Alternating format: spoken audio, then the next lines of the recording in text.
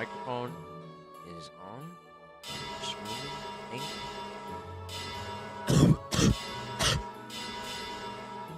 Oh, I really don't have any plans for the stream. I'm gonna be honest with you. I think I'm just gonna be playing random games and doing basically nothing.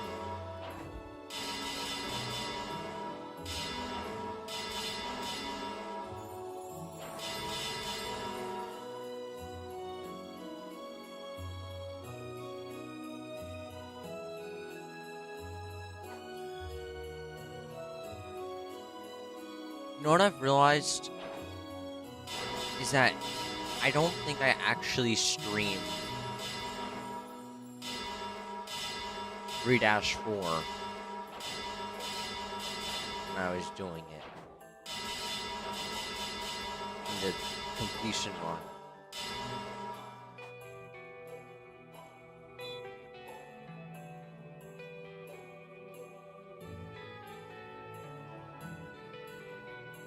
If I can actually see that. I'm gonna go to my channel. Did Obama have a freedom motive? A Deltarune analysis. Why am I not on my own?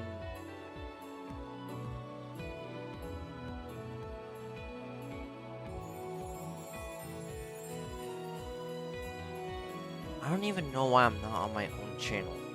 Oh.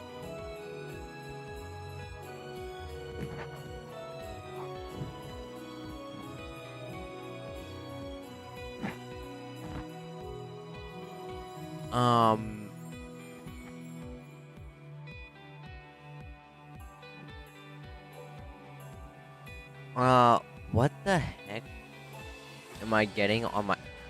What the...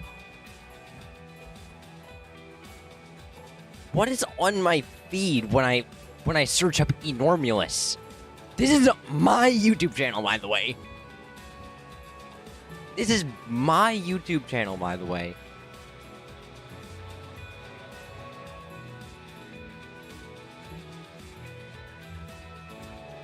I feel like at least one of my videos should be on here. One of my streams, anything. Like, at all.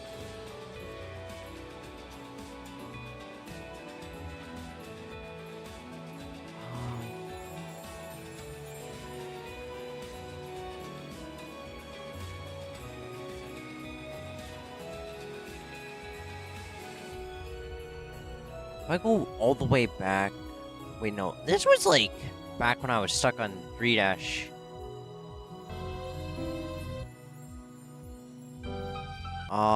That's PvZ Brillo Mode EX Plus.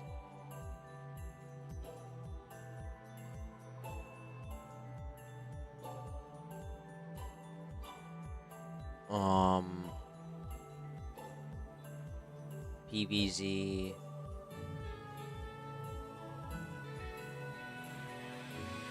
I really don't.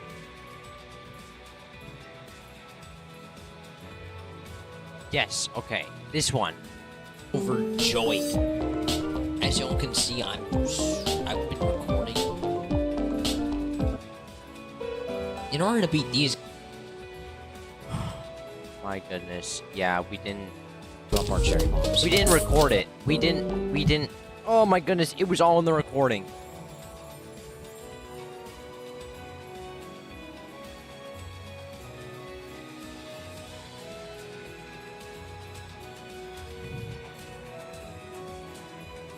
Oh, that means we're gonna have to do it all over again. Oh,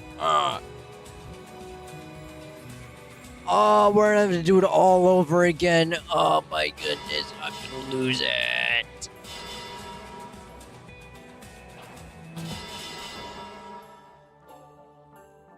Weak phase incoming. No!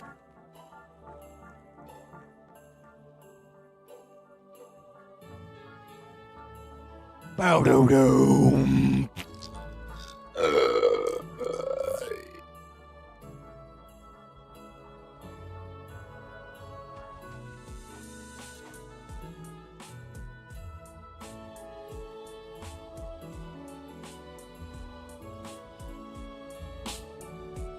Why am I getting just straight up?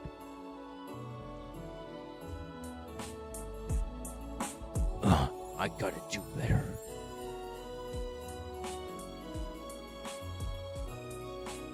No.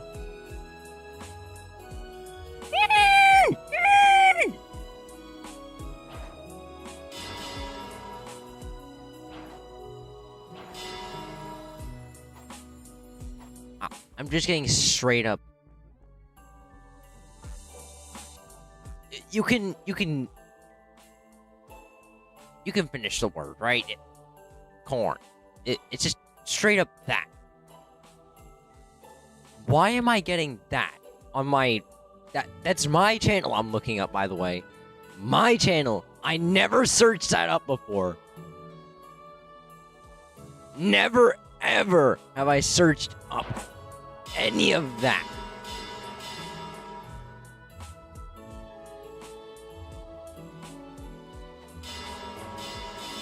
I'm not going to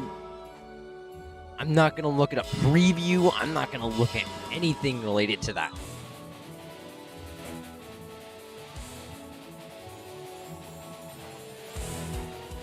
That's just straight up.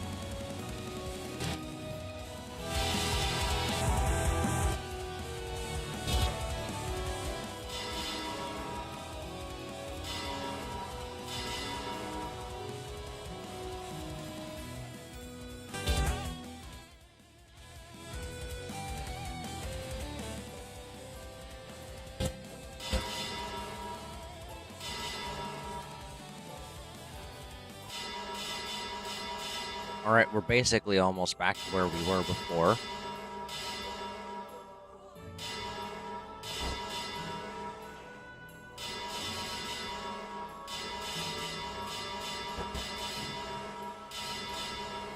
I might have to perform a factory reset on my eyes to get that out of my memory. What did I just see?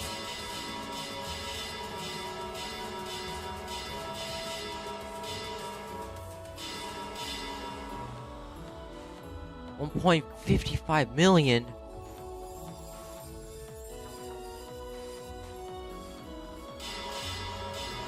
Like to turn up.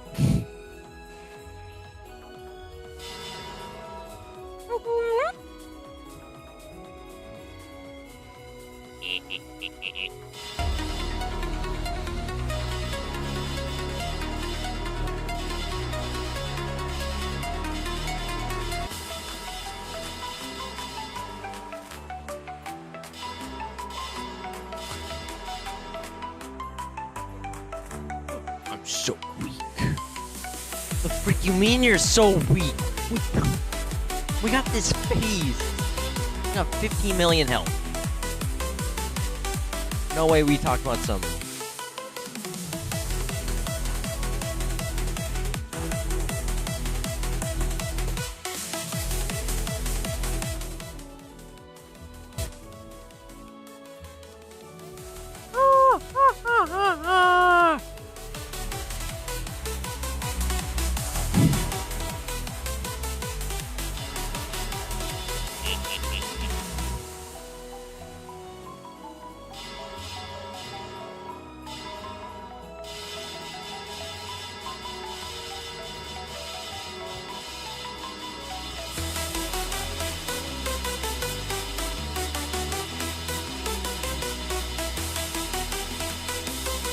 What is that amount of kills? Oh my, I got scared. Oh my goodness. Oh, turn us down. Turn us down. Oh my goodness.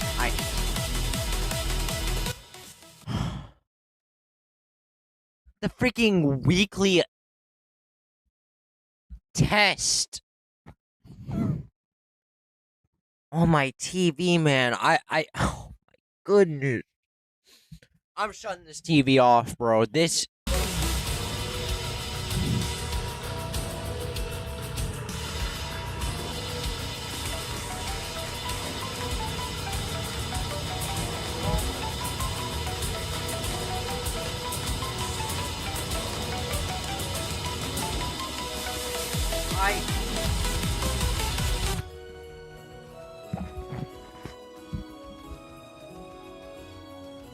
I actually got, like, freaking scared. I felt my heart skip a beat for a sec right there. That should not have scared me as much as I did. Anyways.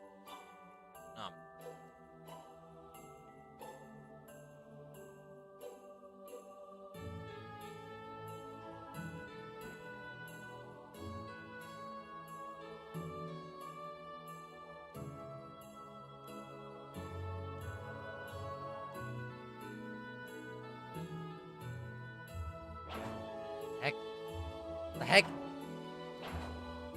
No!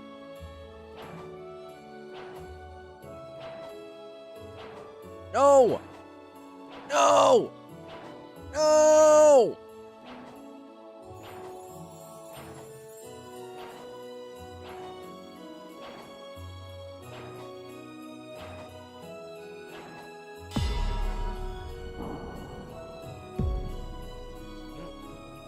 S workspace on me? The freaking... Is that... You can see admin events here. I'm not trying to get admin events. I'm just 100% the game here.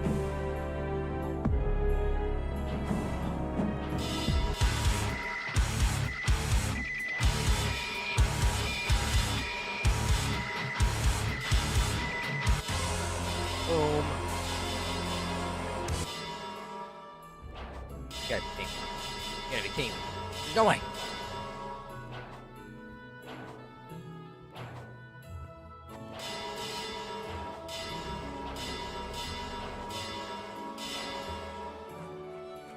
What the heck?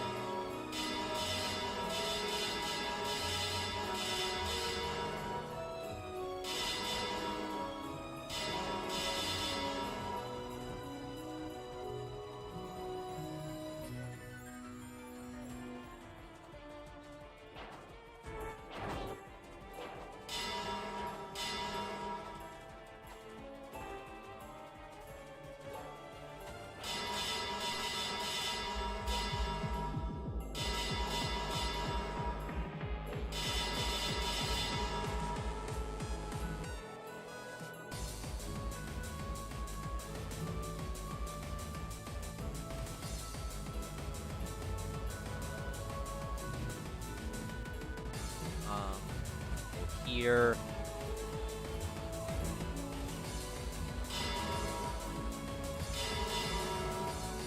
Well.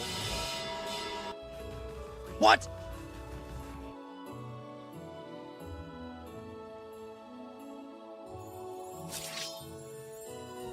What even happened? Oh my.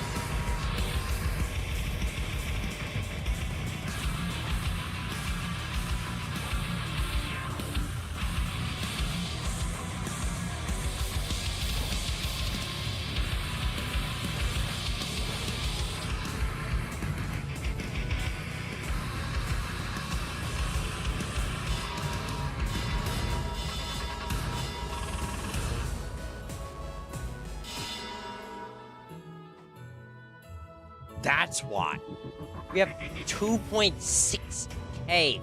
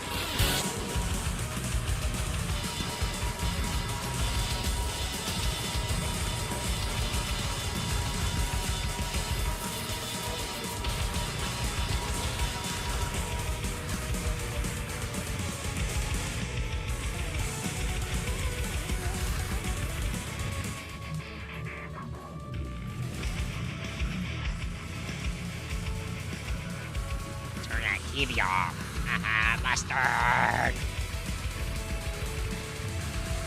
It's funny because the song TV Off by Kendrick contains the word mustard.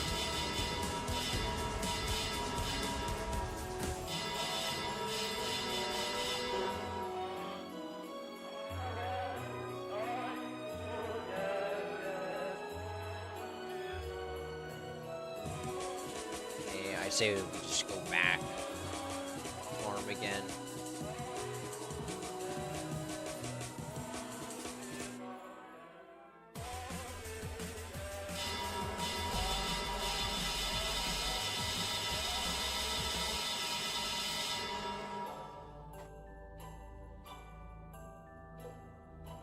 What? You're gonna be kidding me?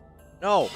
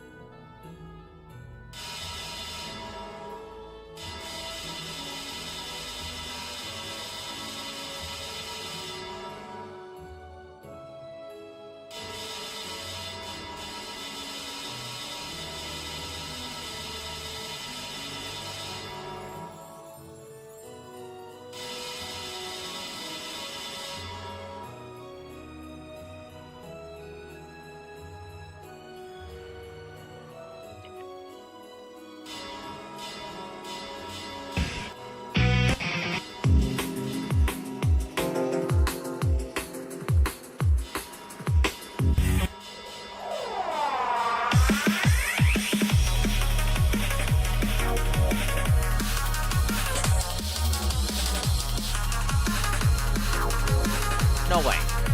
No way, we died. He's now on damage. Oh no, really? It's not like this guy's doing it.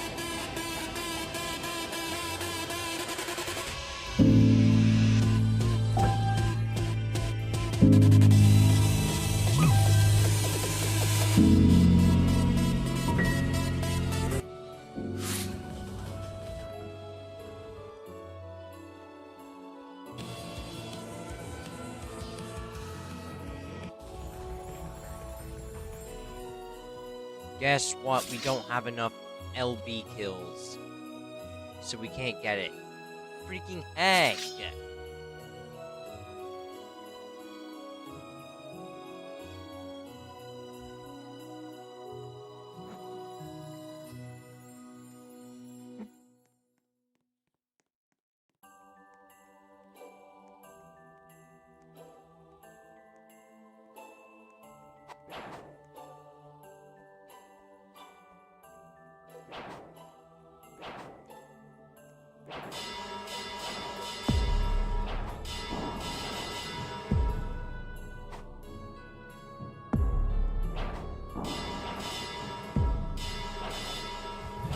What is going on in this chat, man? This dude just typing in.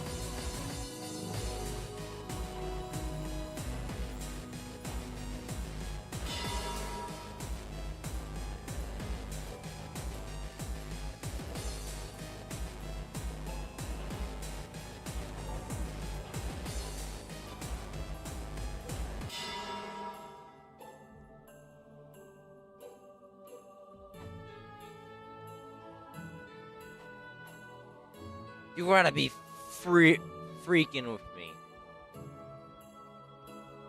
Don't tell me I'm soft locked. Okay, good. We're good. Nah, we're good. Alright, cool. Just get over here. Yeah.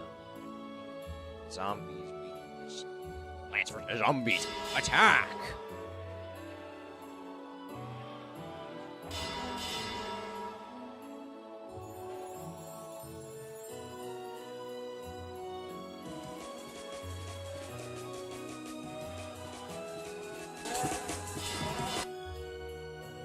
Why?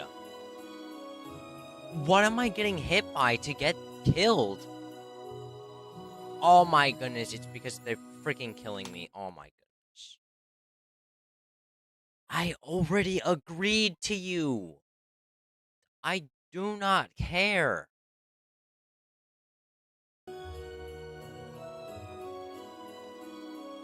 Ugh.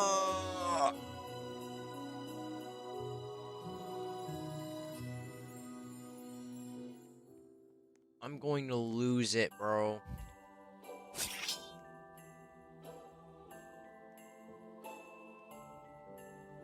No, actually...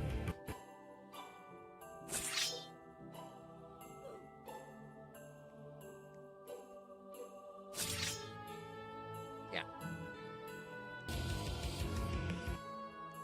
I'm gonna use light instead of death.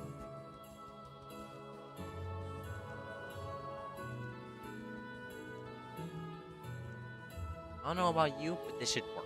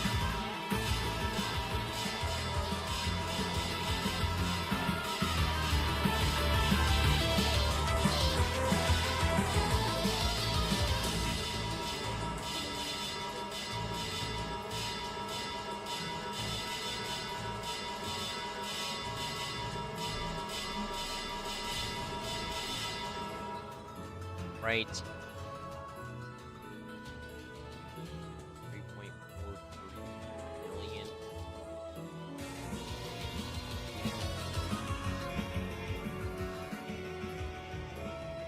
My goodness, these particles. These particles just...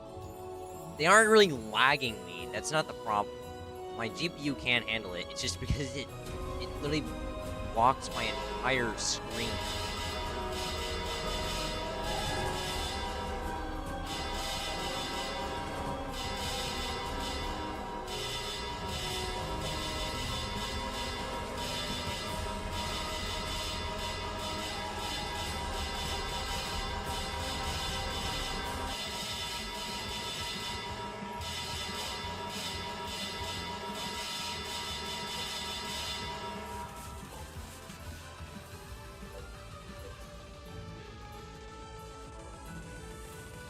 Guess what? These freaking particles don't go away.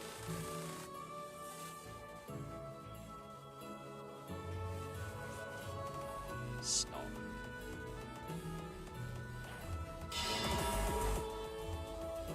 You're doom and destruction.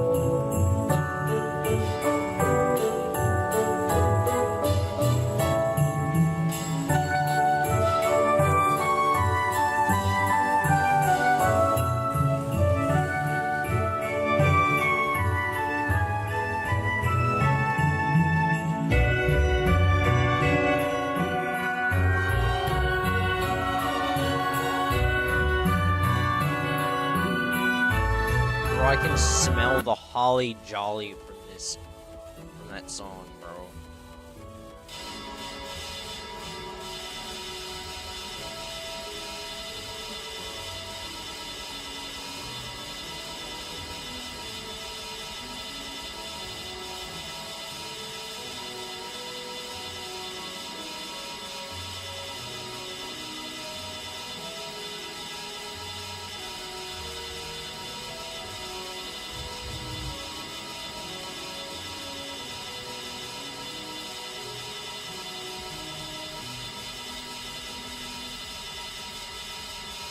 Gotta check chat, because obviously it's a crime to not check chat. Even though I'm the one that's streaming and playing the games, and I can't see people's chat. If I don't have a dual monitor, how am I supposed to read chat?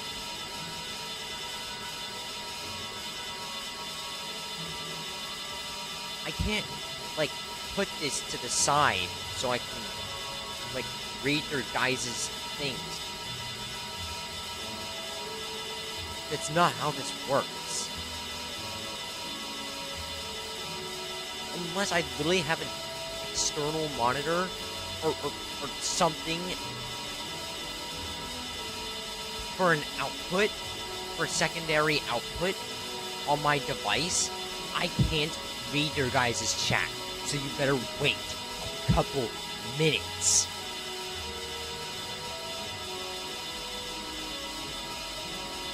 But it's so infuriating.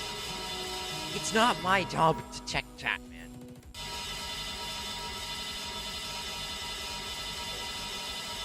In this streaming, like, I know it's to interact with viewers and stuff. Come on, man.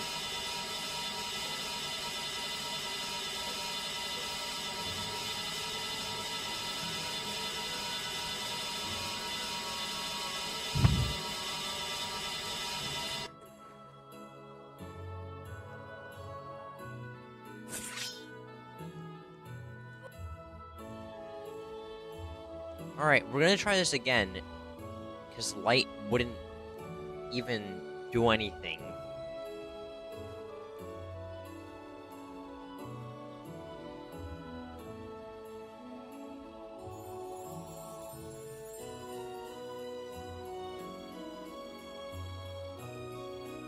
Why is there a big noob?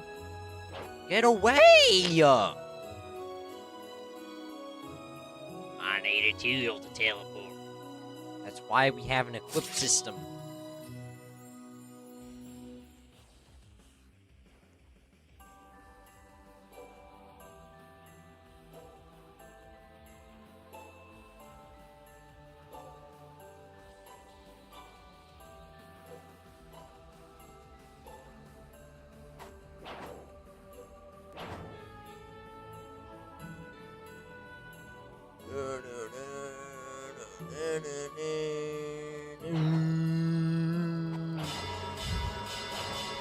actually gonna just check the whole Xmas sword and see if that's actually any better. Because it seems like it just seems like a freak instant. Free insta get to the OP sword that's super unbalanced. I really don't know why they have these types of swords.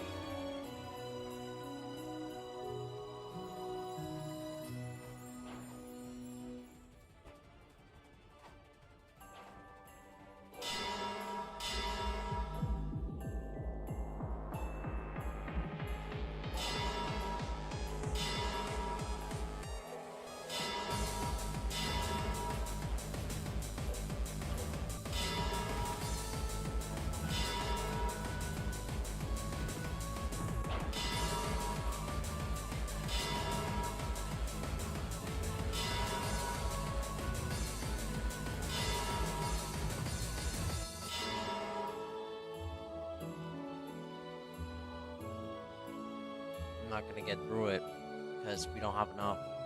We don't have enough. We don't.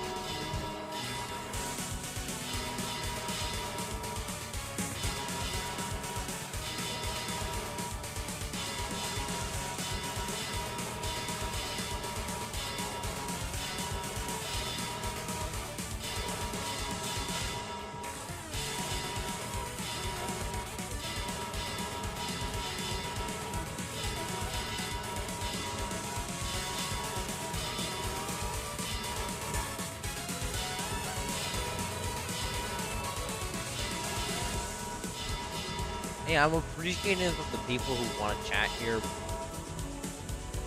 but you gotta be respectful.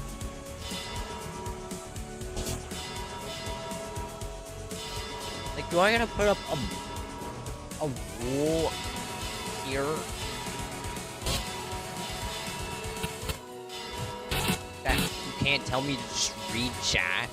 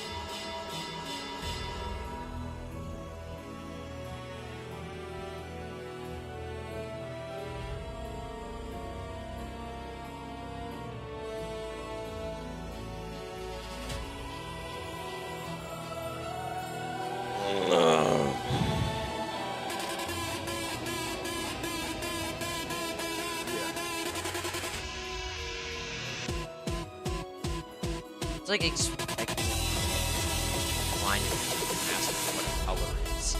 Like, what color? They're not gonna freaking know.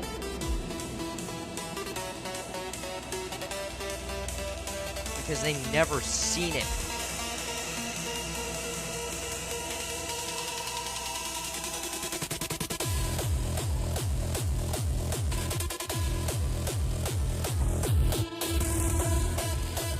Oh my. These particles. Sable.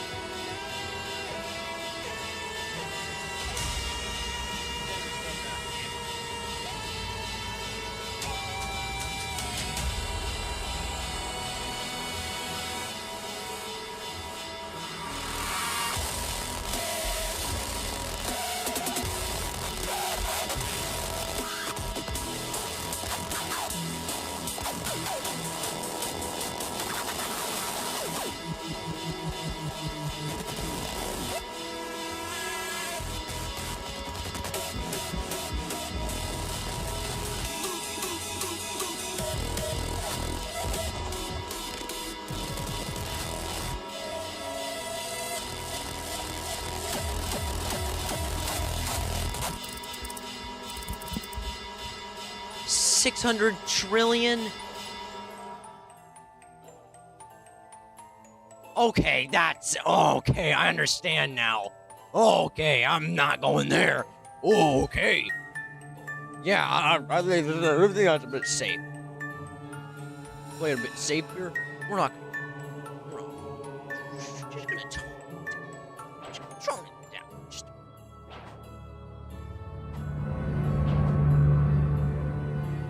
tone it down. Take a chill pill. You take a little chill pill. Right there. That's not that feasible.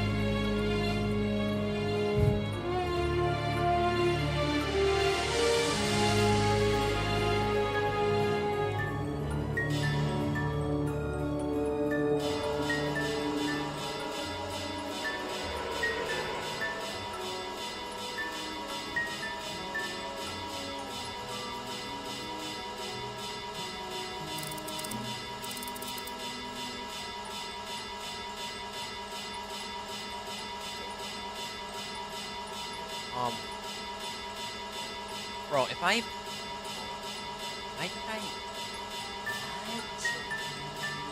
didn't even search this up.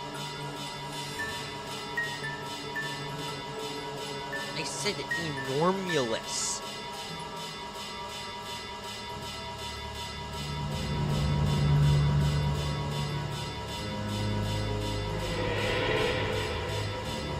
I'm actually like scared to see my feed.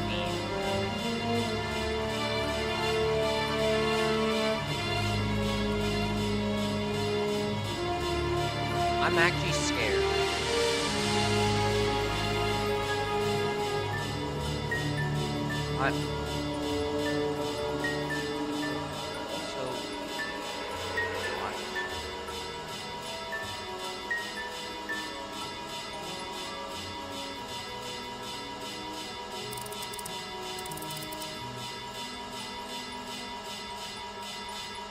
when did I search this up?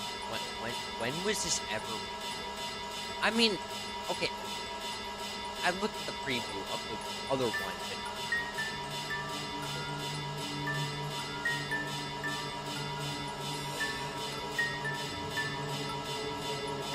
why is this?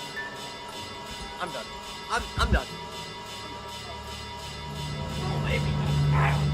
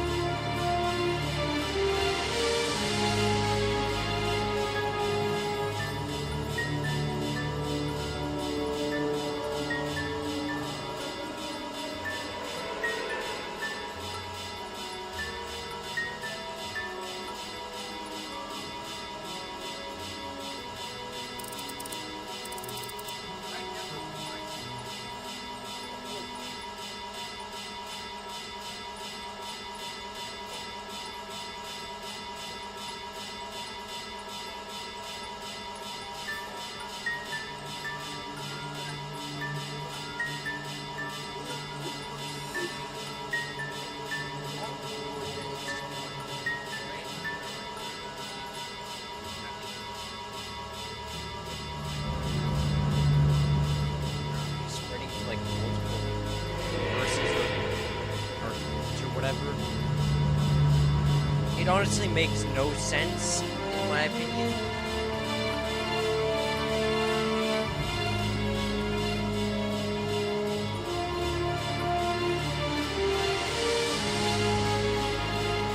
It just seems like a bunch of hogwash.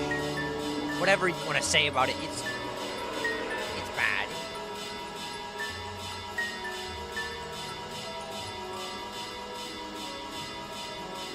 Always keep your secret. Like Baby, because learning is so fun. Do you like to read? I like to read. Do you like to spell? I like to spell. Learning with Baby, because learning is so fun. I learn with us wizards. So much fun, lots of love, just because fun is my best love. Learning with Pibby.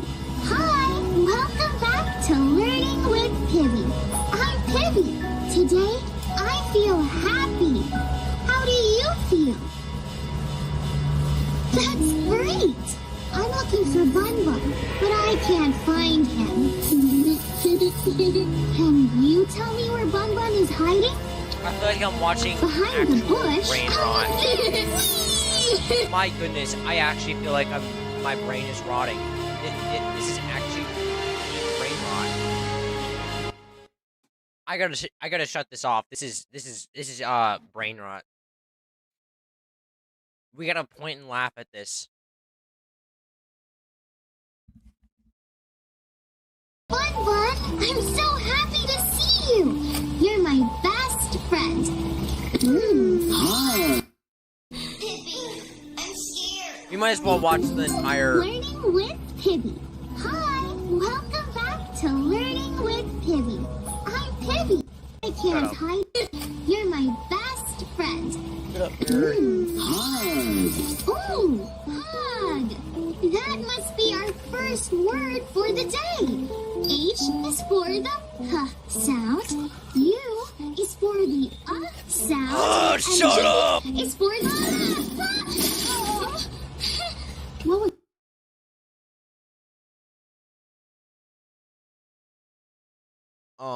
Oh, and there's like. that? Oh, you okay? That boo-booed my face. In my opinion, this makes no sense because nobody knows where the glitch came from. What does the glitch even symbolize?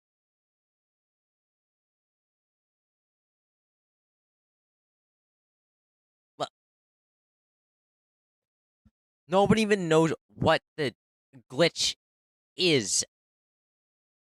All they know is that it's like some super cool.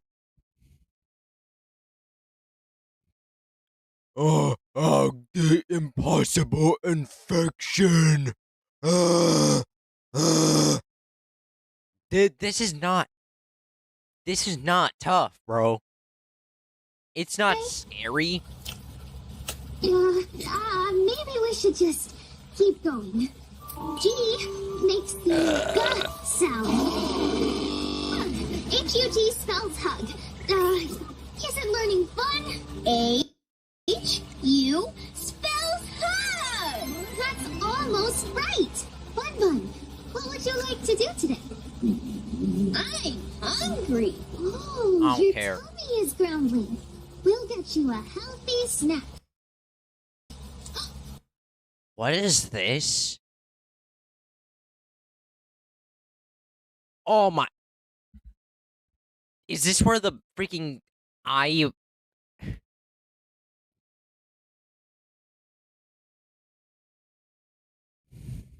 We should go to the carrot farm with the hummus lake. Let's find out how to get there with a magical map. First, we go over the chocolate milk river. Then, we go through the lollipop forest. Then we go to the carrot farm with the hummus lake. And we'll get you a snack. Are you ready? It's coming! Something is coming! It's coming! Hi, Mailman Mo. Did you bring us mail today? Oh, the post office was destroyed. There may never be mail again. What do you think we got in the mail? Is it a handwritten letter? Or If it weren't for you, none of this would be possible. a postcard from Paris? Or... Wait, did you say no mail? The darkness is coming for us all. What is that? Hi, I'm... I would like to know what the glitch is before I even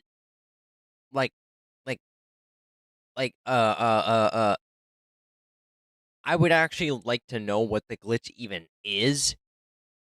Like, it is somebody shaking the screen trying to like fix some broken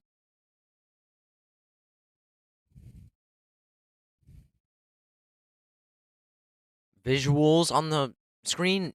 Is it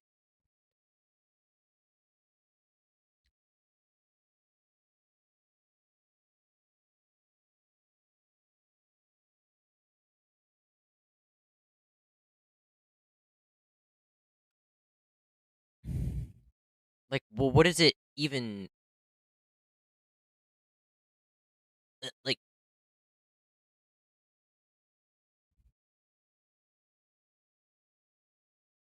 Like, what is even creating it?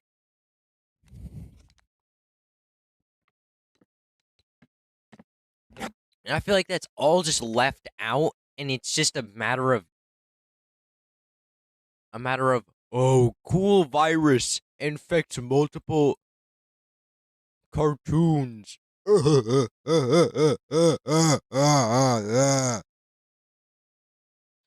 Instead of actually being something about, well, a whole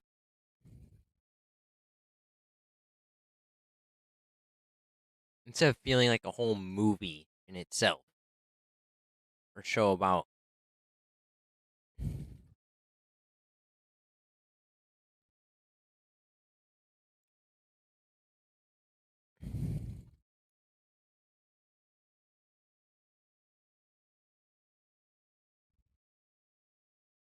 my goodness, what are these visuals?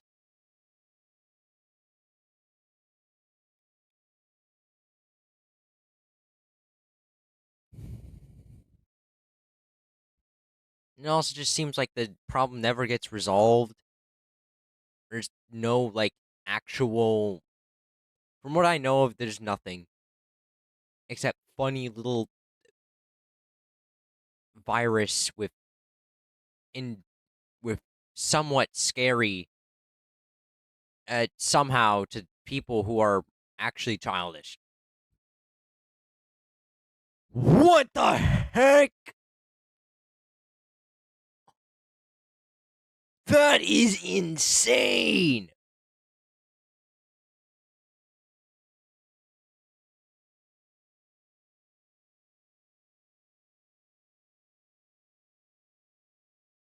The point is, like,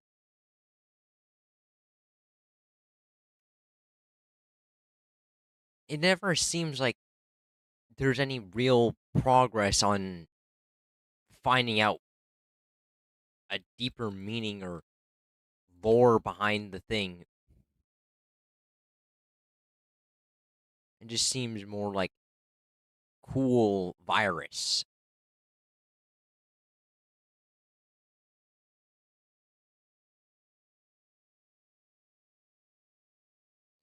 My goodness, these particle.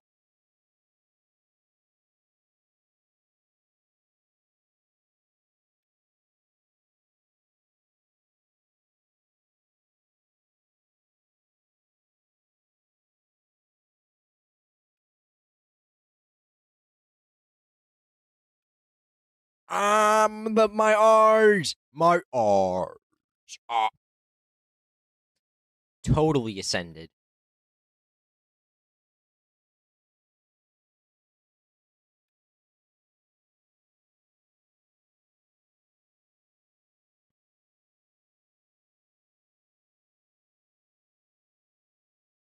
It's like totally ascended now.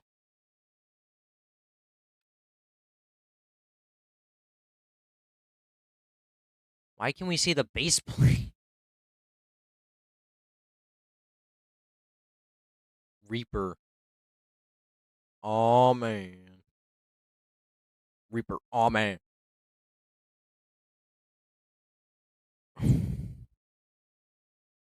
We still never get the. Still never get Void Walk.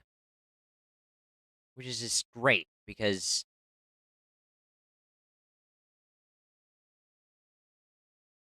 Since now we never get Void Walk, we're gonna have to be extra super duper careful with our jumps here. Sorry if I'm repeating what I'm saying with the whole cool virus thing.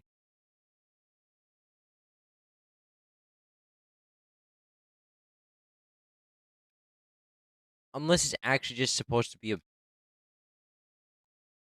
form of pure horror.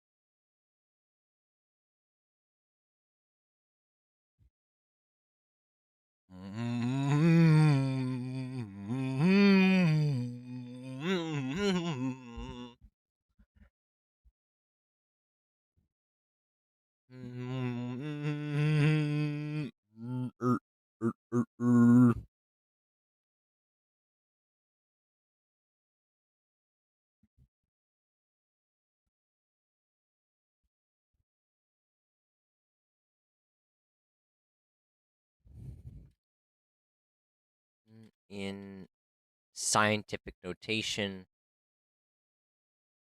Oh, okay.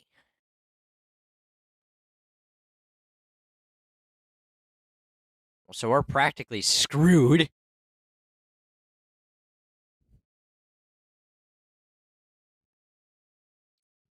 Oh, wait. Check the chat. Check the chat. What do you mean the audio? I don't care about the audio being muted.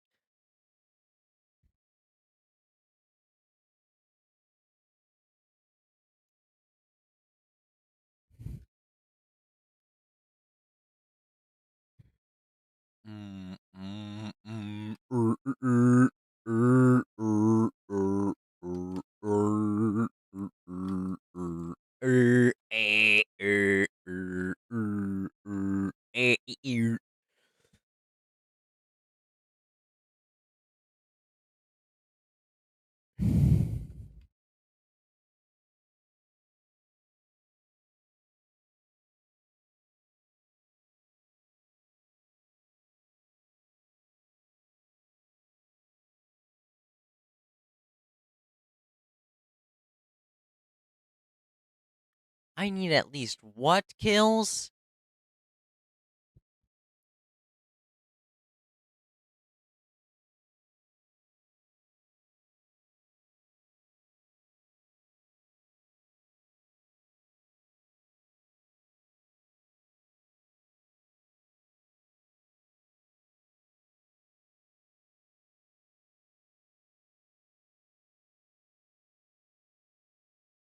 Wow, I can't even interact.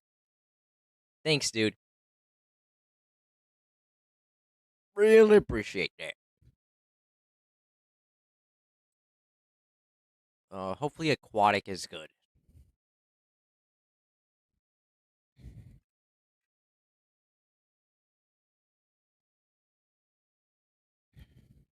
Back to the brain rot.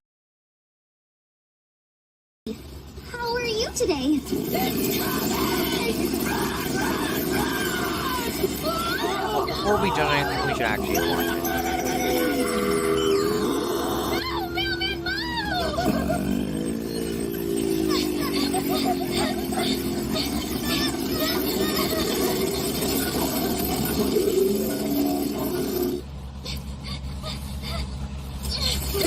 What was that? What's happening? It's a learning opportunity. Remember, when things seem hard, it's the best time to learn. Everything's a little weird, but we're in our magical learning world. Nothing bad can happen to us here. The darkness, it was everywhere. It was covering everything. It's like that time we got caught in the creamy custard storm, remember? Everything got covered in custard, even your house. Then we did the 3 steps on the map, we sang the goodbye song, the story ended, and then the new episode started, and the custard was gone, and everything was normal and safe again. So you think it's just a scary episode? Yeah, maybe it's a Halloween special. Oh. Happy Halloween! So we just need to make it to the end of the episode and sing the goodbye song, and everything will be cleaned up. Yeah, the darkness is just yucky custard. Okay, first step is going over the chocolate river. Are you ready? Hey, Pibby. Where's Buggy? The ladybug who lives in the shoe house. Hi. Would you like to come play with? Why is there some faces? I'm not understanding why this weird looking face is here. It kind of looks like the Mario 64 face, except it got stretched a bit.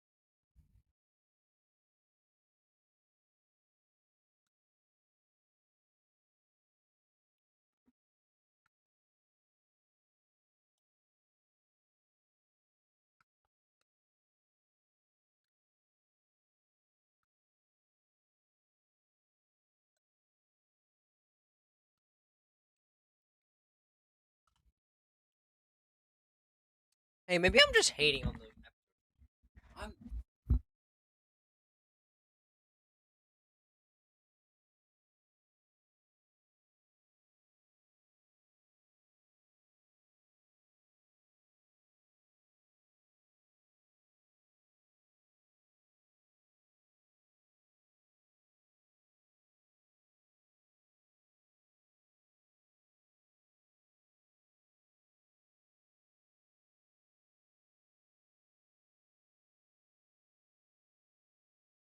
I should watch it before I make any assumptions or queries about it.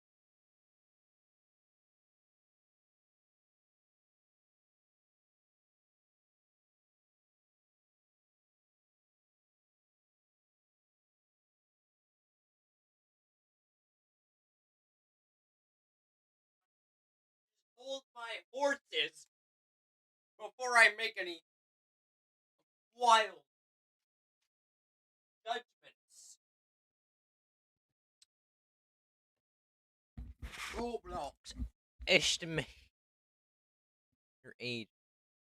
Yeah.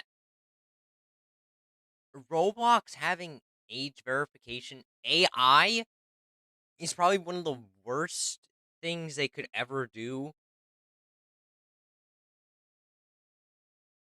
Because one, AI is going to not be able to do this effectively and efficiently as humans could. AI is not advanced to learn facial recognition features. I mean, we've all seen Gemini with their wacky observations.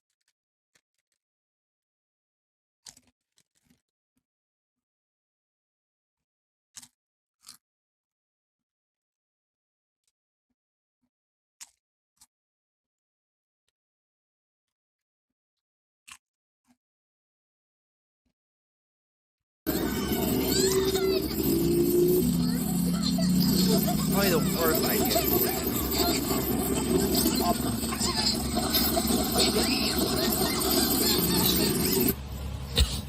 There's the Chocolate River! Alligator! We need your raft! Something's coming, and I said hi to it, and it didn't even say hi back! It didn't even say hi. Whoa, whoa, whoa. Hold your horses. You didn't even sing the Pretty Please song. Oh, of course, of course. Pretty please, the magic word is pretty please. When you need some help from a friend to say these words while smiling. Pretty please, the magic word is pretty please. Pretty please, the magic word is pretty please. I love that song, but you kinda sung it fast at the end, so I'm not sure if it counts. We all really need to go right now. Pretty please? Well, okay. You can use my raft. Thank But you. first, I'm gonna need you to do some math equations. Oh, no! Oh, don't be scared of math. Math is fun. You just need a little addition, a little subtraction, a little...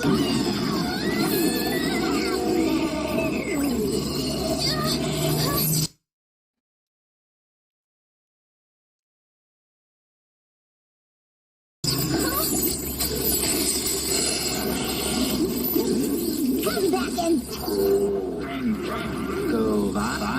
With us. It's lit. Just paddle! Come on!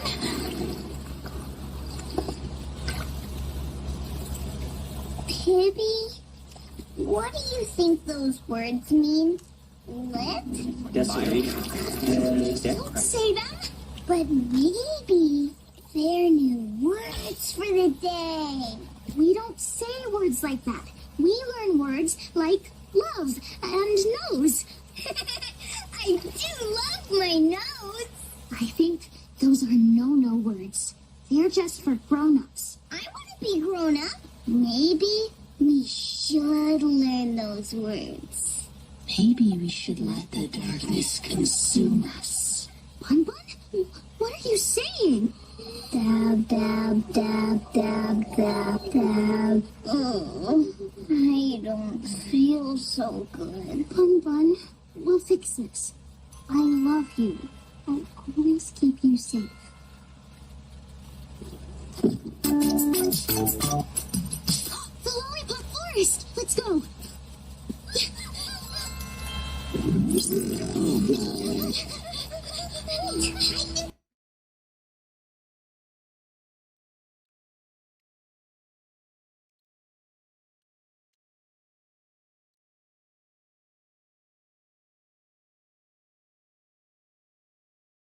I can't say I don't like how the audio is like in a VHS style or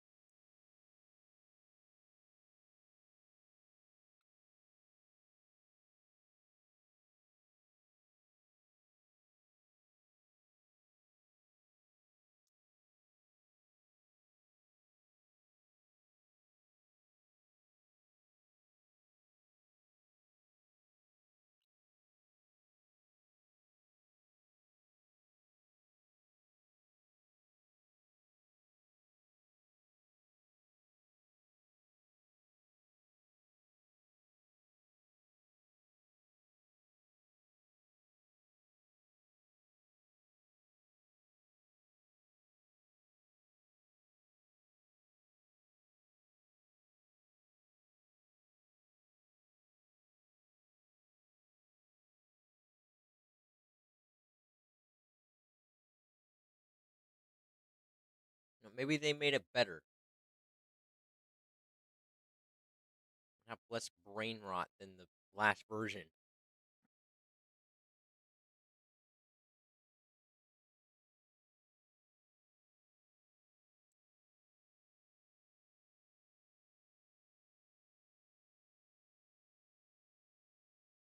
My goodness, these particles!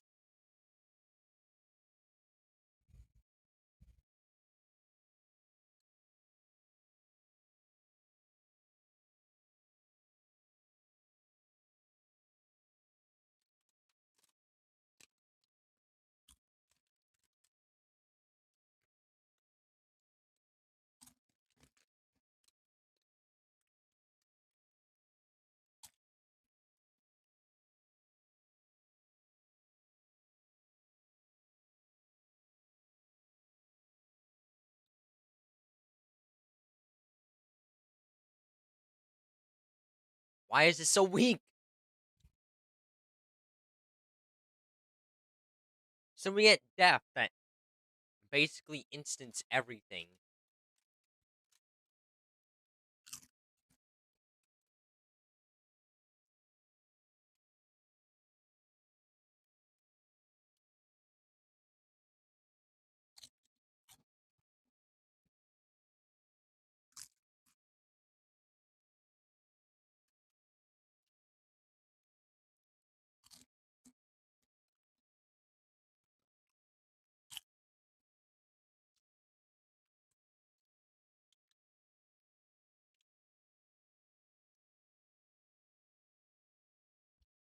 It's around 97k. It's gonna give us a week.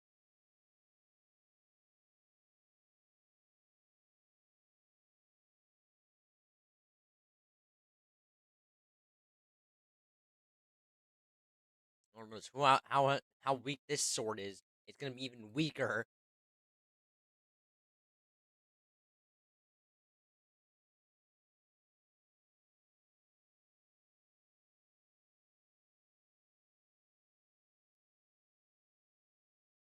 Okay, this is the worst sword ever. Oh, never mind. It redeemed itself.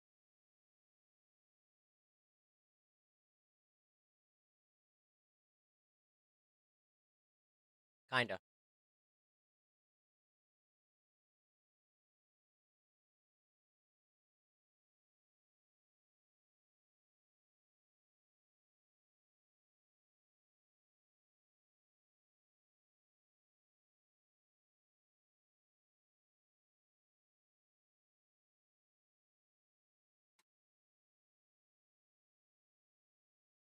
Disable the particles, bro. The amount of particles. Yeesh.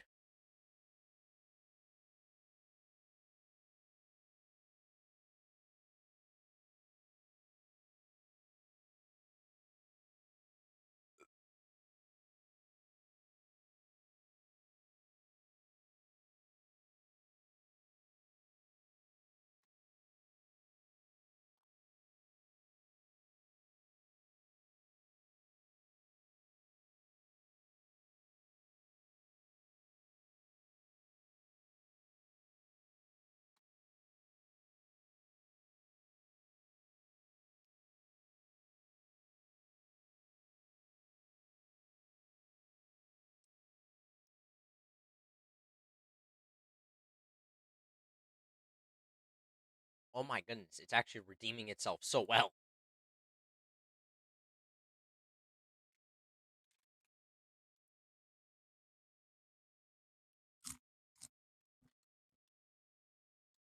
Kind of, because it has a high health, but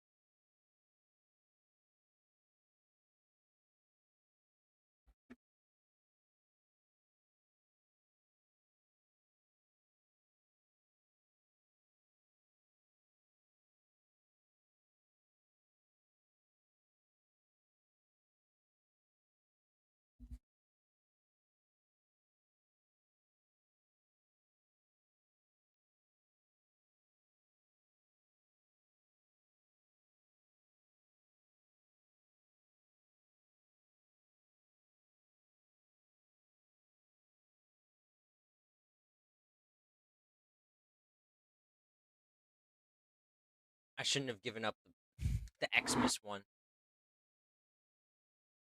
Speed, who cares, bro?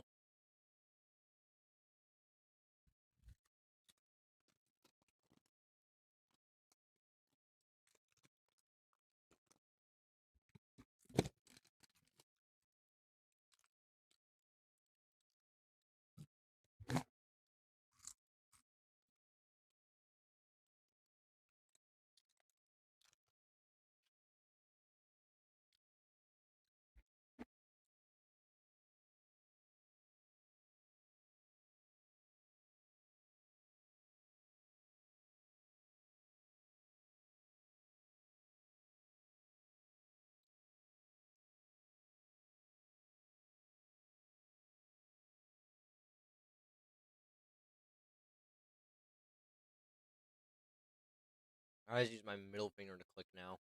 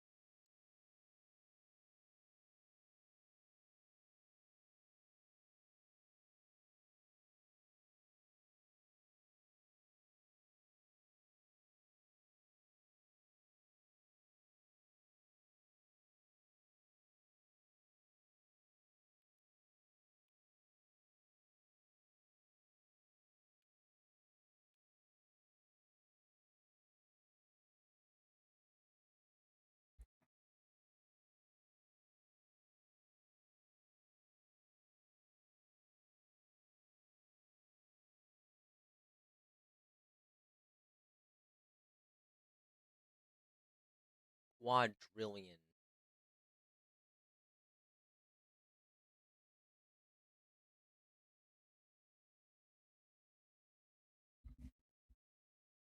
I wonder what my music sounds like.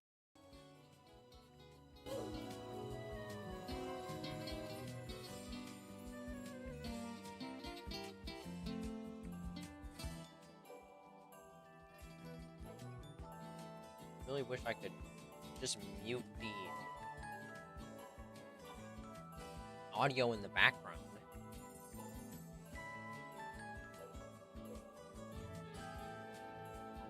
Don't know why we can't though.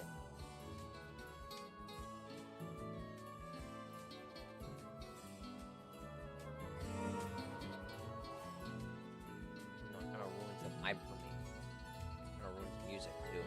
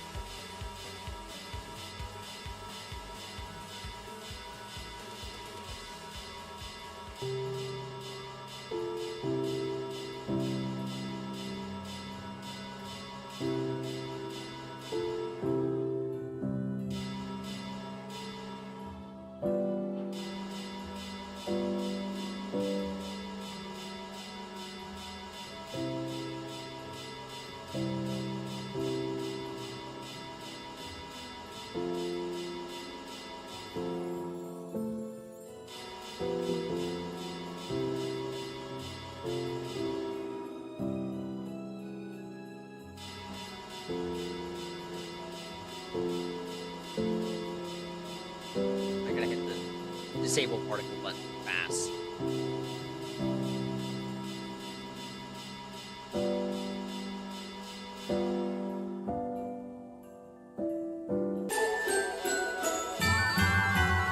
Sorry guys. Sorry guys for the. My goodness gracious. My sincerest apologies to those who got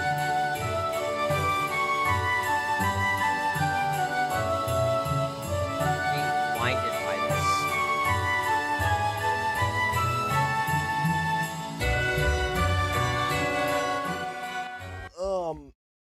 Anyways. Oh, check the chat. Check the chat, because we can't be doing that. We can't not be. Pass that lollipop train with 2 stops already. No! No, no, no, no, no! The trees are repeating themselves. Oh no! We're stuck in a loop. There's gotta be a way. No! No, no, no, no, no! The trees are repeating themselves. Oh no! We're stuck in a loop. There's gotta be a way out. We always solve a problem during step 2 on the map. Then we can move on. What the heck is that? We probably solve a problem during step 2 on the map. What the heck is this dude doing? Then we can move on. Where's the problem? Where's the problem? Look! Between those trees, they look almost exactly the same. To spot the difference. The darkness. It's coming. Flower. Can you tell me what the differences are? Can you please tell me? I can't solve it I just said it, man. without your You help. find it by yourself. Oh, it's getting closer! Can you please help us? Why aren't you saying anything? Maybe it's something with the clouds? Maybe because I can't tell you directly.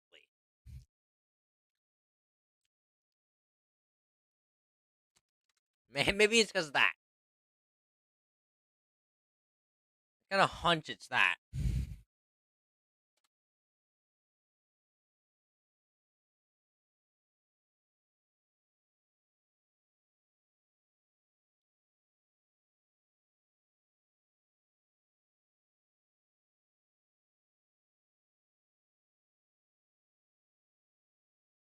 Light, the absolute.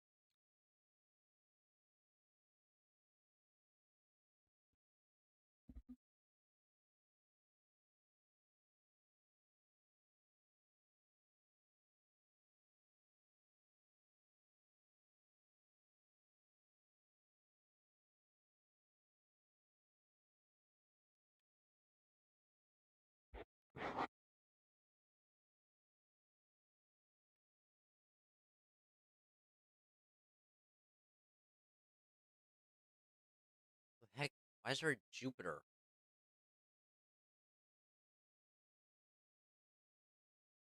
Why is just a ball with the planet Jupiter on it?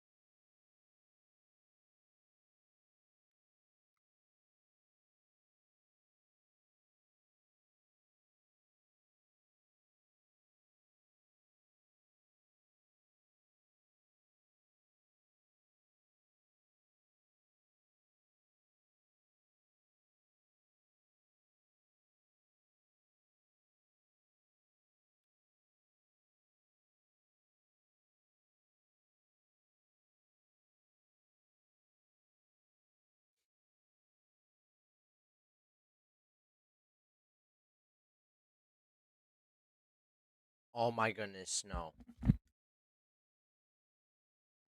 Is somebody breaking into my house?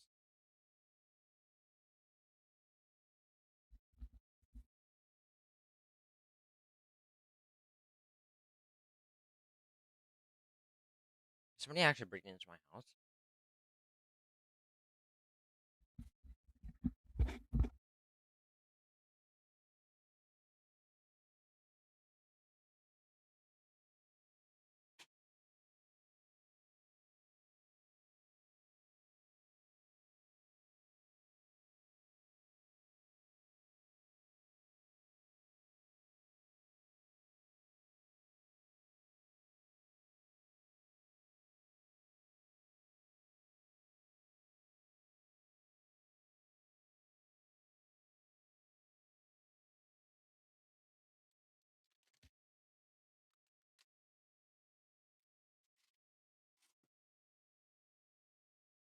Bro, I swear I swear I just heard some like crash or some like thump. Usually when you hear a large thump, that's something bad.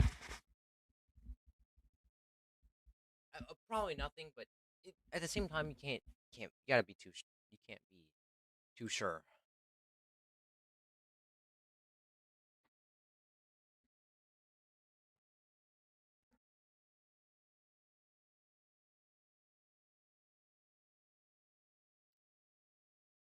Also, at the same time, what am I gonna do? How am I gonna fend off against this the dude?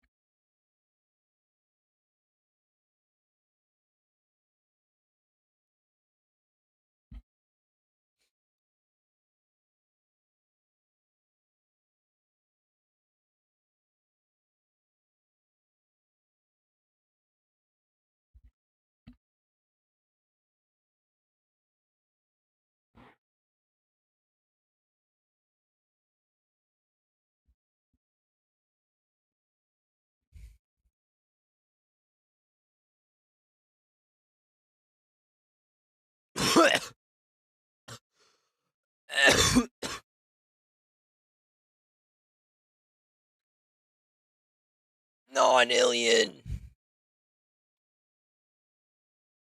Ooh, it's like speedrun strats. It's like speedrun strats.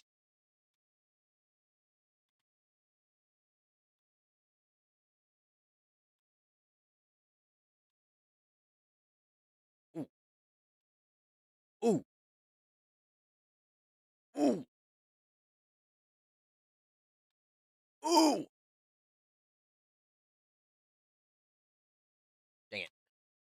Not new.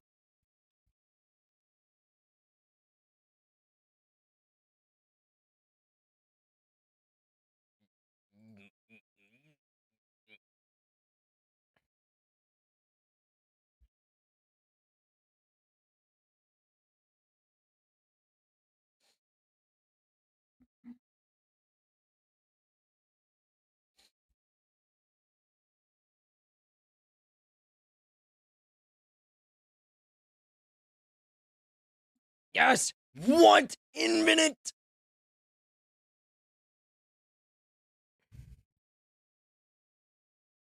Infinite! Are you kidding me? It's not enough. It's not enough. It's never enough. It's never enough of you people.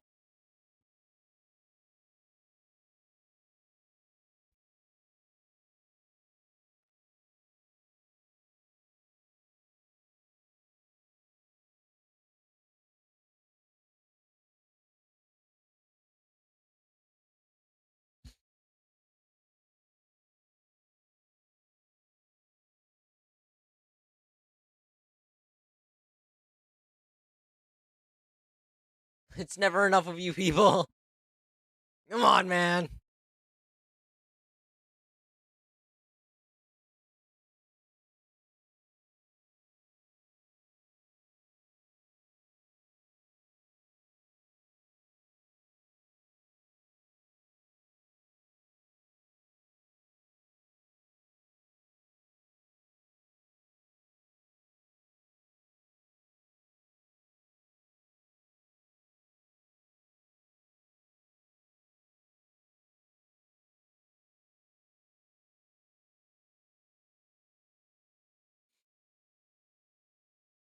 Alright, next sword, Void.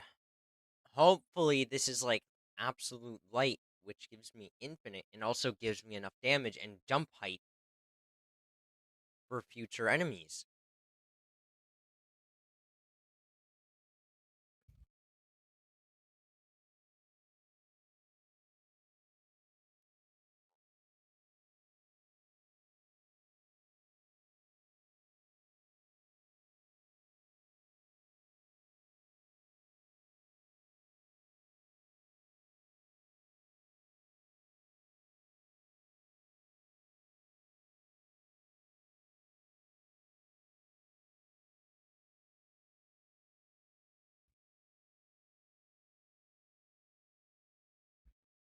Of course, Void is going to have Void Walk.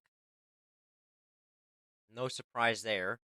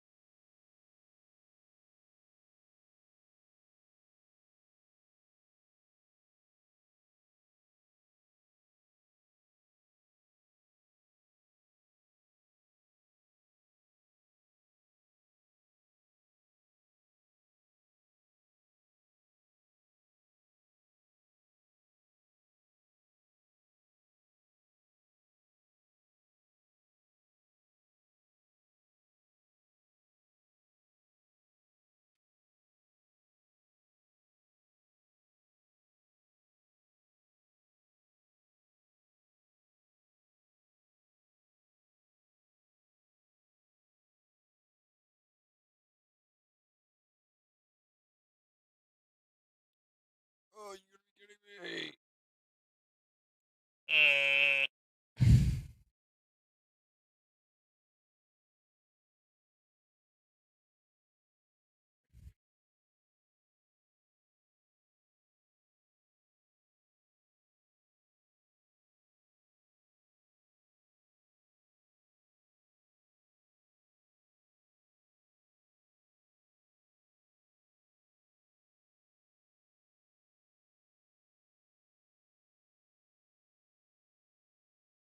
he gives the same, except he does less damage. So let's just farm him.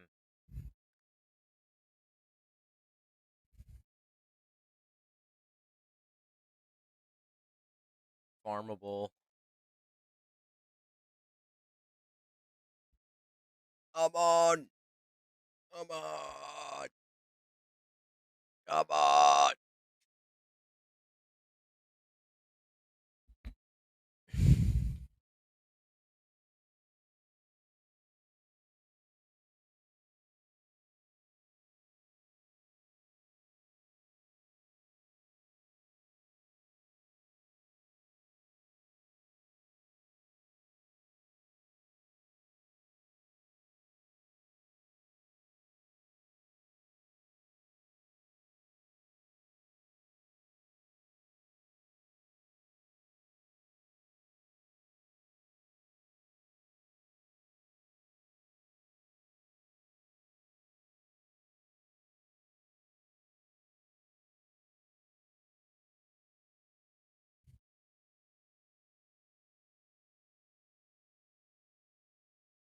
Yeah, people are breaking into my house, I think. So, that's great.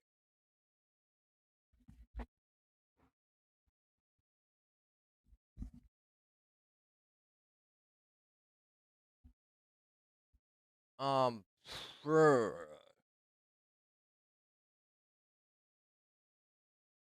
Oh no, maybe it's just the house. Maybe it's just the fridge making noise again with the generator outside. Who knows? Who knows? Maybe that's the problem. Maybe that's the problem. And I'm just being paranoid, and I need to be thrown into a psych ward.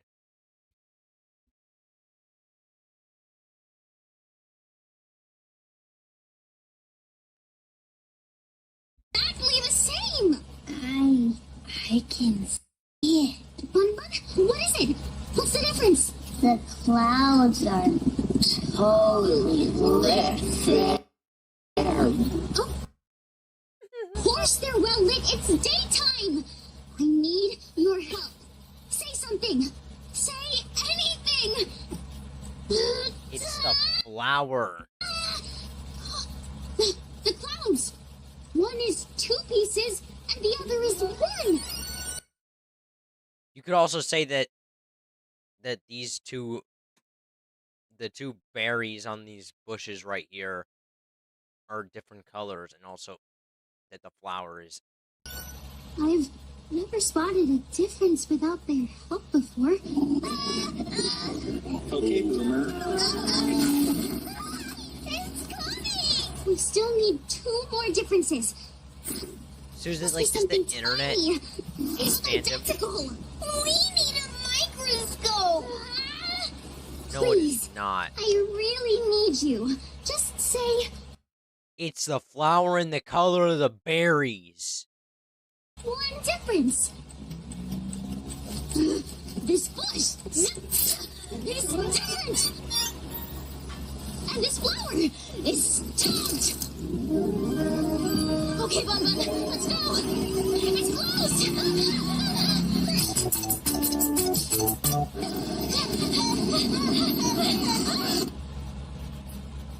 Oh, hi, Pibby and Bun Bun.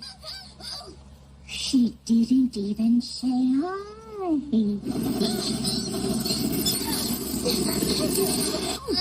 Bun Bun, you look sick. Okay, Boomer. Oh, honey, spill a tea. You want some tea with honey? Would that make you feel better? Come on. You two have fun.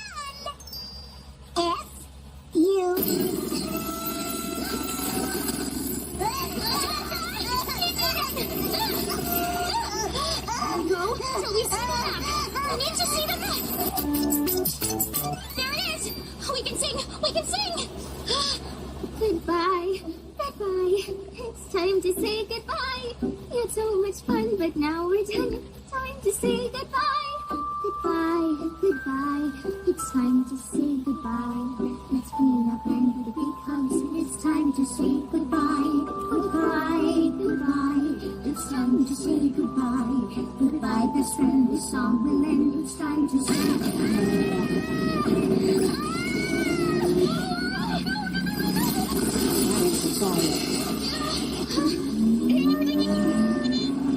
Oh, we didn't finish the song. No. That feeling when your world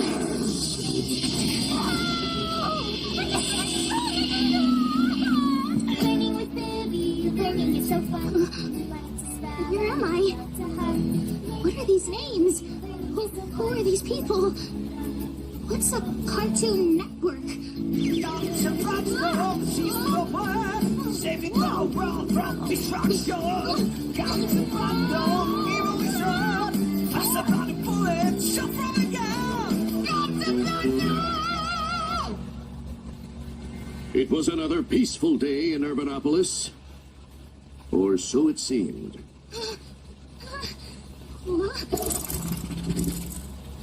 Where am I?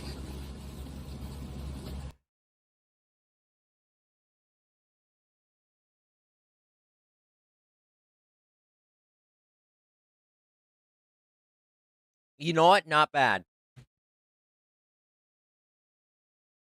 Not actually bad. I'm gonna say it right now. It's not bad. I don't hate it. I don't hate it. And no, it's not like the best, but it's actually kind of good. It's actually good. I'll give it that. It's actually good.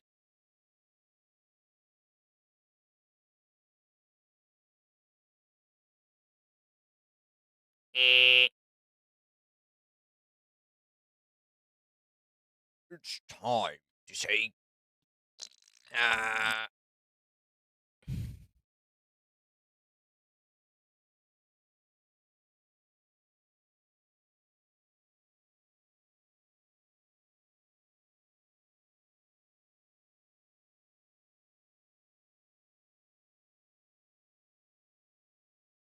Boom.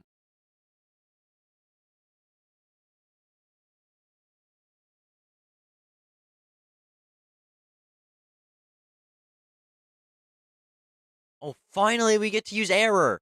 This is gonna be the best one. Because I'm pretty sure error in most of these games is basically the strongest sword.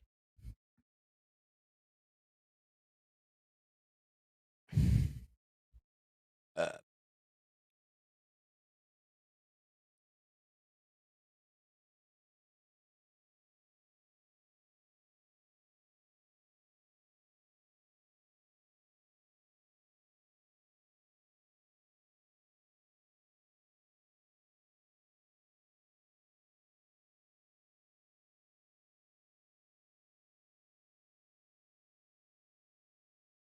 it's actually pretty good.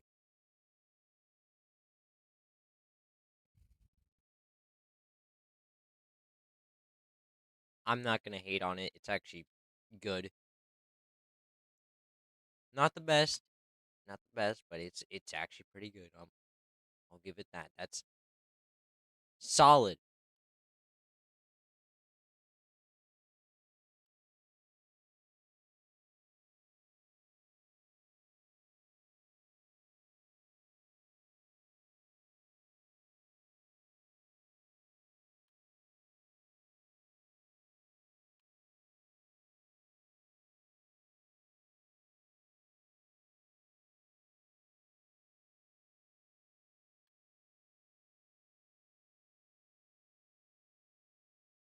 Actually, a lot better than what I had in mind.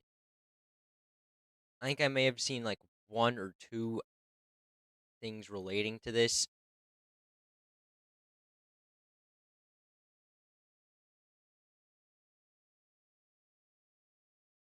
for Pibby, but never really got around for it.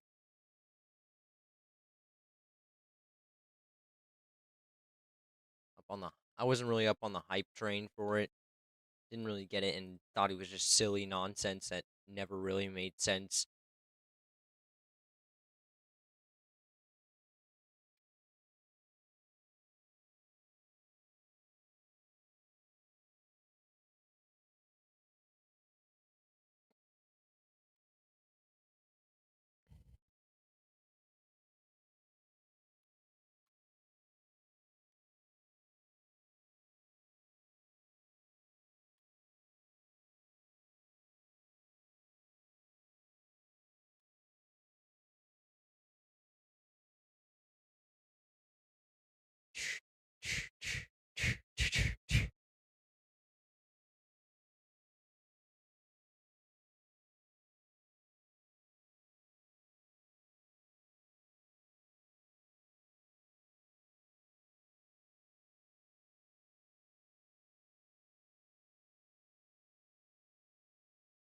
This sucks.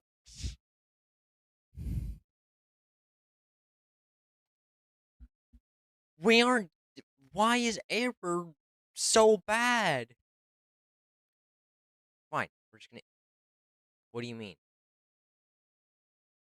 What do you mean? It says 67 million. It says 67 million.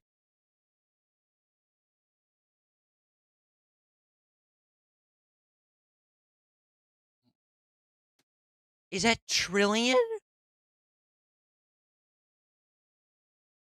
They bamboozled us.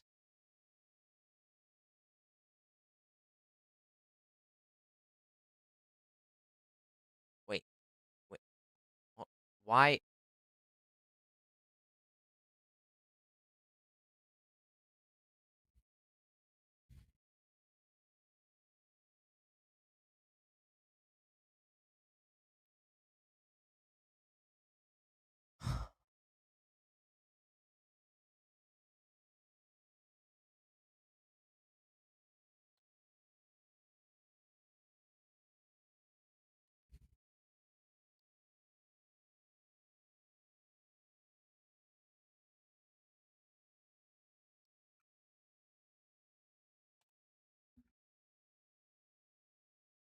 I just, bro, why does he keep telling me this?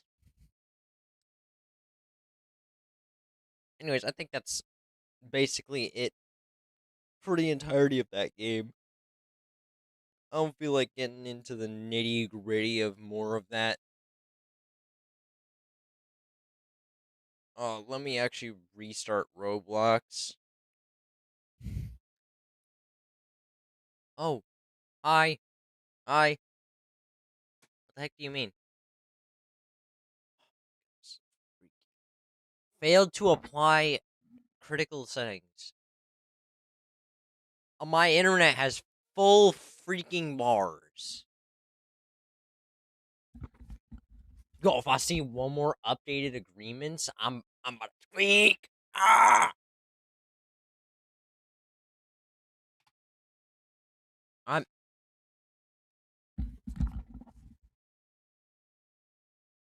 Are they updating the agreements every millisecond?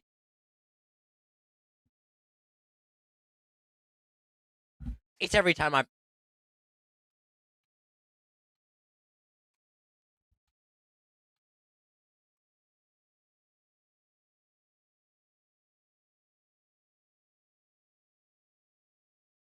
Oh! Oh! Oh!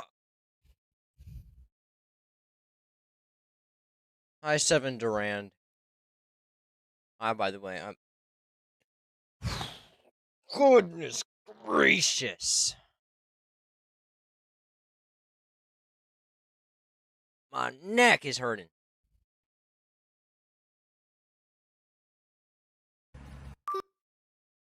Goodbye, goodbye. It's time to say goodbye. You know what?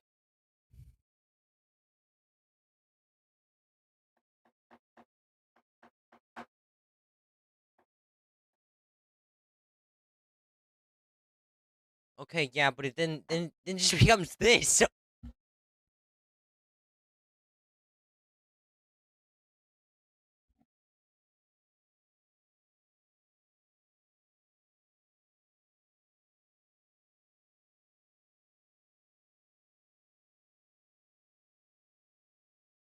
Desenhos, Hogos.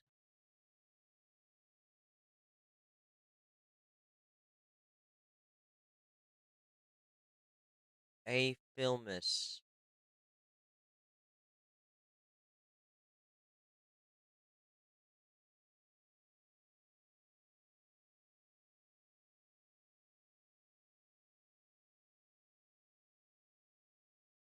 You know, I'm not gonna lie, that was actually kind of peak. I probably bring back a lot of people who like Pibby or whatever. I'm not gonna.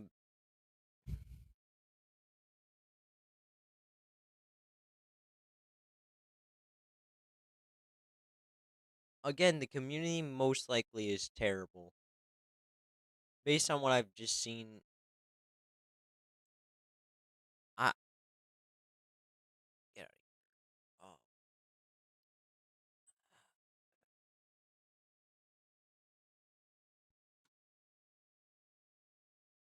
I'm really scared to scroll down.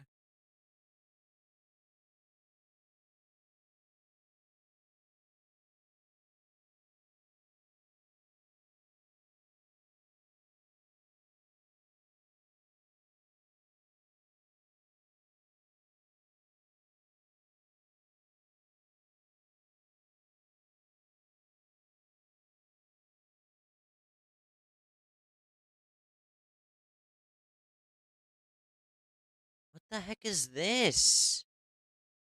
Six in 30 seconds.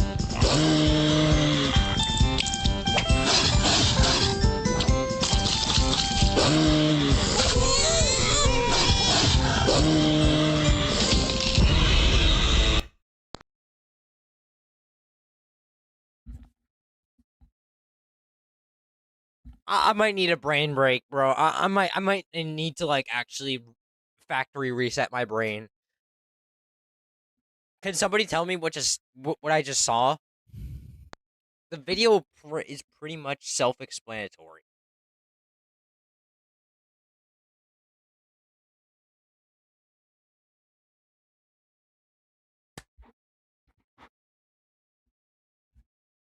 What do you mean it's self-explanatory? That wasn't even 30 seconds. That was 18 seconds. What is this? I actually don't want to. I actually don't want to watch.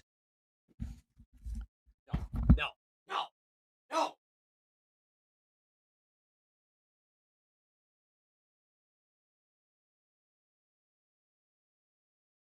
Oh, that's what.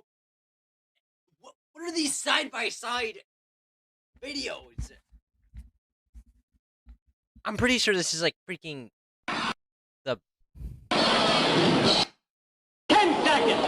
9, 8, 7, 6, 5, 4, 3, 2, 1.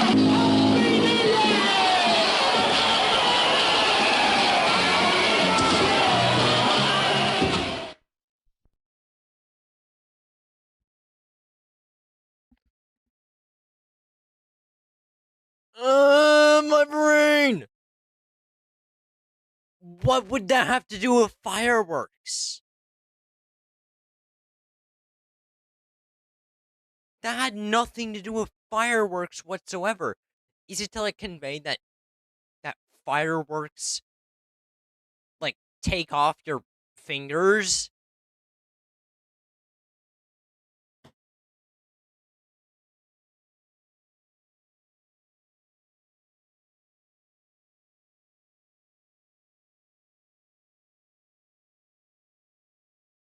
Is that what it's supposed to convey?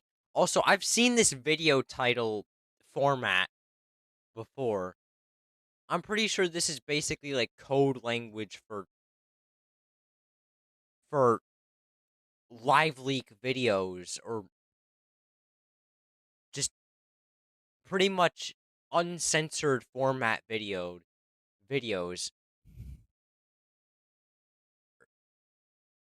What am I getting? No, no, no.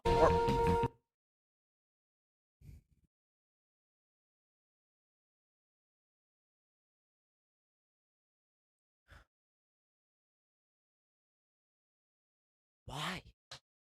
I would like to say I've never watched any of those, and yet it's somehow, when I watch this, I have not watched anything close to this.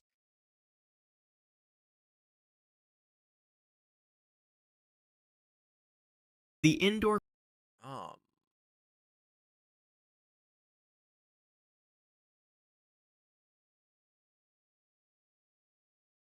That's not even what happened.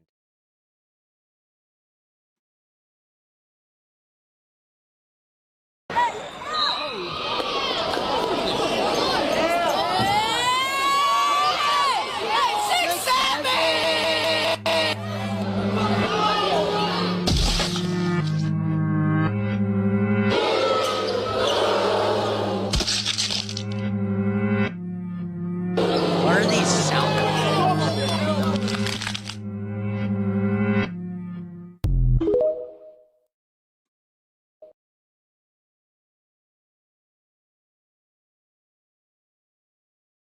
This could probably be AI generated. I'm not gonna lie.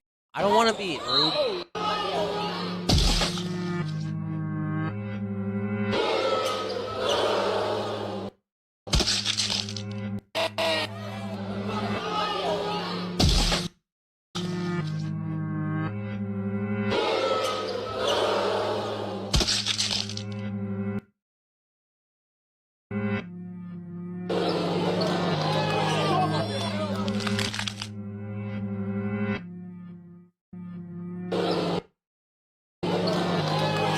I didn't ask for him to be on my feed either.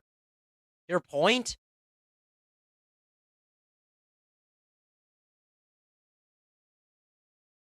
It's not my fault that he got viral.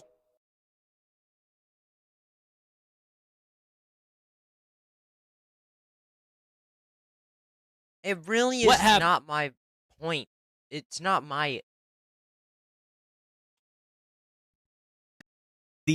thing that he got viral.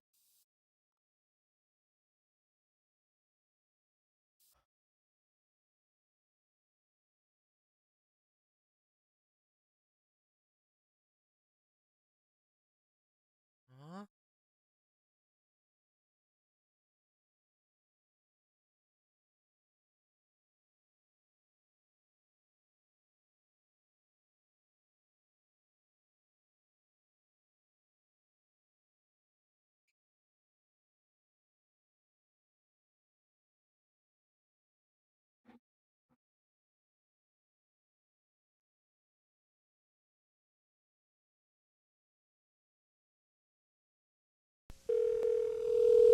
When you 4.99 makes me feel so luxurious.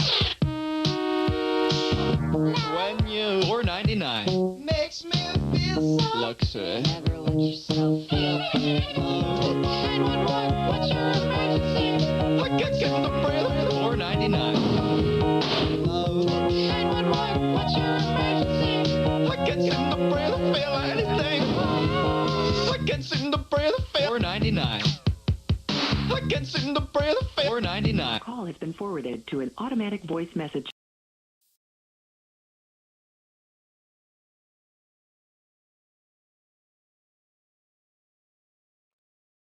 That's like a wave of nostalgia for people. Oh, the Omega Flowey boss fight, that was scary too. Don't tell me you were kind of scared. You weren't kind of scared when you first saw that thing. Why was Jack in the Box there? Jack in the Box was not scared. The fact that Jack in the Box was there is...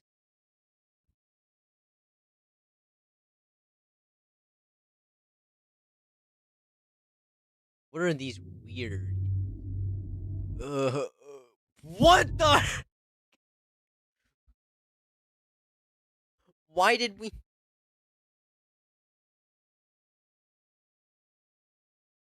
FNF MM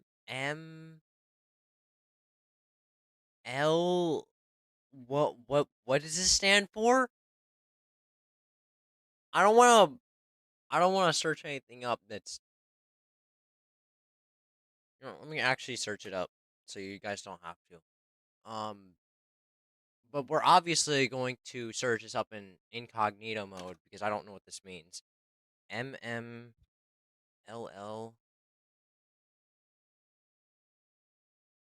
FNF Monday morning. This mod is generally known and generally despised the FNF community due to its highly sensitive and inappropriate source material. I'm actually gonna mute the sound so I don't want you guys to hear it.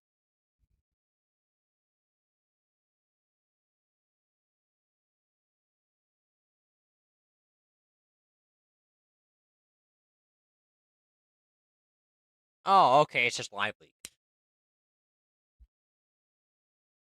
Um.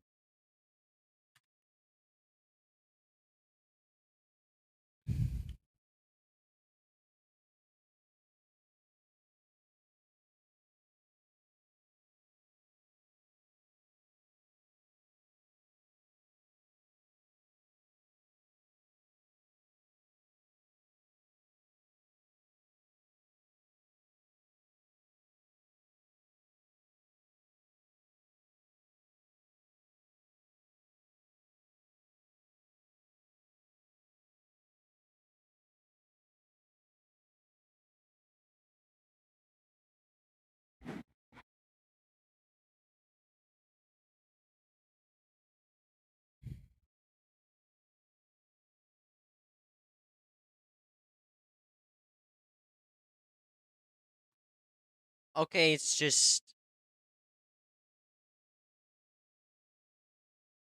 Okay, it's just Live Leak. I'm gonna tweak. I'm gonna tweak. Okay, let me unmute.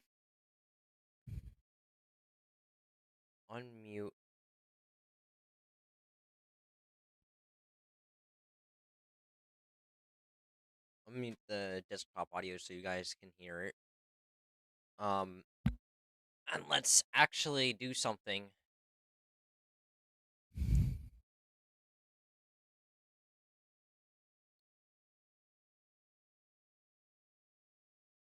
Kill streak exponential.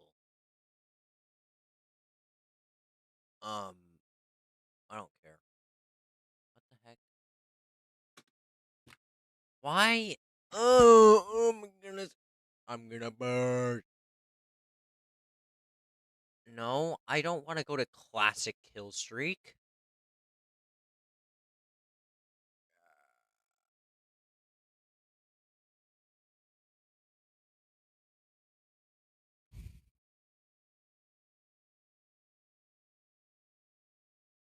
Weekend?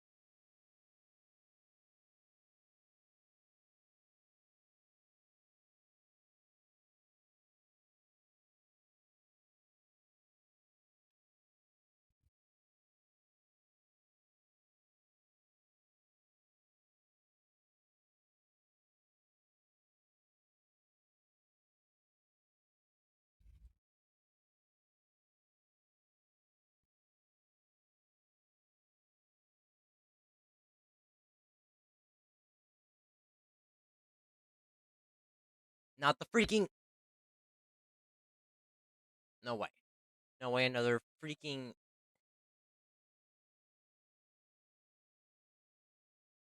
Not this again! With the week!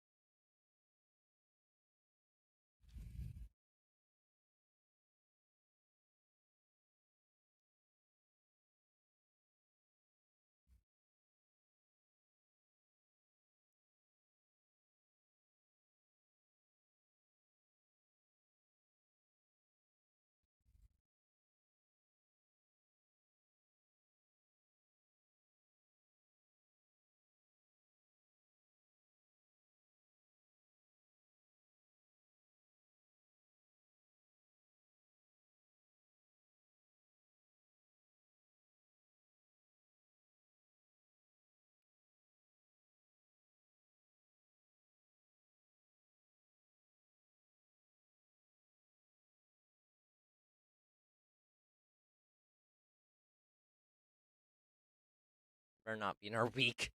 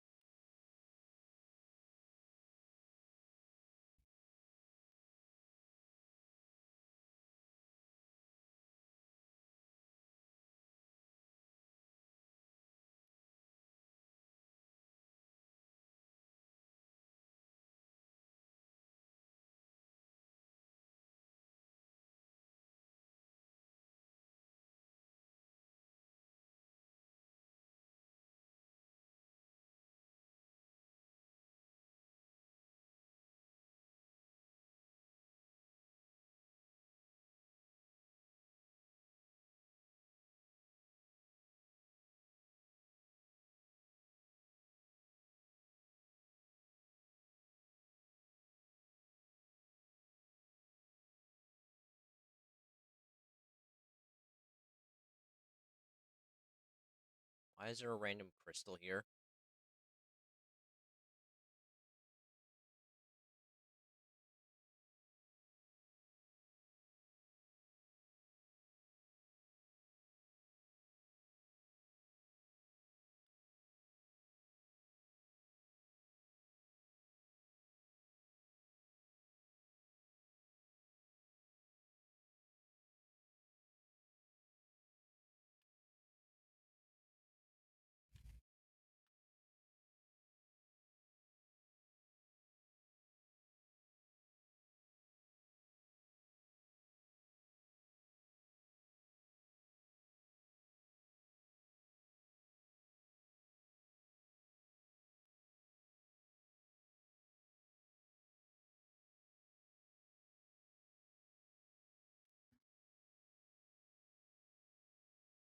Alright.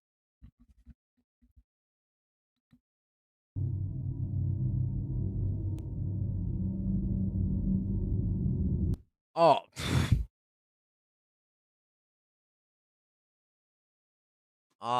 What was I going to watch? Actually, what do you guys want to watch? Like, come on, man.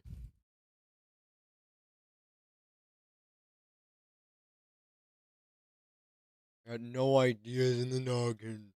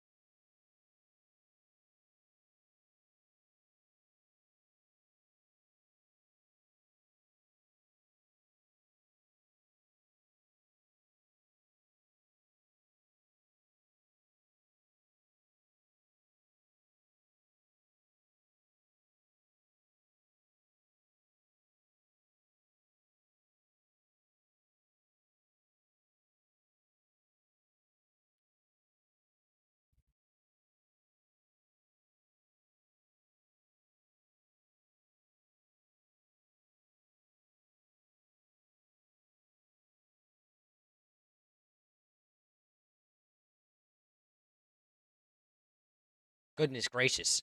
What?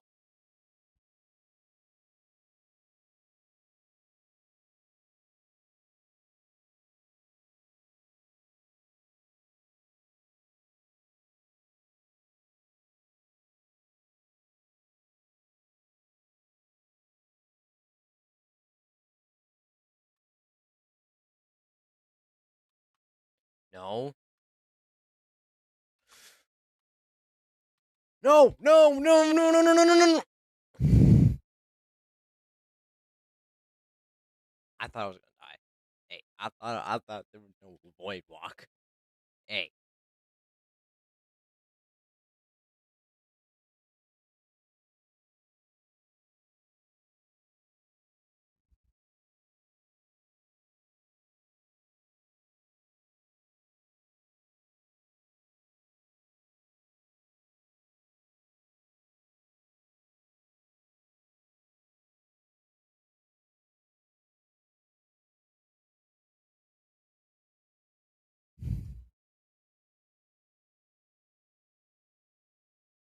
Oh, roads lead to Rome.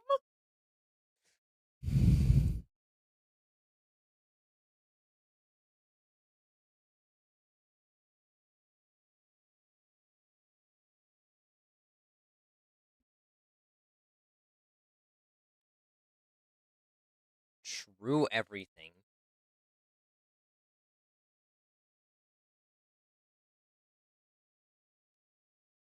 There's no true everything. The end. Oh! Bro, it's kind of like jump scaring me. You can't be jump scaring me like that.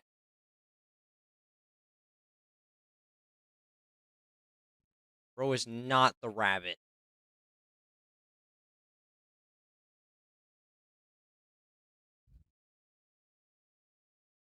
All roads lead to Rome. Alright, now I gotta do those weeks again.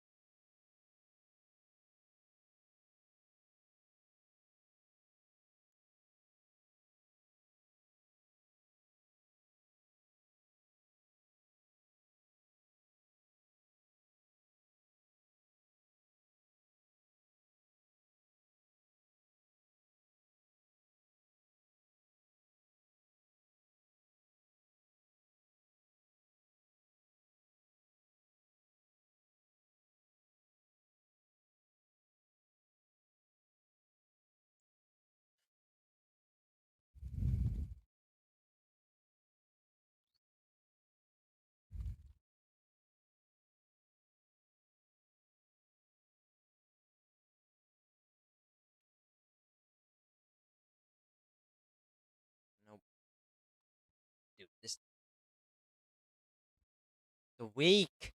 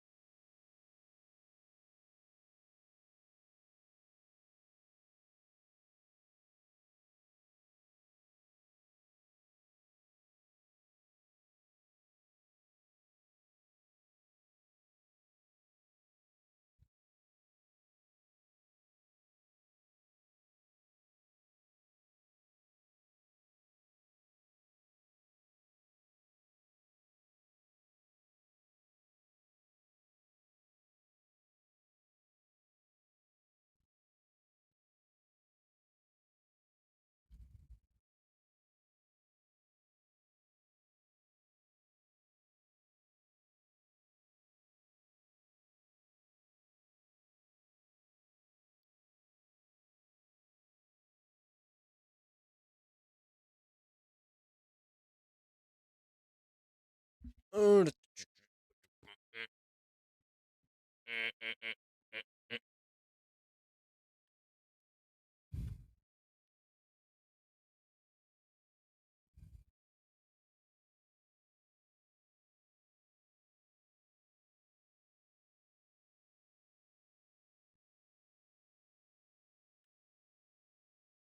Doom, doom.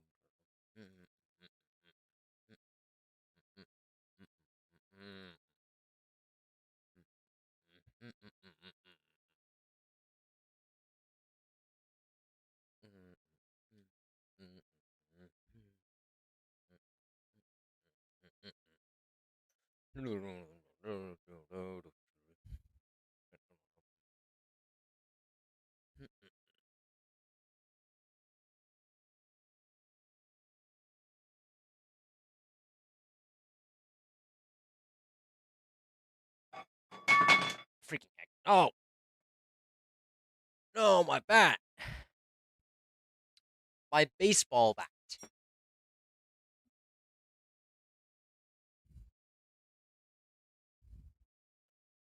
Really gotta keep myself organized.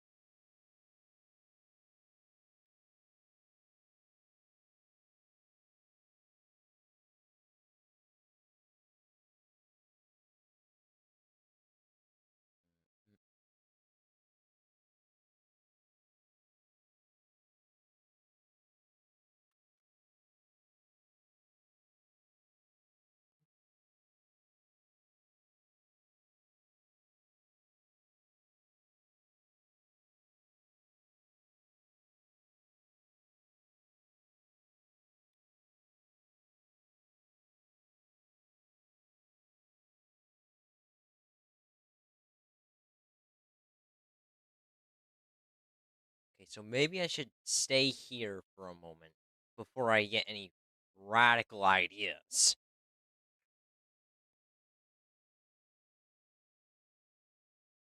Any irrational ideas.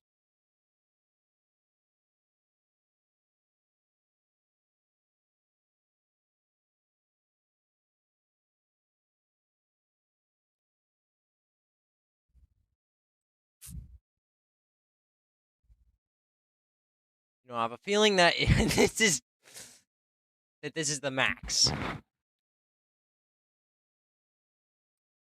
I have a suspicion that this is going to be the max.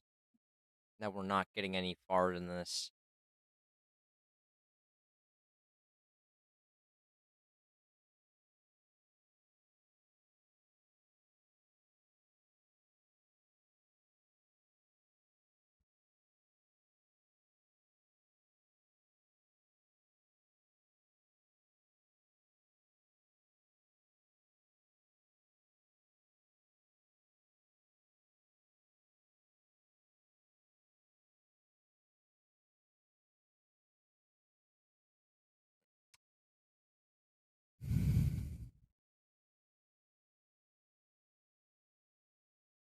What else is there?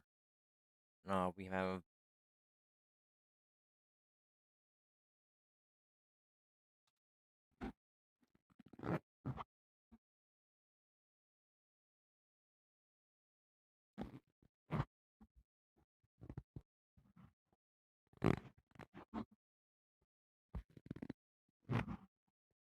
Get the True Max?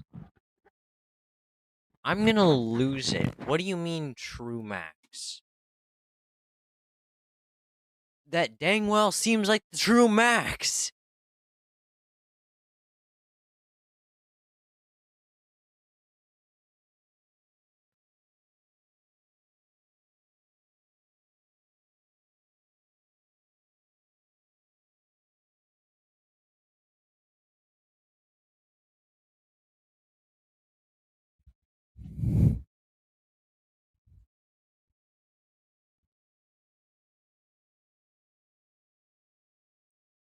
Now I gotta do it again!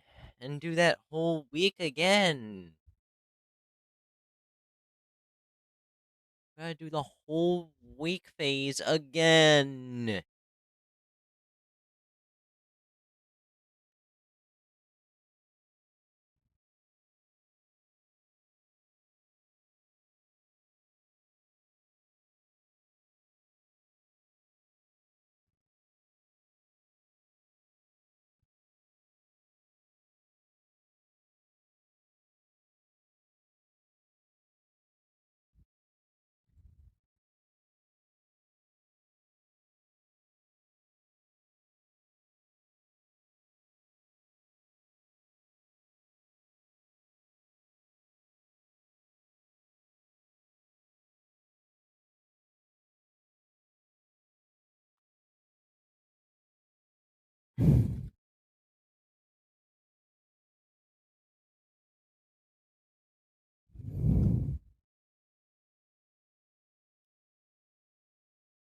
Boom!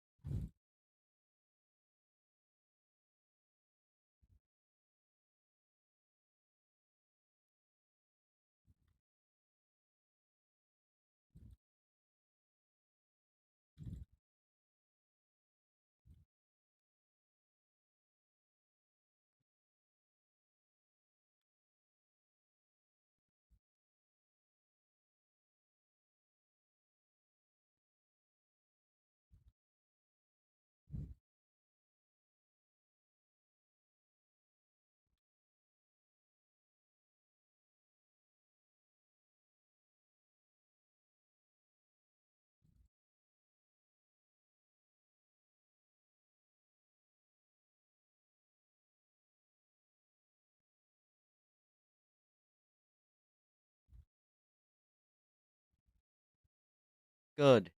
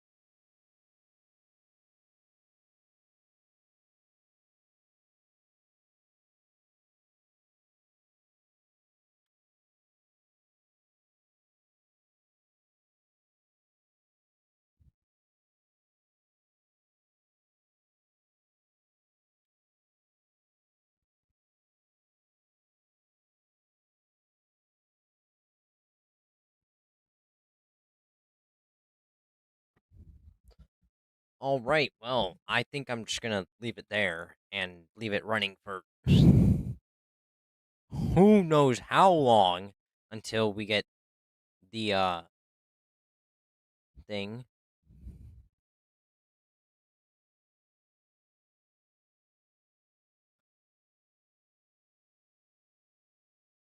Why Monica versus Flowey isn't close? Can you specify that it's that is who is it?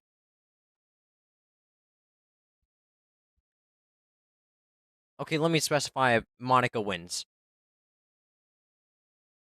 You have to remember, even with 6 souls, humans are still a child. If a child could beat uh uh uh uh uh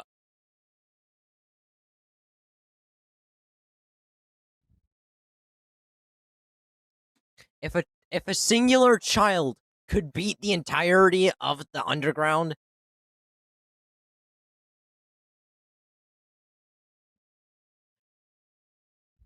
then a normal human that has grown is able to defeat the entire underground swiftly.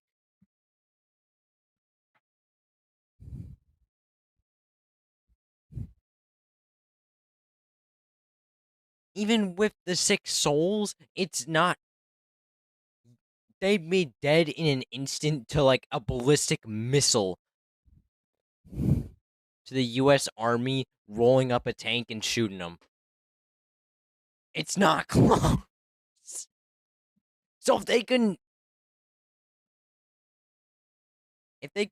be bothered to get, if they literally got killed by a child, then what makes that Monica?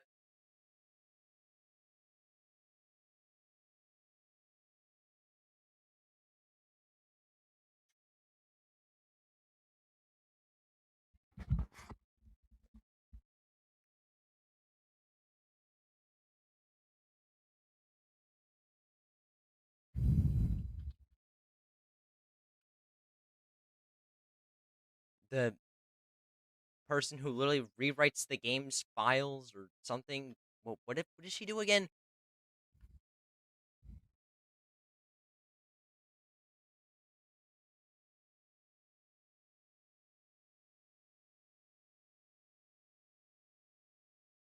The true end.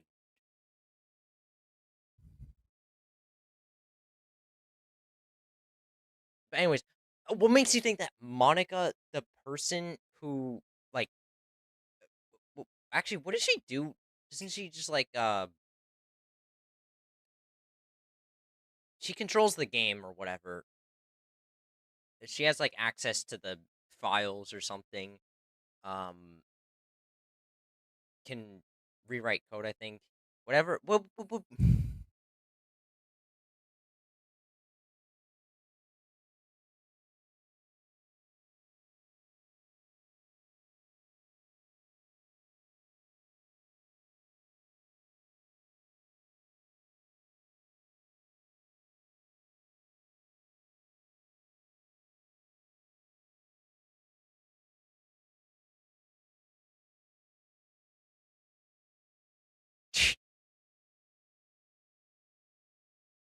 What makes you think Monica is not beating the entire underground if she has the abilities that we know she has?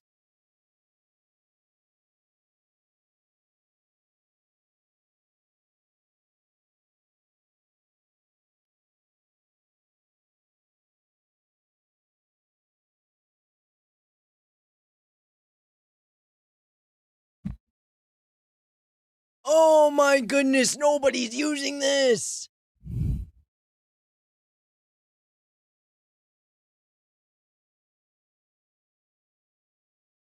Calculator! What is this Diddy Blood doing?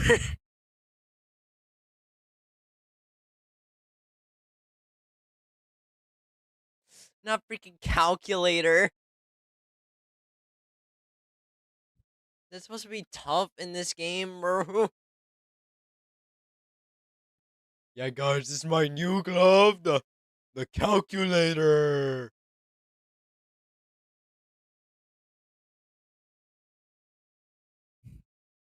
It's gonna be different variations of what is this Diddy Blood doing on the calculator?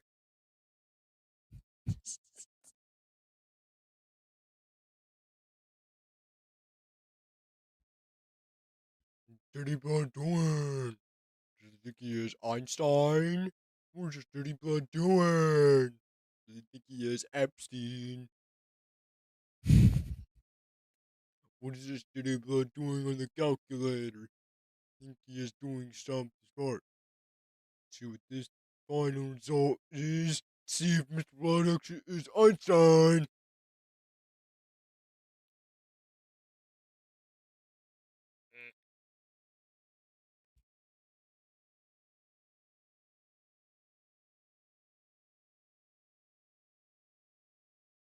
In a general sense, Monica could definitely solo the entire underground. Especially Flowey. I mean, Flowey, even with the help of the Six Souls,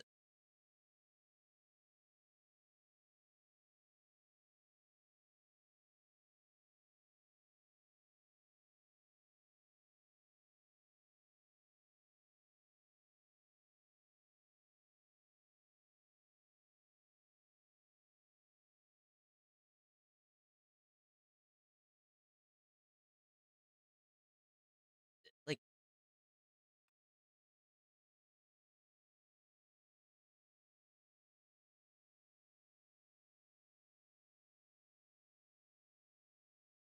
it's not Glaze that I believe this. It's actually just true.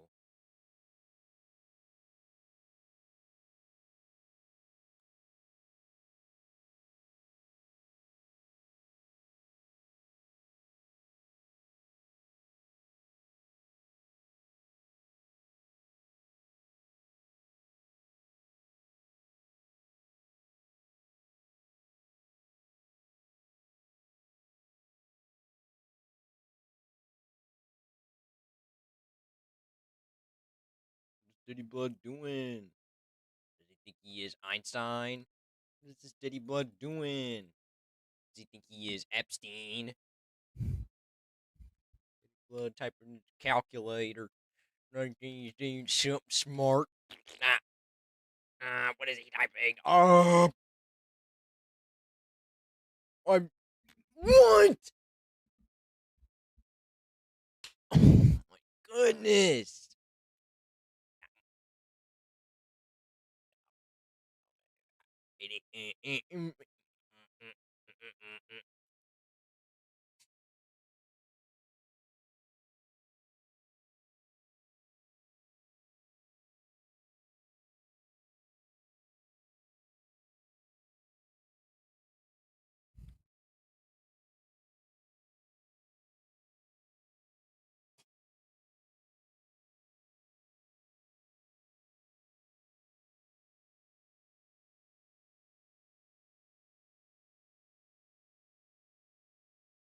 Minecraft spin-offs and alternate games have always been controversial. Whether they are so bad that they Minecraft Story Mode was great. die only weeks after release, or are ignored by developers resulting in an untimely decline. But Minecraft... Why does this dude look like Markiplier? Why does this dude that's getting choked looks like Markiplier?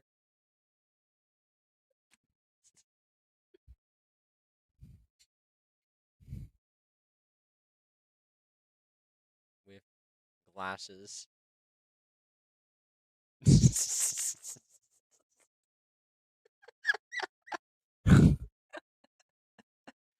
Dude. It literally looks like him from like... How are Markiplier's glasses called?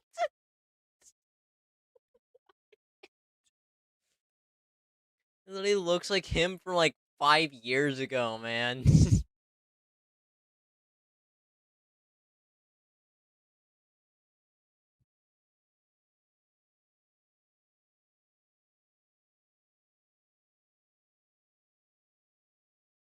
Minecraft Story Mode was different. It released a But now creators get exposed. Of course, bro.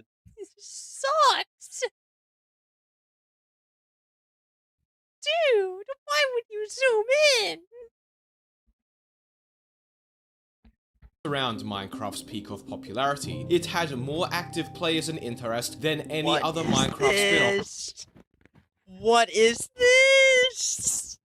What is on my feed? I didn't need to know.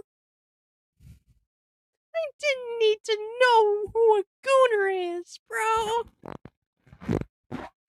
I didn't need to know gooners, man. Who is employed?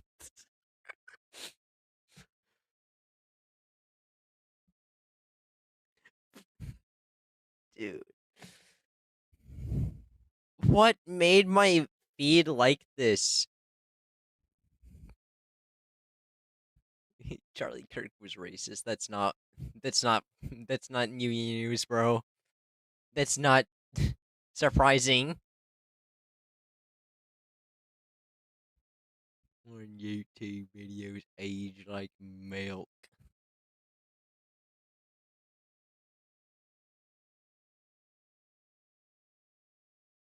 Toilet fetish.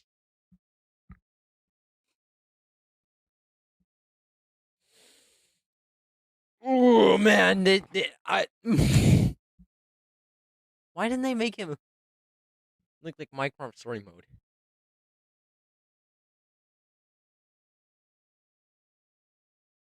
Coaching forced me to do this. What?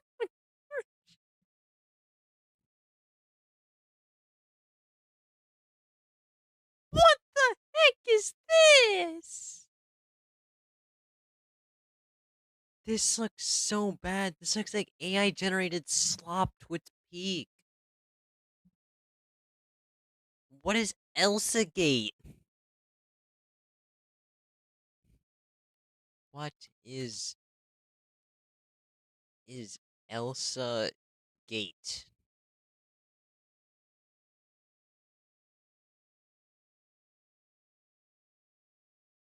Term.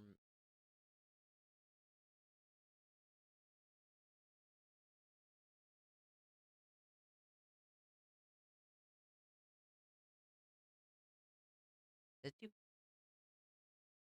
Oh my. Okay, now I remember this vividly because this would always appear on my feed back then as a kid.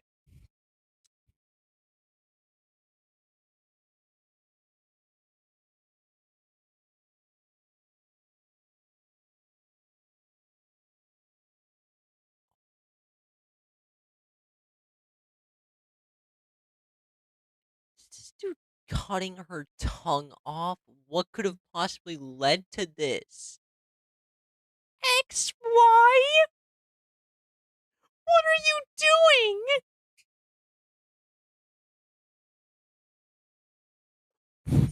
What are you calculating? This dude's calculating the x-axis and y-axis of the bag. He's turning x prime, y prime. He's trying to calculate the distance.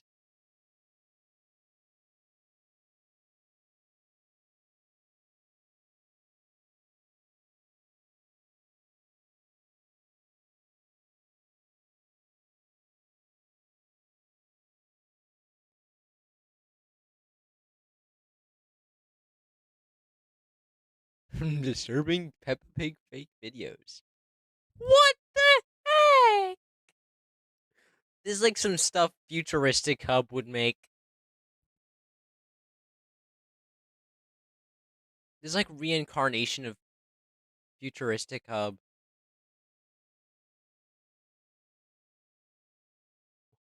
What is this? What is this? Elsa Kate is back. Yeah, through AI. It's horrible.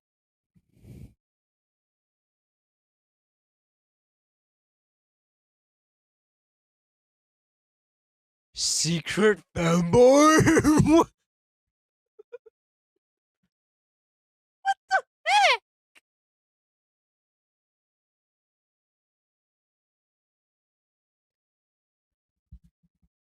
My favorite YouTuber became an alcoholic.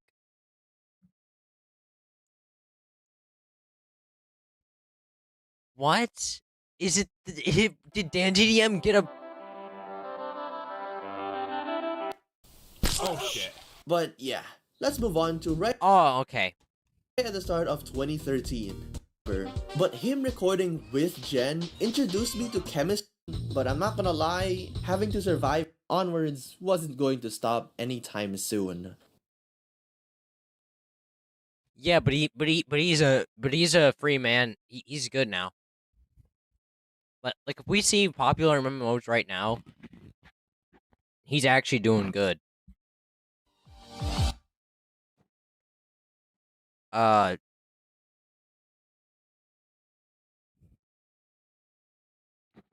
He's like, how many months sober? Is he now like relapsed? I think. What does relapse mean?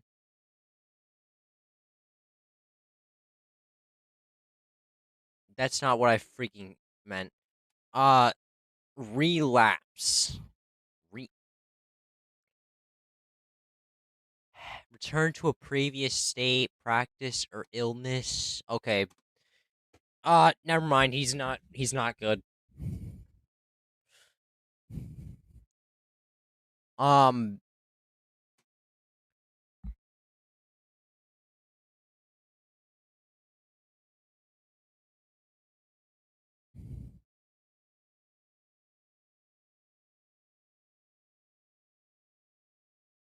Unfortunately, recovery isn't a linear path. None of this is.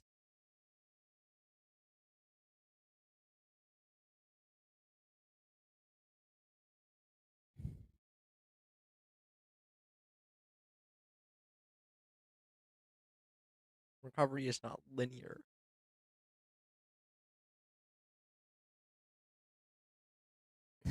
Yeah, it's like x squared. Dude, I don't like this person. I don't actually want to watch anything with this person involved, because I'm pretty sure this new girlfriend of Pat's got him in jail, or, well, I don't think the girlfriend was actually that good. From what I know, the girlfriend one actually was a bad one. I don't know, man. Your source of for epic Minecraft content. Hey, he's getting better. He may be relapsing, but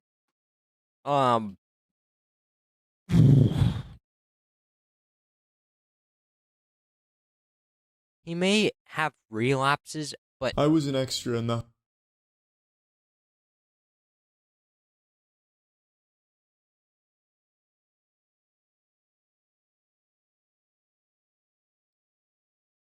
here's the thing. People who got alcohol addictions ain't gonna be better in a few months and aren't just gonna stay getting better. That's not like true about everybody.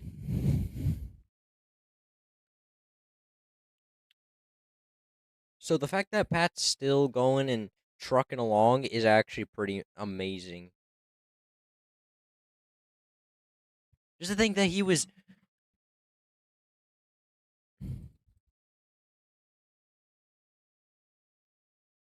I mean, if you look at his story,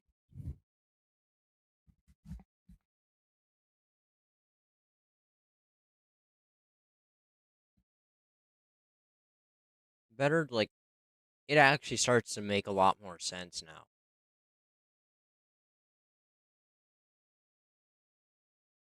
Like, there's a lot less negativity between the man.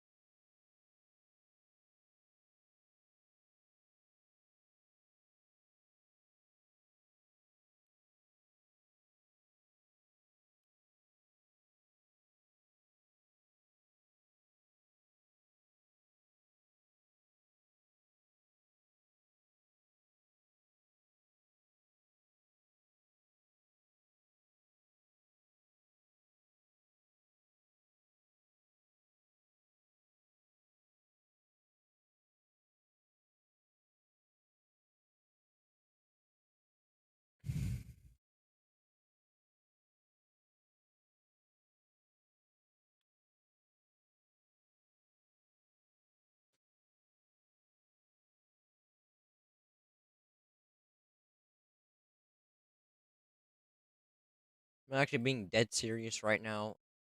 I'm happy for the man.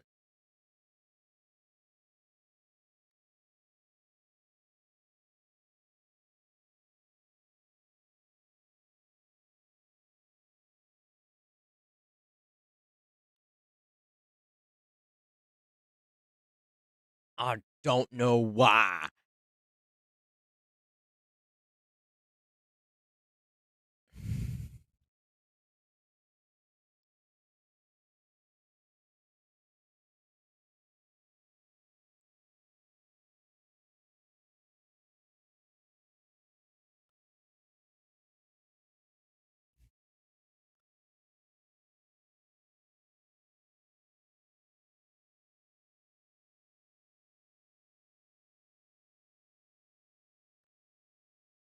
Honestly, now he just serves more than a just a Minecraft YouTuber now.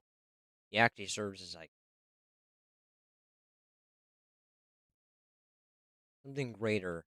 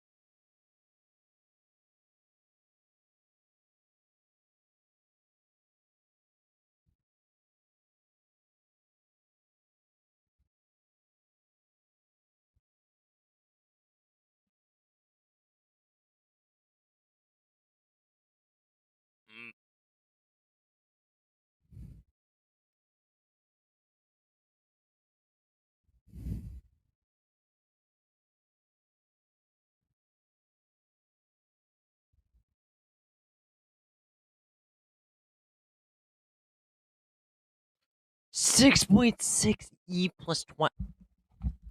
Alright, we're gonna be here for a minute.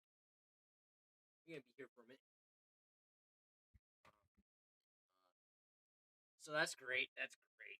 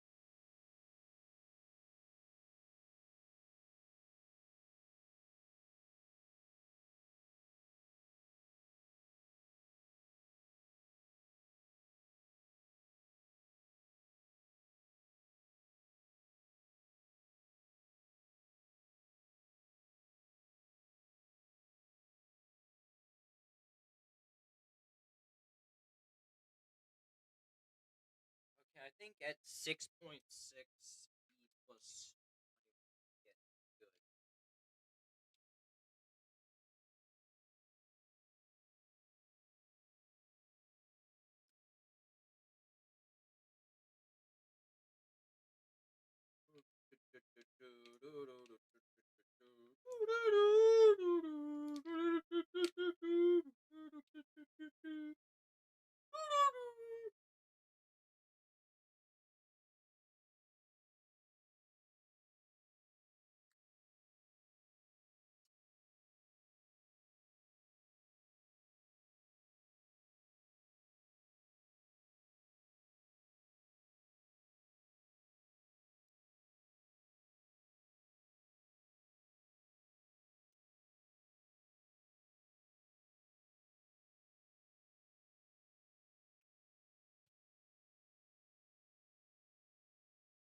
There's no way.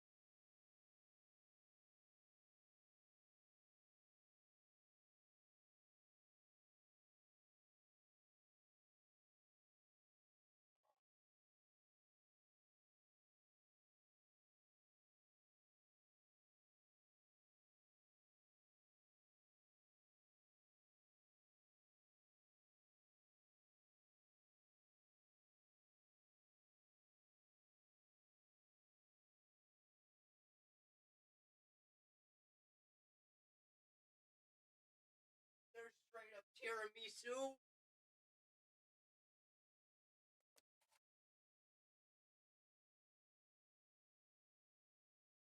What is this?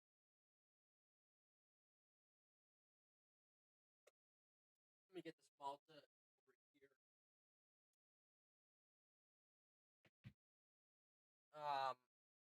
Tiramisu. Uh-huh. Yeah.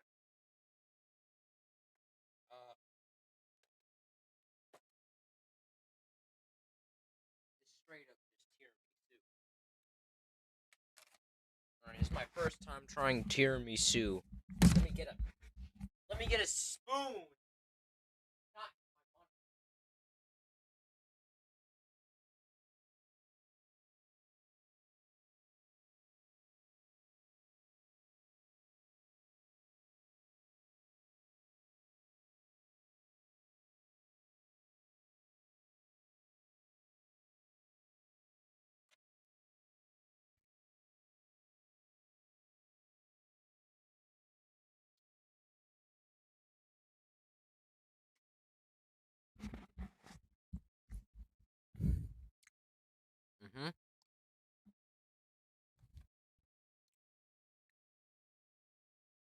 Love that.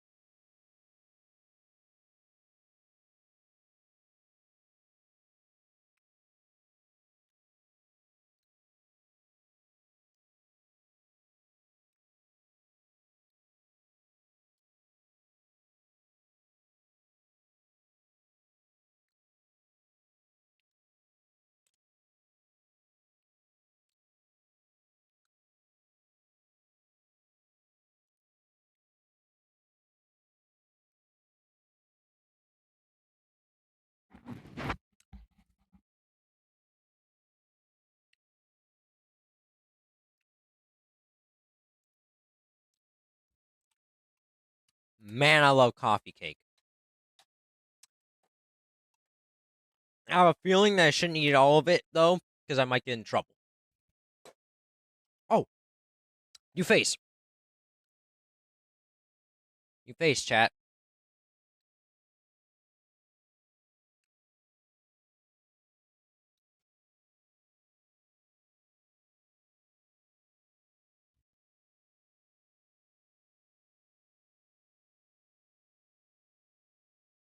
Now, I really kind of don't want to go to the true end, because I'm scared that it might actually just insta me.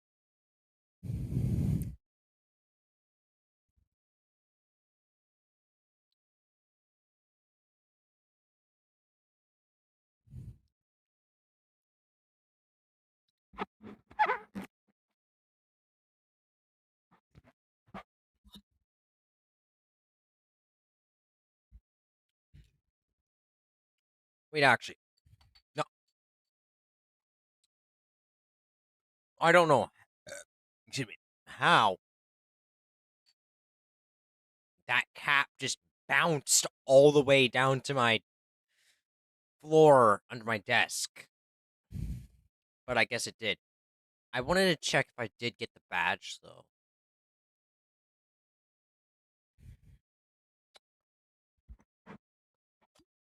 I guess we'll never know. Because we ain't getting it.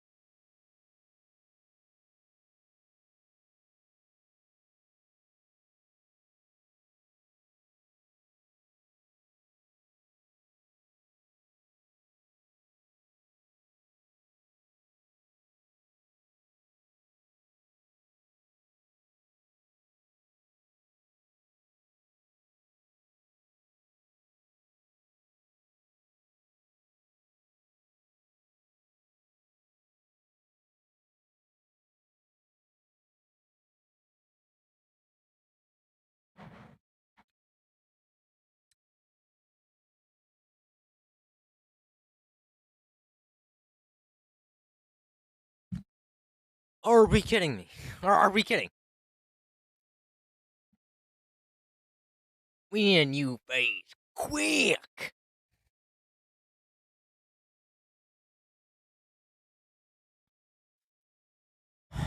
It says 4.8 or 9.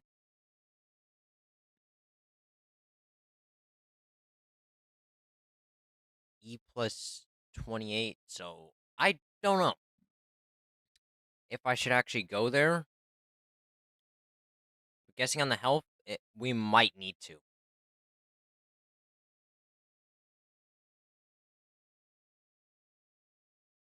Okay, it's actually doable.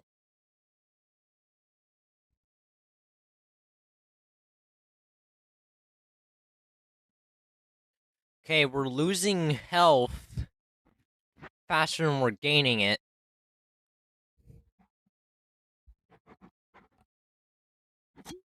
bad. That's a bad thing. If you guys didn't know, that's a bad thing. If that linear function happens.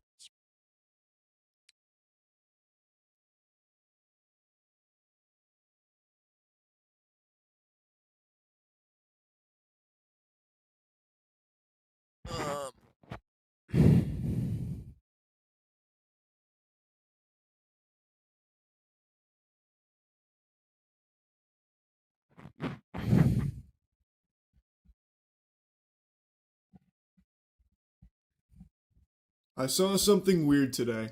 It comes from TMZ. It's a surveillance camera clip of a guy sniffing a sofa right after an underage girl had got up and left.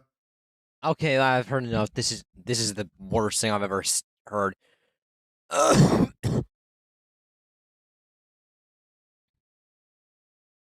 my goodness. E plus 36. E plus 36.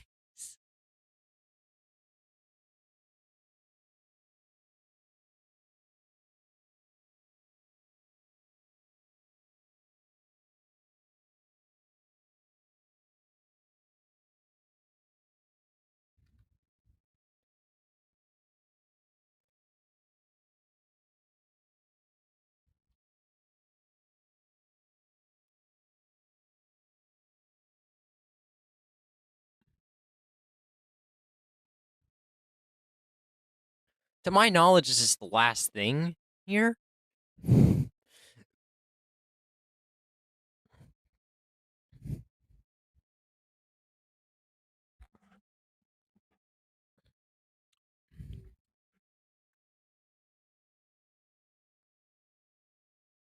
It's not gonna be freaking true everything.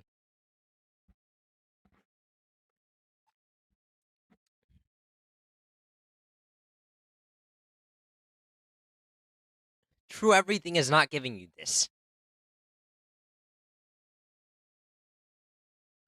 Left from it.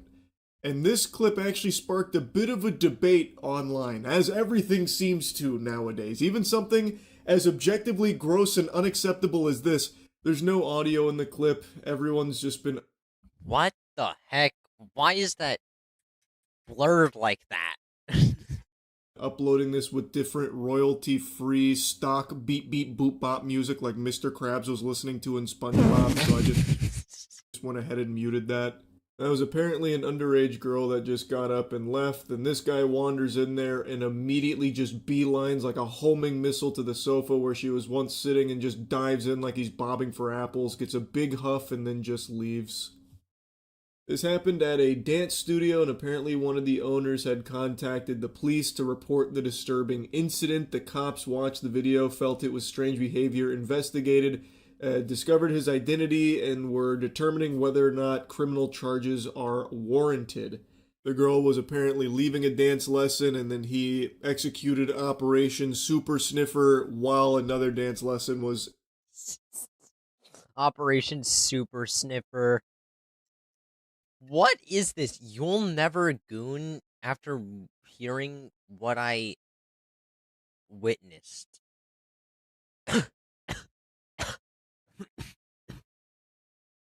I should probably take this tiramisu and give it back to the fridge. Get it back to the fridge. Before anything irrational happens. Before any other...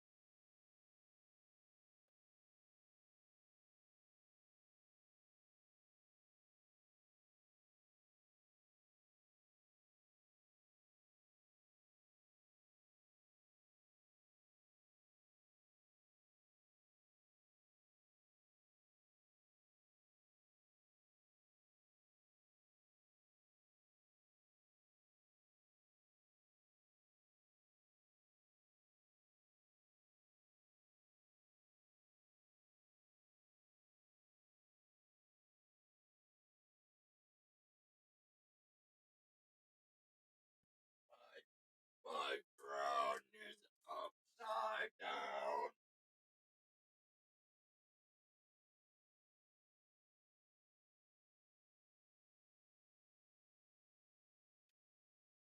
Probably not.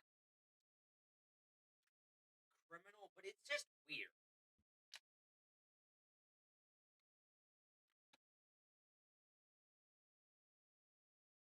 I don't know what, under what law states that you can't sniff a person's couch. Well, I feel like that it has the intent of soliciting a minor.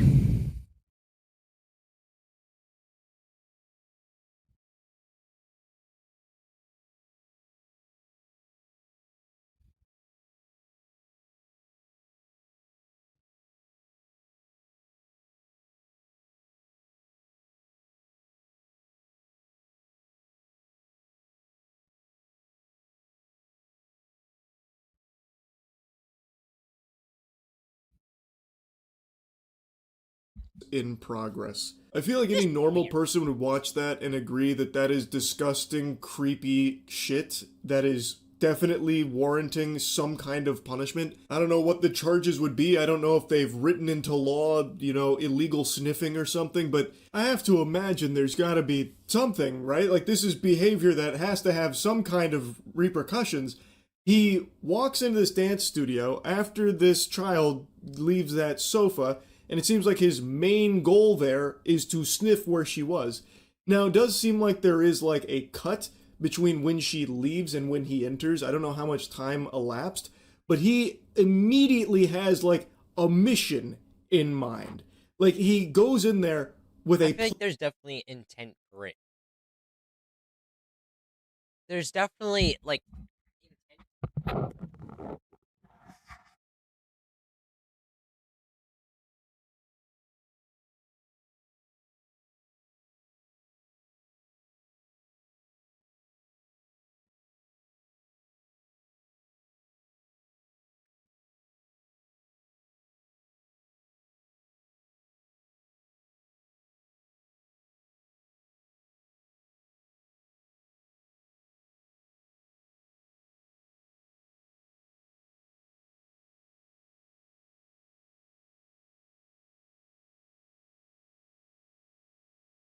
Obviously, there's not going to be a law for like everything.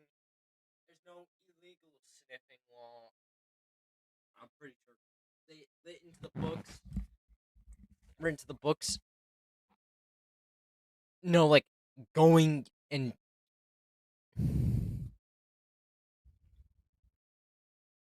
headbutting into the couch law. Plan and does it right away, then leaves after smelling But it. I'm pretty sure it's I don't know if he's even intent. on a phone call. Maybe that's just a ruse. But I mean, if he is, he's talking to somebody on the phone. Oh yeah, business, business, business, business, business, business, business, and then excuses himself from the dance studio. Like, it's fucking weird. Since there's not a ton of information about this, it's been a lot of speculation on what he's even doing there in the first place. Because it's not like he just ended up there by pure coinkydink. He didn't just spawn in the second that girl left the sofa. He was clearly already there.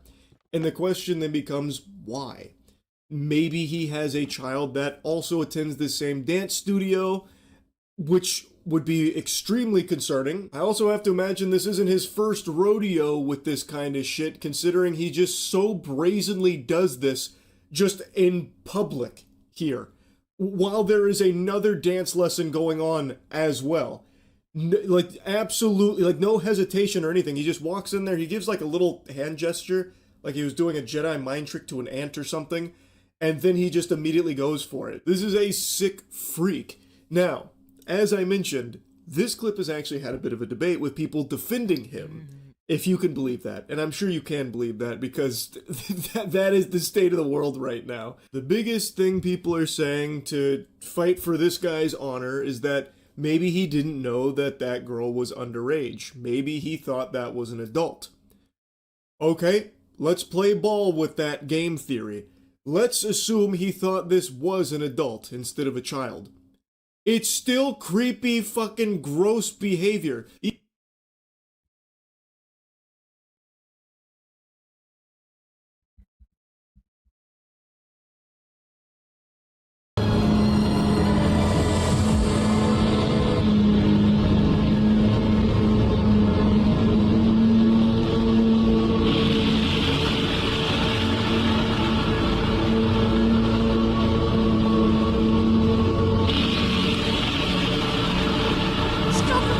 sound? Also, is this super loud?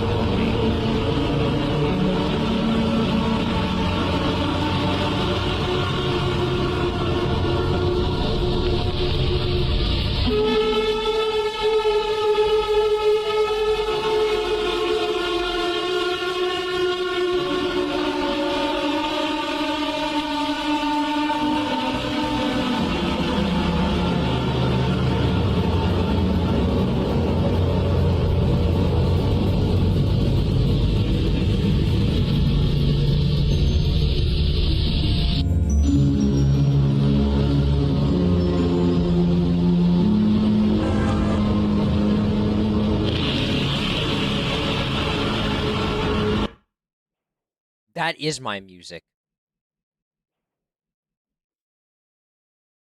Why is it my music? I don't know.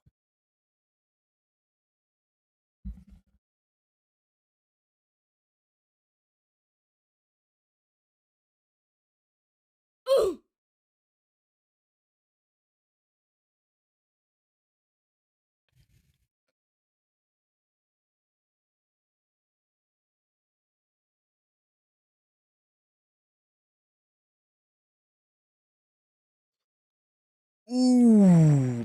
Nah. It doesn't matter. We got the badge.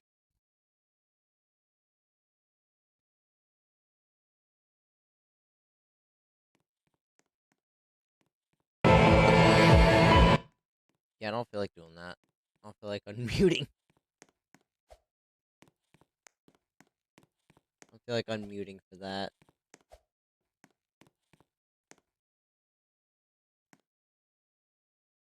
True Equinox.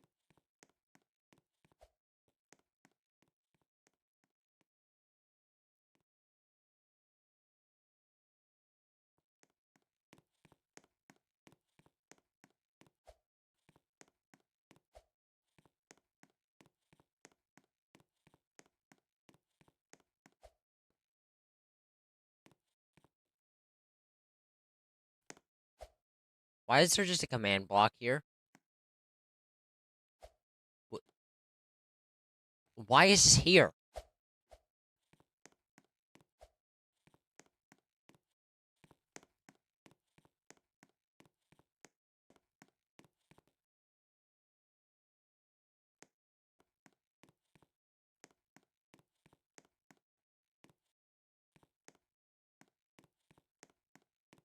My goodness, you gotta be freaking with me.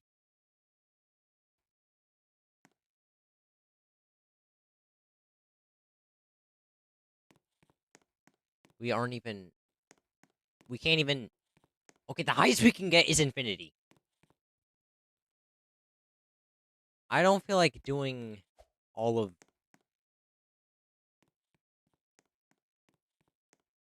the additive and whatever else is there.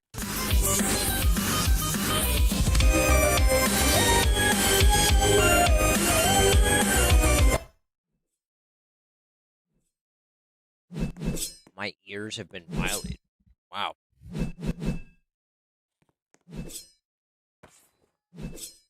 My ears have been, like, molested.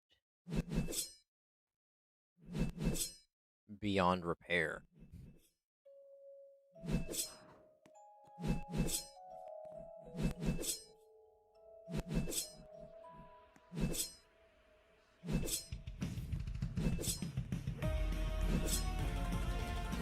Where is the Equinox? Equinox!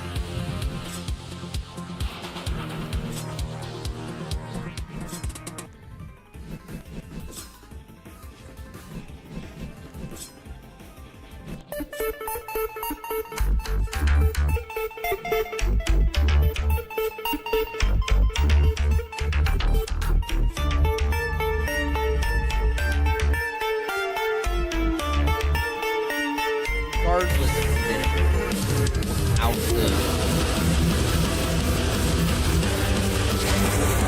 what it being a minor, why is the music still playing?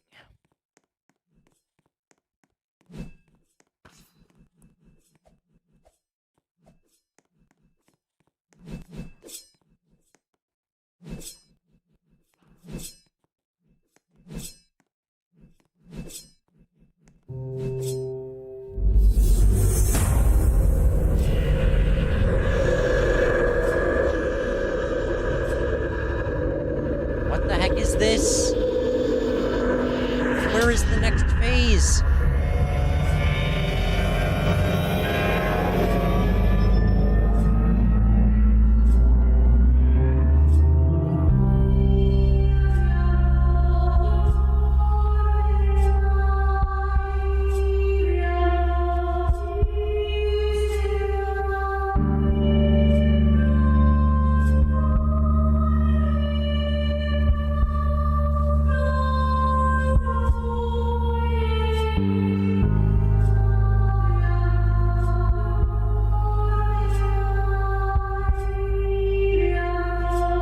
Is this sword possible? Are we living in a false reality with this sword?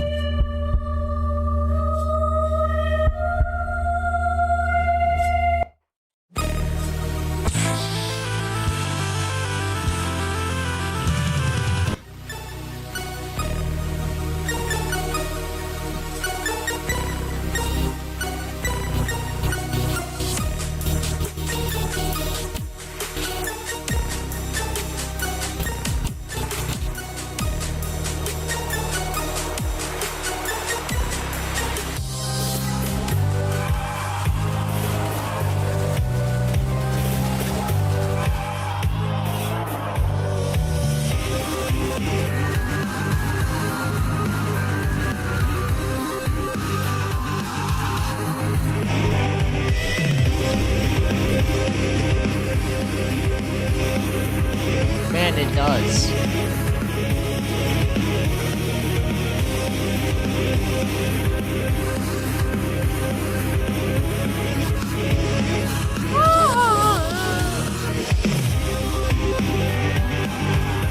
Okay, it's not frequently.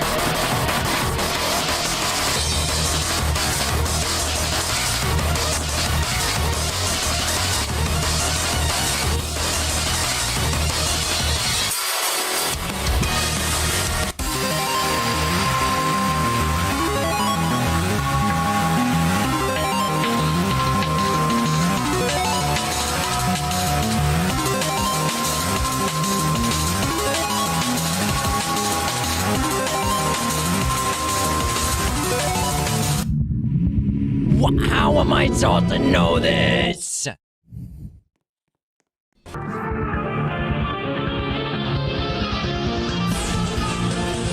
This sucks.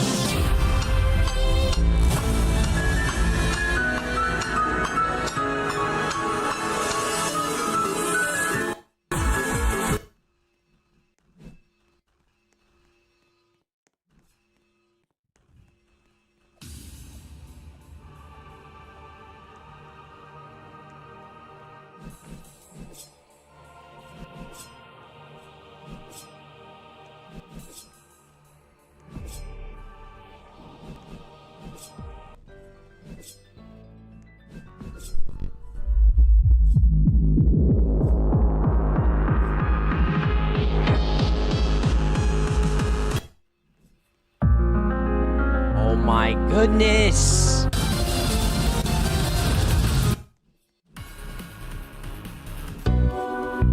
Every freaking music is global. Why is it all global? I never wanted global music.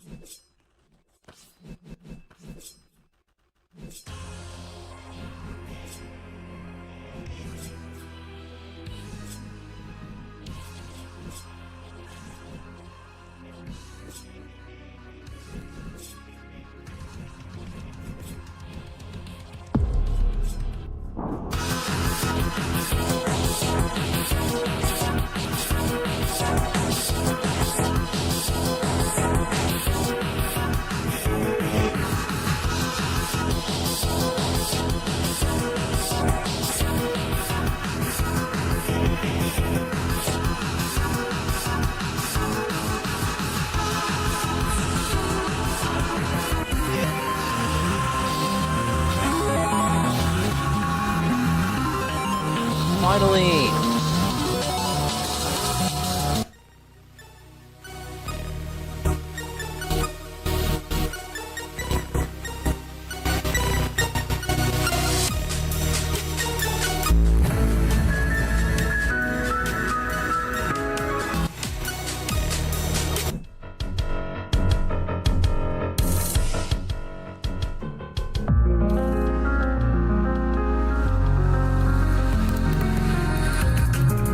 Left ear's really handling this well.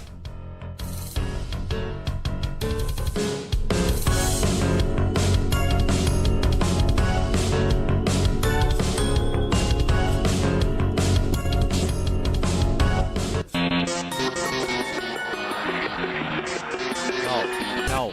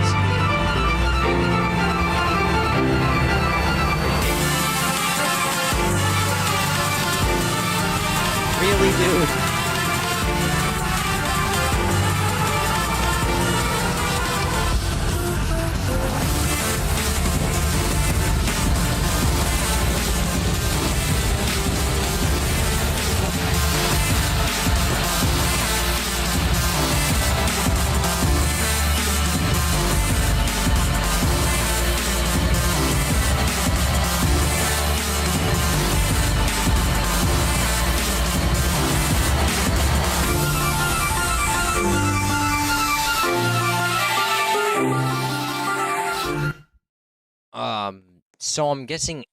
So additive is actually the strongest sword.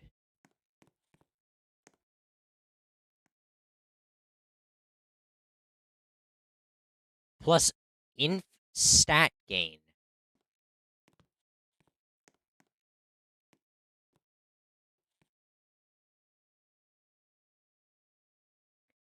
I mean, but inf has to give you inf stats, though. Come on. Infinity is literally infinity. It's basically a law now.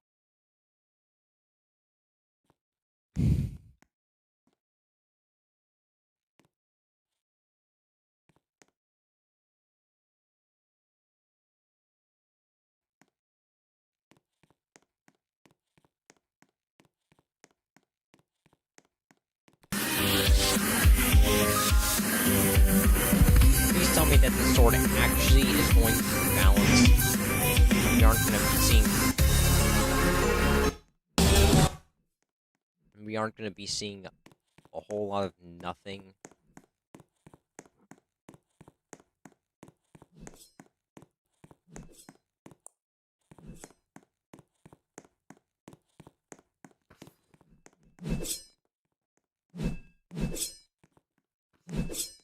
Come on, man. Really, dude? It's gonna be like that.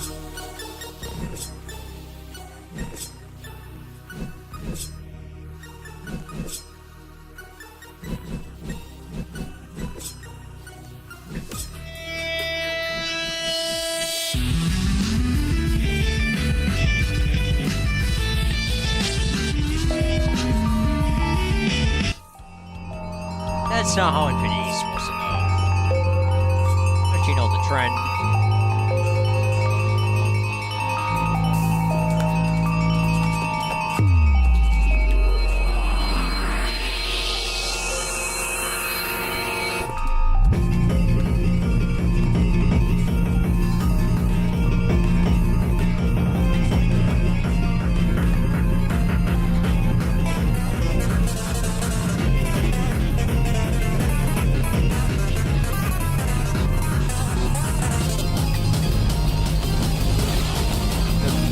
Other music does not work. I don't appreciate hearing random music blast in my ears every 3 seconds.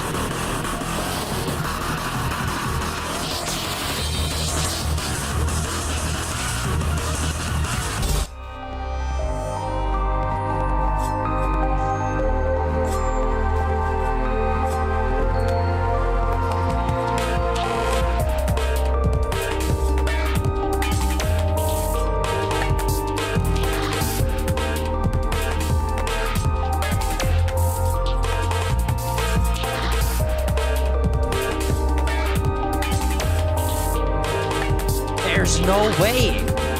There's no way this is infinity.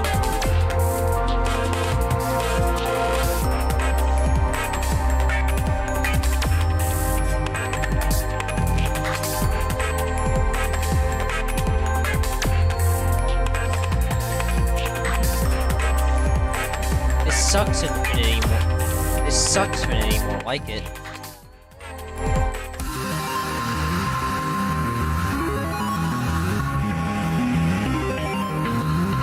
Sucks Infinity more like it, bro. This is the worst swords I've seen.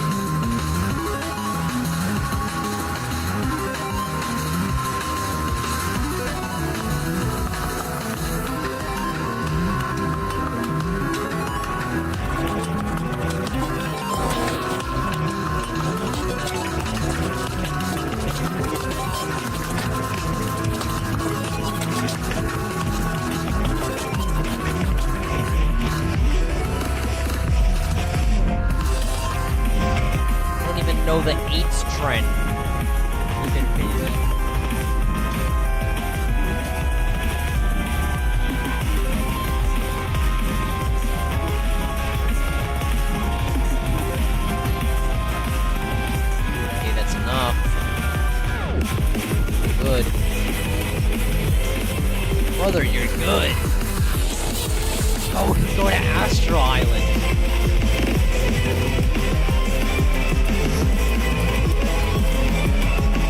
This is biblical level greed. That's practically biblical greed.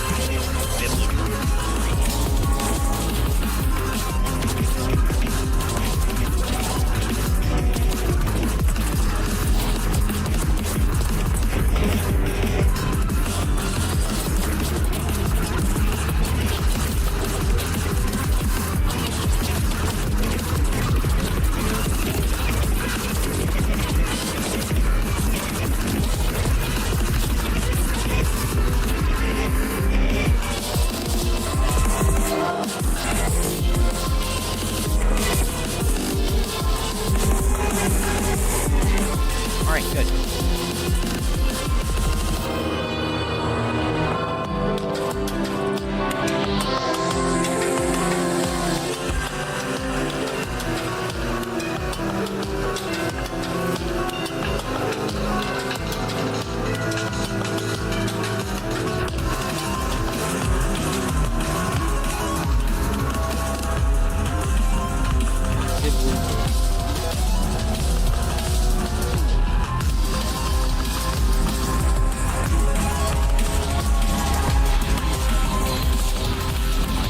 I don't like how this doesn't mute everybody's music.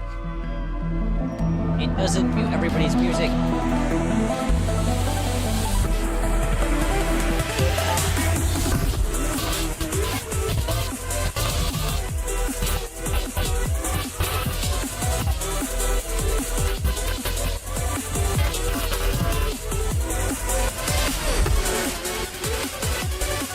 What the heck is this? Mute.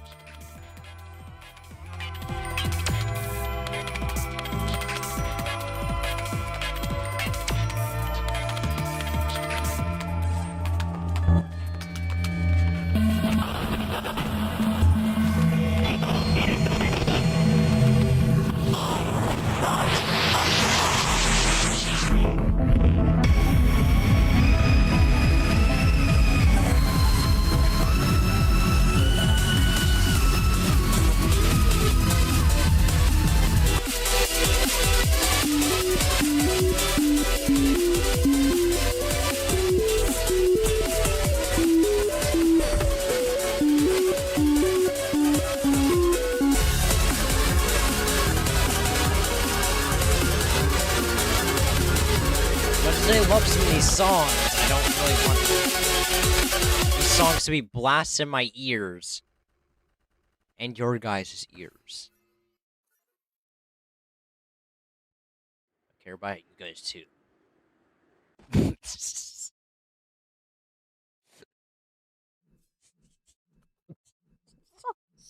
stupid, bro. Oh my goodness.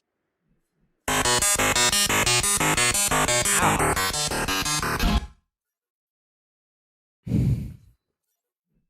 I just don't like how that song sounds.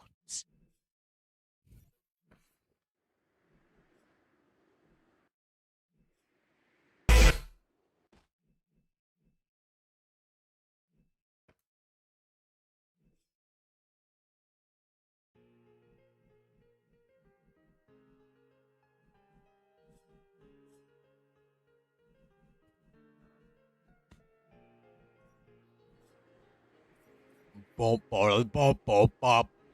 Ah.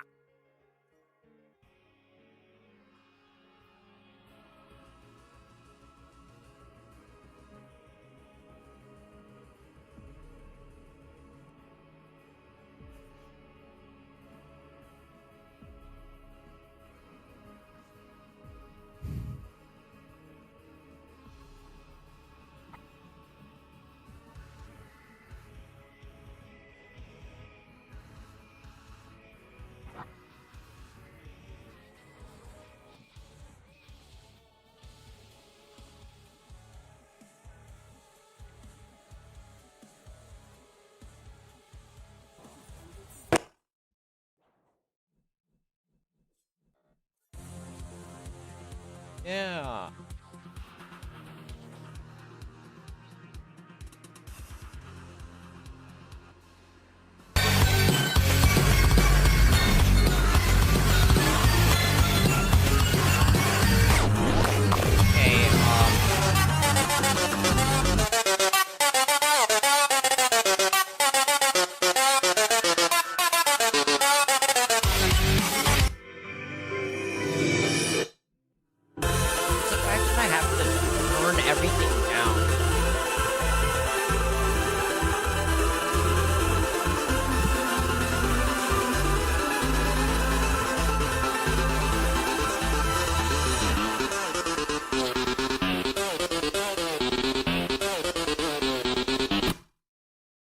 That's not my music.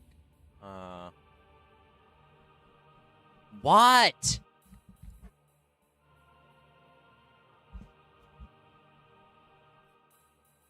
What?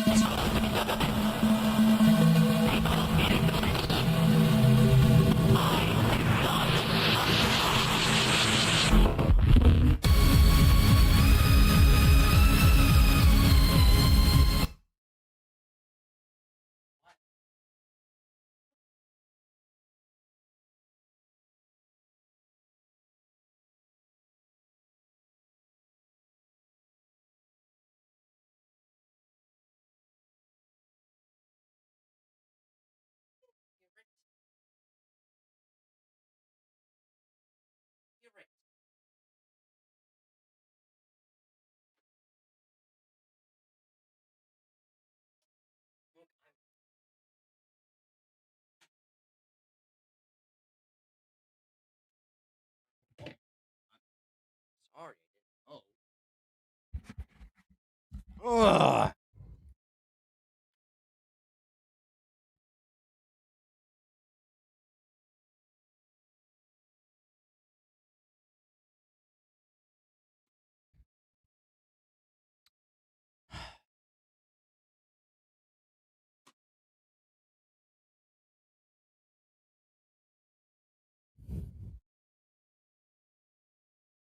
This not at a dance studio but at a bar, it would still be some unacceptable degenerate shit. If he's just spying on women waiting for them to get up from their seat so that way he can march over there, fee-fi-fo-fumming his way so he can stick his nose where their ass once was in order to get a whiff of the fumes there, freaky style, that would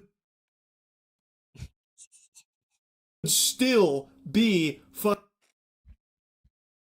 The fumes, bro.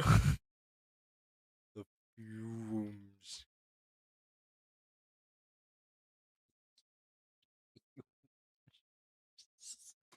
It's not funny, man. It's not funny.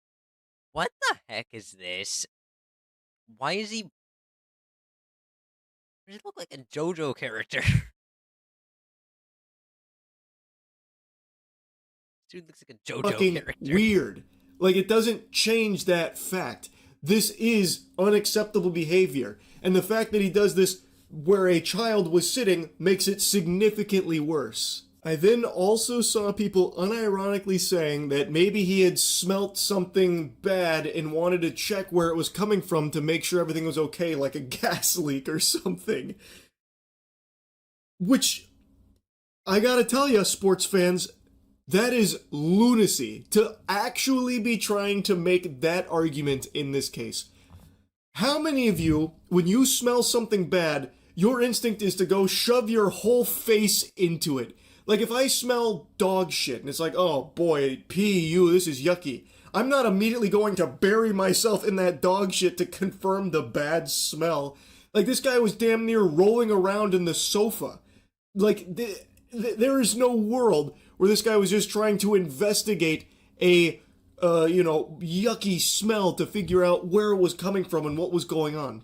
And it doesn't look like he smells something bad, by the way. He's not like, oh, like he's not scrunching his face up. It looks like he is like delighted to go right where that girl was sitting on the sofa so he could get a big smell of it.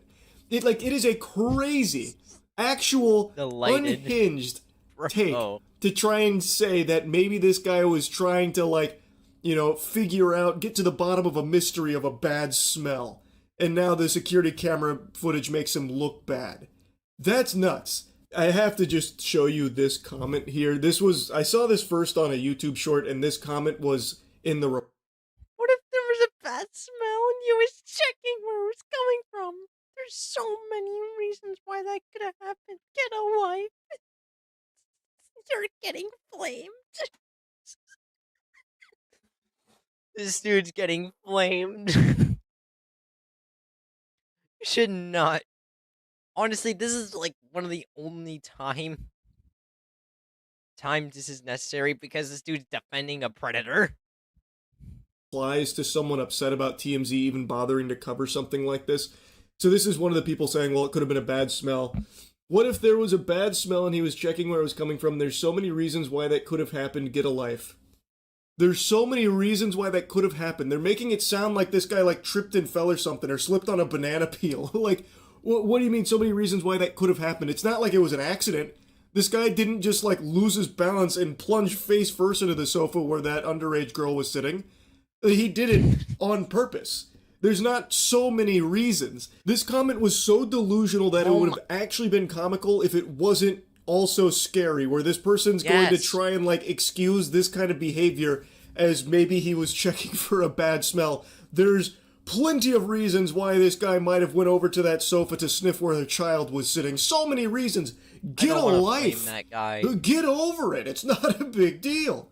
It's so fucking He's deleting peculiar. his YouTube account after sad. that. It is sad that something like this can't even just unanimously be condemned anymore. That there has to be people still, for some reason, fighting tooth and nail that A, it's not a big deal, or B, you're just not understanding what actually happened here. Here's the real story, and it's just fucking fanfic people are pulling out of their ass to defend a complete stranger who was just a degenerate.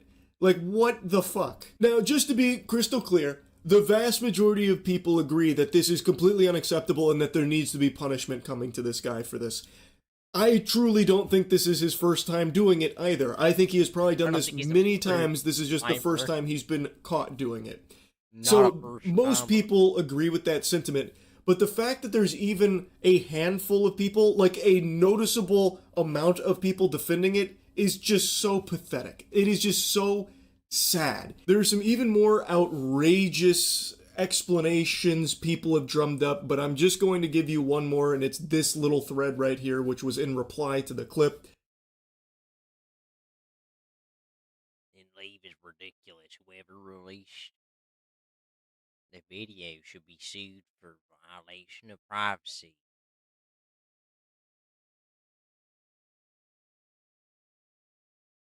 So you think that if a person walks in there and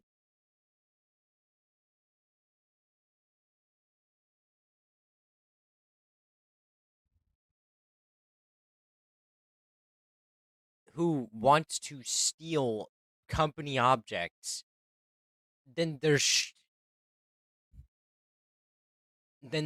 be a camera. There's also so many reasons why there should be cameras there.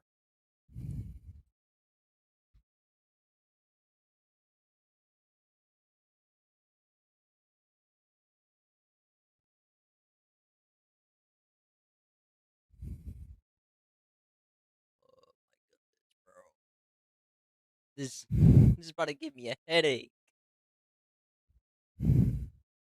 Man.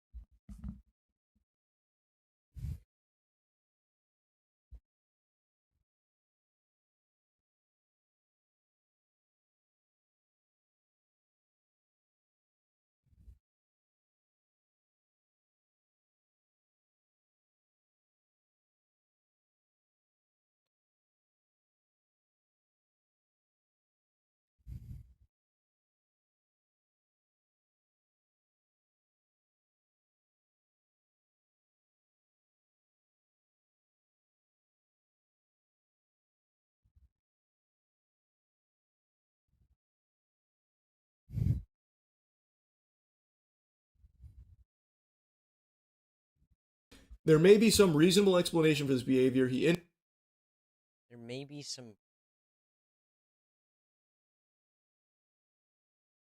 couch snips and continues talking. This is not the behavior who should spend or would spend more time with the area where the girl sat. Oh my goodness, people are actually idiots.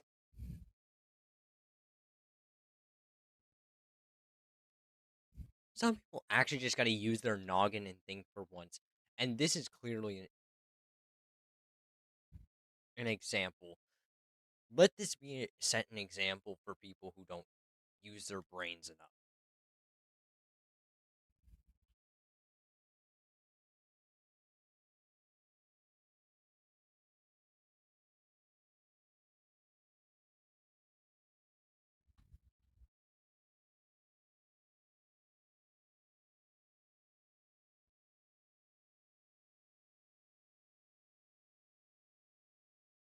It's not excusable. It doesn't matter how much time a person sniffs in an area.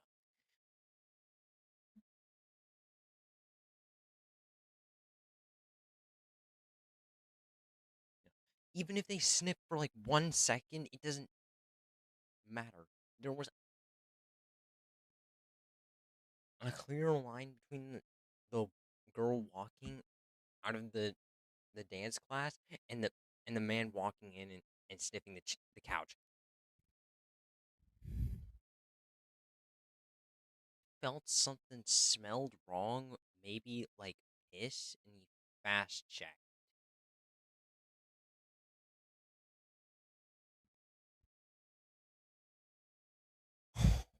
I, why would you want to smell that? Why? Why? Thing? Why wouldn't you even want to? Check. That's not.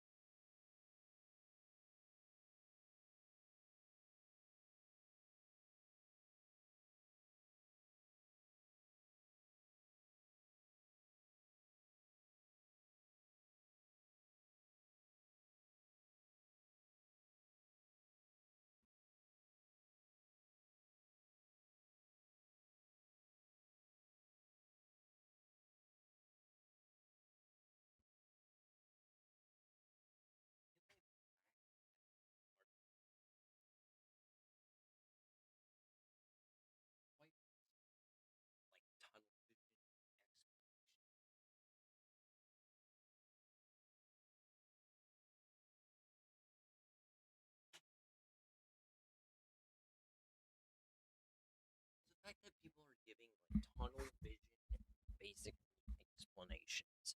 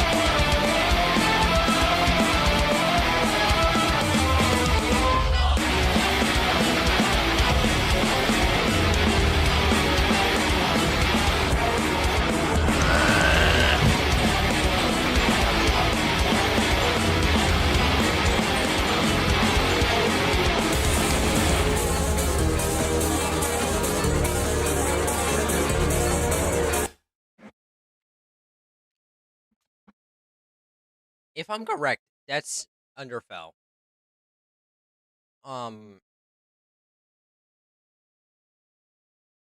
Underfell sans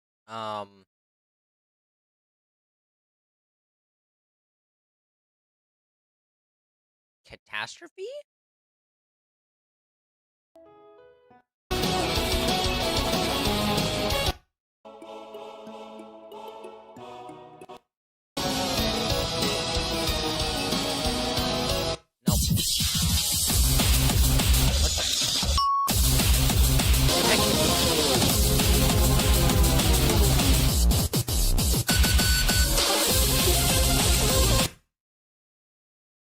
Okay. Theme?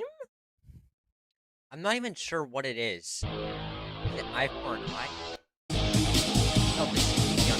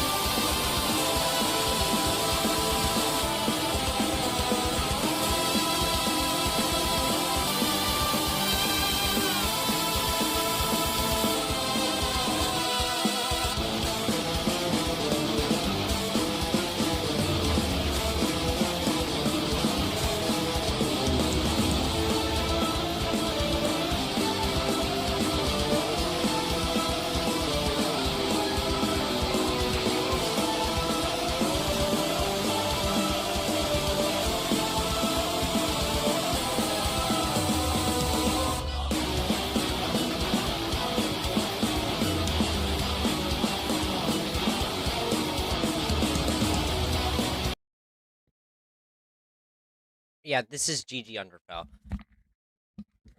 I knew I had something to do with GG Underfell.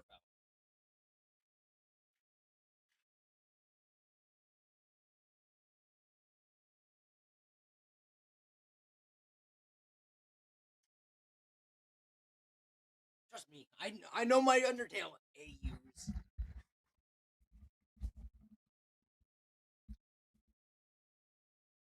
This just in, we might be witnessing history here with the first ever fan game that isn't just about Sans, and there we go. Bro was completely uninvited, but decided to show up anyways, kind of like my uncle during last Thanksgiving.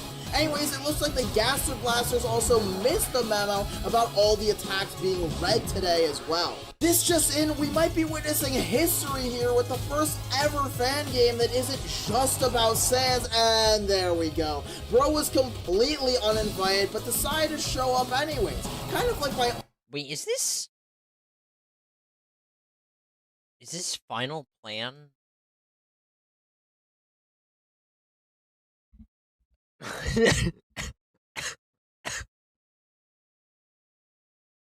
weren't you a chair? What?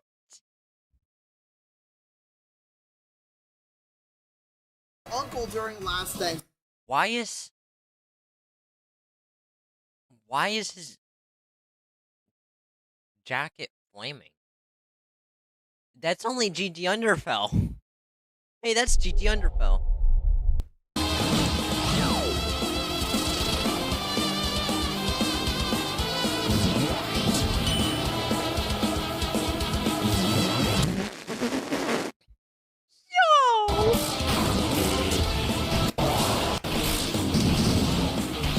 Orphans.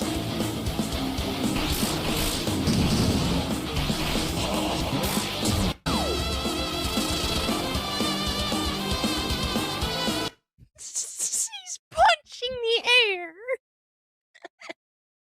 He's punching the air.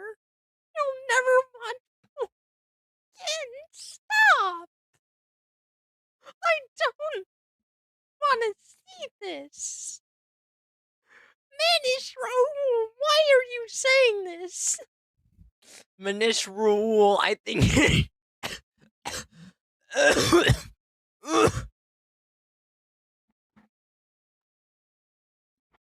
Dude, this dude is being, like, held at ransom to say this stuff.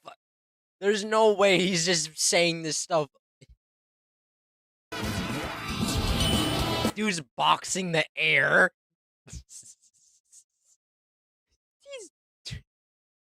Why is he boxing the air?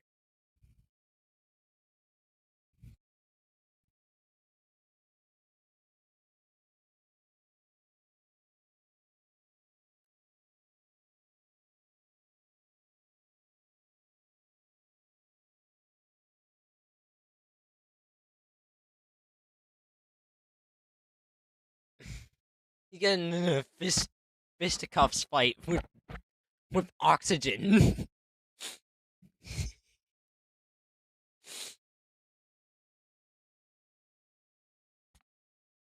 Ugh.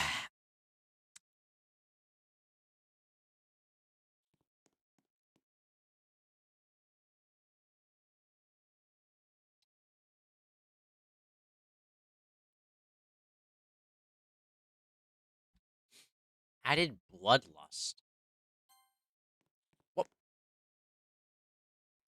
was that? There's nobody else in the server. I swear I just heard the equip sound effect.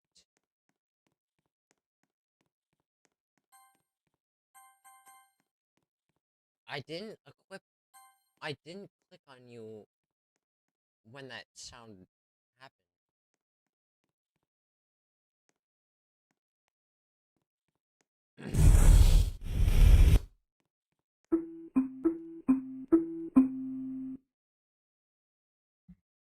What?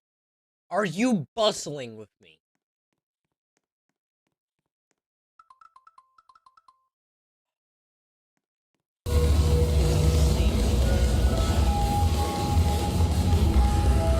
It is Golden Path.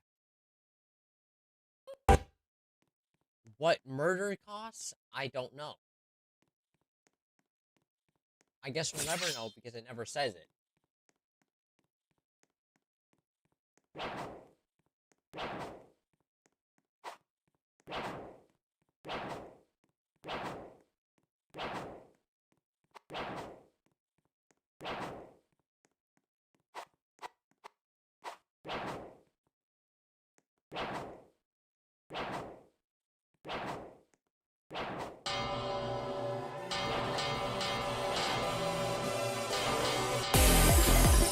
I'm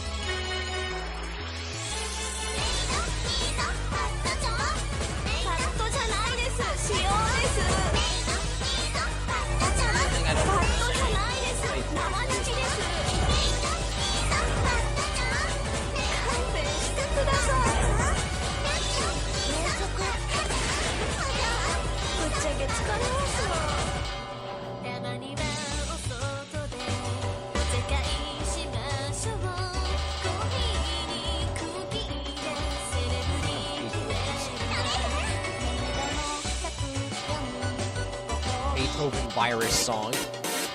Don't know it?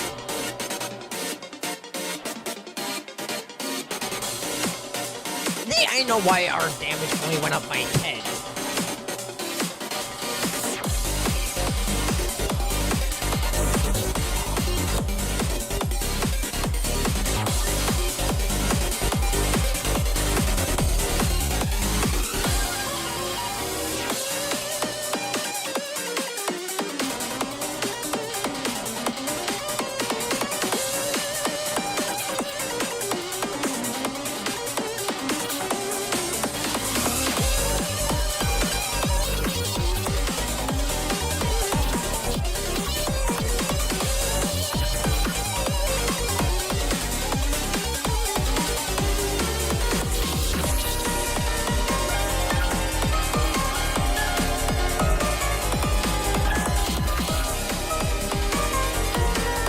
play ping pong with my mouse.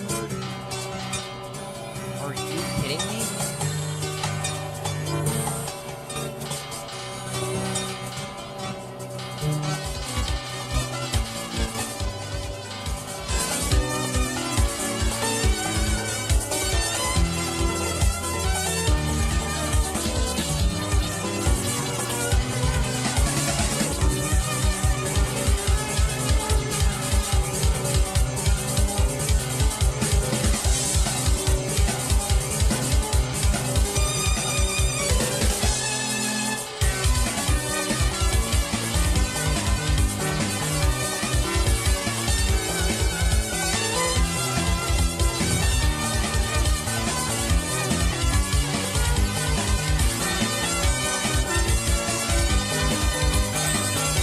I never actually saw a full video of the 6-7.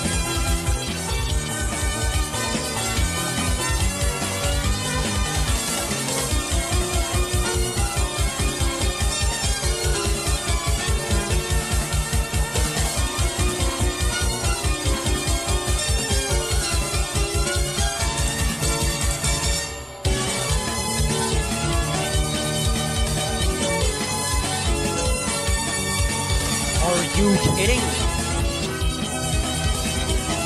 5,000 in days.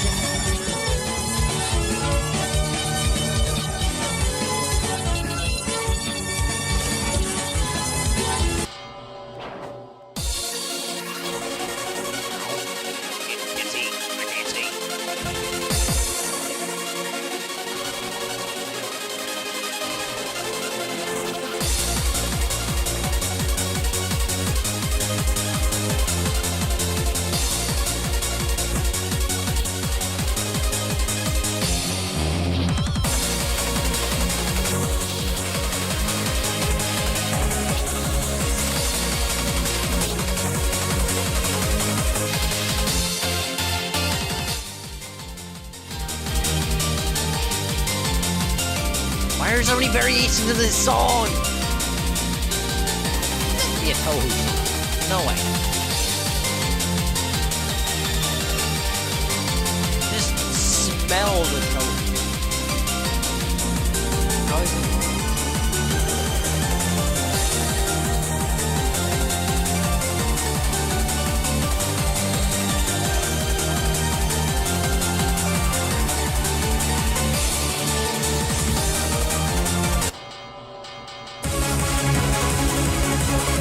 I'm getting my power back.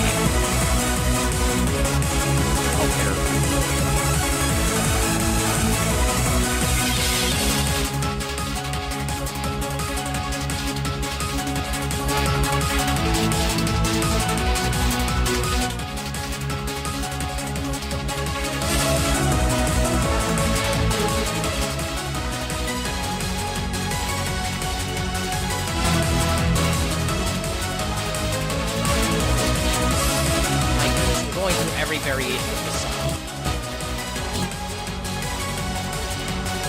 I have no idea what it's called.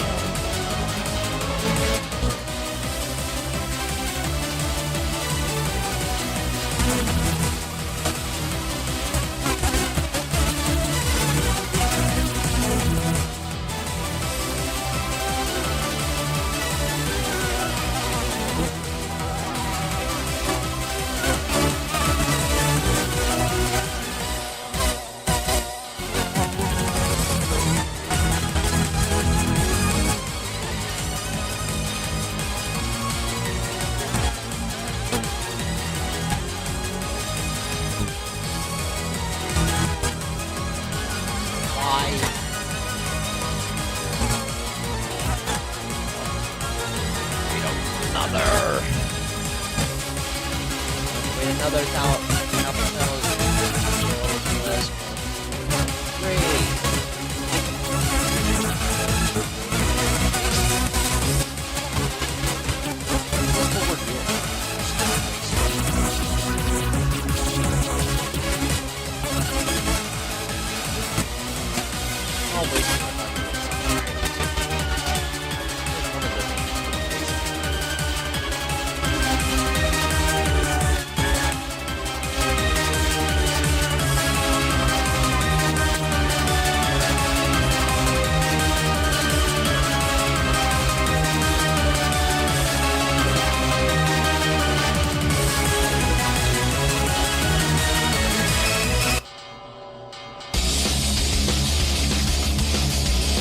Goodness gracious, finally.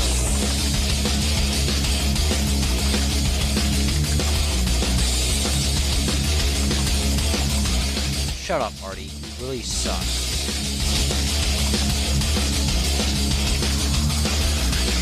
Let's say rework. Travis.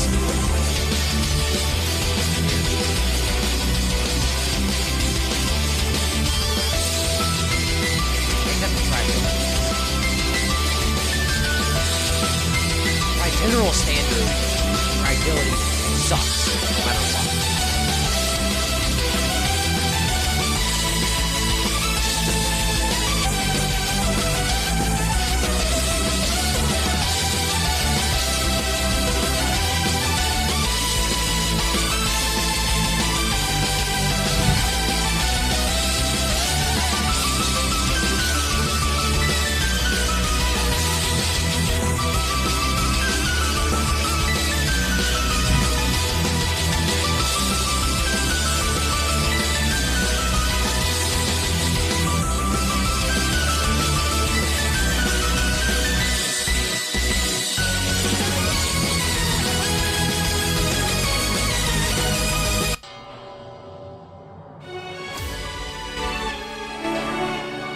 Oh my goodness. This song never fails.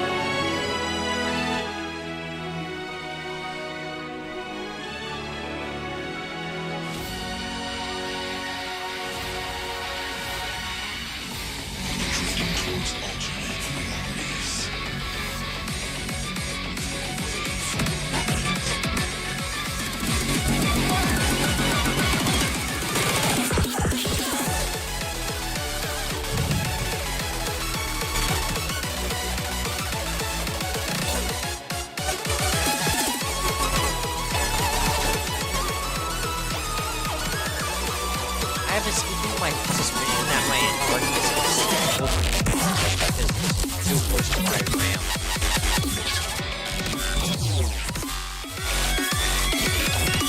They nerfed.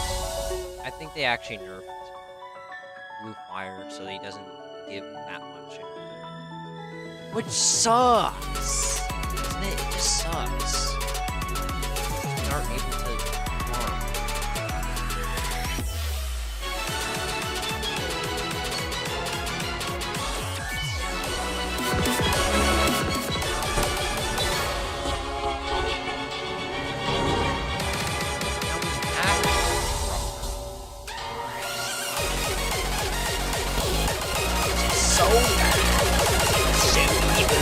So evil, end of the game.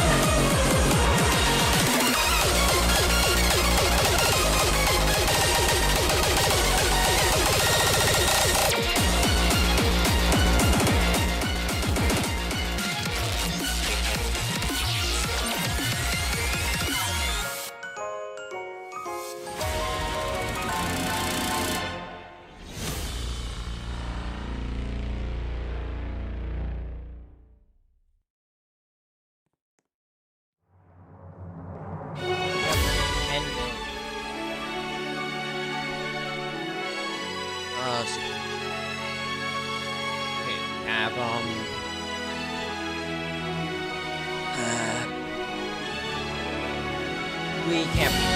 That's just it. Can't be.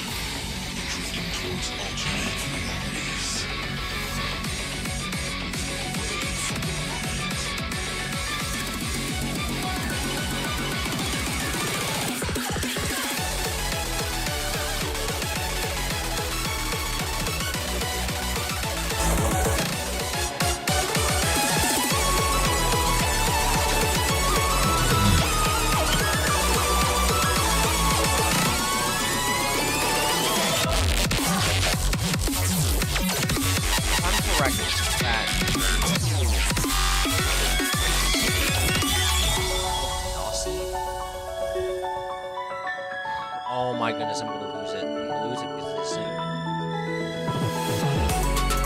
It's unreasonably difficult. Why?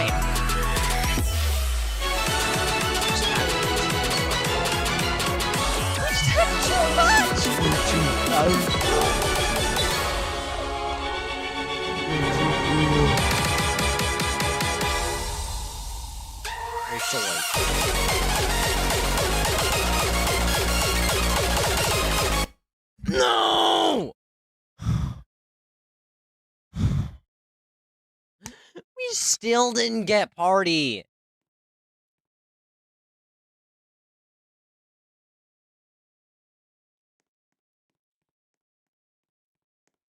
I don't know why I did that, bro.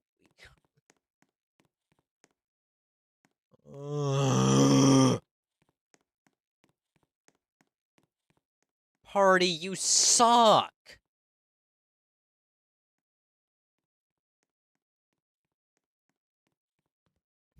Party, you suck.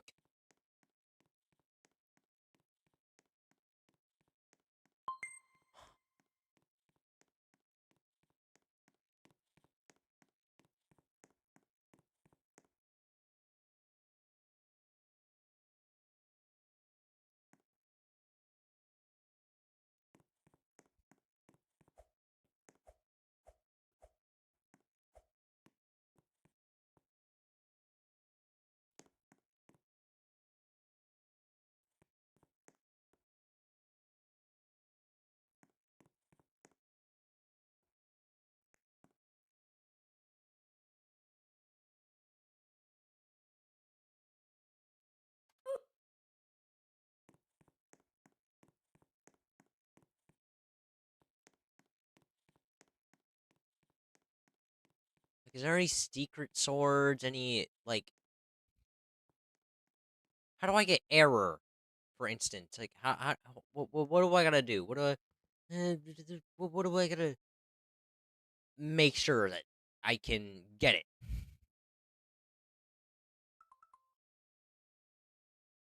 I can equip Reaper.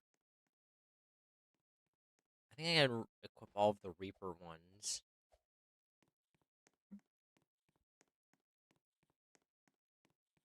They nerfed all of the NPCs, I think.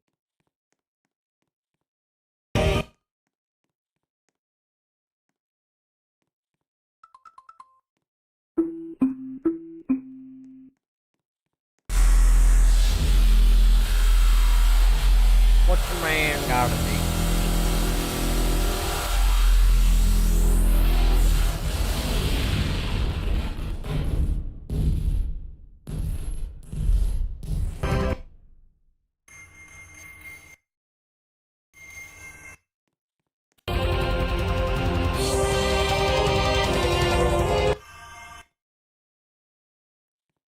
Why can't I equip it? Like, if I can equip Equilibrium and Darkened Star, I should be able to equip this thing. There's no reason I shouldn't.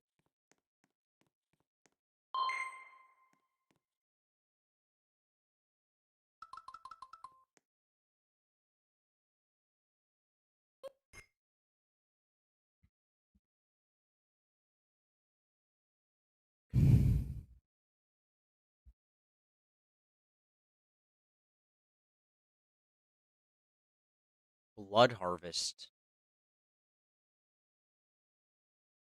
What is this? What is here? What is here? Ah.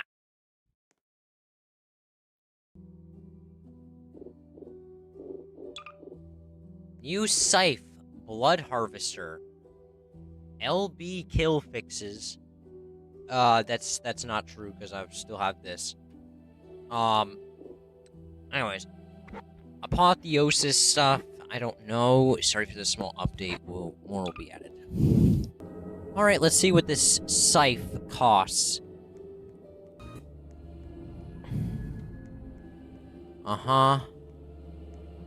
So where is it, gang? Where is it, gang?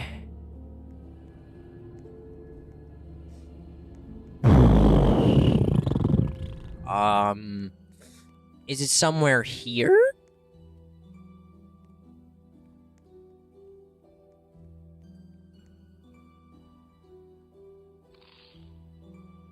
Like, did it replace something?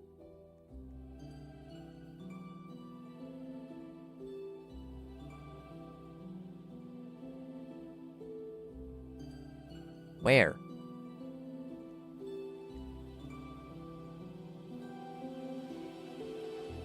Okay, we're gonna equip Spectator and see.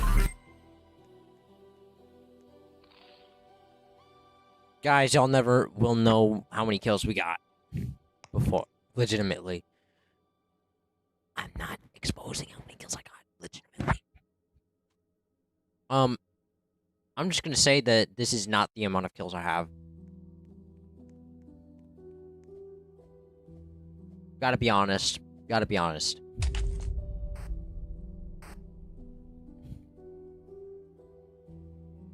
Just know that that orb thing is the worst thing that you guys ever did.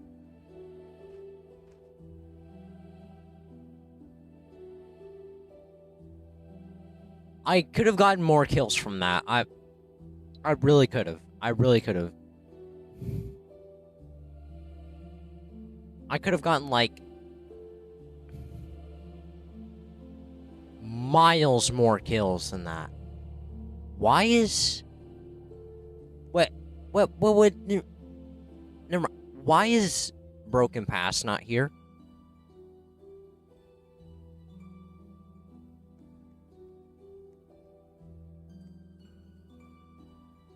Why is Broken Pass not there?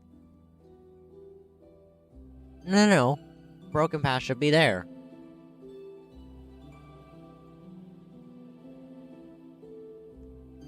LB kill Farming Island. That's a straight up lie because it doesn't.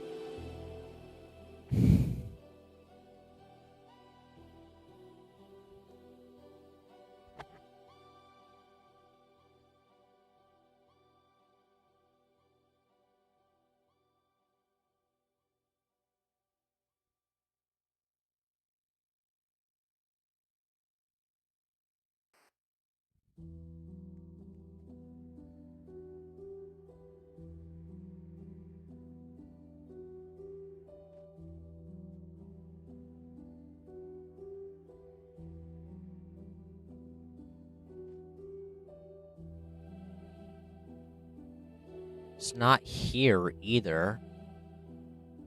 Where is it?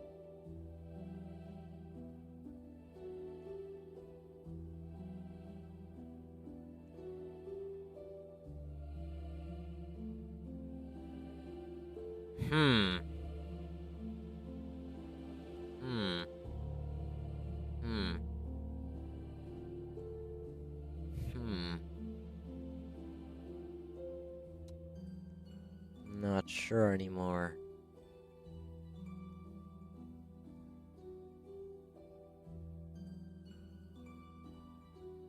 I'm not so sure where to look anymore.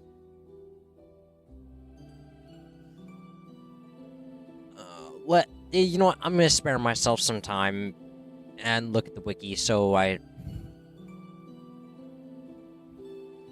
don't waste any more time, because we have a limited time on this earth.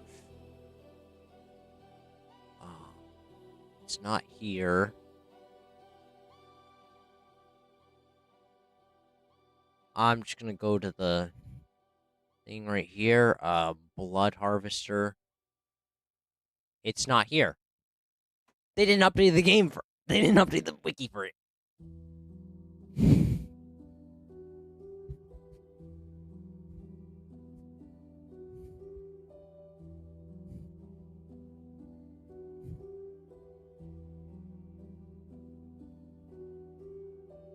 Is it because it's under scythes, not swords?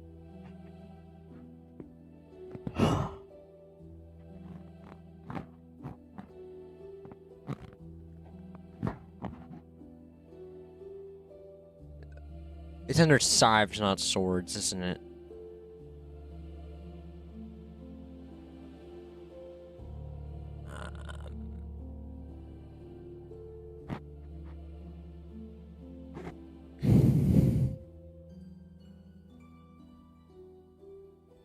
Archon. And surprisingly, there's nothing. I'm also not surprised, because the wiki takes a long time to do this.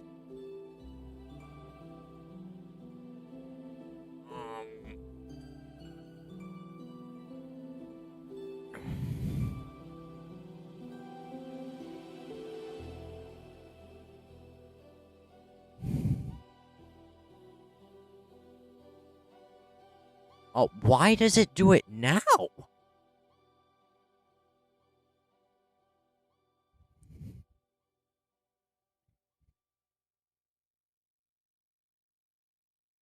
How many backs a man gotta scratch to get to know where it is?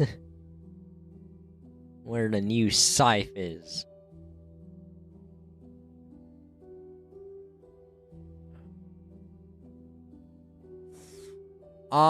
It isn't here.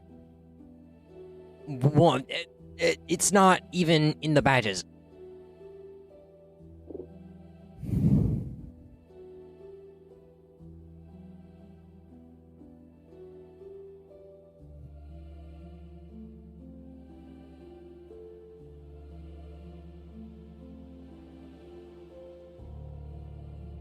Maybe it's a replacement of Lord's Demise? I don't know.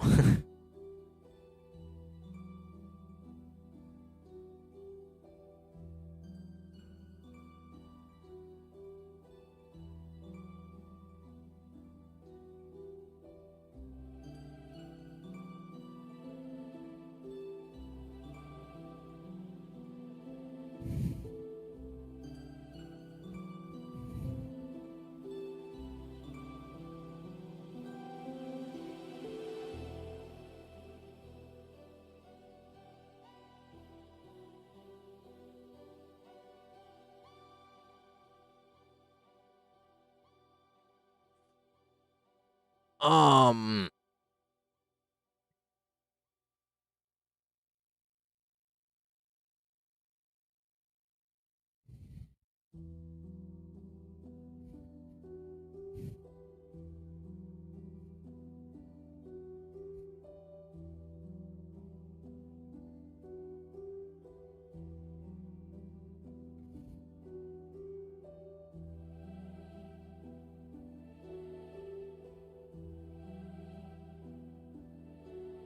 Is it an intermediate sword? No. Wait, why is... Why, what, why is that an intermediate?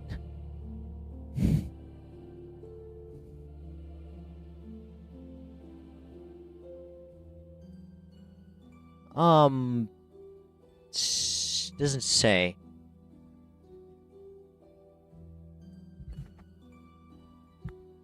Is it a pay-to-win sword? Or scythe?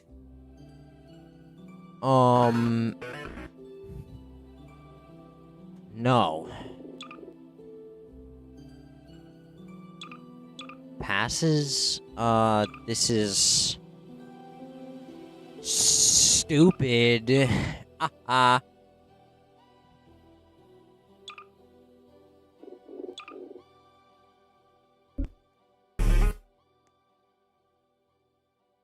It's not in front of me, guys. It's not.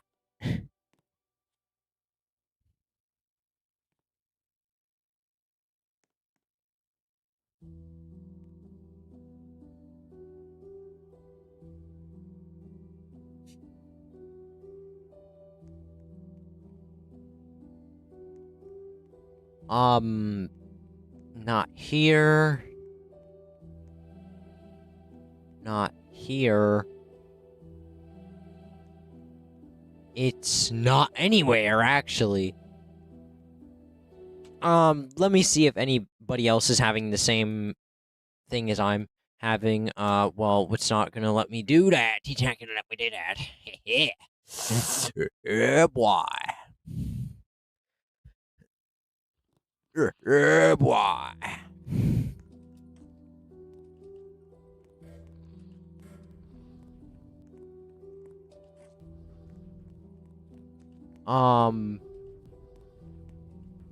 Okay, so nobody has the thing.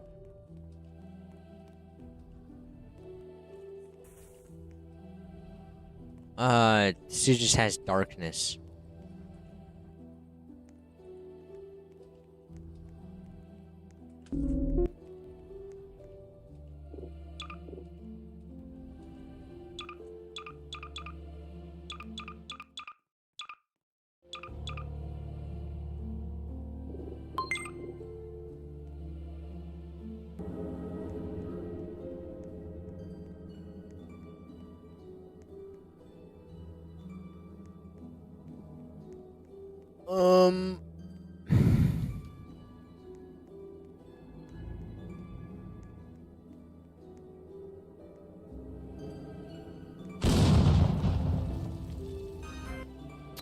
So nobody has the new scythe.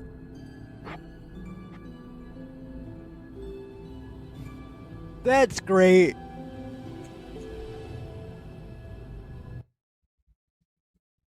So they didn't release anything.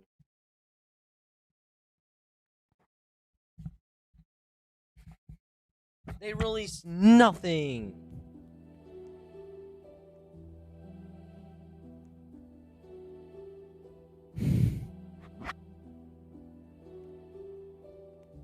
Oh, don't tell me.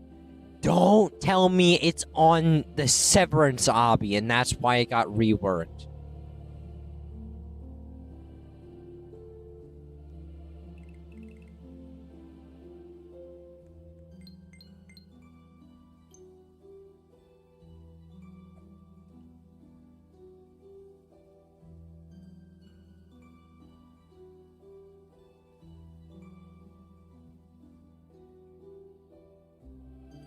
Oh my goodness, why am I putting my finger into this Malta?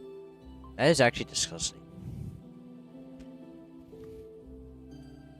Blood Harvester. Those who know. I'm done. I'm done, man.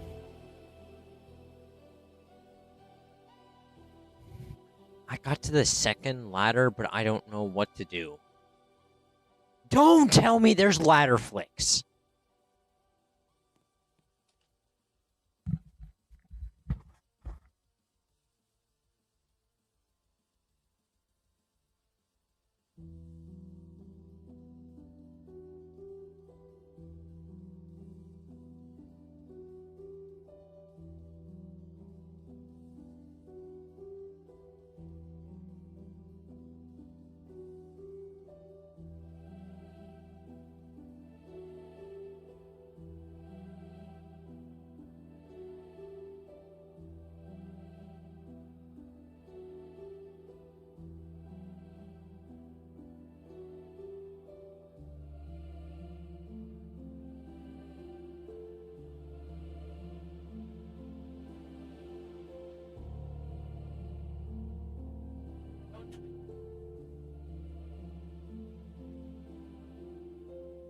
So nobody's saying anything about where Blood Harvester is. Thanks.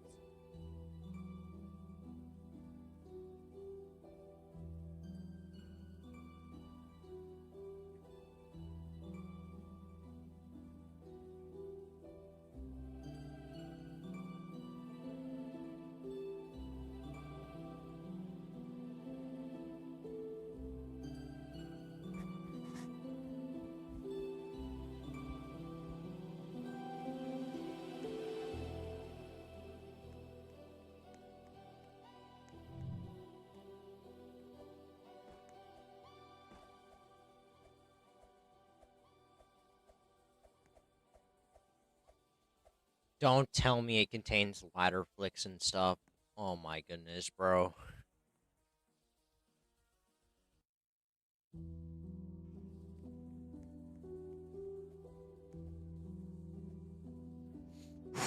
I'm gonna lose it.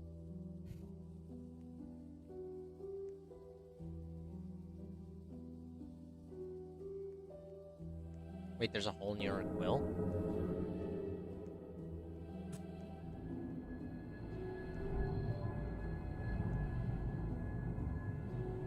lied.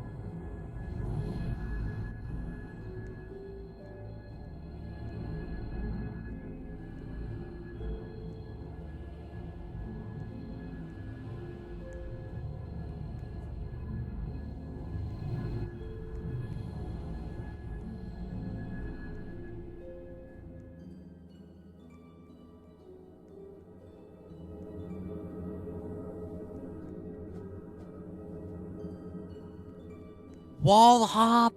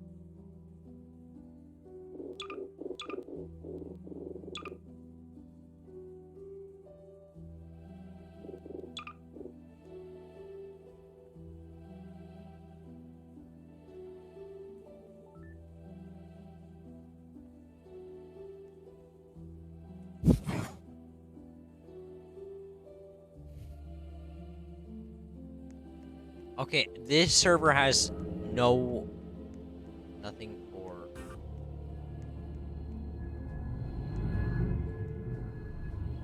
Okay, I don't care. I already have it.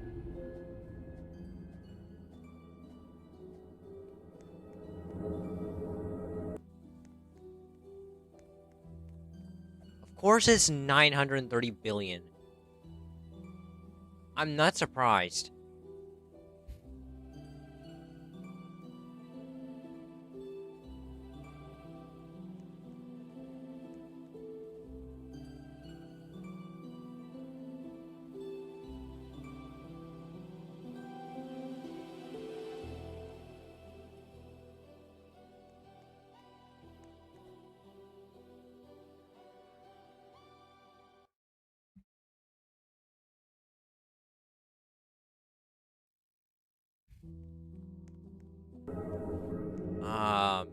And this has...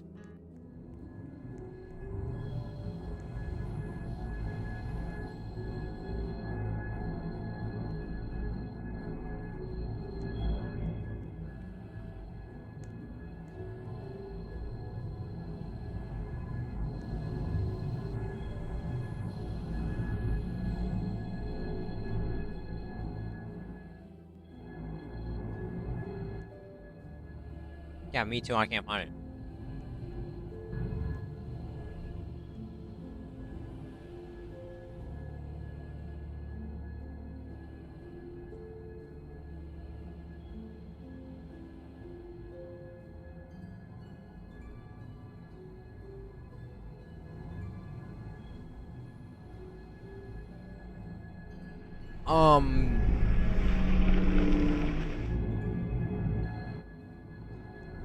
Is it unleakable? Why are these people not telling us?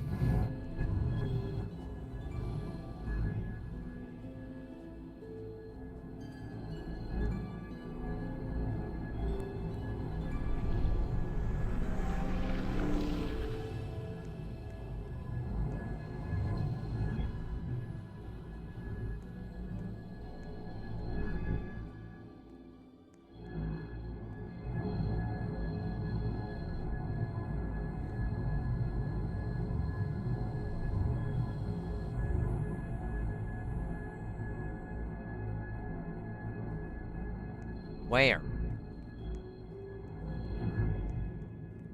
Where the heck is it?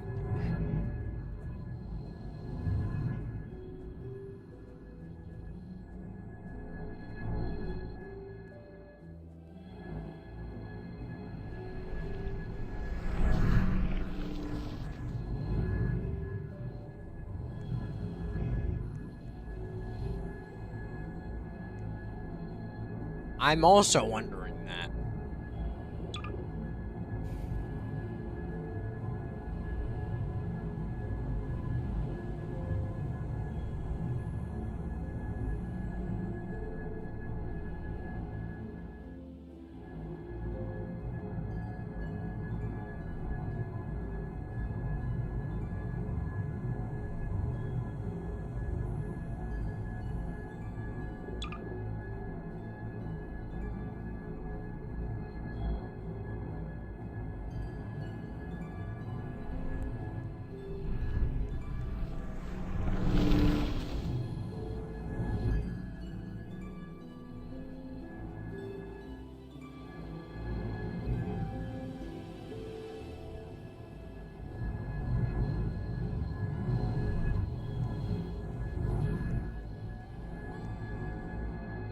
Okay, I guess this whole thing is a facade because we can't find the whole room that's connected to this.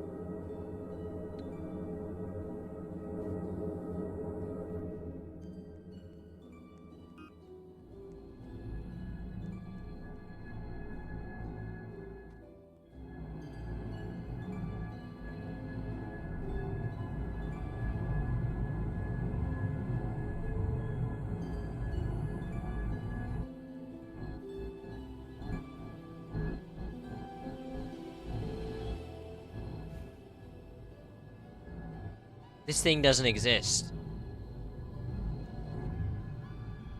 Is it supposed to be this? Like, what do you mean, whole near equil?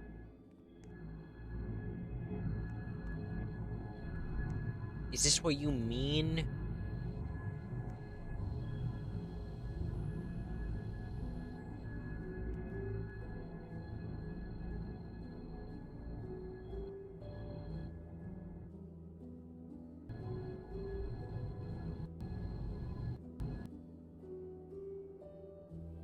Wait, what is this?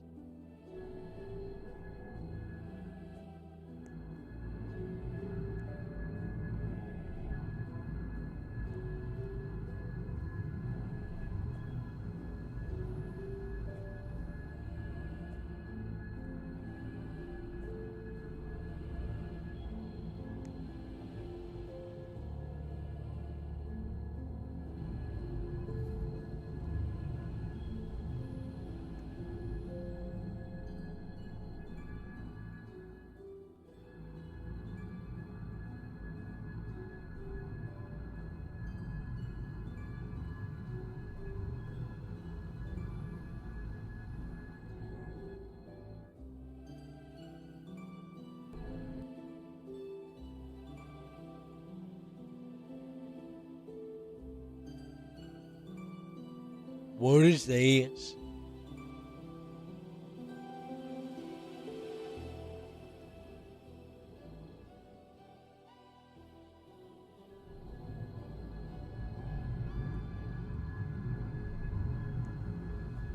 Hold on. Cheese.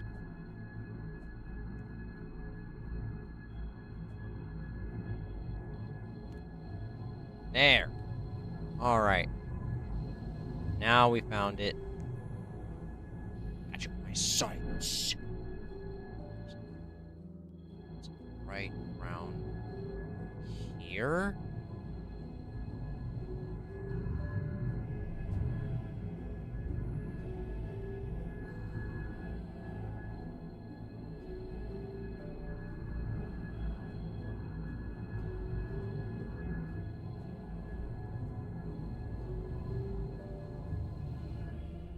Thank you. That's what we were waiting for.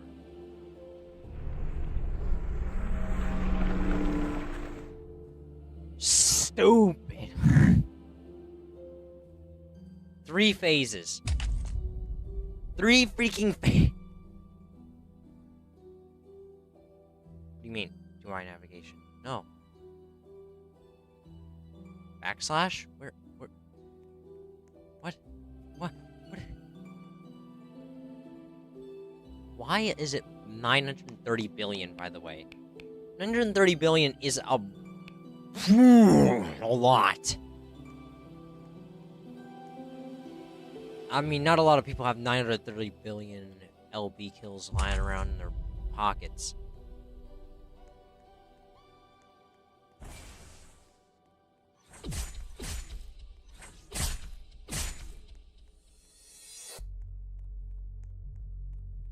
Wait, is this the first phase or the second phase?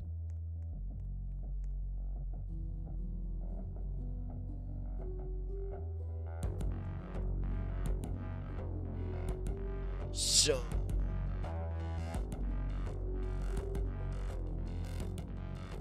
it's not even finished. It's not even finished.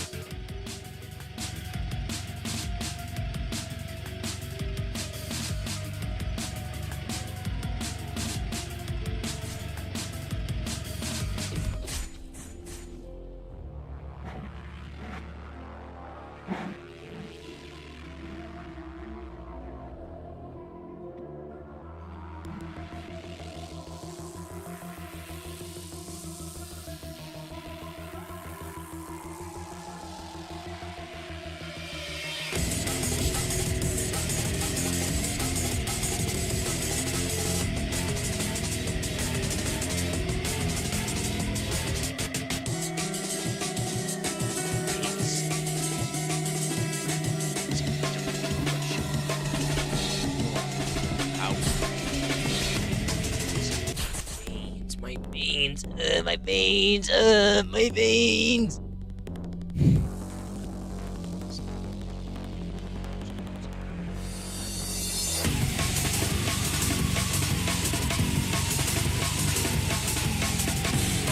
I'm done. It ends off at 87 million HP and damage.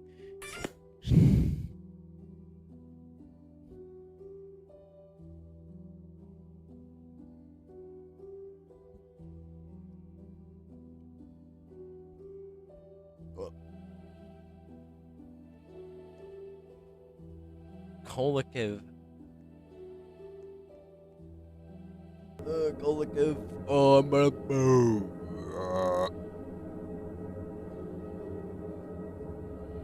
Chat tags. Why is that not here before?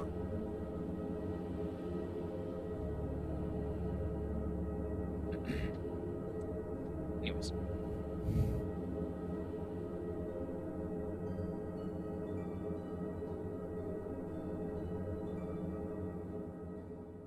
Illusion.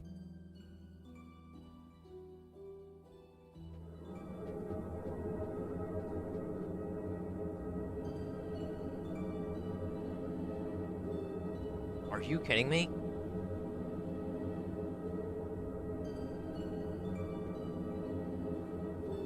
So I'm not even in superior tax. This is still intermediate by the game's rules.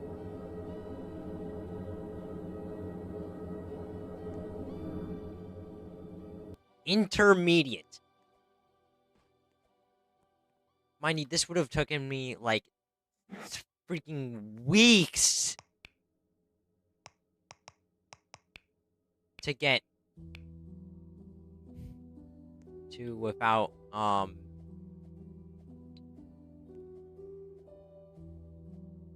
LB kill multipliers like this. But mind you, that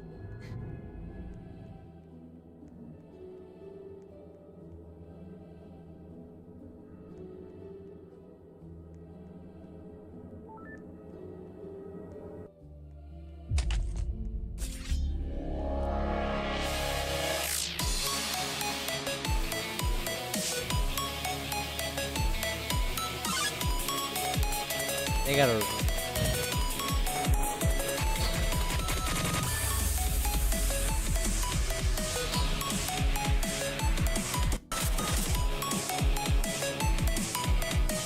No.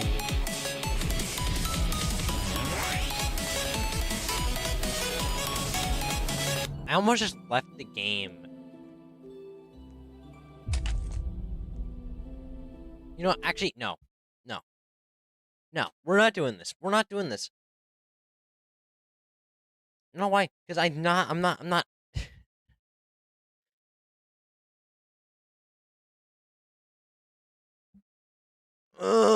My bones hurt.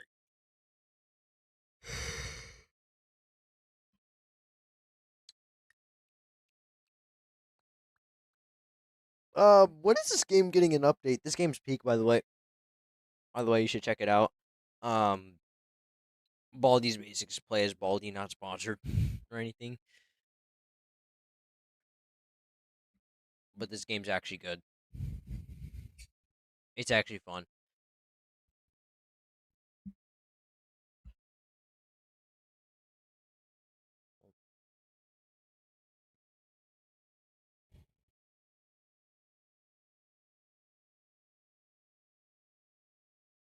More arc.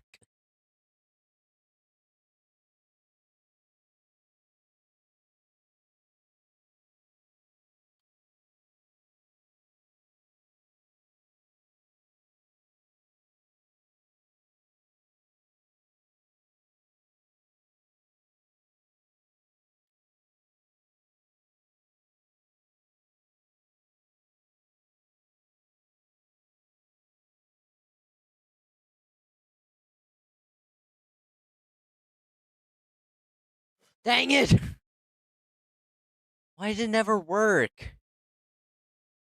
You never work when I want you to work.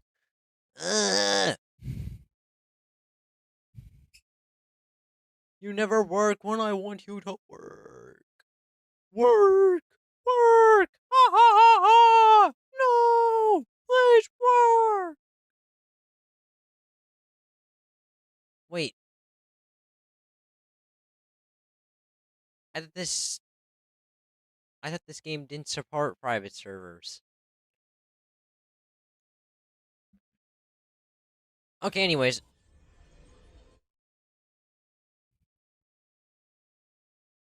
Ooh, my eyes. Ooh. Ah. My eyes. Okay, we've played this game before. We've played these games before. I've played these games before. I knew about the first game. What the heck is this? Is it just a random sword there? I played these games before. Played the game. I'm not a booster. I played this game before. I knew about the first game. Yes, oh my goodness. I thought it was they weren't gonna attack. I played these games. Reverb, slowed plus reverb. I played these games before, slowed plus reverb, bonk. Made by Gavin Z Beats.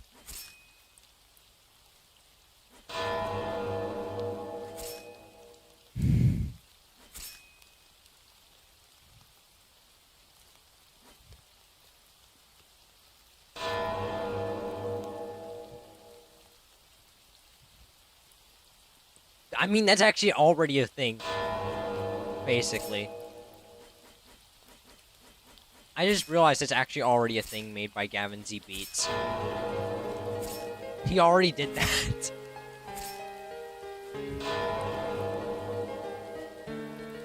Or did the Home Depot song.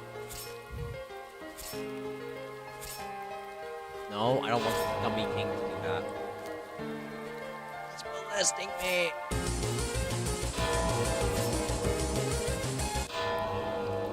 I like how that's timed.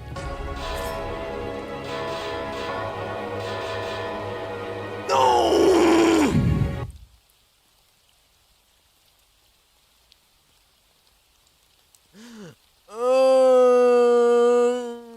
No.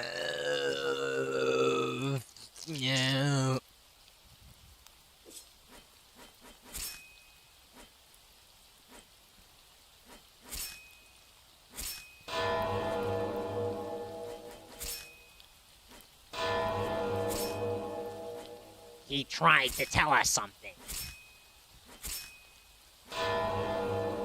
He tried to tell us something. Y'all ever seen those videos? It's so stupid.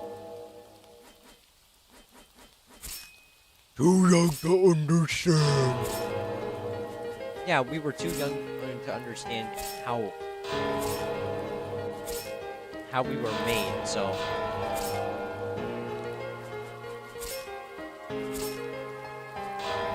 We're definitely asking our parents how we were made, so yeah. But what can they have possibly?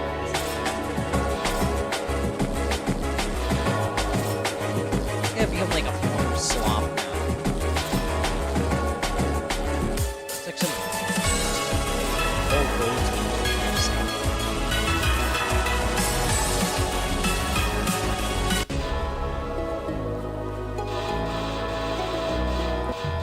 Finally.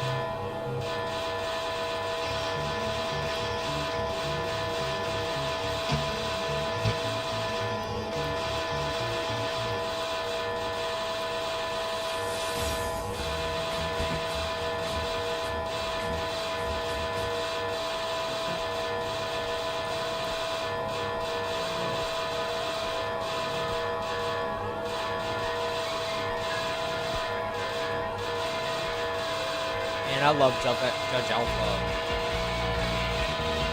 Judge Alpha.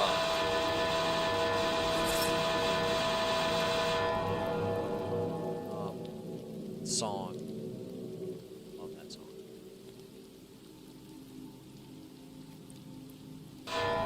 Judge Alpha song. Right there.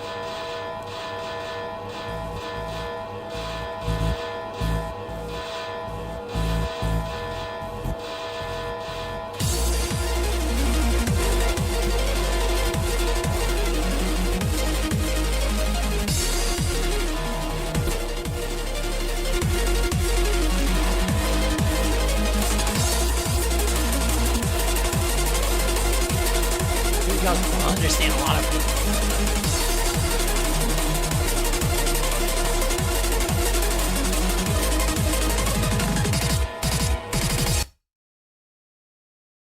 Mind you, that's at one volume.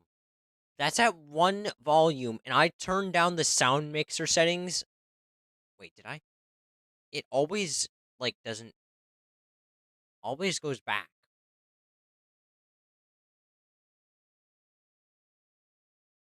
Why? Why? Why? Why do you keep going there? You shouldn't. Now it's at 1/10 of its volume. Why does it keep going back to 100? It should be at 10.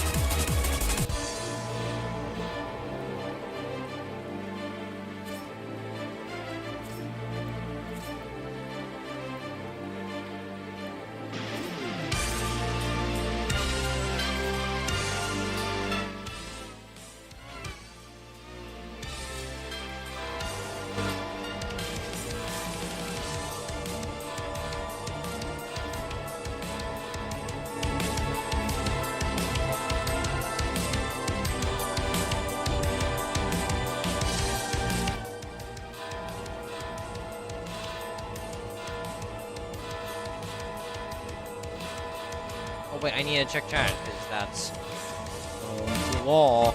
Oh, it's a law by all viewers. Like, I want to be checked. shut up. Like, shut up. Man.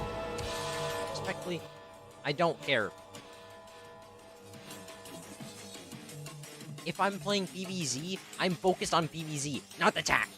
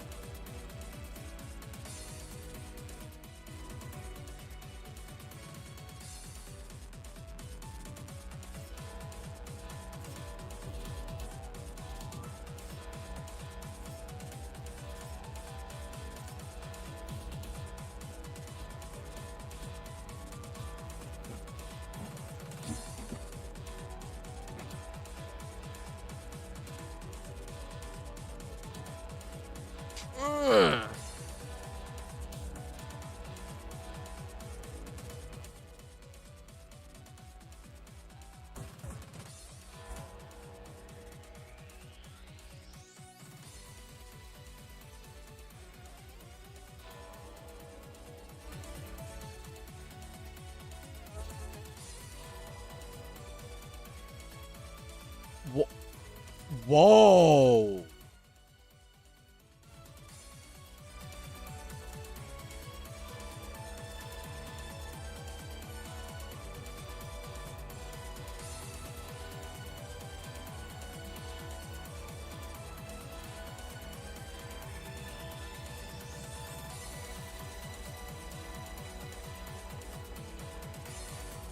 I was a bit too close for comfort.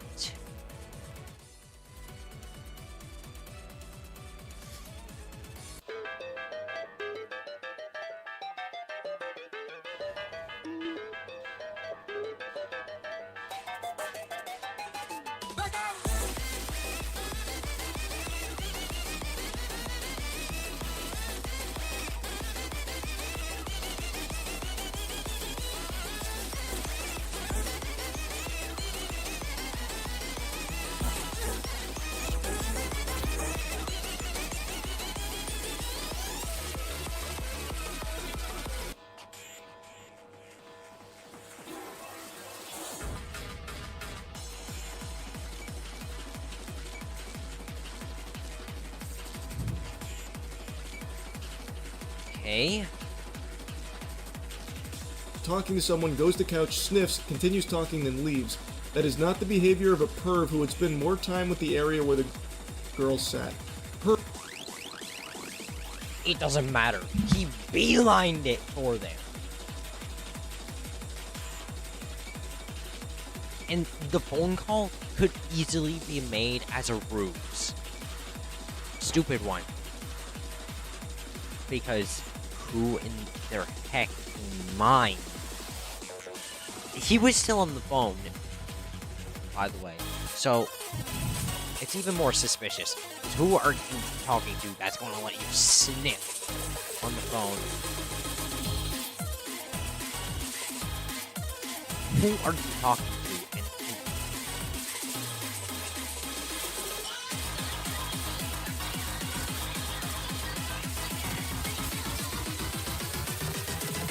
easily goes about this nonchalant. There's no way. It doesn't matter how much time this dude sit. He could have been there for like. He could have done, and then been done with it. It doesn't matter. The line between the girl and him walking him is purely uncoincidental. And depending on purely on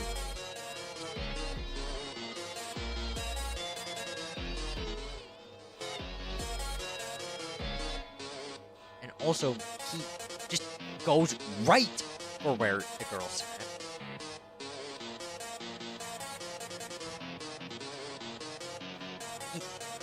This dude's doesn't matter. This dude's argument sucks. Felt like something smelled wrong. You're like missed trash pick. I would imagine something different if you really wanted to enjoy that. That's just you. I don't know what to say, but that's just you and your thing only. If you want to imagine something different, cool. But the public eye sees it different. And why would he want to check? He would basically not be wanting to. I feel like a man wouldn't really.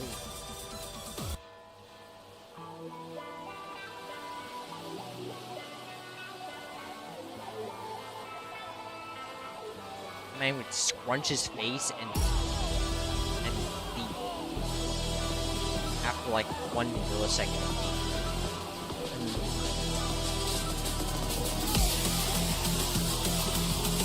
You're diving right into some place where like some person sat that like pooped their pants or something. You're not gonna. I would imagine that you would.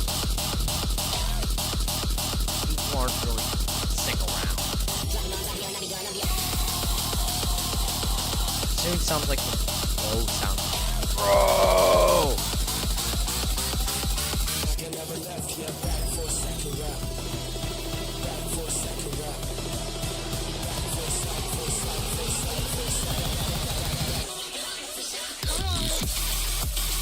There's no physical sign of disgust.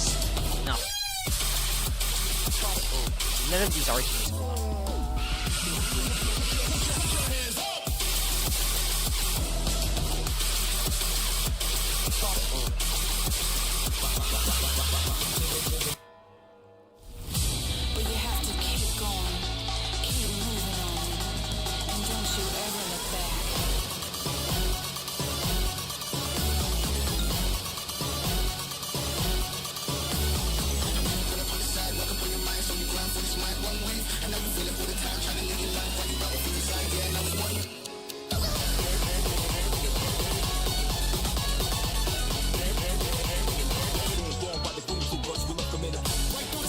Sorry that the screen is all red. There's no settings for the game.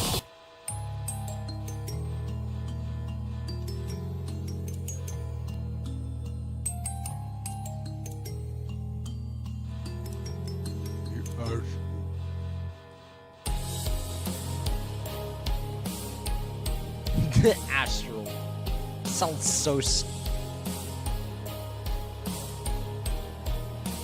what do you mean fast check? He was there for quite some time. He was there for like 3 seconds, 5 seconds.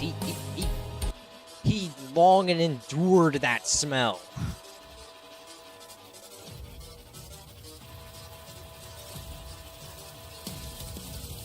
He was in no sign of disgust either. Just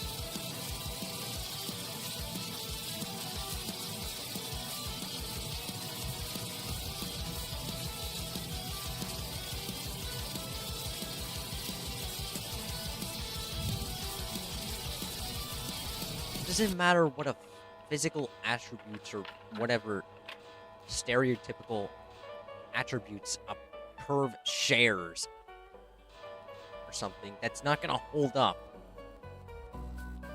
Not everybody is the same.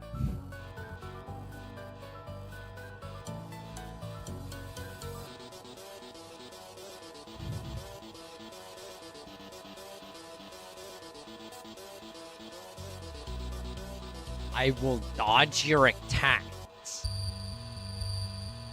Now it's time to rule the world. Whoa, okay.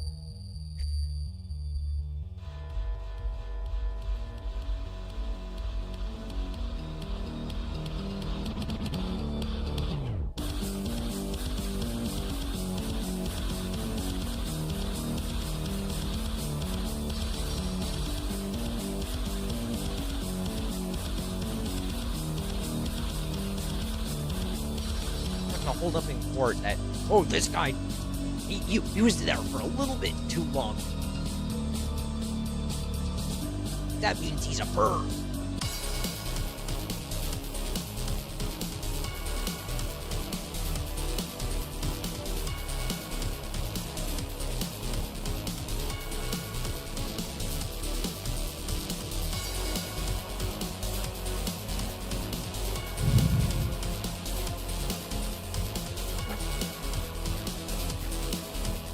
Bit too long than I imagined. He's a bird.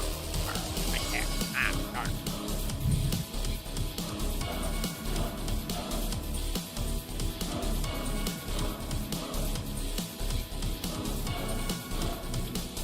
Most scientific geniuses couldn't uncover what the human mind lays.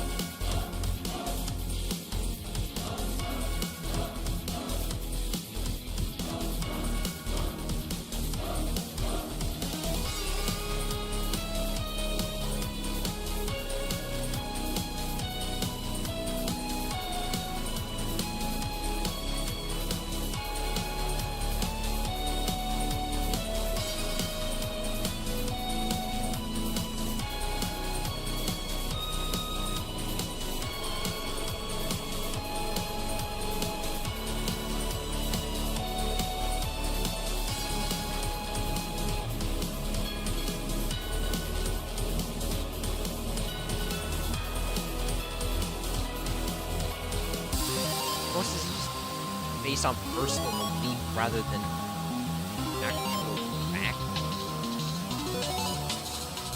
Evidence.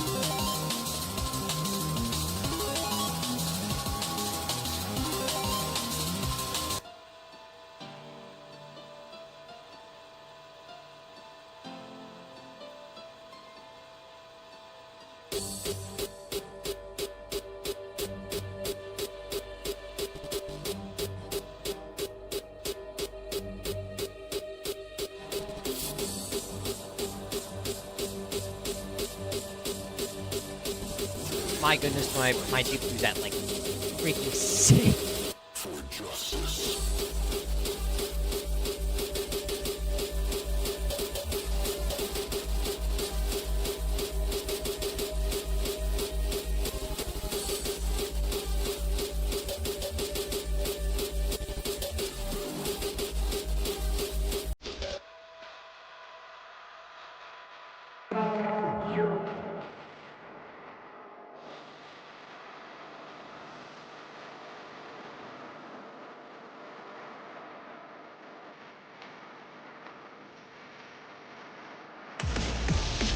Ooh, hey, well, my thing of brain.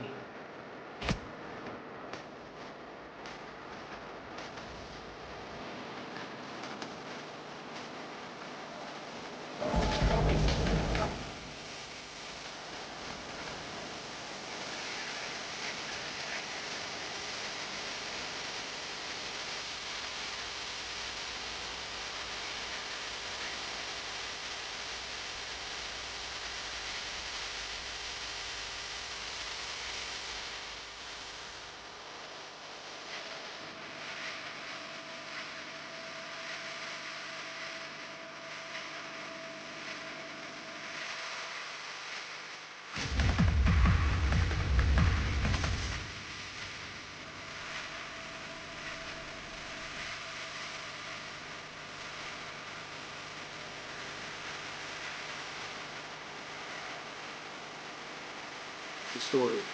Even if Whoever released this video is lazy. Right?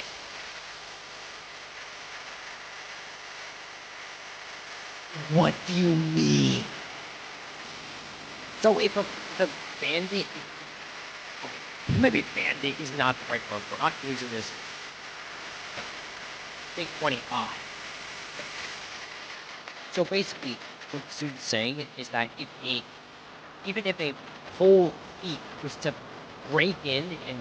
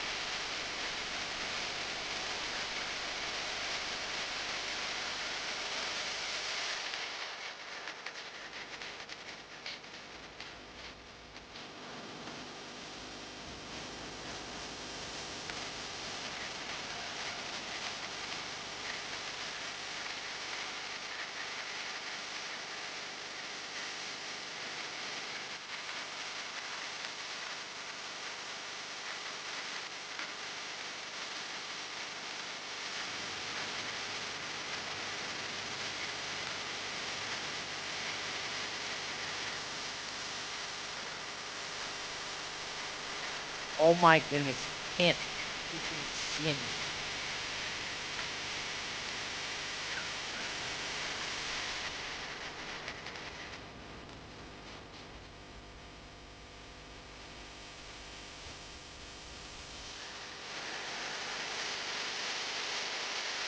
Like, Evo, while this contact, bro.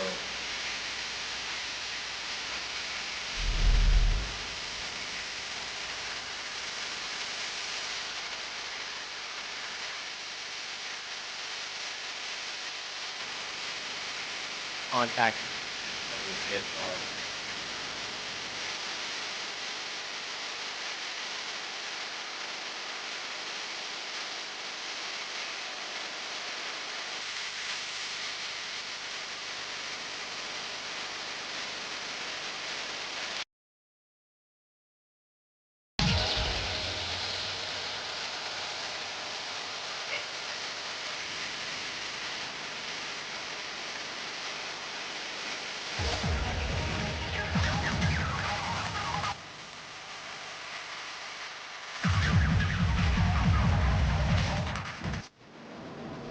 Vinium.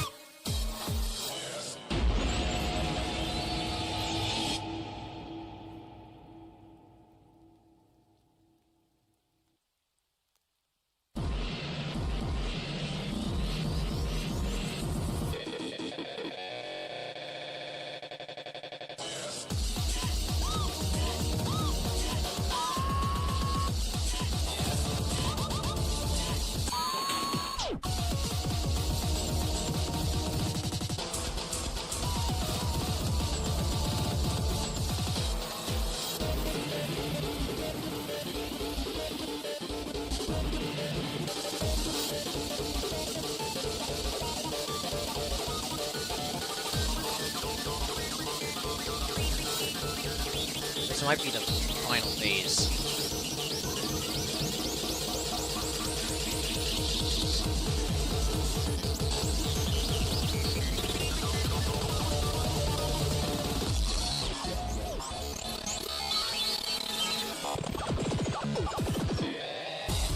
Okay, that is the final.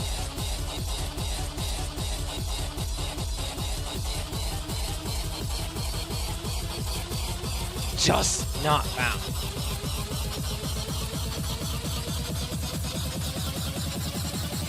I'm done. That sort of sucks.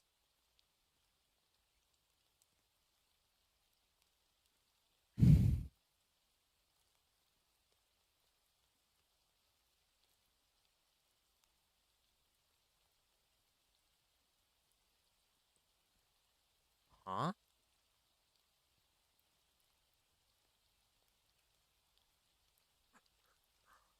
Bruh. We can't equip it. Are you bustling with me?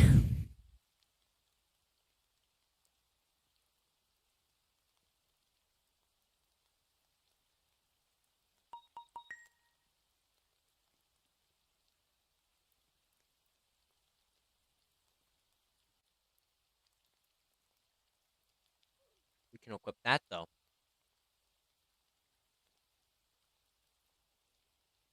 Faculty has one phase. That's it. I don't think it's really bomb. I don't really feel like doing that. Ruby? They got Ruby in this game? No way they got Ruby. There's no way they got Ruby Street. Or Ruby. They got OP Ruby.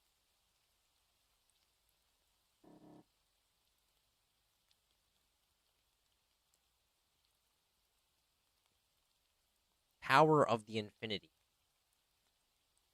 True Infinium. Max Infinity, I think! You think!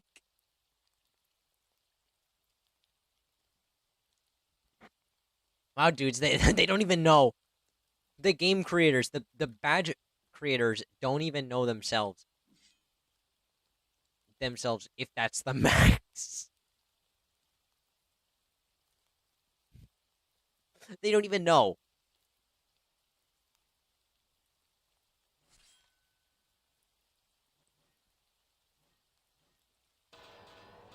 The people who worked on the game themselves.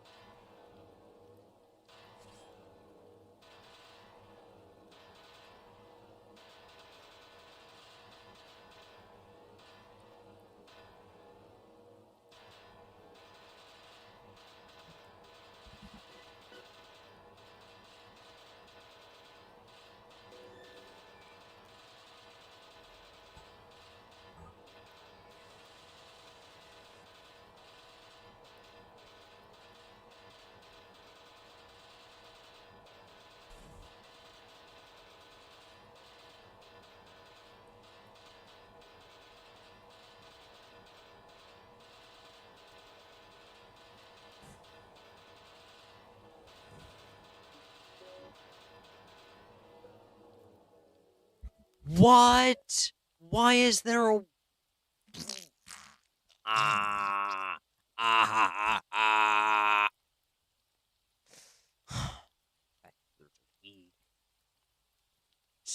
Means it sucks.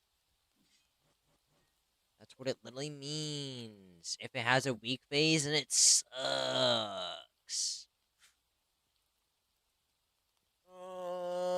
It's... Shucks. Shucks. Kid, you can't go. Look.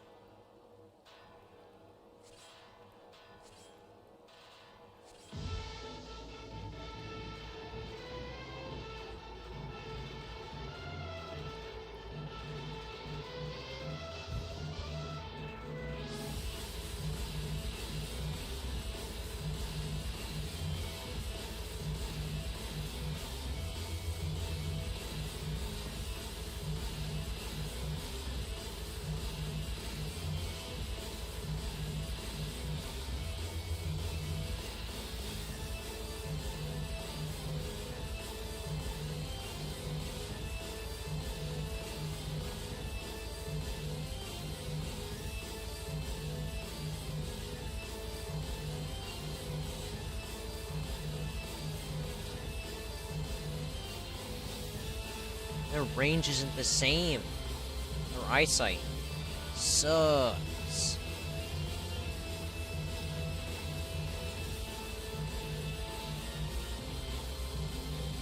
I may get 2 kills for 1 NPC, but it sucks.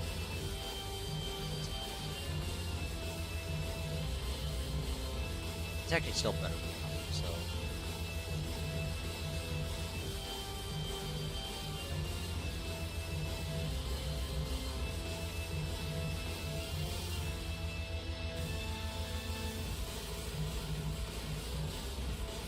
You gotta be kidding me. No way.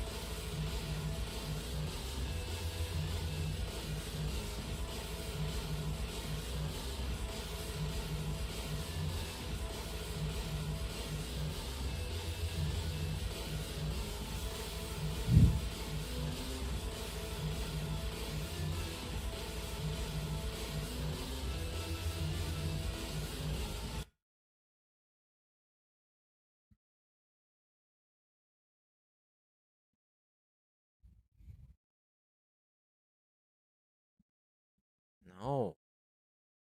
No. Comments, the idea that a perv would sniff a couch for only 3 seconds then leave is ridiculous. Whoever released this video should be sued for violating privacy. Employees should be able to do their jobs without having every moment scrutinized by an online mob.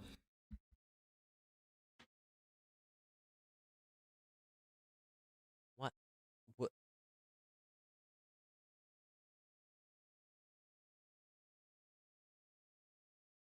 So this dude's basically having tunnel vision.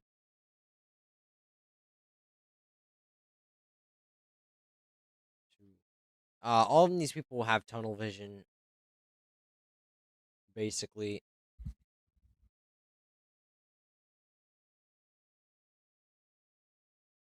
It's spreading like a disease. And they just can't seem to find a cure for it.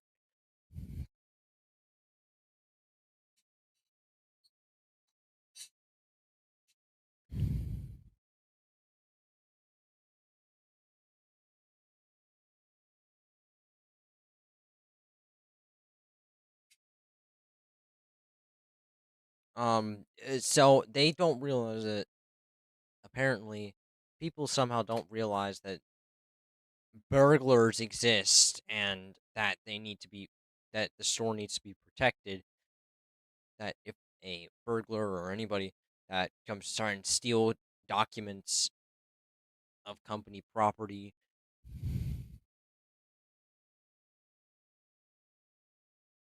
or vandalism of any sorts,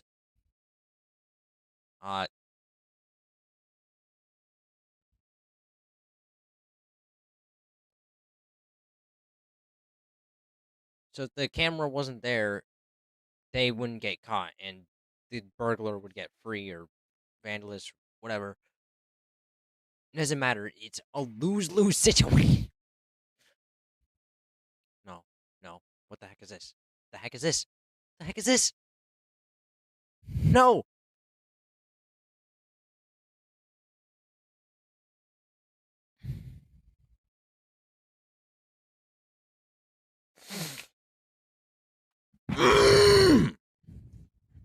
What the heck?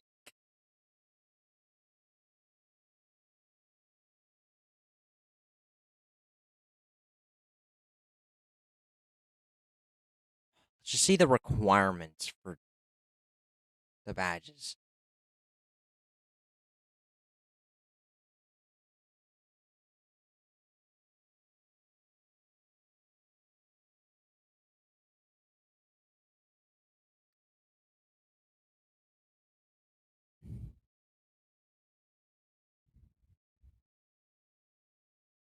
Lapis lazuli. They got lapis. What? Where'd it go?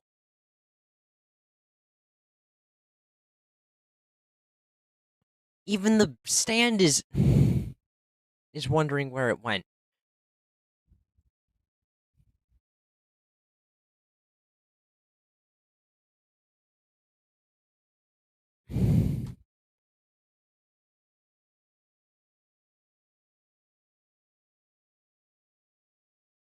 Was it worth it? No! This thing sucks!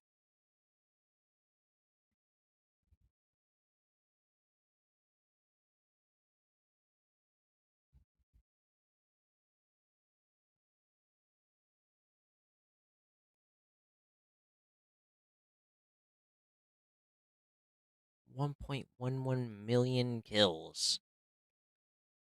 Are we like dead freaking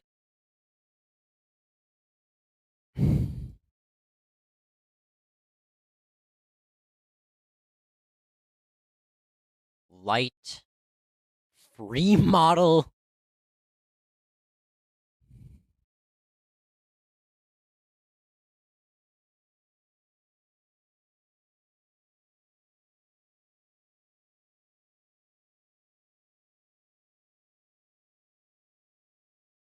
People on the insane list who got 10K.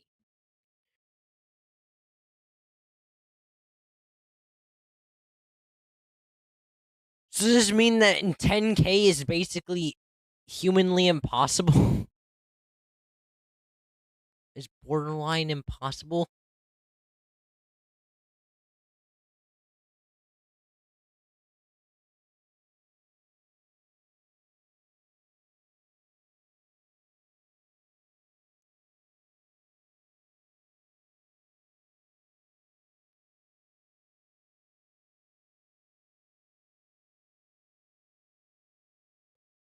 Wow.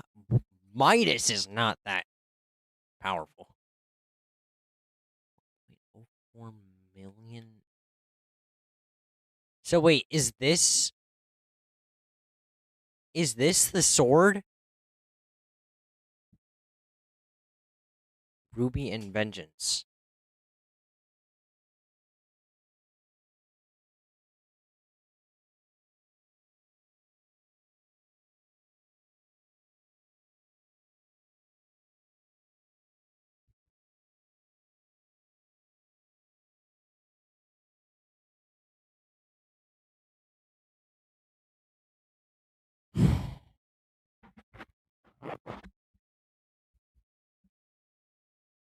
Eh.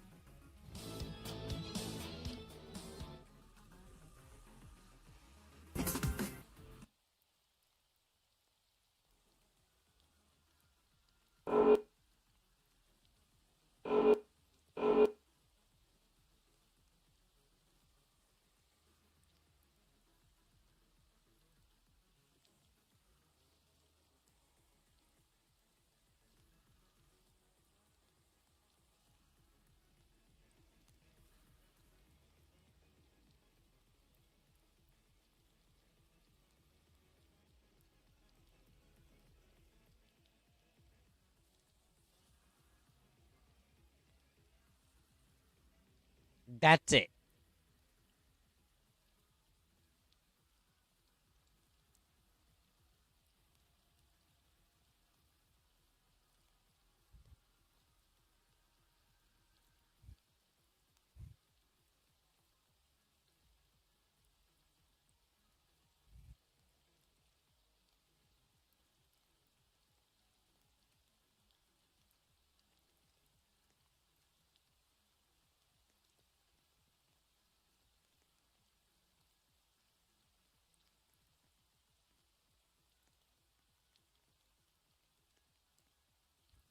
Entrance to Timeless. I guess we found a secret sword. Let's hope it actually isn't a whitelist. Please don't be whitelist. True Infinium, the end of time. 77 million. I'm gonna guess that the end of time is basically... That end of time is...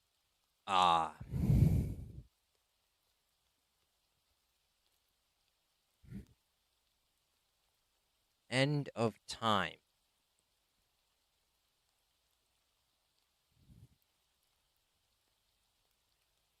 Yeah, this is Time Streak. Okay.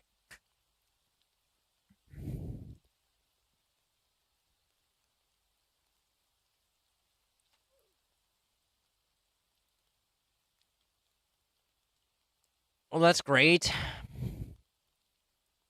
3.6K for the end of time. Unleakable for error.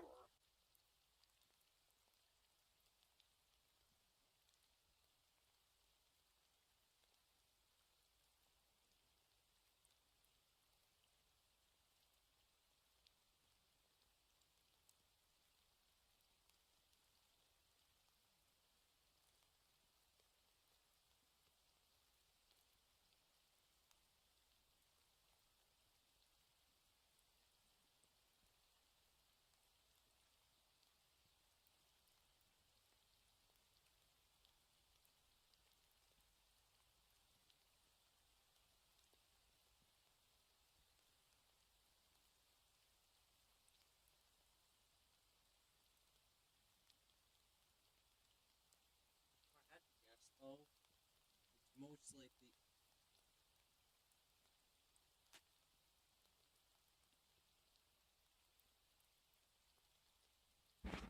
Well, one of the swords before. The thing. It's either Ouroboros or Infinity.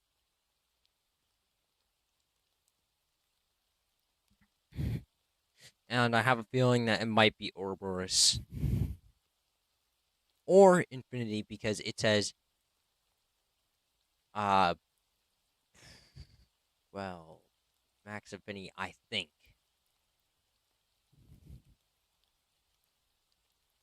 Infinity, I think. Really?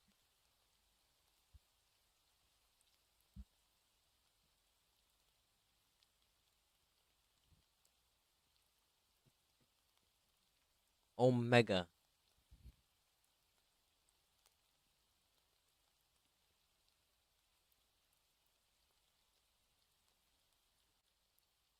It has Omega symbols around it. It's going to be Omega.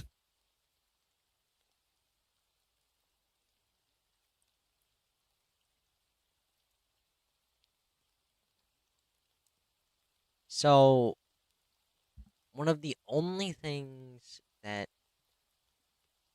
we haven't seen is Ouroboros. And you know what? I have a feeling that's Ouroboros that gives the badge.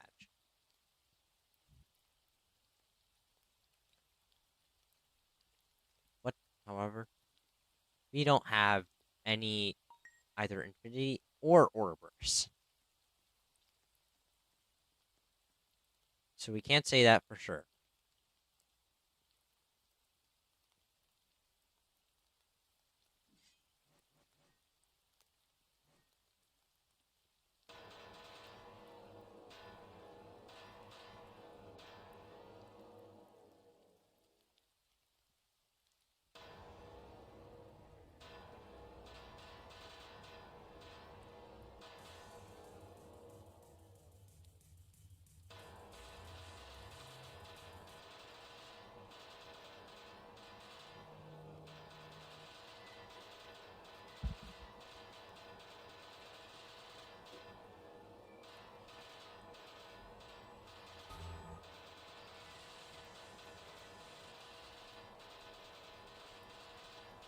I was more so just stalling because I wasn't trying to get Reaper.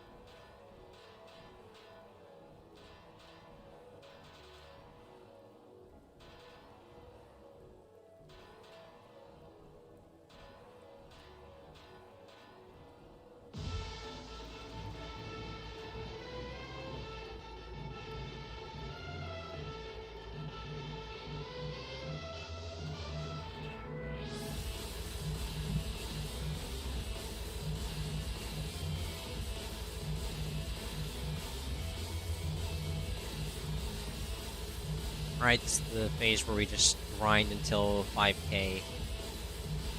Then we go to dummies again. I know, right? This game loves us.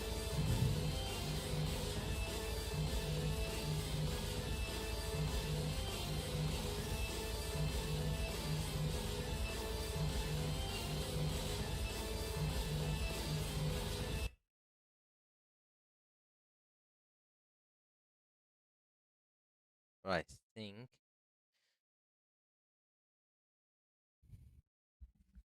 There, I don't even know where to begin. I don't know where he's pulling this from, that it's an employee doing this. If it is, that's extremely alarming. This other person chimes in. I thought the same. Felt like I don't know where this person is getting a... felt like something smelled wrong, maybe like piss, and he fast checked. Whoa, I just realized what he just said. Employees should be able to do their jobs. Are they implying that this is an employee? Because what I was thinking is that this dude meant, you know, an employee that checks the cameras. But if he means that this is an employee who is the employee is the person that's sniffing the couch, why would he be doing this in the first place? I don't think janitors would even do that. I don't think janitors would try to do that. Like, maybe check under the couch cushions. You know, clean the couch. Check for any dust or crumbs. Stuff like that. But I don't think a regular employee just nosedives into the couch. Into the couch where a person sits in. Especially if they're a minor.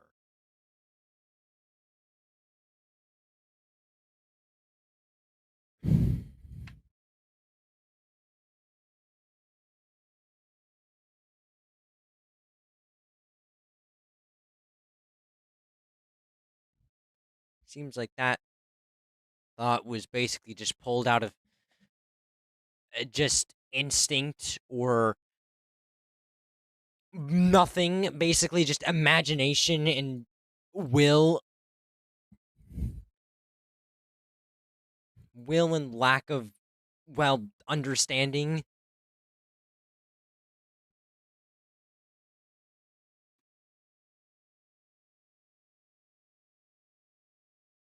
General lack of... I don't know, man. What is he lacking? Like...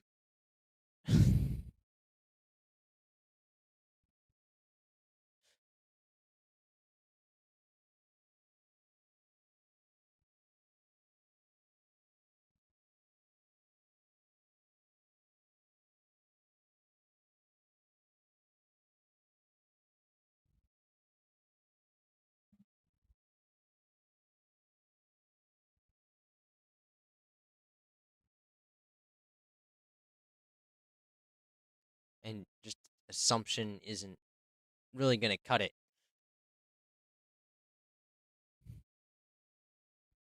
In the legal system.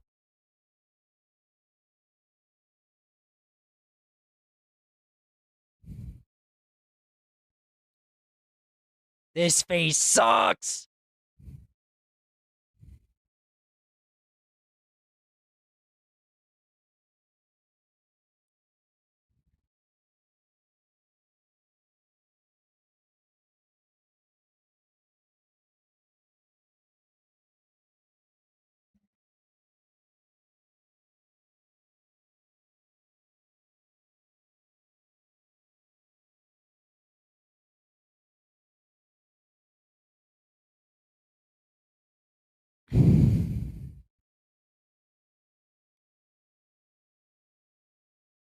Oh my goodness, this phase reeks!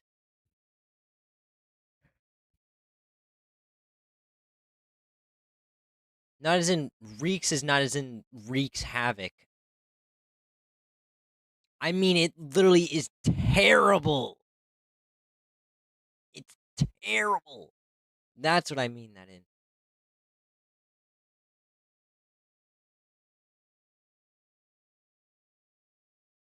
My goodness.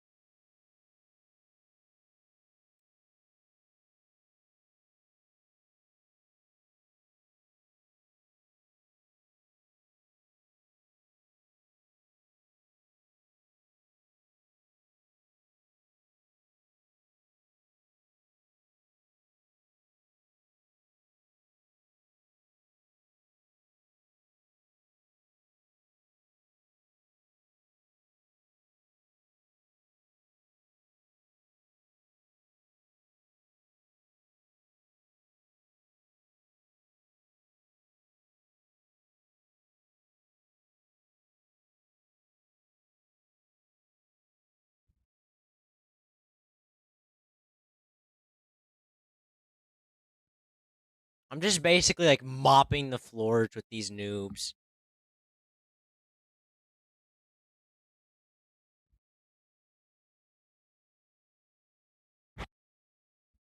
It's like what mops see.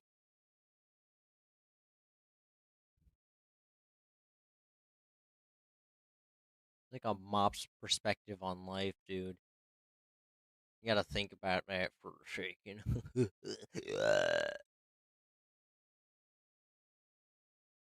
Thank you. Thank you. Thank you. Thank you. Thank you. Thank you. Thank you. Thank you.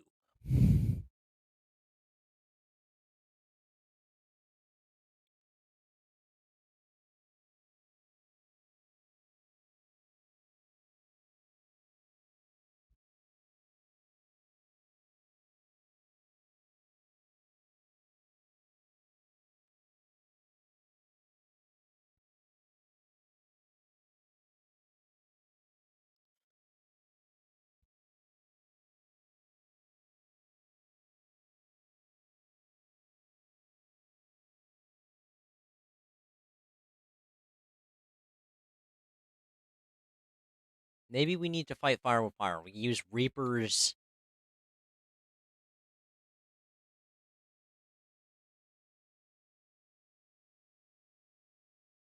Okay, the Reaper boss takes 8 years to...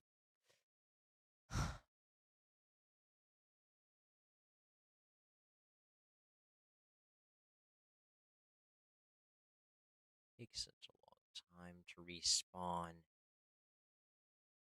It's not effective.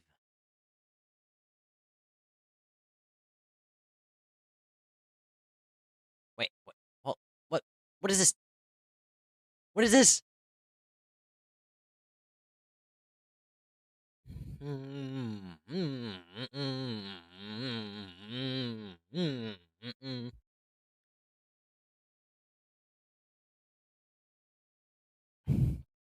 My goodness, it's Albert Einstein. It's Albert Einstein. My nine. That's so stupid. I'm done. I'm done. No. This. No.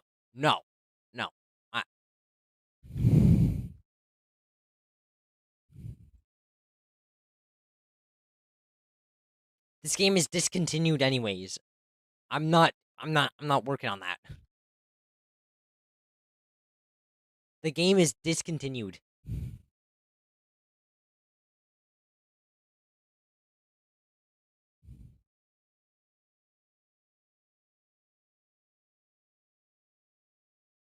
And you expect me to use a sword that is their...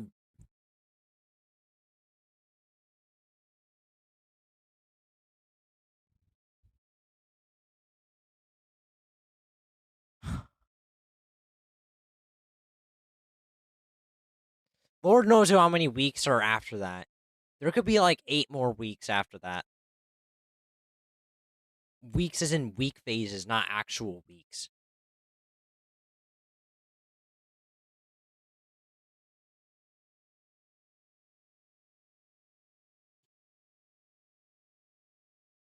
Like, I'm sorry, but who in their right mind?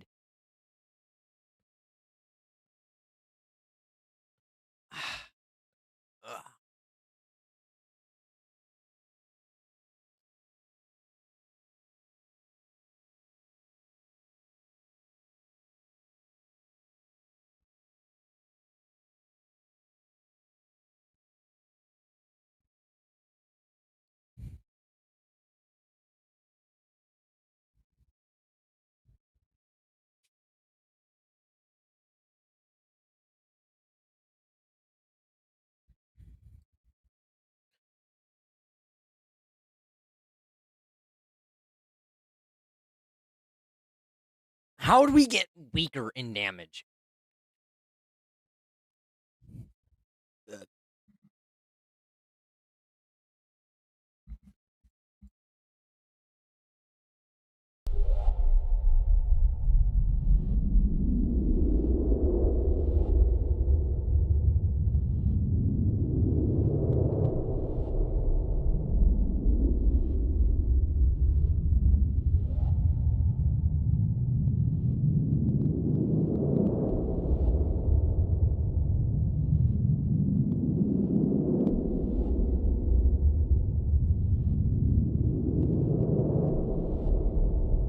History teacher is gonna have a lot of material on pedophilia in the future. Trust me. They're gonna have like boatloads. They're gonna have stocks. We should probably have like stocks based on how and put like how much stocks into if somebody is going to be a pedophile or not. The amount of pedophiles. Like, come on, man. How many?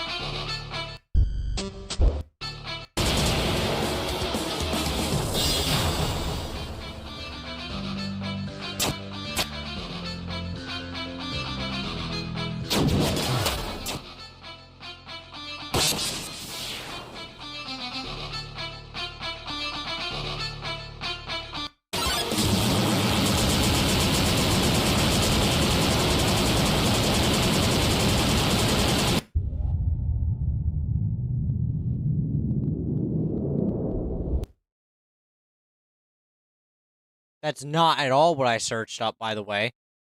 What is YouTube doing? Actually, what is YouTube doing?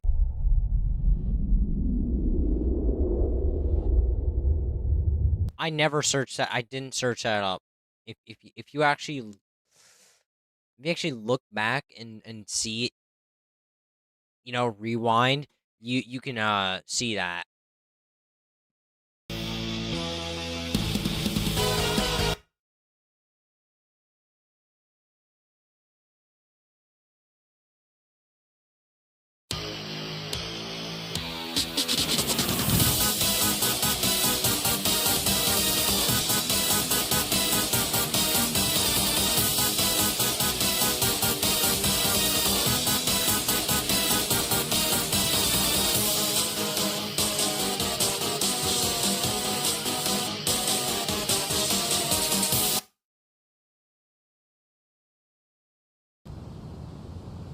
Why'd you say Fell Sands? This is not Fell Sands.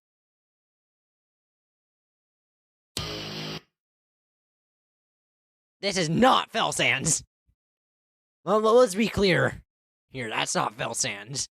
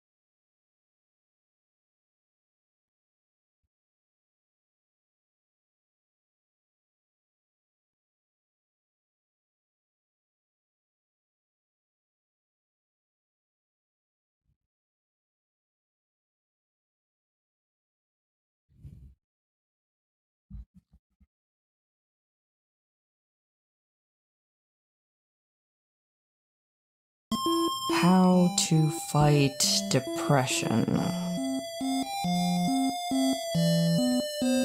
How to fight loneliness. How to fight signs.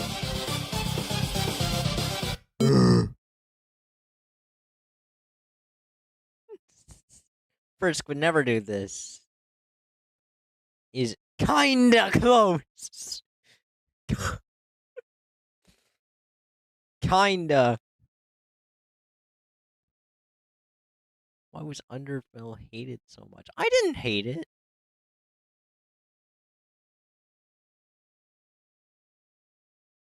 The idea is actually pretty good. I would imagine something different if you really wanted to enjoy that. So basically the Goof Troop's argument here is because he only did it for like 3 seconds, he's not a pervert most likely, because he didn't take his time to enjoy it. And they say that the notion that he is a pervert is ridiculous because he only spent like 3 seconds doing it. That makes no fucking sense. That doesn't compute. Would you also say that the Burbank butt sniffer is not a pervert? This is a guy...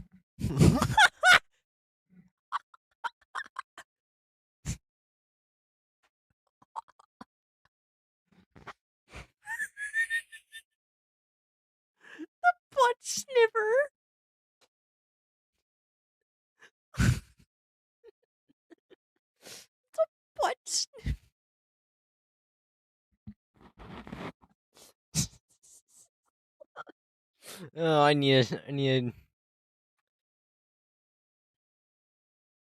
screenshot this.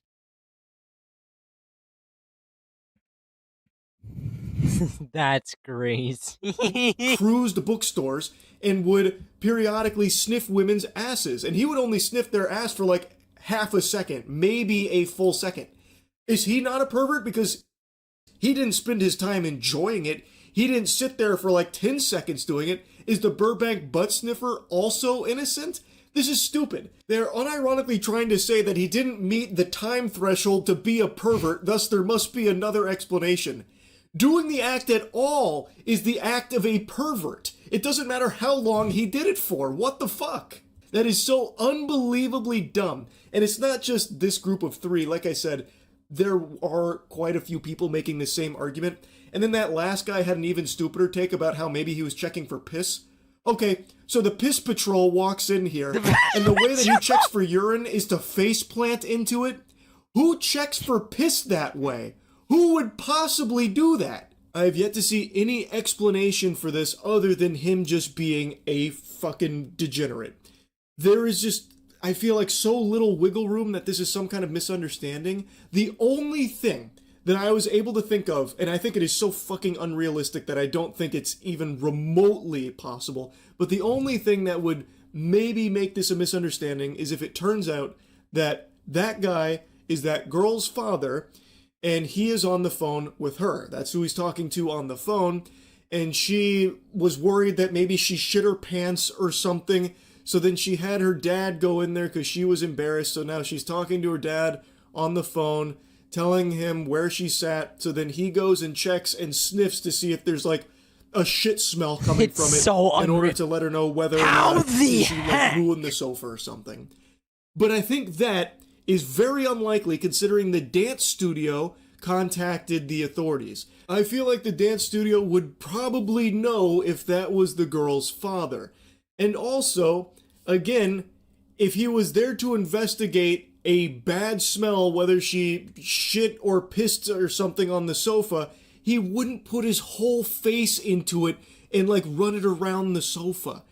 Nobody in their right mind would do that.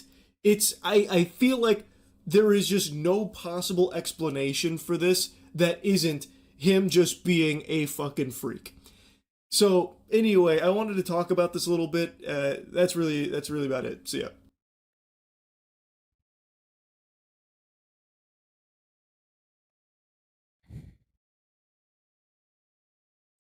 Dude, that... How many zombies had a job? I mean, every basic zombie basically has a job. Wow, that's actually crazy how the basic zombie basically has a job. If we look at the zombie almanac,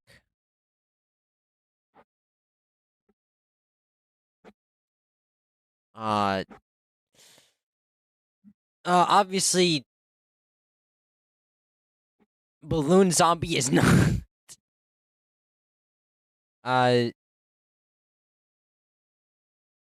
this isn't a job. These two don't have jobs. You could actually say that this has a job. This dude has a job. This dude has a job. I'm not sure what job contains this. I'm just gonna say he doesn't not have a job. Okay, so there's like 1, 2. Okay, this also dude also has a job because he basically is a scientist. So 3, 4, 5. I'm not even sure if... I don't think riding as dolphin is a job. I don't think Dolphin Rider has a job. 6. Don't laugh at me for this because this is a dead meme. 7. Wait, no, did I say this already? 1, 2, 3, 4, 5, 6, 7.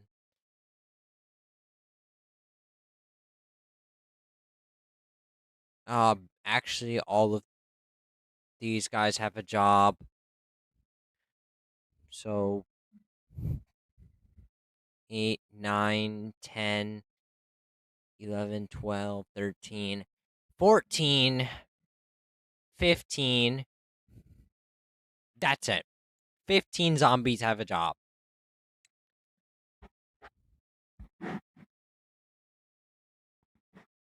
Pole vaulter's job is obviously to be an actor.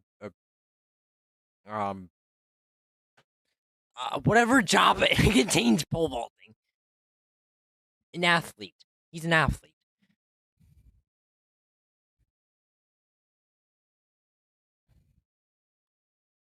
Jobs are there for athletes. Pole vaulters.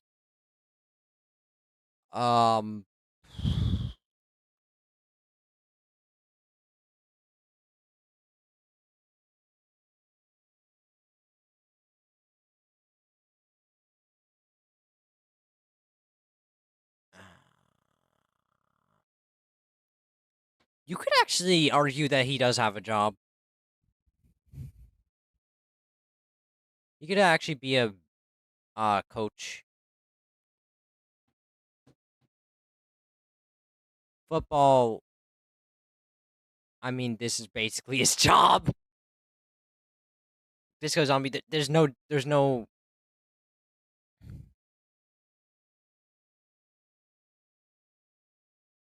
He's a handyman. He's a high school teacher, or well, a PE teacher, something like that. Scientist. Well, Zomboni, whatever Zomboni is. He also has a job. Since they all have a tie, they all have a job, basically.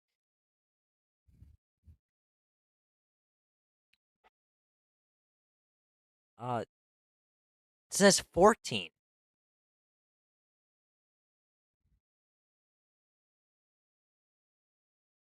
It's actually 14.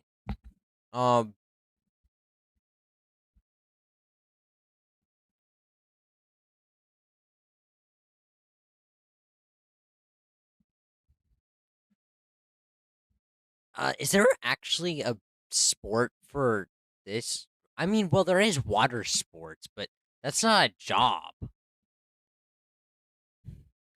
I mean, I guess if pole vaulter could be argued to have a job, dolphin rider could also be argued to have a job as well, since coaching water sports is a job.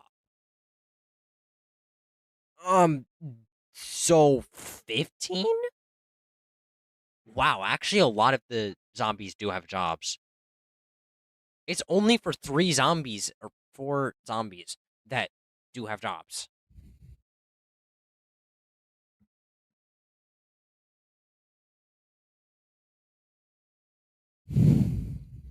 But if you want to exclude coaching, these two don't have jobs.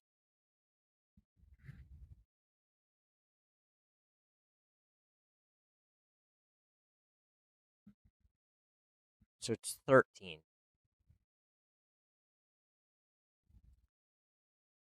13 if we're counting that.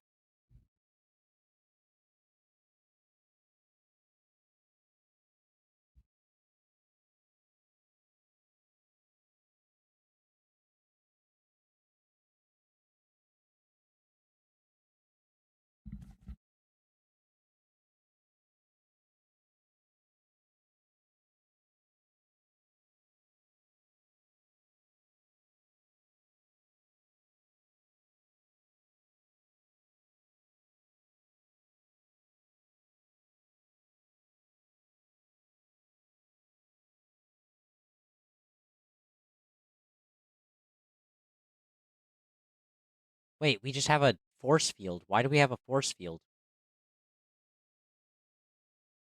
Did we just glitch the entire sword? We have a force field and we can't die.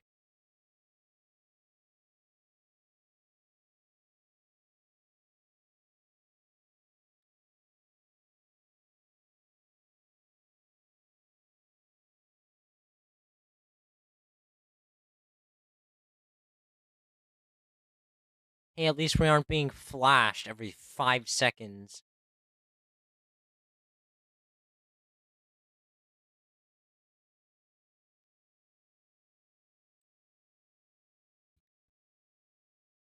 That's a good thing.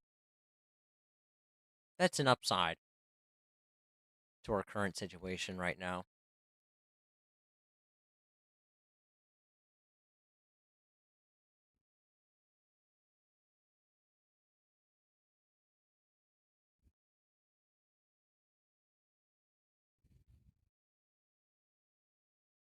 My goodness.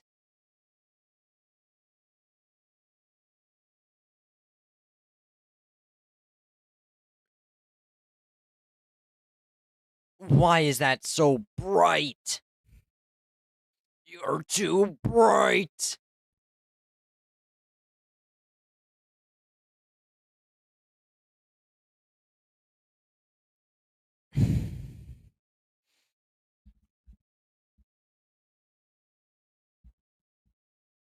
Guys, I'm out of ideas. I'm just like counting how many zombies in the almanac have a job.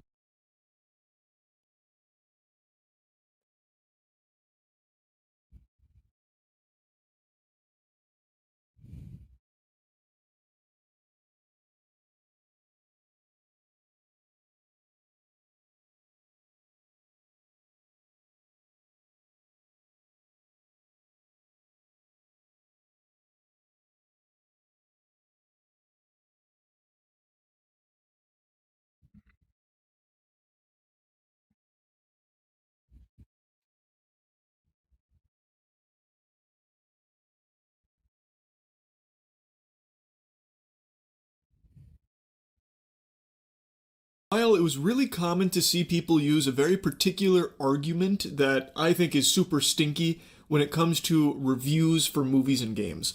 If someone critiqued a game or a movie, you would oftentimes find some very enthusiastic warriors going to bat for this multi-million-dollar property in order to fight for its honor, doing PR for free for them so they can continue to fondle their balls. And one of the go-to strategies in their bag of tricks while melting down that someone didn't like something they liked would be, oh, let's see you do better then. Oh, you didn't like this? I saw you criticize this? Oh, where's your resume? You must have done better, right, to have this opinion? Let me see, what have you done that's so much better? And every single time I'd roll my eyes because it's just so pathetic. It's a weak-ass argument. You don't need to have created something of higher quality to have an opinion on something that you just consumed. The same way that you don't need to be a professional basketball player to have an opinion on how a game went down. It's so fucking stupid, and luckily we've finally evolved past that point. I don't see that as much these days. But it's always been interesting food for thought. What would happen if a movie critic actually did make a movie themselves? What would that look like? Would it be good? And this is the first, to my knowledge, at least to this scale, of that very phenomenon happening. A huge YouTube movie reviewer named Chris Stuckman, whom I imagine many of you have heard that name before, maybe you've even been Stuckmanized at some point, has now just had his first foray into directing his own feature film called Shelby Oaks. He's made his directorial debut on the big screen. It's just come out, I just watched it, so I want to give you my review of it.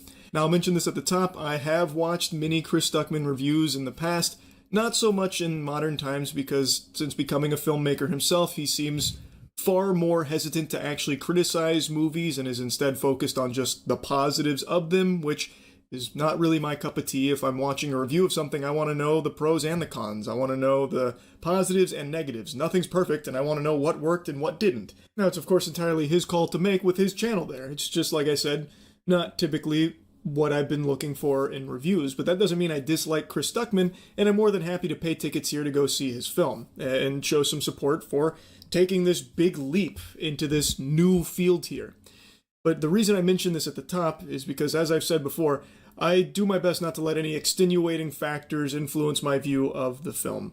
I try not to let any of these kind of biases into my review of a movie, so I'll be looking at Shelby Oaks on its own merit, on its own two legs, setting everything else aside. So, Shelby Oaks, is it good? It's fine, and at times, pretty good. Most of what works is front-loaded in the beginning. Like, the first 35 minutes of this film, I was really enjoying it. I thought it was an interesting premise they were setting up. It's all found footage that I thought was done very well. And then, after, like, the first 35-ish minutes of the movie, it then just falls into horror movie tropes and walks the same path millions of other horror movies have come through fucking fee-fi-fo-fumming and stomping around on, and it just becomes very underwhelming. It's disappointing given how effective I think the first 30-ish minutes were of getting you interested in what's going on here and invested in it. And then it just becomes very standard horror movie stuff all the way down to CG dogs, hellhounds. It's just, I don't know, that was pretty lackluster. Anyway, the beginning of this film is a found footage piece. That's not the entirety of the film, it just begins with found footage, and it's very clearly inspired by Lake Mungo, which is something I know Chris Stuckman has glazed quite a bit in the past. I've watched Lake Mungo, and this is, I guess, one of my hotter horror takes. I really didn't like it very much, but I actually think the found footage pieces that Chris Stuckman uses in Shelby Oaks are good. I actually think that was some of the best parts of this movie. It starts by telling you the story, giving you the foundation about this group called the Paranormal Paranoids, which is a group of friends that had a YouTube channel in 2008, and they went on all of these wacky, wild adventures, trying to capture paranormal shit, and every time they went out, they happened to catch some really freaky, unexplainable paranormal activity. And a lot of people thought they were phonies and fakes, but then, in their final investigation, they went to Shelby Oaks, and none of them ever came back.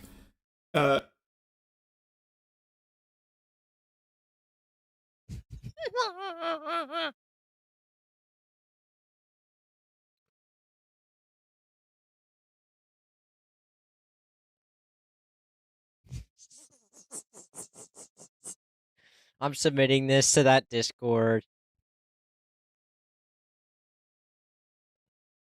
Spoilers for this review now. So now it's your spoiler warning. Okay, now you've been warned. We're back. 3 of them are murdered. This is established very early in the film. There's footage of it. 3 of their bodies are found. They are mutilated. They're dead. But Riley, the host, like the face of Paranormal Paranoids, was not amongst those bodies. So she's still missing. And it's been a mystery that's plagued the world ever since. Fast forward 12 years into the future, and we meet Mia, who is Riley's sister, and she's doing an interview telling the story of Riley, how she had these nightmares and these dreams of this man in the window when she was growing up, and it was terrifying stuff. She always had this, really deep connection to some unexplainable stuff.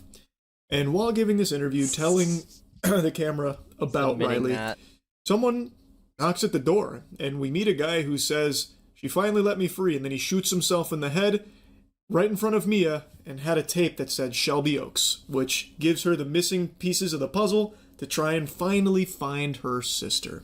I was drawn in here by the premise. I think the found footage elements were done well enough to keep it pretty tense, and there was a surprising amount of jump scares in here, like a good dollop of jump scares, especially early on, which I wasn't expecting. And it's all, well done. I do think for the film's budget, it is impressively shot. It doesn't look like an extremely low-budget film. This doesn't look out of place amongst the numerous horror films that get farted out by the big studios that have millions of dollars in their budget. So it was filmed well.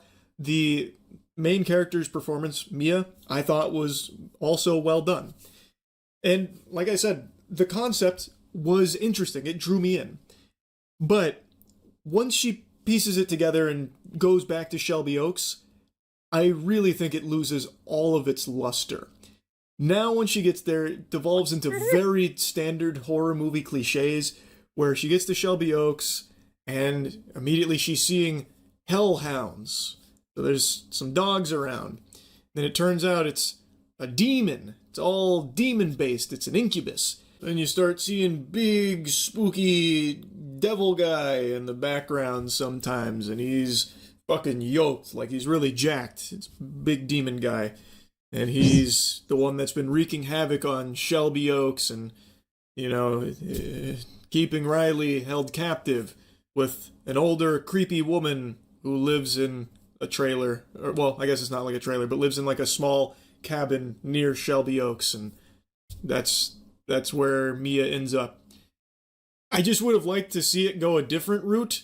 I thought it was going in a different direction with how they were setting it up in the found footage. So when you get to this big reveal about it just being a demon who has hellhound guards, it's kind of underwhelming. Especially because they then just fully vomit everything to you. They explain everything about what was happening and why, Shelby Oaks is the way that it is, and why Riley's been held captive here in this old woman's basement, the very cliche horror movie old woman.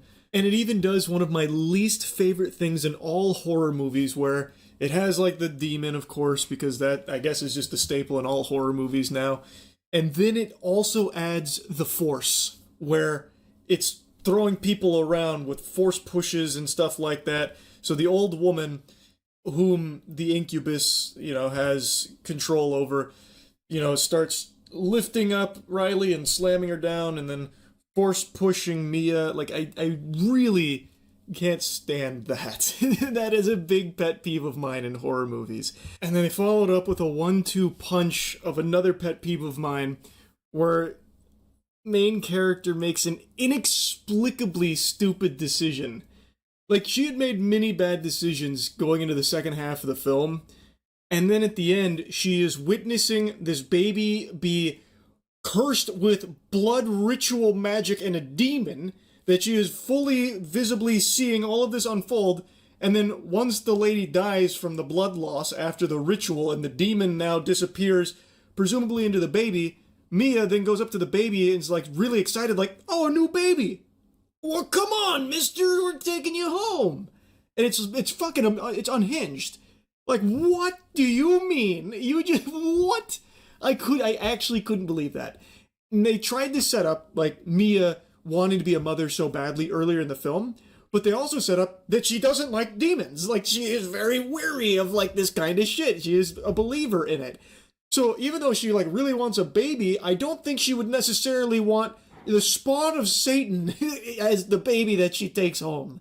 It was so odd to me. Unless, like, the blood magic, like, brainwashed her or something, like, because she does rub her hand over pictures of Mia, so maybe it's implying that she's being mind controlled, but that doesn't really come across because she doesn't ever really seem mind controlled, because she still has her own free will intact, which is evident in the next couple of scenes that come up.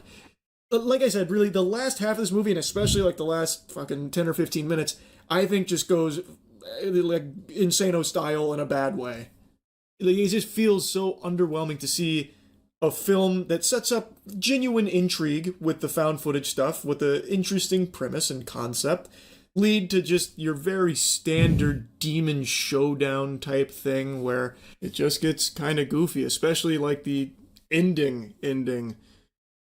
Big spoilers here. I've already given you a spoiler warning, but like this is the actual like ending.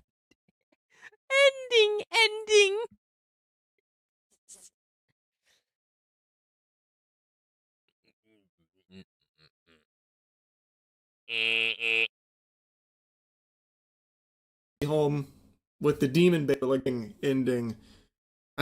Big spoilers here. I've already given you a spoiler warning, but like this is the actual like final scene. He does get Riley home with the demon baby. Riley tries to kill the demon baby. Mia, in trying to defend the baby, shoves her out the window. She survives the fall out the window that had been cracking her whole life because of the incubus.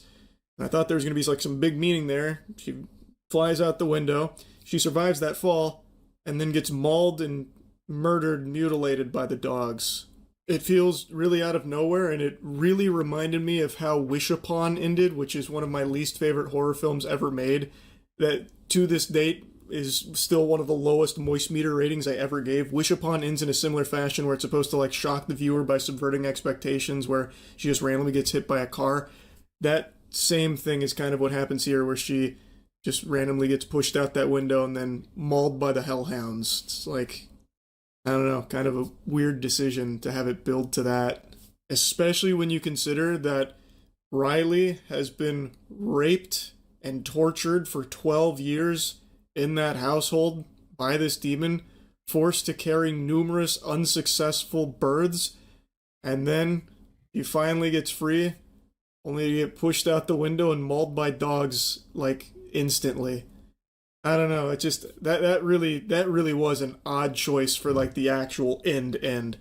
They then also try another big reveal about how Mia was actually the intended target this whole time to raise the baby. I just don't think these plot points were landing the way they wanted to, and they were really trying to put a lot of, like, shocking things here at the end that I don't think worked. The movie was at its best when it was making you focus on this footage from Riley's camera to try and piece together, like, what might have happened. Oh, am I seeing something over there? Or what's that? Like, you having to pay attention and having to think, like, wondering what's going on here. And then the second half, it's just completely abandons that and just is like, here's a hellhound dog jump scare. Here's demon guy. Here's creepy old lady with weird eyes, because demons got her. Also, by the way, that old lady, she wasn't very far outside of Shelby Oaks. Like, she was still, like, right on the outskirts. How the fuck would the authorities have never found that place, by the way? Riley was in the basement of that place for 12 years. How did authorities never find that building? I don't know if I missed something or what, but Mia was able to find it pretty quickly from the amusement park. It did not take her that long. By following a hellhound, by the way, a hellhound that nearly mauled her to death at the prison just like 3 minutes ago that she was terrified of, but now she sees it again and decides to follow it like she was following a spirit animal. Why? But anyway, it does lead her, like, right to this building, which, again, was only, like, a brisk walk away. There's just certain things in the script here that I just don't think worked super well, from some of the dialogue to some of the scenes. Most of them, pretty much all of them, are at the end of the film. Like I said, the first, like, you know, I think it's like 30, 35-ish minutes, where it's the found footage pieces and setting up the story and concept, were really enjoyable. Like, I was drawn into it. But man, once they go off of the tapes and now Mia is about to go to Shelby Oaks, from that point forward, it just gets pretty weak. And since it is so many horror cliches you've seen so many times, even though it's not, like, poorly done, like, it's not, like, terribly executed or anything, it's just, you've seen it so much that it all just becomes meh. It feels like it did a really good job of setting something up that most people will be interested by, Maximum but then wasn't able to overdrive. deliver on the premise super well. Anyway, for Chris Stuckman's directorial debut, I think this is a spirited first attempt with room for improvement. And I hope this isn't one and done. I hope that he directs another feature in the future that learns from some of the mistakes here and makes something that surpasses it.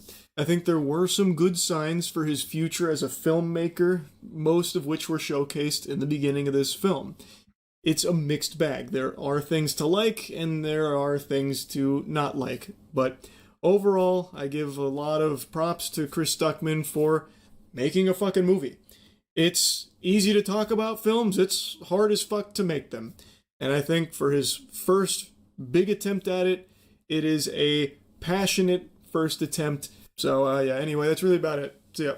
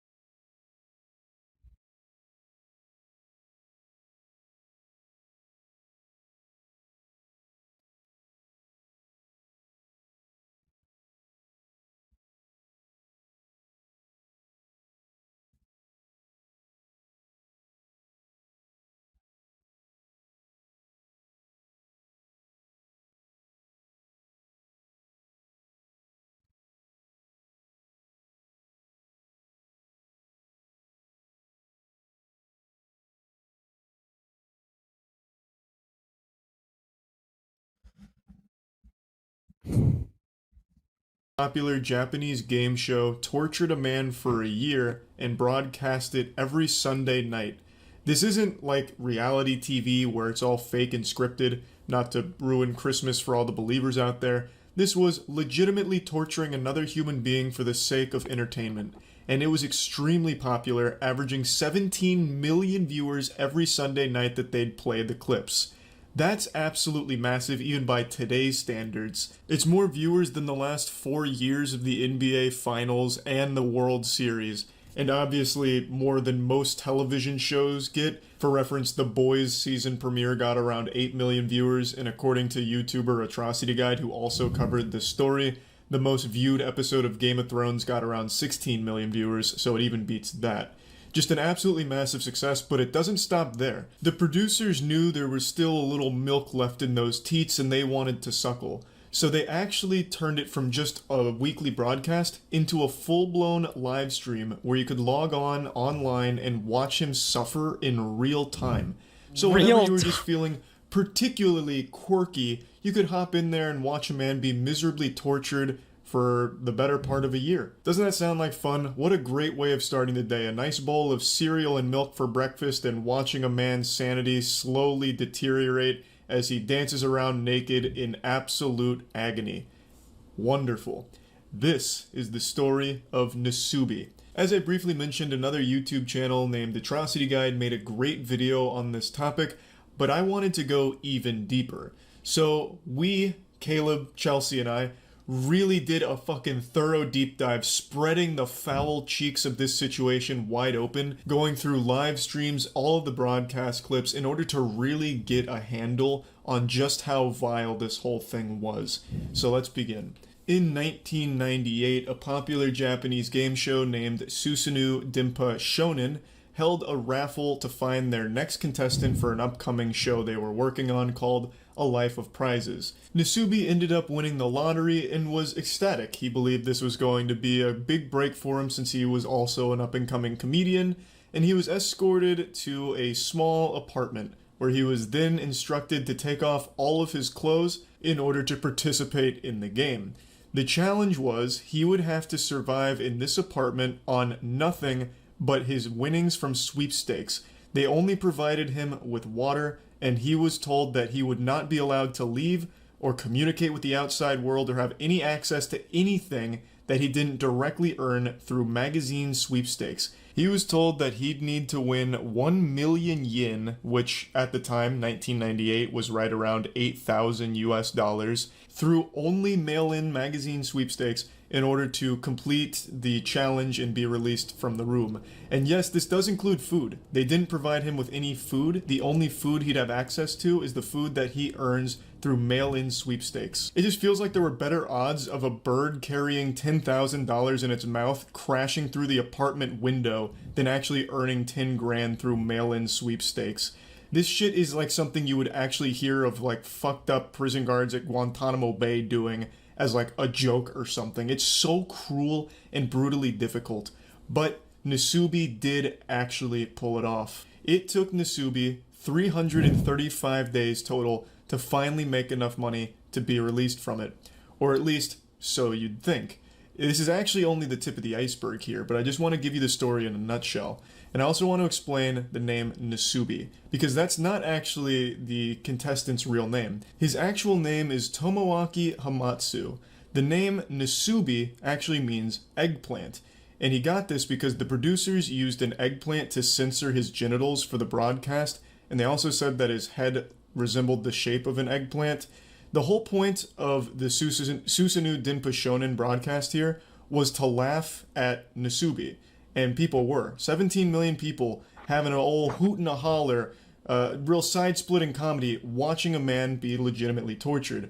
Nasubi believed that he was being recorded and that the clips were going to be re-edited and broadcast for TV. So he would come in and like update people on what he's doing. Like, I just won this can of cat food. I just won this bicycle. And then he'd like dance around and try and make it entertaining. But he never knew that he was being live streamed the whole time. He was under the impression that it was just going to be moments from the challenge. Not that every excruciating second of this challenge was being broadcast to all of Japan.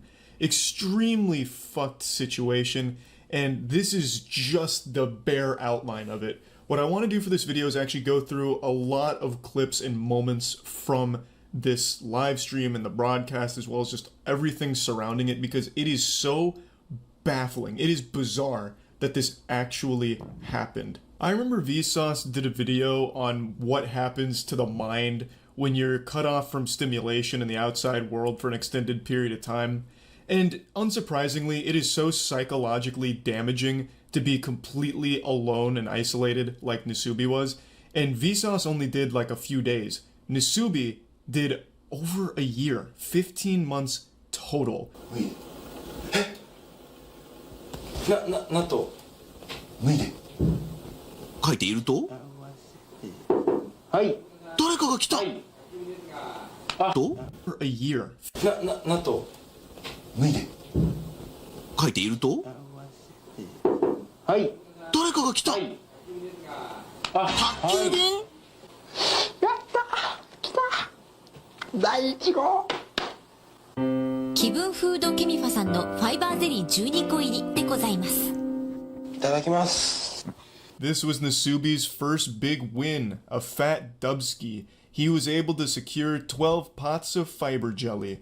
I don't know what the fuck fiber jelly is. I've never heard of it in my life. That sounds like a made-up substance in the movie Snowpiercer, but it was huge for Nasubi because it's his first bit of food since this started, so he was extremely hungry and was able to get some nutrients.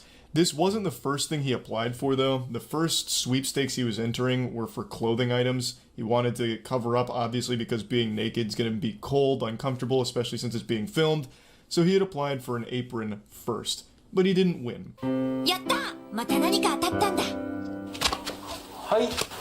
お名前出してもらいたいと思いまして。あ、はい、わかりました。はい。たんだ。はい。お名前出してもらいたいと思いまして。あ、はい、わかりました。はい。当然か？まずSpecial win. Bro leveled up. すいません、間違えました。 Obviously, since Nasubi was trapped in isolation, cut off from the rest of the world, he cherished every single knock at that door. It was the only bit of human interaction he gets. So he'd get excited, and of course he's expecting to win something, since why else would someone be knocking at the door? So he gets really hyped up, like, hey, finally something came that's going to help me get closer to completing this challenge, or maybe it's food and I'm starving. But that wasn't always the case. Like in these two clips here, sometimes it was just fucking cruel, where a postman knocked on his door just to let him know that he needs to put his name on the mailbox or some shit, and then also someone put the wrong address for a ramen delivery, so he couldn't even have the ramen after smelling it. It was just really sad to see. 米か？でんでねー。米だ。ナスに米。お米5キロです。Finally, it seems fortune's looking up for Nasubi here. He's able to secure 5 kilograms of rice. But then things get heartbreaking when he realizes he has no way of cooking the rice, because he'd need to win a pot from a sweepstakes in order to use it. So he just has 5 kilograms of rice that he can't cook. It's fucking terrible. You know, like, it's a treasure that you can't have. So he gets desperate and he starts resorting to eating the rice raw. 生米をかじる。お願いします。おかゆにでもちゃんとなってください。申し訳ないですけどね。ちょっとこれは失敗じゃないですか？ちょっと待って。ちょっと待ってよこれ。実験成功。見て。Unable to continue eating the rice raw, Nasubi knew he needed to find some way to cook it, so he went full rice raw. で？ちょっと待ってよこれ。実験成功。見て。Unable to continue eating the rice raw, Nasubi knew he needed to find some way to cook it, so he went full fucking Jimmy Neutron. He wants to. He hatched an idea to put the rice into one of the jelly fiber containers. What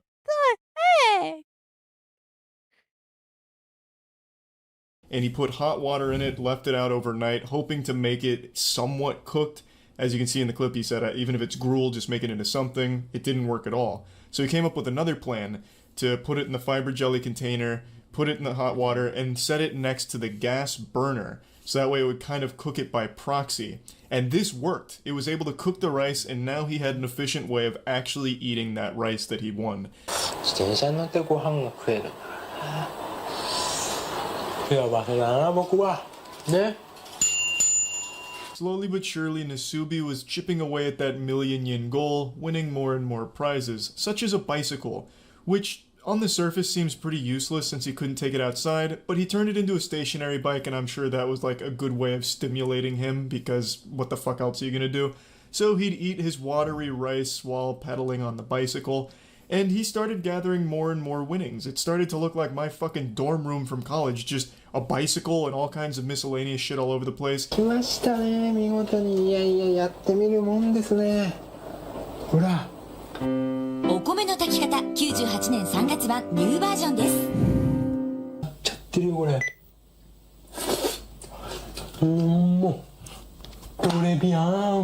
He also upgraded his whole cooking operation by using a pin and a can of sake. He was able to create a pretty efficient cooking apparatus, so he was able to make rice more efficiently. He was even able to cook spaghetti now. So he was really like climbing up the tech tree here by just being an absolute fucking genius. And it's also worth noting, some of the more useless things he won, like the bicycle, wasn't entirely worthless because that helped increase the value of his winnings, bringing him closer to that million yen mark. So even if he couldn't get a ton of usage out of it directly, just having it in the room was beneficial because it gets him closer to being done with the challenge.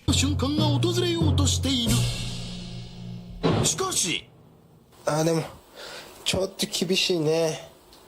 こんな小さすぎた。なっちゃうね、ちょっとね。Now it's been about 2 months in this clip here, and according to Atrocity Guide, Nasubi submitted 5,748 sweepstakes entries in the first month. So you can imagine that he's right around that 11,000, 12,000 sweepstake entry ballpark, and he is just now winning his first article of clothing, which are used panties from someone named Hitomi-chan. I want to say I had no idea the used panty market spanned this far back in time. This is 1998. I thought soiled panties, used...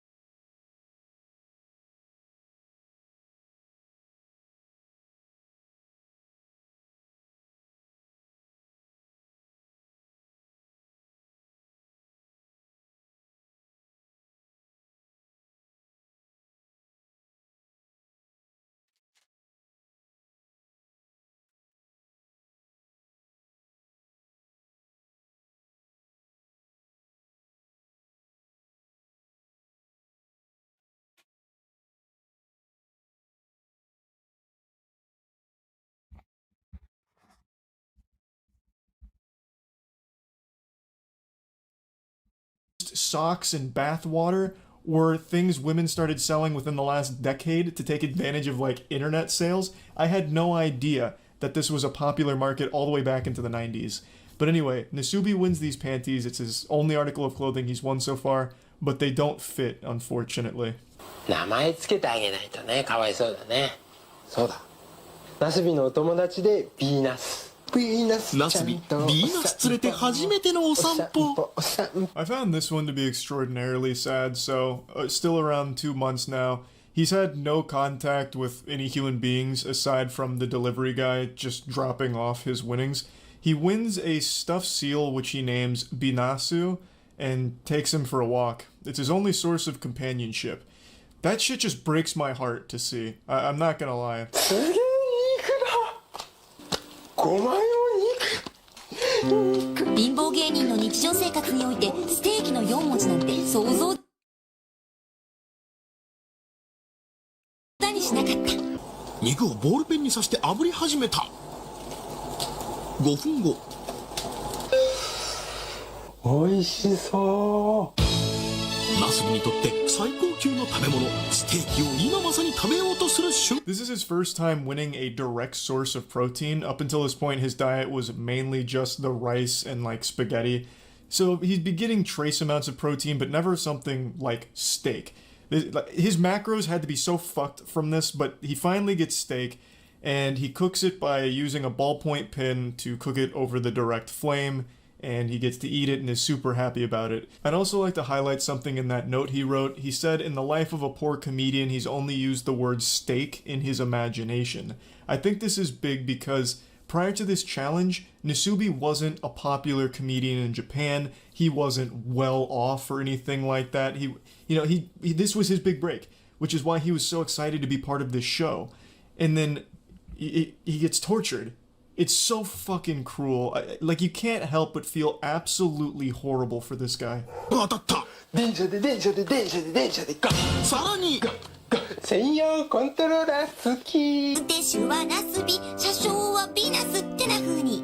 加熱しないで食べるつもりだ。うん。全然いける。美味しい美味しい。うん。すべてヴィーナス君のおかげだ。He wins a PlayStation game as well as a special controller for it, but he doesn't have a PlayStation or a TV to play it on. He then also wins raw pork and raw crab and eats it raw because he didn't really have an efficient way of cooking those. And you can see that he talks a lot to the stuffed seal.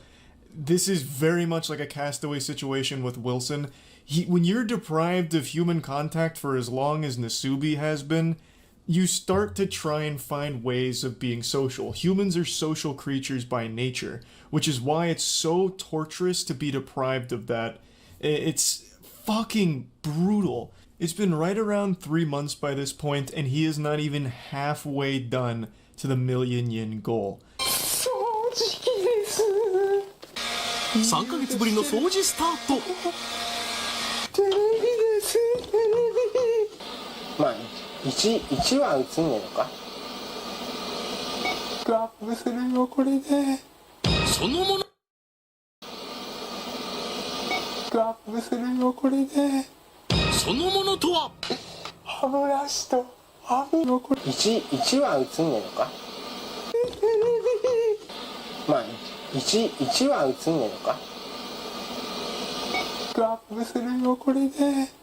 そのものとは。歯ブラシと歯磨きのセットです。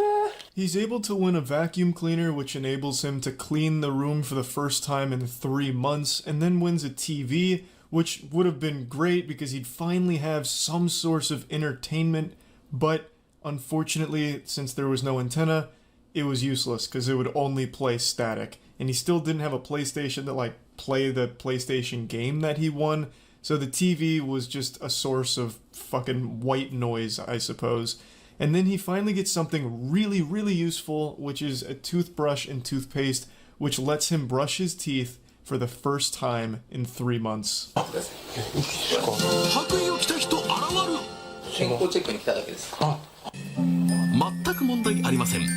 ナスビさんは健康であると認めます。This is one component that I always see left out for all of the publications or videos that talk about the horror of the Nasubi story.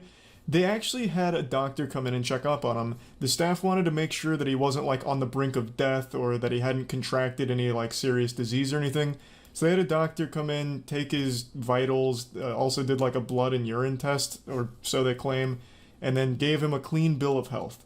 Now, assuming that that's all legitimate and not just, theatrics for the television program, I would still say this doesn't take into account the actual torture this man is enduring. Even if his vitals are okay, he doesn't have a disease or any, big alarming health concerns. This is a man that has been deprived of sunlight, socialization, entertainment, and just basic human needs for 3 months by this point. So even if all of the blood work and all of that is within normal limits, this is a man who is still very much not okay. And to try and make it seem like, no, everything's great, Nasubi's happy, and this is a totally fine by the books thing, look, the doctor even says so, is even more scummy and shitty. 嫌なことに気づいてしまった。命の源お米が米袋の底に溜まってる程度になってしまってる。ついに今日で最後か。これが最後のお米です。はい、ドッグフードです。するとこのお米です。はい、ドッグフードです。するとまずい。ドッグフードです。Somehow, the story keeps getting more tragic. The rice that he won on the 20th day was finally running out, and he was unable to win any more during this time, so he resorted to eating dog food. And dog food became the primary thing that he was eating. It was like his main diet. So he was surviving off dog food. And another thing that I've seen brought up a few times that I also question is the legitimacy of, like, what shows up. Because it would have been very easy for producers to intercept things that Nasubi had won if they were too helpful. Like, I find it very odd that the only thing Nasubi won in terms of clothing throughout all 15 months was a pair of panties. That seems so unrealistic. I really think there may have been foul play, and this is just a conspiracy, where the producers intercepted clothes in order to keep him naked for the sake of the comedy of the show. And I think that there could have been a lot of cases like that. There's also nothing that would have stopped them from sending things he didn't win, like dog food. He may have never, like, entered a dog food sweepstakes, and they could have sent it to him in order to further humiliate and torture him for the audience.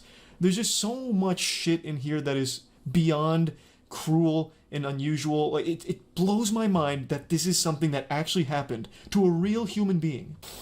神よ、我に生きる力を与えきり、米です。ちゃんちゃちゃん。米はだって。Luckily, he was able to win rice 3 months later. He won 10 kilograms of rice about 3-ish months after mainly surviving off dog food, as well as a couple of other foods that he'd win here and there, but dog food for a while was like his primary source of nutrition. And then he finally gets rice again. Now, it's been about 6 months-ish, and he is finally halfway to the goal. In 6 months, he reaches the halfway point. According to Atrocity Guide, he has submitted 38,000 entries by this point. 38,000 sweepstakes entries in 6 months, and he is only halfway to the goal.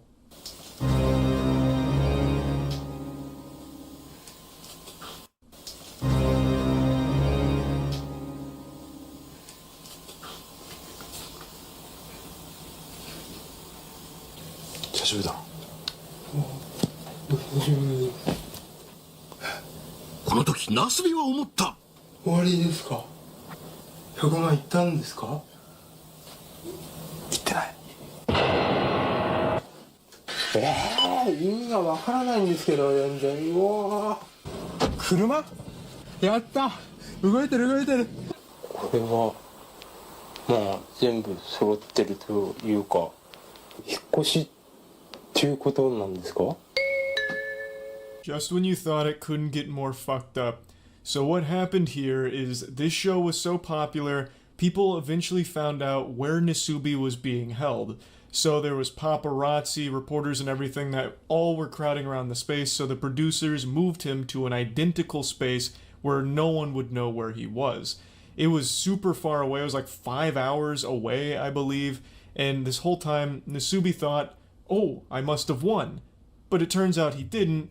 They were just moving him to continue the game in a different location. It looks like actual kidnapping, and to a certain extent it is. The entire time, Nasubi is kind of delirious. He hasn't talked to people in a long time. He even says his mind is clouded with anxiety, and he's saying things that don't make any sense. He's unable to really talk to people or talk around people in general. He's like completely lost that ability due to right around 6 months in total isolation. しかしこの企画が放送されていることを知らないナスビにプロデューサーは演技担ぎじゃあ私のためってことですねこれは身に余る光栄です The team told Nasubi that he was moved to a new location for renewed luck, so better fortune at a new spot, because they didn't want to tell him the real reason that they were relocating him, so they came up with that, and I'm pretty sure Nasubi doesn't believe them because he kind of laughs about it, saying, oh, so it's for my own benefit.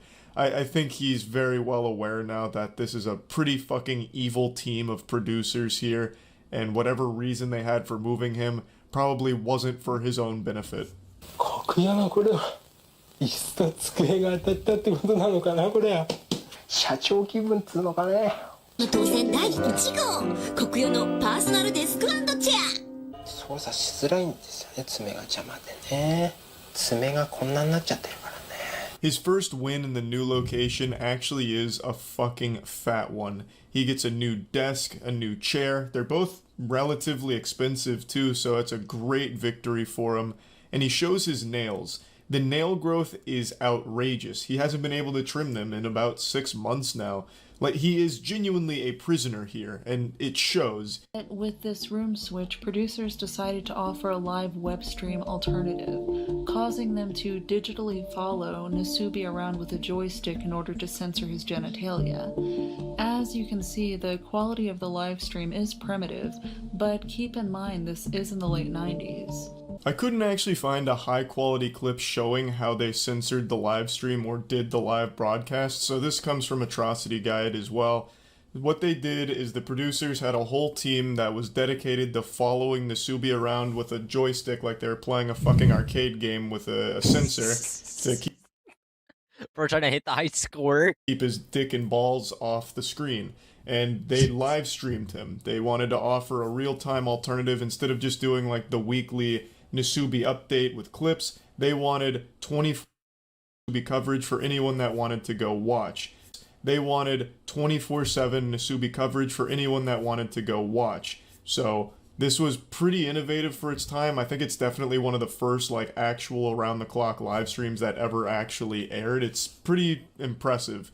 ウィダーインゼリーが当たってかれこれ2週間当選がないここまでね当たんないっつうのもなかなか久しぶりの出来事でね車で移動着いたところはちょっといいよいいっすかナスビのあまりの運のなさに見かねたスタッフは当選運の上昇を願い2度目の引っ越しを決めたのだった So Nasubi initially had a good string of luck at the new location. I believe, according to Atrocity Guide, he had done 17,000 entries and won decent stuff, but then hit a really bad cold streak, even ran out of food at one point, so the producers did move him again to another location to help him out in winning more prizes, I suppose.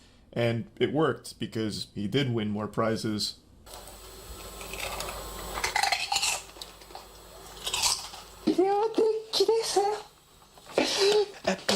ビデオデッキを頭にぶつけ当選の舞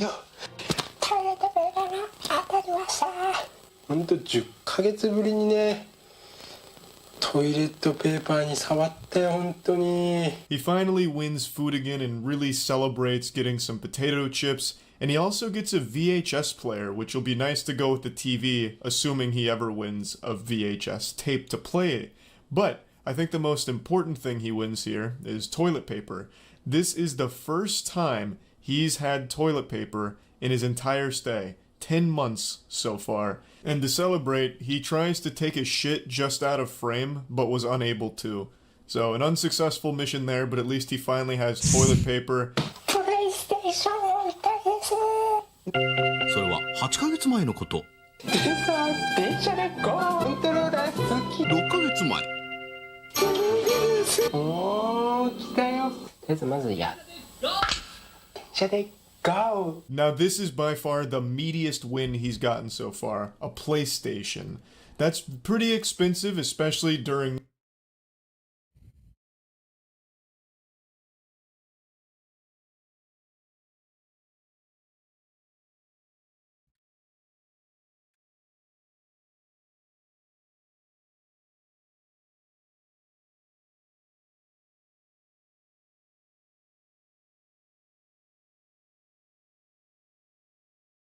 period, and it also enables him to have the meatiest win he's gotten so far. The media. I thought you meant medius with like a PlayStation. That's pretty expensive, especially during this time period, and it also enables him to have real entertainment for the first time in 10 months. This is like a moment that's straight out of like Civilization, where you climb up the tech tree slowly but surely. 8 months prior to this, he won a PlayStation 1 game, Densha de Go, which also had the special controller to go with it. He couldn't play it, obviously, at the time. 6 months ago, he won a TV. So he had a PlayStation game, a controller, a TV, but no console. He finally got that last missing piece of the puzzle, the console, and is able to play PlayStation games now. Well, the single PlayStation game he's won. And what's really interesting about this is his first piece of actual entertainment he's had since being fucking imprisoned here. But also, and this was pointed out by Caleb, this would make him the world's first video game live streamer, because this is all being live streamed. All of this is a live broadcast, and he spent 4 straight days playing his PlayStation. So for 4 straight days, he was being streamed playing a game. This man was the patient zero of streaming. He walked so Twitch could run. 一心不乱で電車で GO に熱中するナスビ。電車で GO 3日目に突入。金プレステでございます。 He played so much Densha de Go that he had to ban himself from playing it further so he could focus on entering into more sweepstakes and getting closer to freedom. So he stopped playing the game, went back to writing entries, and he was able to do it. He pulled off the last remaining prizes he needed to reach that million yen mark. 一歩間違えてダイヤにしてくれてれば。今回当たったタイヤが8万4000円。つまり現在の総額は96万9114円。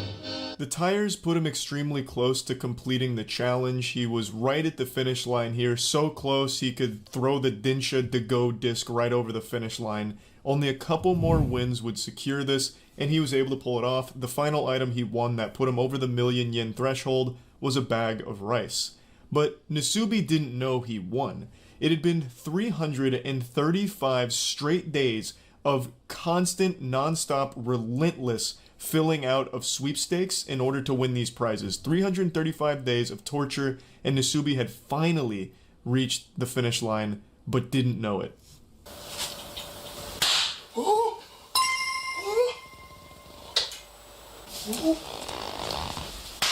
ゴールを祝いクラッカーで祝福。100万になったってことですか？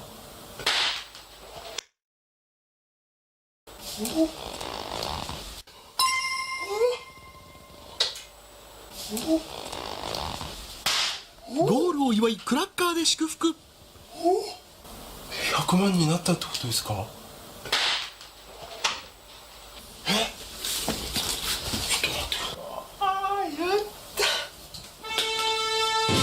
？11ヶ月と1日前に脱がされた私の服ですね。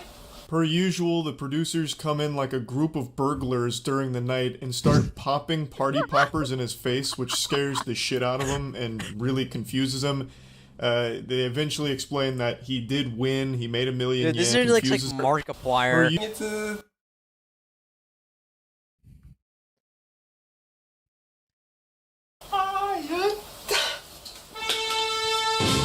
11ヶ月と1日前に脱がされた私の服ですね。 Per usual, the producers come in like a group of burglars during the night and start popping party poppers in his face, which scares the shit out of him and really confuses him. They eventually explain that he did win, he made a million yen, and they give him his clothes back. It's been 11 months and 1 day, and this is the first time Nasubi's putting clothes on in that entire time frame. So when he puts them on, he says that it's uncomfortable and itchy, but he's very, very, very happy to be done with the contest and glad that he's completed it. But that's not where this story ends. The producers took Nasubi to Korea, telling him it was a celebration for completing the game and for all of his hard work. So they went to an amusement park. He ate a lot of great food. He had a wonderful, incredible time. And then things got real fucked. Food, he had in one game and for all of his hard works. And そこは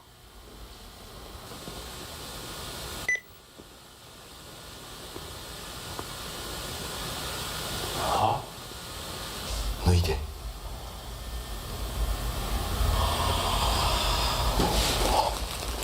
人は韓国の憲章だけで生きていけるか。ナスビ大ショック。 Nasubi was making them far too much money. The producers weren't done suckling from this cash cow's teat, so they trapped Nasubi in Korea. The goal this time wasn't 1 million yen. This time he was going to have to enter sweepstakes in Korea, which he didn't speak Korean, so he had to use a Korean to Japanese dictionary to translate. His goal was to enter the sweepstakes, win prizes enough to afford a plane ticket from Korea to Japan. That was the objective. He was stripped naked yet again and forced to endure the same torture that he had already endured for 335 days prior. I would like to make a mention here. There is a moment where the producer says, if you don't want to do this, just say so. To which Nasubi responds, I'll do it. So I don't think they had ever forced him against his will to complete these challenges, but he was pretty much promised fame after doing these things. So in the pursuit of Nasubi's big dreams, he allowed himself to be tortured mercilessly for 15 months. こんなにいっぱいということは商品総額が 47,800 円ということはゴール 46,900 円突破 検証生活 in Korea. This time around, however, Nasubi went fucking plus ultra, straight up turbo mode. He had become a master at this shit. So he was actually able to complete this challenge in just about 2 months, which made the producers very upset because he didn't suffer long enough. So they increased the challenge duration. They moved the goalpost. Instead of just getting a one-way ticket from Korea to Japan in economy class, they required him to get an additional 9,000 yen in prize winnings to upgrade that ticket to business class. エコノミークラスという一番安い料金。こんなに頑張ったのにエコノミークラスとはあんまりだ。そこでビジネスクラスにランクアップ。点まであと 9,500 円。頑張れナスビ。 Yeah, more scummy, evil shit from the producers here. They never even told him he initially completed the goal here. They just let him keep writing postcards until he'd gather another 9,000 yen. They didn't want him to win quickly. They didn't really want him to win at all because the longer he struggles and suffers, the more money they were making. So they let him just keep going and tried to spin it as a positive thing, like, look at how hard Nasubi's working. We're not going to let him fly in economy class. So the new goal is business class because it's what Nasubi would want. Just genuinely fucked shit. 頑張ったってこんなお茶2袋お茶よ。 4,000 円ということは商品総額は 61,800 円ということファーストクラスにランクアップということはゴールの金額もランクアップ Nasubi easily gathered the remaining 9,500 yen after winning some expensive tea leaves, so he was absolutely slapping the producers' bottoms, like he was going hog wild right now. So again, they increased the goal without ever telling him. Now, business class wasn't good enough. Now it was going to have to be a first class ticket, which was an additional 20,000 yen, I believe, which again was pretty quick for Nasubi to gather. He won a live octopus, a big picture frame, and was able to gather enough money through prizes pretty quickly to get that final rank up to first class passenger. So then he finally gets the ticket from Korea to Japan in first class, and it's over. そしてプロデューサーに連れられたナスビ登場もちろんアイマスクにヘッドホンナスビは驚くべき行動に出る別にまだかかるなんと脱ぎ始めたべき行動に出る登場 And it's over. そしてプロデューサーに連れられたナスビ登場もちろんアイマスクにヘッドホンナスビは驚くべき行動に出る別にまだかかるなんと脱ぎ始めたせ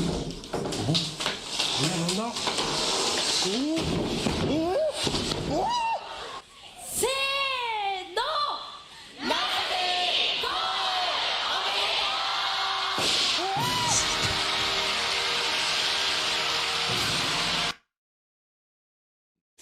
Bro, I feel like crying, but at the same time, I feel like laughing because of how this dude has no clothes on and is presented to the whole world.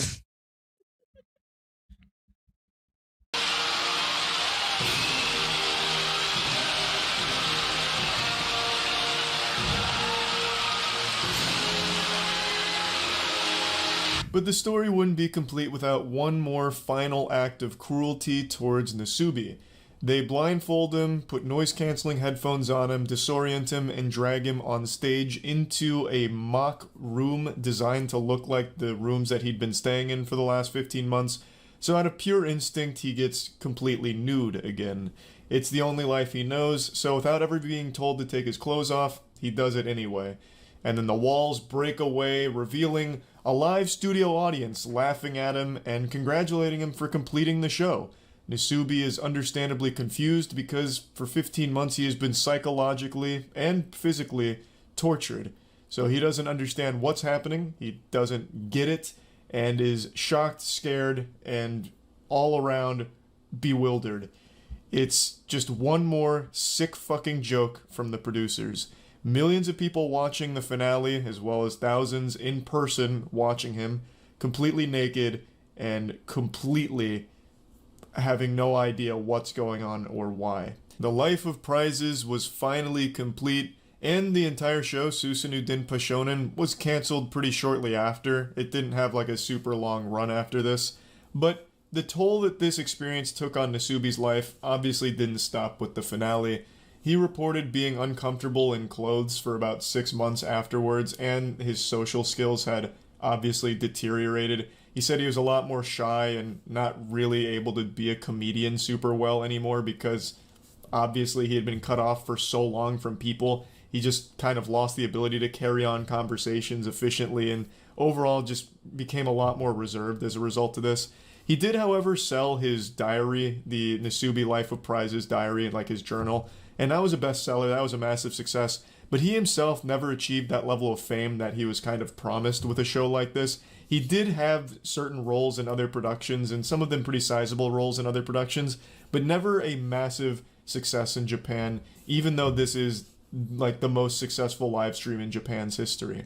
So just an overall extremely sad and cruel story. The main producer behind this show has gone on record and said he doesn't regret anything. He said his goal is to make miracles on film, and with Nasubi, he accomplished that goal. He did apologize to Nasubi, and Nasubi confirms that the producer did apologize to him, but the apology only does fuck all. Like, that doesn't make up for 15 months of lost human contact and health. Like, that's a nothing burger. But I guess at least he apologized, even though he made millions of dollars off the back of Nasubi's suffering.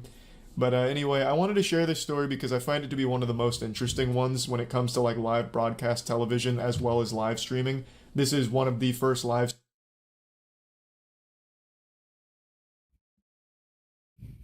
The Seattle Zombie Woman. Who the frick even heard about this? I've never heard about this.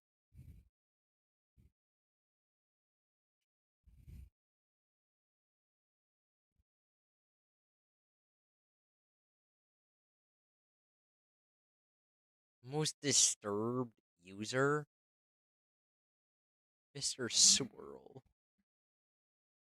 Sounds like something a bully would say to a random kid.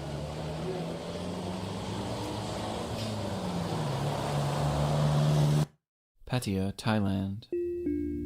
Two young brothers enter a local internet cafe, take their seats, and begin playing their favorite game.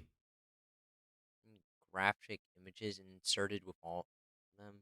It's a man behind a distorted swirling face is the story of Mr. Swirl. 13, and the other just 8, and together they sat there and played the way they always did, getting lost in their screens, wasting the day away, until one of the boys felt a tap on his shoulder. Standing there beside them was a similarly aged child, a stranger to the boys. but a friendly one who strikes up a conversation and eventually poses an offer. According to the unnamed child, he had a friend who lived close by that owned a special computer, one far better than the device they were currently using, and one that had any game you could ever dream of playing. And he was headed to that friend's home right now, but he didn't want to go alone. It was an offer that the boys just couldn't refuse, and considering the History of shock sites. child was clearly around their age, they saw no red flags and agreed to go with him, following the boy to a nearby apartment building, then up 7 flights of stairs and into a dark room. But waiting for them inside that room wasn't some sort of supercharged computer, and it surely wasn't a friend of the boys, and instead, it was a monster in every sense of the word. A depraved soul who, years down the line, would go on to become one of the most notorious predators ever to walk this earth, an entity known only at the time as Mr. Swirl. And these children known only one of the most notorious predators, Mr. Swirl.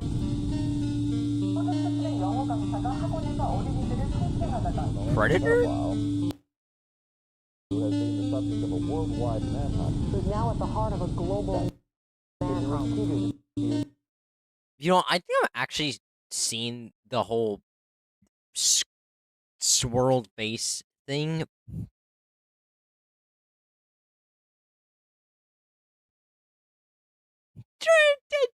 Offenders don't reoffend. Him being let off.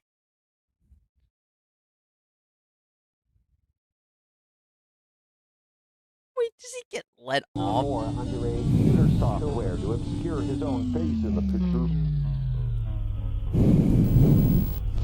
Notorious. Hey guys, I just wanted to announce that I am currently working on 2 collaborative projects with my good friend Nexo, which were on content, which has been an amazing as well as because this channel happened upon it by pure chance. But in 2004, German police entered a long-forgotten storage unit where beneath the piles of junk and old appliances, they'd unearth a single hard drive. Once plugged into the computer, the device revealed hundreds of images, some showing various locations, breathtaking scenery, delicious meals, and CP. The images showed scenes of depraved sexual abuse being done to individuals who were clearly minors, with this abuse being far worse than you'd ever imagine. And it wasn't just one child either, as across this abuse being far worse than you'd ever imagine. And it wasn't just one child either. Did they kill them?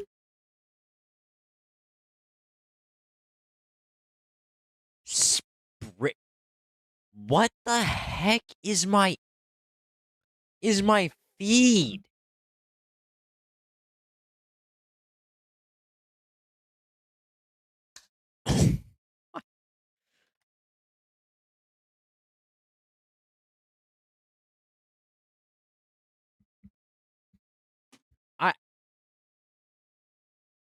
Evidence of multiple separate instances of abuse, including images of 3 young boys taken in a dark apartment building.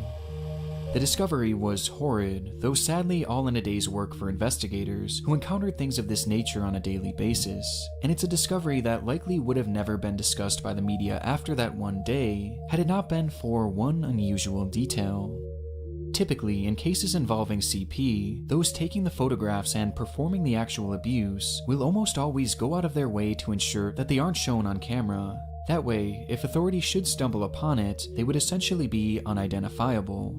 However, the dozens of photos found on this particular hard drive were different. Because rather than hiding just out of frame like all the other predators seemed to do, the man behind these images had instead gone out of his way to ensure he was featured within them, shamelessly inserting himself into every single picture, even posing for them, before, during, and after he had changed the lives of these kids forever. And although his entire body was shown in these photographs, the only thing hiding his identity was the addition of a single effect. One that swirled the man's face into a distorted, pixelated mess, making him completely unrecognizable, and leaving his face to look like this.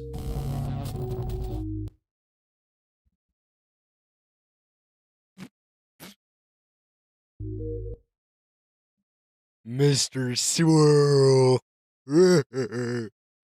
You know what? He sounds way more tough than I can guess he looks. By how he looks. There was something so disturbingly arrogant about it. A man posing with his victims while destroying their lives, hiding behind only a single swirl of color, almost as if he was taunting any investigators who might eventually find these images. And given the clear indications that this man was obviously a serial abuser, and likely still out there offending, tracking this anonymous figure down became priority one for law enforcement in the area. And it's there that he would be given his nickname, Mr. Swirl. Mr. Swirl being the only thing standing in the way of investigators getting to see his face, most would have assumed that identifying him would be a walk in the park. However, this was far from the case. As the images began to be dissected, it quickly became apparent that deciphering the sensor was going to be far more difficult than initially thought, and potentially even impossible, as the pixels had been scrambled in such a unique way that there wasn't any known method to unscramble it. And quickly, what should have been their most valuable clue, the one that stood so tantalizingly close, became a lost cause, leaving investigators at their first dead end. Realizing that things were about to get much more difficult, the German police enlisted the help of an agency known as Interpol, an international crime-stopping organization with a special unit dedicated to resolving crimes against children. Interpol immediately began to get to work, attempting to decipher the photos in a different way, this time by using context clues in the pictures to track down where exactly they were taken, which in turn could tell them where this man was from and where the abuse was taking place. But this too unearthed yet another problem. The first batch of images was discovered to have come from Cambodia, but the next showed evidence that the man was in Vietnam, and then in Thailand, and potentially even South Korea as well. Rather than gaining clarity, the locations of these images instead made the search even wider, as the man was seemingly traveling from country to country, committing his crimes and then fleeing, thus never staying long enough for law enforcement to catch up with him, making it completely unclear to investigators where he was actually from. And given just how vast his travels were, at this point, it was realized that Mr. Swirl could be anywhere, a moving target so to speak, and an active one as well. During the investigation, which would later be dubbed Operation Vico, in reference to Vietnam and Cambodia, which seemed to be the main sites of his abuse, investigators made a disturbing discovery: that Mr. Swirl's photographs were not exclusive to just that hard drive, as photo after photo began to appear on various online forums, with all of them featuring that disturbed, swirling face. The images were shared across the web seemingly straight from the man himself, and were sent out to various predatory groups that were filled with individuals just as sick as he was. Within these groups, it was considered a badge of honor to show your body and face within the content you made, thus leading to the sender becoming well respected among his peers, which showed us two things. One, that this was likely the reason why Mr. Swirl inserted himself. He's so tough. Nah, I'm just kidding.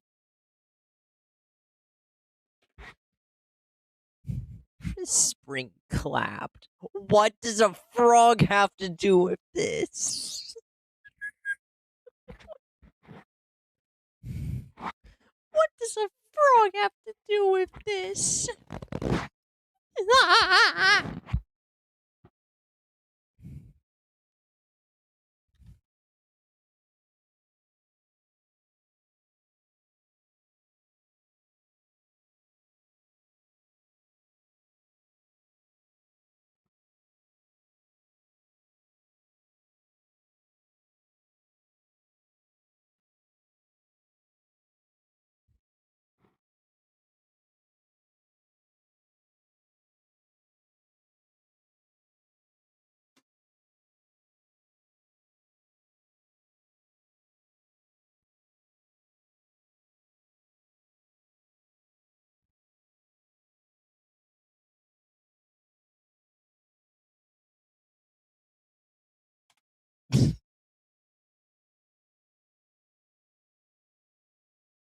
Could Springtrap actually impregnate you?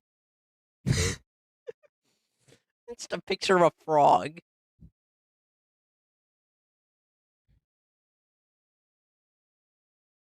photos, as it had led to him becoming a beloved member of their twisted community, Beloved! in turn, granting him access to all the CP he could want.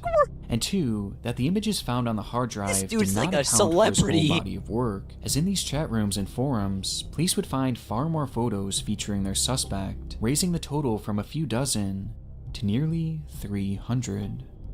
By this point, Mr. Swirl had been untraceable. Authorities were essentially searching for a ghost, and though these new images must have felt like a gut punch at first, they would eventually prove to be integral to their investigation, as for the first time in their hunt, Mr. Swirl had made a key error. Within these postings, Mr. Swirl had forgotten to hide his IP address, in turn revealing the general area in which they had been sent, with the location being Vancouver, Canada. This break revealed the key detail that he had some sort of tie to Vancouver, and that he was likely a sex tourist, someone who travels to countries that have loose laws around their age of consent in order to be able to abuse children without any repercussions. Tourist? With Mr. Swirl clearly doing the same thing, visiting multiple countries in Asia, making his material, coming home, and then sharing it with his friends. It certainly didn't solve the case, but it was finally a step in the right direction. And unbeknownst to the team working on Operation Vico, they were quickly approaching an even bigger revelation. As authorities were working hard on pinning down Mr. Swirl's location, some members of the team held on hope that the images themselves could still be unscrambled, and upon digging a bit deeper, one member of the team would actually recognize the swirl as having come from a fairly standard editing program, which revealed something. The swirl effect wasn't like a typical sensor or blur. Those effects completely mask or even remove the pixels from the actual photograph, making them nearly impossible to decipher. But this effect did neither of those things, and instead it simply rearranged the pixels of the man's face into a swirling pattern, meaning that this image still contained all of its original pixels, and Mr. Swirl's face was somewhere in this picture. They just had to piece it together. And so, in what must have felt like a Hail Mary at the time, an investigator put one of the images into that very same editing software, then clicked that very same swirl effect, and simply reversed it. Which in turn led to this.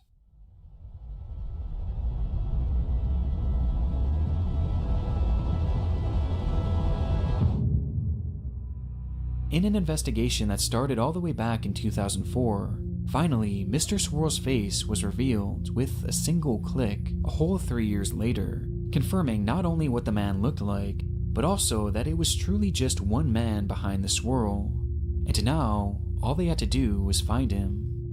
Interpol first started their search by sending this man's image to every single police station the network had access to, asking if anyone across the world had a criminal in their database who might match this photo, but this attempt would fall flat, indicating that whoever this man was, he likely had no prior criminal record. Time was clearly of the essence, and they knew that with every waking moment, Mr. Swirl could be adding to his list of growing victims. And wanting to act fast, Interpol made a fairly unprecedented decision. They reached out to every single major news outlet across the world, and asked them to show this man's face on their broadcast, to help bring this predator to justice. Additionally, the images of Mr. Swirl's face were also plastered in all corners of the internet, and within just one day, the story was quite literally everywhere. What started as a small search for an anonymous man had become an international manhunt overnight, and within just hours, Mr. Swirl would be anonymous no more. Our top news story this hour, the worldwide search for a suspected pedophile is concentrated in Thailand this morning. We now know the suspect is a Canadian. The CBC's Michael McAuliffe reports from Bangkok. This morning, Interpol announced they now believe they know who the man is. He's been identified as a Canadian, 32-year-old Christopher Paul Neal. His name is Christopher Paul Neal. Not only did Neal's face and body match perfectly with Mr. Swirl, but he also had grown up just outside of Vancouver where the IP was tracked to. And he had moved from country to country across Asia in recent years, countries like Cambodia, Vietnam, and Thailand. The resemblance was so undeniable that even one of his own family members came forward to help identify him. Christopher Neal was in fact Mr. Swirl, a discovery that came with some disturbing revelations. As it turns out, Christopher Neal was actually working as a children's English teacher, a job he had held in each of the countries he was discovered to have abused young boys in, making it likely that he used this position of power to lure in children from his classes to eventually abuse them and share their photos online. Along with this, it was also revealed that he had used his relationships with young boys to help lure in other children for him to assault, as looking back on the story that started this video, he had recruited a clueless child he knew to lure those two brothers back to his apartment. This discovery also shined a spotlight on his social media pages, and specifically his MySpace page, where he chillingly wrote, "Loving Asia, will I ever come back?" while in the midst of his abuse spree. But for me, one of the most shocking revelations was that those images that he had posted during the investigation weren't actually posted to his computer. At some point in the early 2000s, Neal had stopped home for a brief vacation to visit his family, and while there, he decided to upload all of his CP to his internet friends. But rather than using his personal device or a public computer, he instead broke into his own brother's laptop and uploaded his content there. That way, the images would be tracked to his brother and not him, which explained why he never bothered to hide his IP address. The more they learned, the more disturbed the story became, as even at the time they discovered his identity, it was revealed that he had currently been working in South Korea as a teacher. But when the officers arrived to arrest the man, he was already long gone. Having certainly seen his face all over the news, Christopher made the decision to flee the country, being spotted in this image captured at an airport in Thailand, as he had flown to the country likely in an attempt to find refuge. Throughout the following days and weeks, his likeness would turn up time and time again in the country, indicating that he was somewhere in Thailand hiding out, and having cornered him in the region, it wouldn't take long for police to knock on the door of an abandoned house in the middle of nowhere, in which Christopher Neal happened to be hiding, bringing the multi-year search for Mr. Swirl to an end.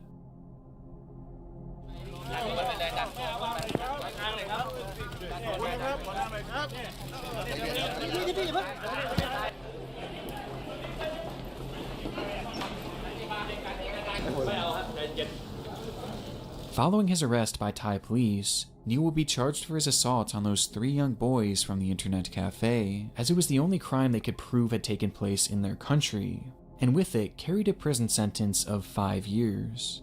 Admittedly, the sentencing was light, but the plan was to have Neal turned over to Canadian authorities after he did his time in Thailand, where they would also prosecute him all over again, with the hope being that they could do the same thing with countries like Cambodia and Vietnam, and essentially force him to live out his life in prison. However, when the sentence was completed in 2012, and Christopher was deported back to Canada, the shocking decision was made to allow Christopher Neal to walk free. Of course. I mean,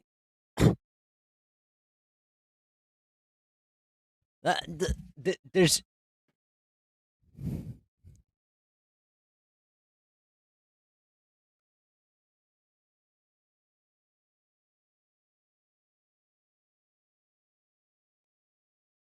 it's just basically by natural law that the government or the justice system of like anywhere basically just sucks and never, and it's basically has like some disease that prohibits them from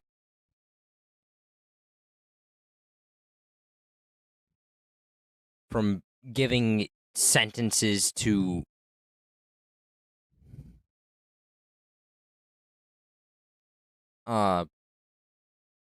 I mean, I guess the Canadians had too much Canada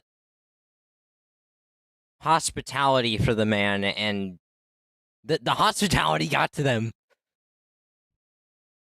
It got to them, and they let him free. Canadian hospitality, man. Authorities let him walk under the condition that he would never own a device that connected to the internet again, as well as the agreement that he would stay away from parks, schools, and also register as a sex offender. I can't for the life of me understand why this decision was made, but from what I could gather, it seemed to center around the fact that his crimes were that connects to the internet? That could be loopholes. That definitely can be loopholed. Sorry, justice system, but that definitely is a loophole thing. What is the internet?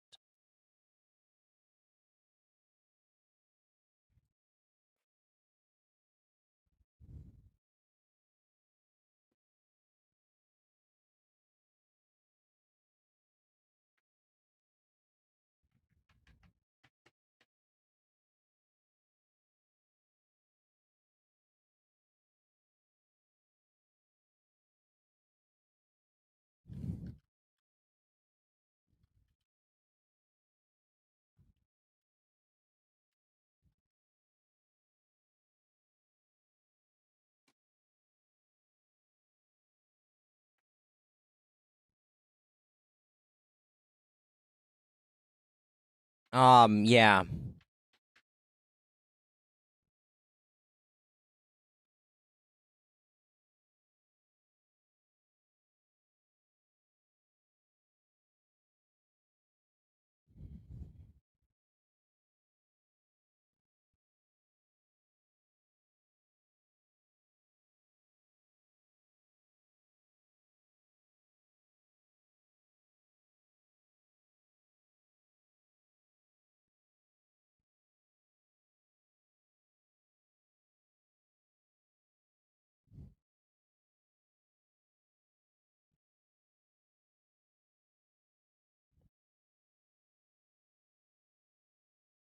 This definitely can be loopholed. Other victims had actually come forward, meaning the other countries they had hoped would prosecute never actually bothered to pursue it. And because his crimes didn't happen on Canadian soil, not much could really be done legally speaking. And so in the end, the hunt for Mr. Swirl ended up lasting almost as long as the sentence he served. And even after everything this man did, he was let loose and allowed to assimilate back into society. But this isn't where our story ends. Yes, it is. Not even a full year later in 2013, it would be uncovered that Christopher Neal had somehow managed to purchase a computer and also connect it to the internet, a clear violation of his conditions. And though he claimed it was just for writing a book about his life experiences, when investigators seized the device, they would, unsurprisingly, find even more CP, 25 images to be exact, including 2 with his signature swirling face. As it turns out, Christopher had been using the device to contact his fellow pedophile friends, where he would even message one of his disturbed friends right after his release, saying, "The swirl liveth still," proving without a shadow of a doubt that he was remorseless about his crimes, and took pride in his new nickname. And somehow, the discovery got even worse from there, as it was revealed that a friend of his had shown him how to access the deep web, and how to share these photographs in practically an untraceable way, thus allowing him to continue being active in these predatory groups, no matter what restrictions were placed on him. After Canadian police made this discovery, Christopher would yet again be arrested, and this time they had the chance to really send a message and put him away forever, as clearly letting him walk away But they don't they? First time was a mistake, as he wasn't reformed even in the slightest. And so, to make up for this, the judge would give Christopher Neal the whopping sentence of just 5.5 years. With time served, meaning that he would only end up in jail for a little over 14 months. It can't get any better, can it?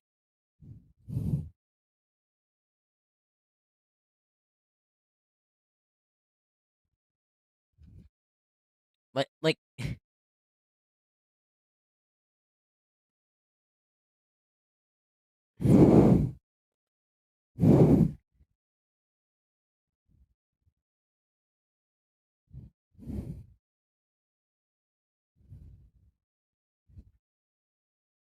prepare for the end. Oh my goodness.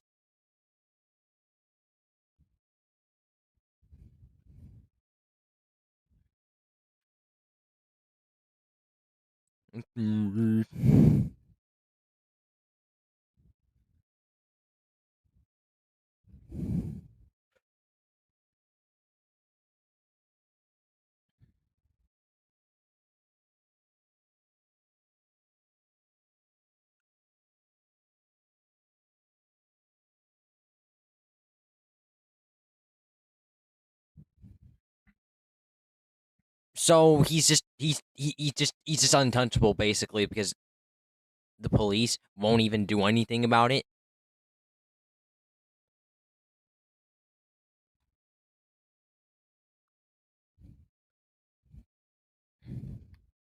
Despite indisputable evidence of him being a pedophile. Just, I guess.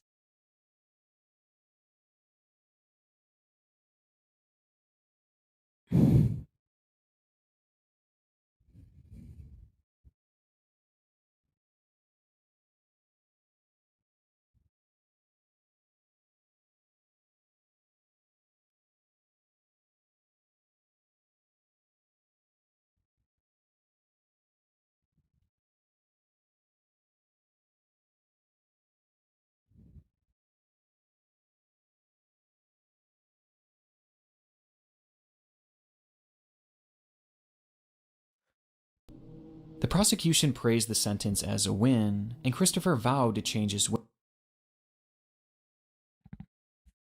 I'm sorry, what? The prosecution praised the sentence as a win. The prosecution praised the sentence as a win. I had to like triple check for a sec there, because that is the worst. I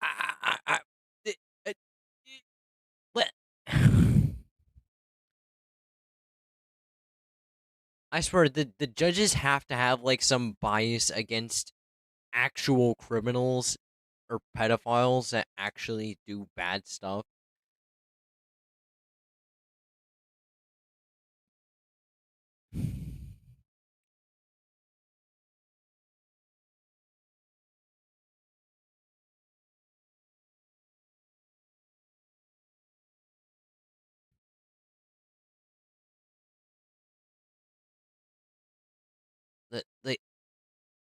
They have to have some bias with this. They have to be like some. They might as well have to check the judges' hard drives.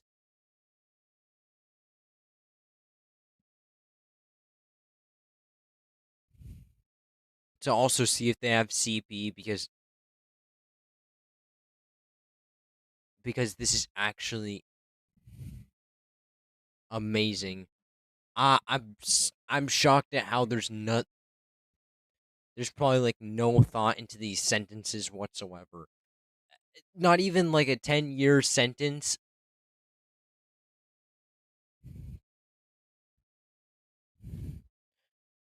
$10-year, 20-year sentence. I would have been happier with that than this.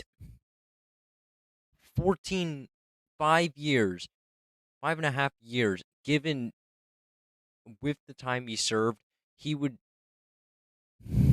only a little bit of a year.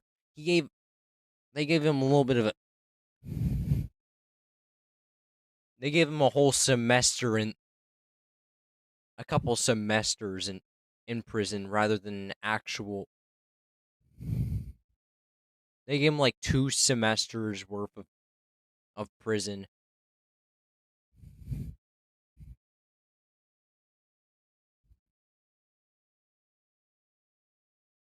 This is actually stupid. To change his ways, but it just doesn't sit right that as of 2016, Mr. Swirl, the man responsible for dozens and dozens of instances of extreme child abuse, which by the way are just the ones that we know of, is a free man, now living a normal life in Vancouver. And worst of all, he now has access to share this material through untraceable avenues, meaning that there is a good chance that he could... There's like probably a guaranteed chance that this dude's... Given the remorseless stuff this man is... Given how remorseless this dude is, I doubt he is going to stop doing this. I honestly feel like this is more of just encouragement. Like, they shoved him in the right direction. Because now he's obviously going to say that that the justice system, that he thinks he's basically untouchable because of the justice system being this bad.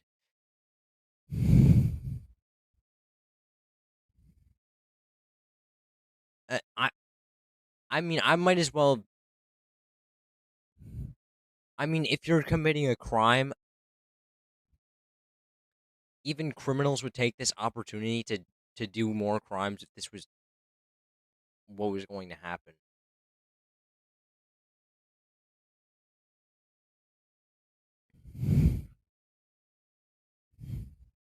If you only served a 2-month sentence for murdering somebody, I feel like you shouldn't be a judge anymore, and you should be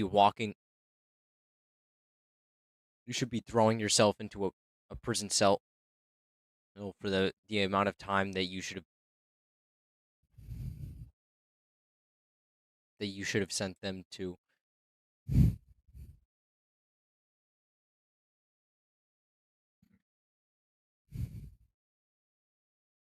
Still be out there obtaining, sharing, and who knows, maybe even producing his content. The case of Mr. Swirl is such a frustrating one. For once, a case of this nature gained worldwide attention and was pursued by the full extent of the law, with the folks over at Interpol doing a fantastic job with the case, only for it all to be deflated once he... Yeah, I mean, the thing is that he got a whole worldwide manhunt. Worldwide, by the way. So, he's basically like a national threat to society. Okay, this dude is... This is definitely...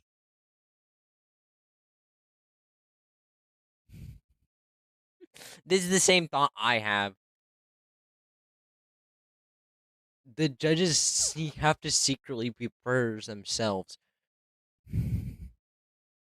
I'm not even going to argue with that one, because given the sickening amount, like, basically the truckload, the motherload, like, it's about enough to feed a gluttonous person.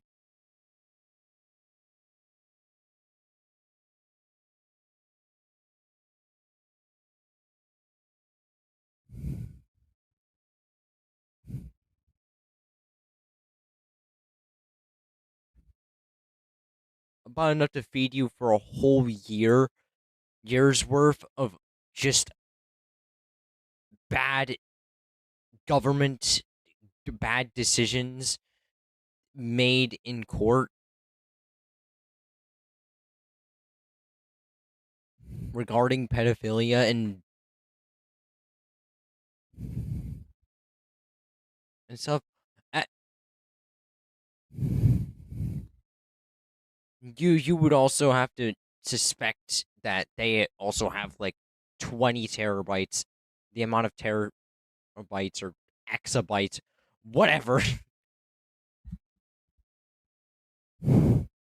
4 terabytes of like CP in their hard drives at minimum. It's not a concern.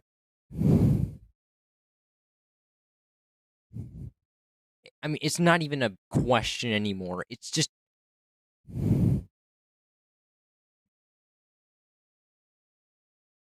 You know, I'm actually saving this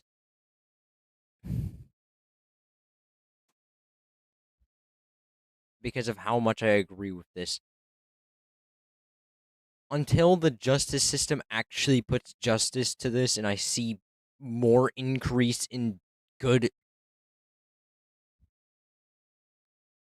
judgment within the courts and court filings against pedophilia is more increasing, more positive than negative in this slope equation, given the variables here, I would.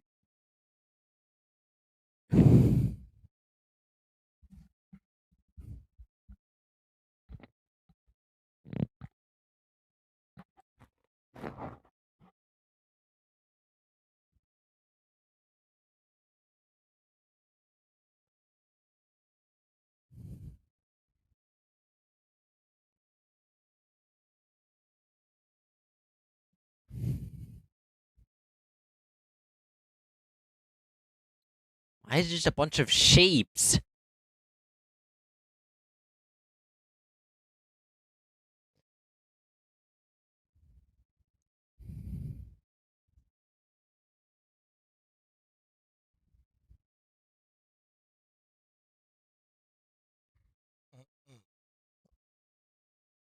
This. Okay, actually, maybe it's not even.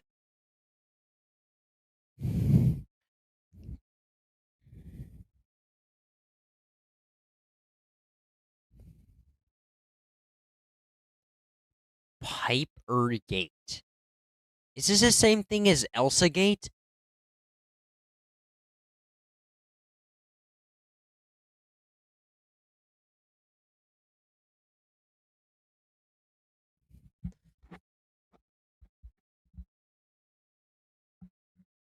Belly, prepare yourself because you might just puke upon seeing and listening to this unbelievable, embarrassing cringe. This is the worst flirting, the worst attempt at wooing a potential romantic interest I have ever seen. Dating app. The two didn't even match. This unbelievable, embarrassing cringe. If you've got a full belly, prepare yourself because you might just puke upon seeing and listening to this unbelievable, embarrassing cringe. This is the worst flirting, the worst attempt. If Brian Griffin was real, potential romantic interest I have ever seen.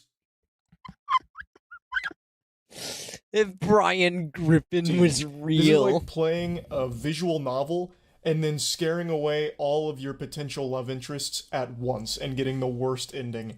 Now, I'd like to give a bit of context here to the situation before we really dive into the meatballs from our spaghetti entree of cringe. A user on Twitter posted screenshots as well as videos from a random guy who had reached out to her on Facebook because he had seen her on a dating app.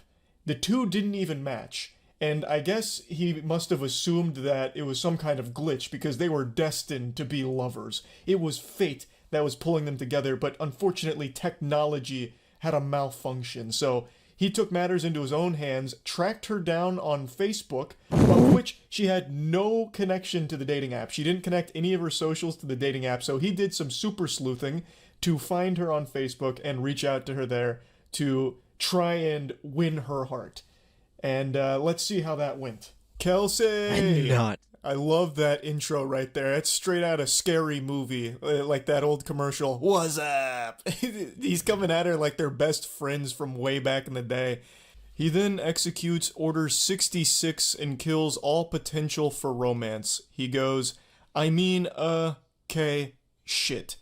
Mayhaps that was a tad overly enthusiastic for a stranger danger message on a sunny Friday morning. There is so much quirk to the way that he texts that I'm getting uncomfortable. I can say with a high level of confidence that he is definitely in.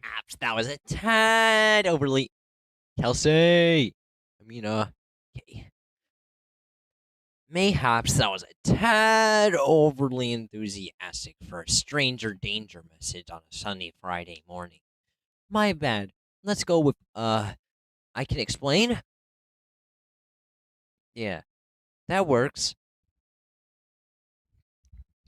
I've seen better. This one just reeks. I've been on Reddit for like the better part of like half of my life.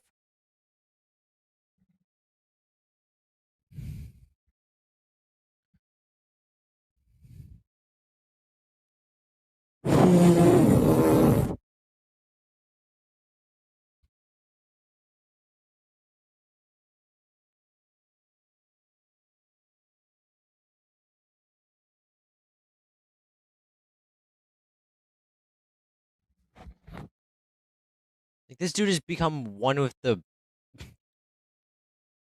cringe or whatever.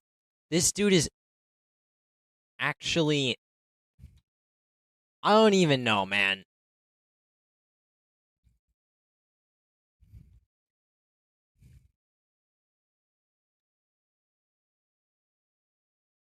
But he's speaking like he's an anime main character.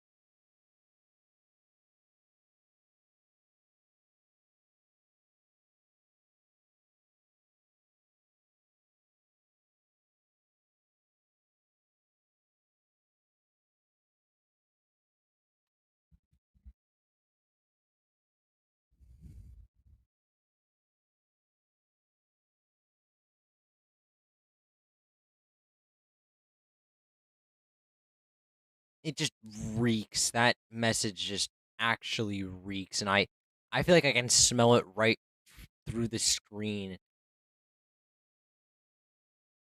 I feel like the whole smell vision from the smell on your television scene from Captain Underpants actually was right, and I needed to turn down the smell on my television. Because goodness gracious, that is some of the worst.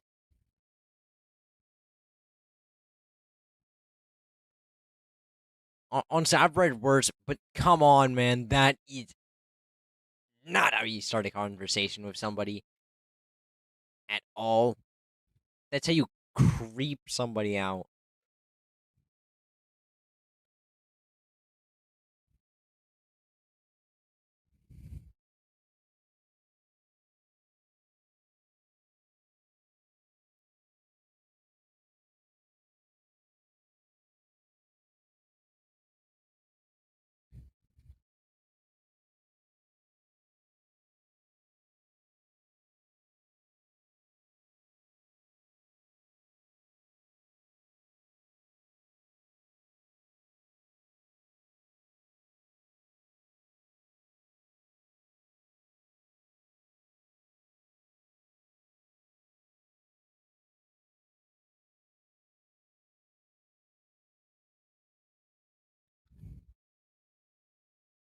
What the heck is this phase? This phase sucks!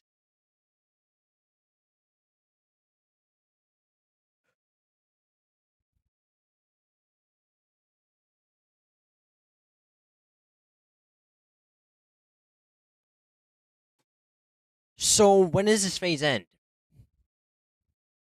Kind of theater troupe, because he is typing like he's acting out some kind of skit for a play. It's a little much here. My bad. Let's go with I can explain. Fuck yeah, that works. Then drops a couple of emojis. You know, I understand now why this dude said if Brian Griffin was real. This is exact. And then one of these bad boys. How she didn't immediately fall in love with this man is beyond me.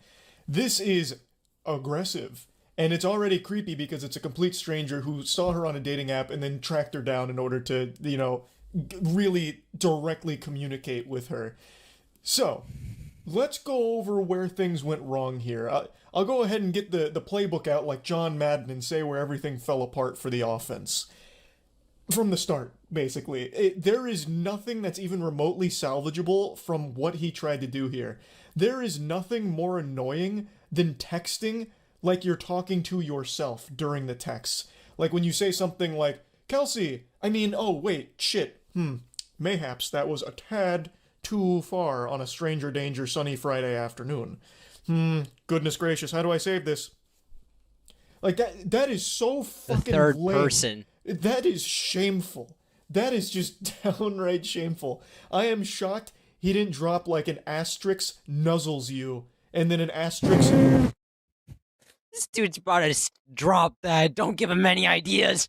Don't will it into existence, Charlie. You there? Yeah, and then one of those emojis. So she said, sorry, do I know you? And then it reactivates this cringe protocol. Oh, hey. No, we don't know each other. Sincere apologies for the subterfuge. If you give me the tiniest bit of room, I'd be happy to explain. I reckon that said explanation would bring laughs and smiles. P.S. Not trying to rope you into a pyramid scheme to sell fancy Tupperware. I don't know what Tupperware is. That might just be...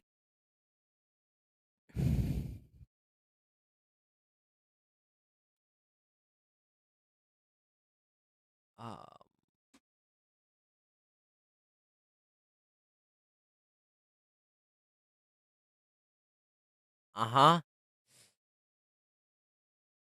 I'm not sure what this is even supposed to be. I guess it's just a bunch of plastic containers stuff. I guess he also found this out through her social media. So also another rare red flags all around. This dude is absolutely you might as well call him a tomato for the amount of red flags he's gotten.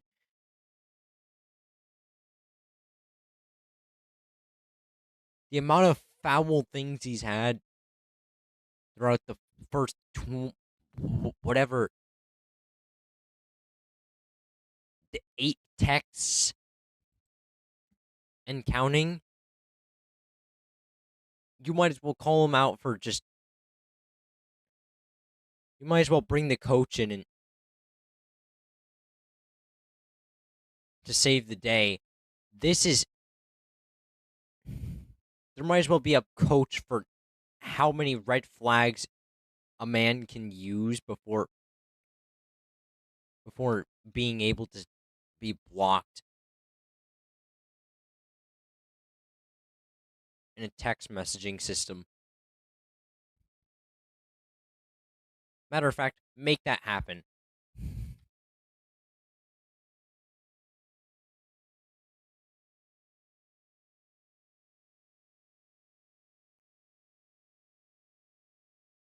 I might not use AI either.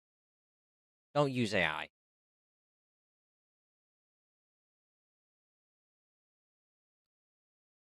Finally.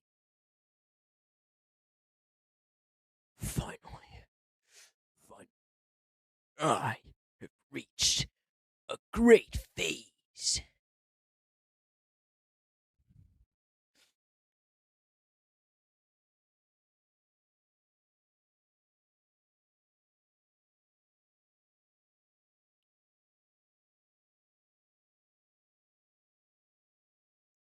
This is exactly how a Family Guy episode with Brian Griffin would play out. I can just imagine it right here and now.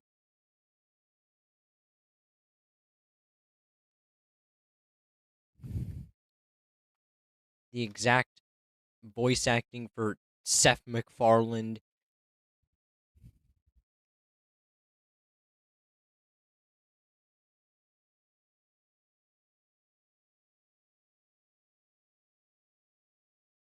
With Brian. It's just...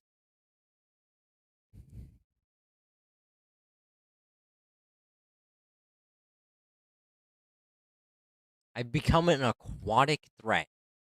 I've become a pet prey. Do enough of that.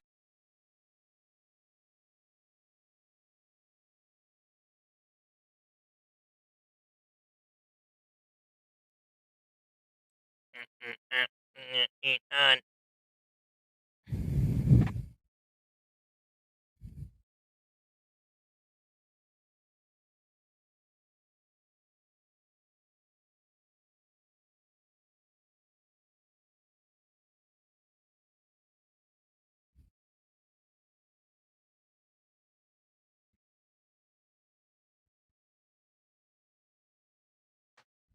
He says, "Oh hey, no, we don't know each other. Sincere apologies for this subterfuge." Oh brother, this guy stinks. Dropping Subterfuge.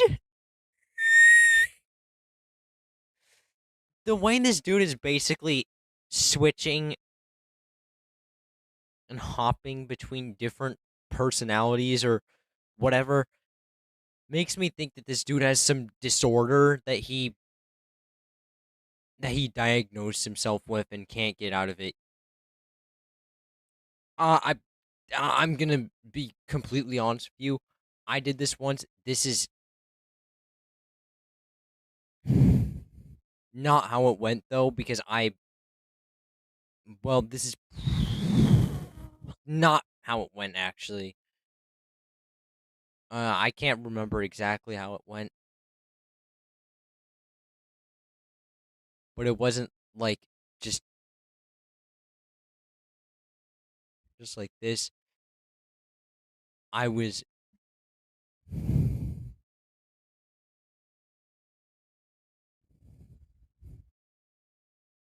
usually texting this girl I like about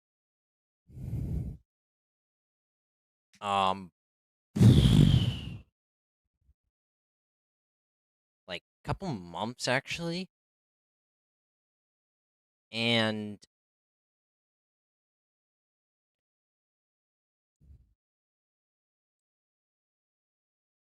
I was dealing with actual depression, and this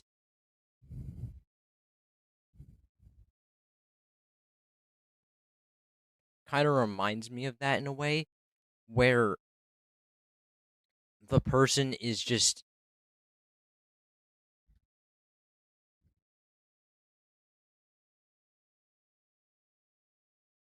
switching between personalities to woo a female or whatever.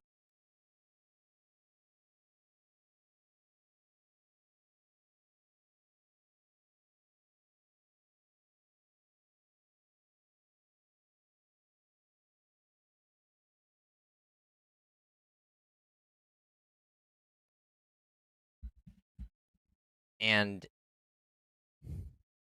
well, I did get her, but I ended up breaking up with her after that.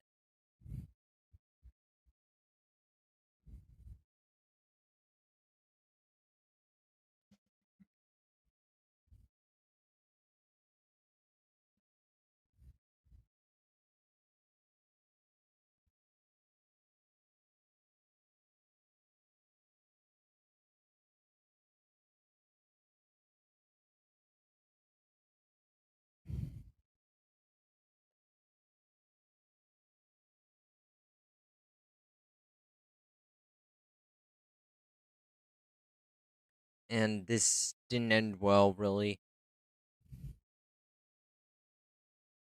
Ended up actually contacting a couple crisis helplines, and this, and with basically the personality switching, basically made me sound like an insane person who just got out of the psych ward after like a year. Did not make my case any better.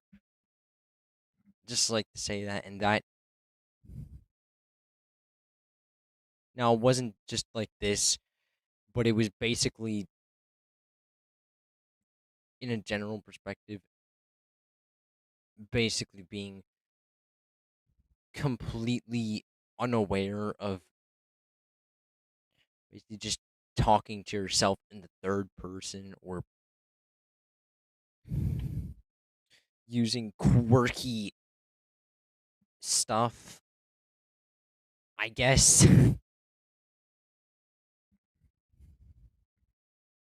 Subterfuge here in your creepy approach to a stranger. If you give me the tiniest bit of room, I'd be happy to explain. I reckon that said explanation will bring laughs and smiles. P.S. Not trying to rope you into a pyramid scheme to sell fancy Tupperware. Yet. He's trying very hard to be self-aware, and when he starts sending his voice memos to her, he reiterates 1,000 times like, this is weird, you're probably gonna think I'm weird, and then just keeps doing it. He sends so many voice messages that go for a long, long time. It's making my voice crack. Yeah, this when he says like something about And when he starts yet, he's trying very hard to be self-aware. And when yes, and exactly like how Charlie's saying, I was trying hard to be self-aware about myself in the current situation.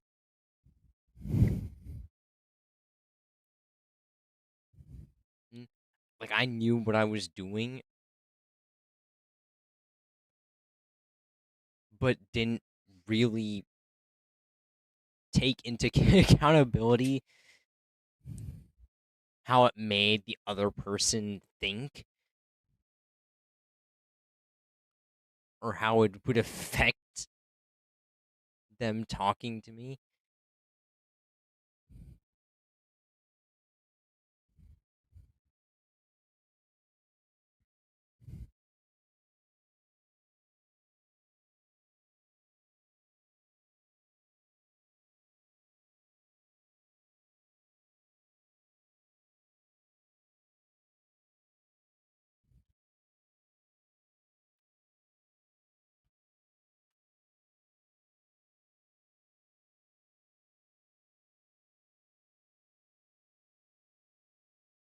While he actually wasn't wrong.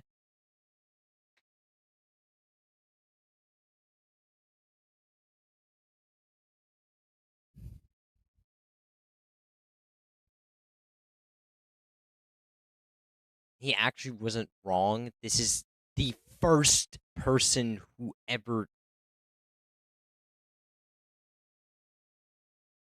whoever live stream video games.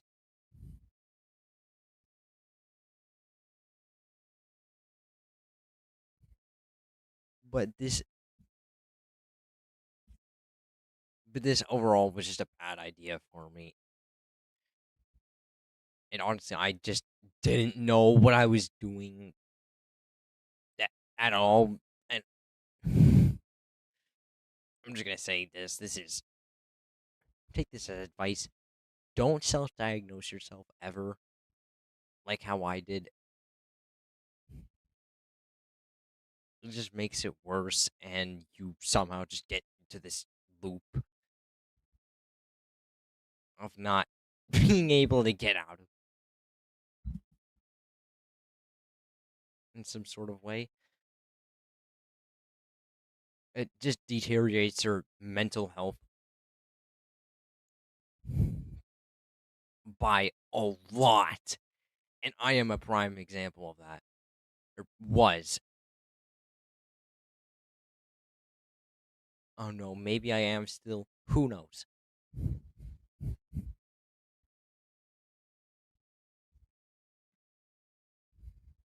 The point is, I can't keep doing that, or else the same thing will happen. when he starts sending his voice memos to her, he reiterates 1,000 times like, this is weird, you're probably gonna think I'm weird, and then just keeps doing it. He sends so many voice. Now, I wasn't like this guy. Now, most likely, I will. Okay, I'm gonna be honest with you.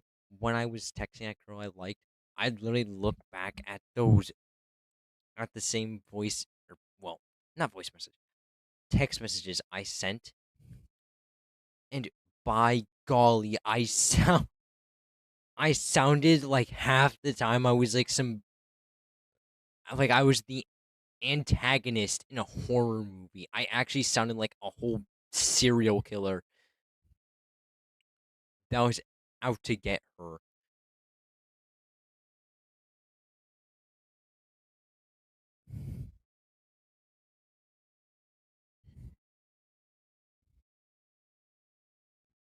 Like, goodness gracious.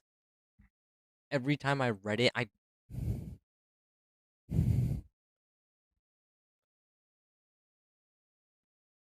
thought to myself of how much this actually freaked her out. And how wrong this was. I literally felt the horror in my eyes as I read those. And could not believe that I made those with such thoughtlessness and, well, lack of consideration to her feelings as a result. I'm surprised that I was the one that broke up with her, not her breaking up with me. Considering everything that I did say. Because if you saw that, that would have been one, embarrassing, and two, horrifying, and you would have probably called the police on me for what I said.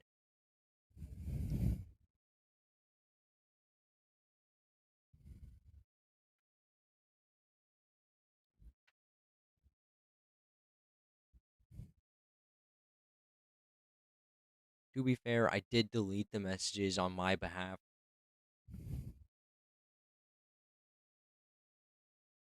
Don't know if they're still available for her to see. It most likely is, and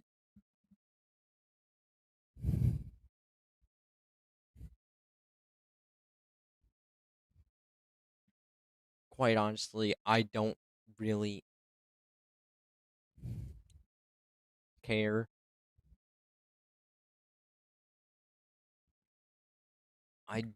Well, actually, no, I do care. Because that thing.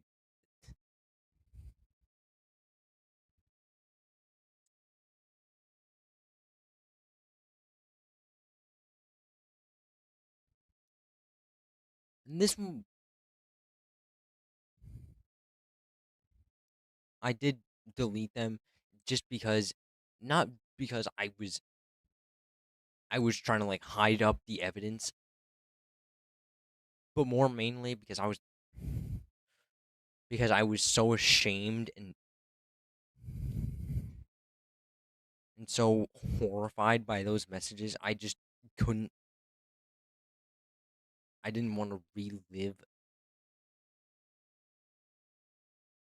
what those messages basically were at the time.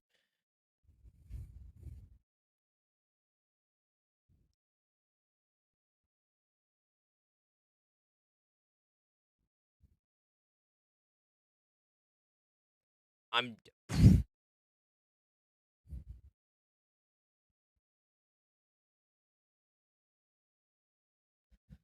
Now, obviously, I'm not gonna say my messages, the exact words of my messages, because they got into a little bit of the nitty gritty of getting into the nitty gritty of what they were. I don't feel like I'm comfortable talking about that. Obviously, it's not really easy to get that off somebody's chest. But this wasn't like 2 or 3 years ago in my 15-year-old life. This was about, I think it was actually this year, somewhere in this year, through the end of freshman year and the end of summer, basically.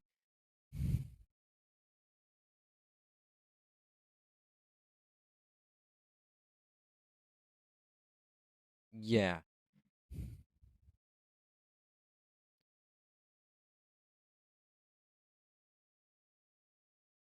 don't know if anybody is going to see all of this stream. Just know that that advice, I don't know if it's correct. I don't know if it's not. I mean, 8 hours is a long time for a stream. And obviously, I'm also not recording. So, this advice will most likely get lost in the archives and sauce of all of the world of the wide web. Chances of people actually seeing this live stream, getting to this part. I mean, maybe there's people who like to watch the end of the live stream, or maybe there's people who like to watch just the start of the live stream. Who knows? Who knows? I mean, I've started to also post VODs of my live stream too, so because some of them just don't really even contain clips. I'm just trying to like censor out clips that don't really contain the stuff I want it to contain.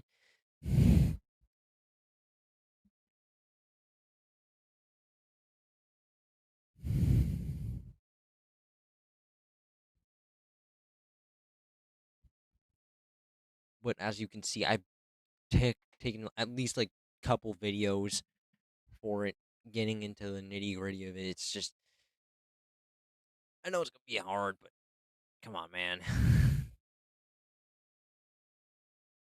Because of how fucking embarrassing it is. And you want to know the wildest part? I'm getting ahead of myself, and it's a spoiler. He has done this to multiple women, apparently. Other women have come forward after this tweet and all of this, the receipts here and all that went viral, with other women showing their interactions with him, and he even uses, like, the exact same lines on other women, which is really odd considering that has to be a 0% success rate. These can't be working well at all. It's so weird. So this dude's gambling. Explain away.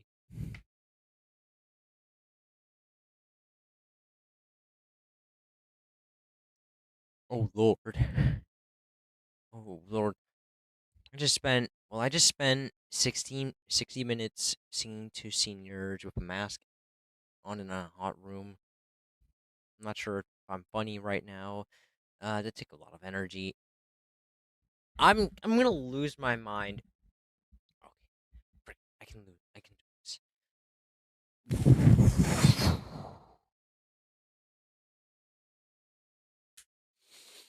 Oh my goodness, the power of imagination is a powerful thing, and sometimes it can cloud our minds.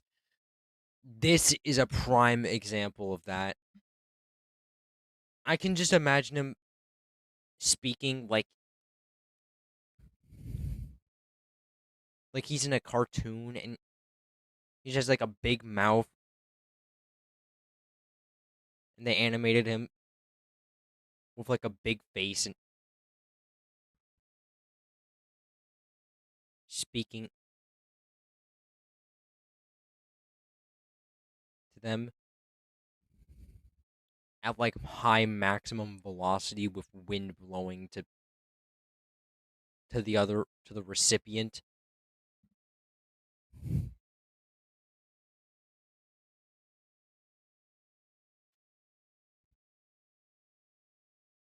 And it's like blowing them, so they have to hang on to like a pole or something. That's exactly what I feel like he's thinking. He's imagining. Here and open Pandora's box to see what comes out. She says, explain away. And he gives a brief, cool guy thing. Oh god, I just spent 60 minutes singing to seniors and man am I drained. But fuck it. I'll show you what I mean. Cartoon animation of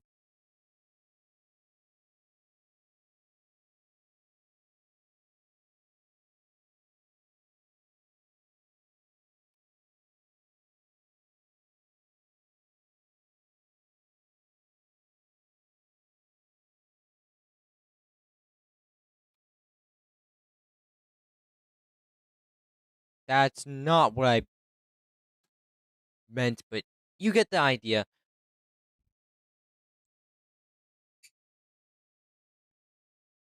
He's like basically do this. He's hyping himself up in the Doing text that. messages he is sending to this girl. He's like his It own is so coach. embarrassing, and he keeps doing it. But it gets worse because right after that, he sends a voice message.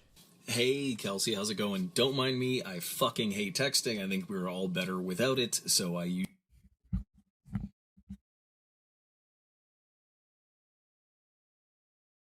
You know what? This dude is gonna live a nice life.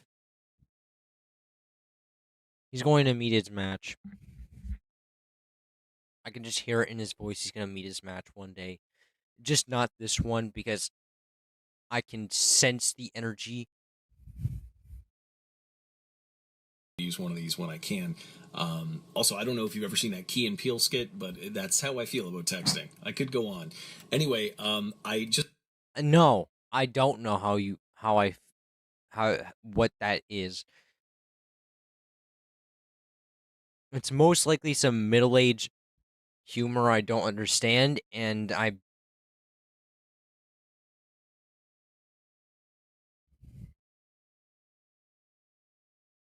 probably going to understand it in like about 3 years.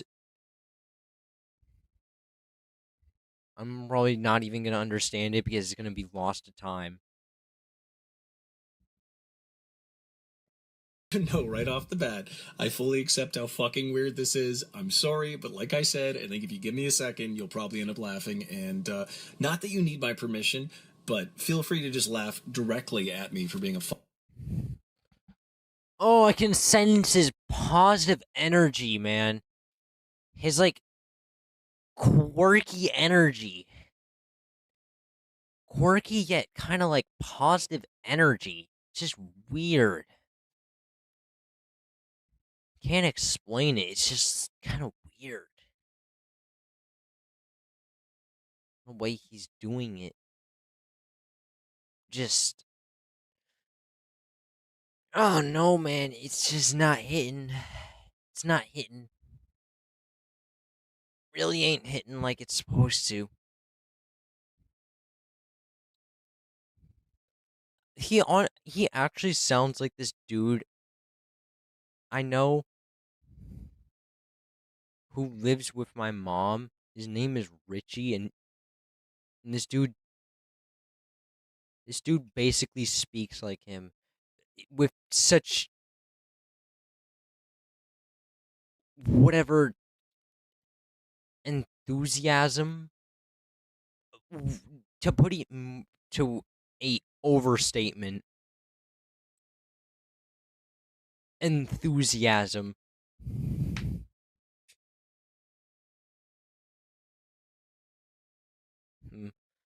I'd actually be lying if I said enthusiasm. This dude has so much quirk. I would have...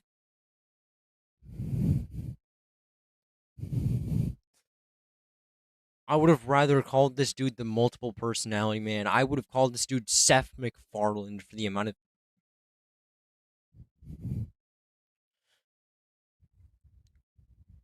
how amount of personality changes this dude is going through. It's like puberty. Surely about to embarrass myself right now. I do appreciate... This dude, Richie, he literally exactly talks like this. And I'm actually going to say this. I think he's actually a pedophile. The way he speaks is literally... I don't know. But he just does not replace my father, who, well, unfortunately passed away when I was 2.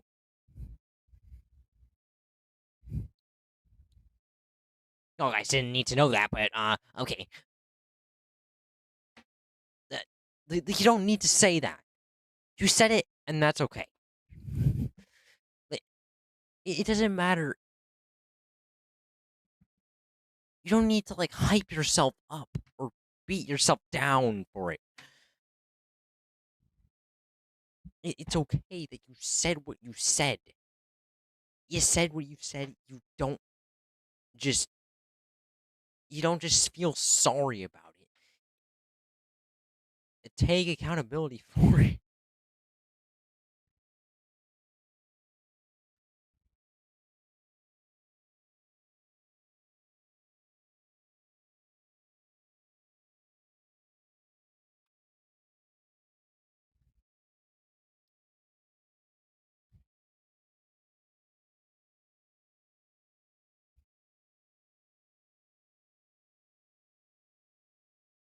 And everyone else. Really about to embarrass myself right now. I do appreciate your stamp of approval. I and everyone else will be laughing directly at you for this, and I appreciate that you recognize what an unbelievably weird thing it is to do. I mean, honestly, this is a prime example of just somebody who's lost in their own imagination. Just can't seem to find, like, the escape route to self-awareness and the real world. It's like in a fire when somebody's literally just up, and when somebody's trying to find like an escape latch somewhere in their house to get to the bunker or something. Get to like a bunker or an exit to the end of their house. They try to like find, it's like trying to find a way out of like a mansion on fire.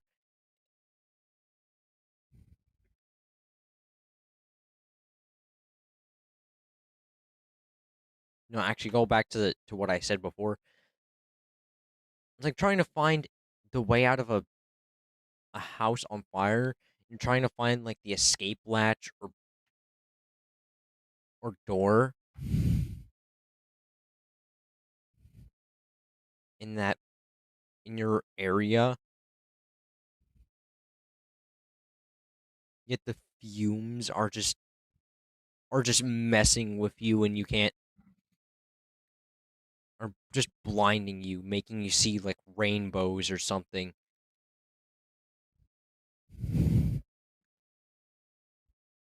Just slowly making you blinder as time progresses. That's exactly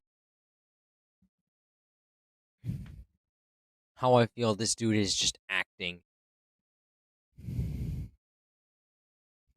I don't know why you keep doing it. This is the first of many voice messages he sends, even after recognizing this immutable fact that it is weird and embarrassing. And sorry for the delay. I was going to get back to you, but someone called about a gig tomorrow, and I'm trying to help them find a musician. Also, I'm not sure if I'm fucking funny anymore. I just spent 60 minutes, like I said, playing guitar and singing to a room full of senior citizens, but the room was stuffy and hot. I had to do it with a surgical mask on, and I'm not sure if I have any funny or social energy left, but I'm going to try. I'm going to try and fake it right now. So thank you for your understanding and patience, and here goes nothing. You know what? He sounds like he's like the perfect fit for like a YouTuber in 2017, like the old YouTuber era. I love this dude's energy. Like, this matches exactly what a YouTuber would sound like. I'm surprised he hasn't become one yet.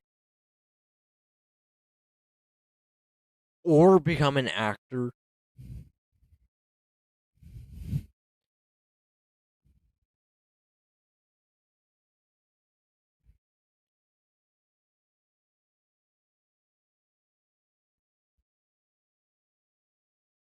That could have honestly done better than this. Like, presenting yourself more than just going up straight in the blue to a person is less effective than presenting yourself, like I said before. Presenting yourself is like basically top things to do in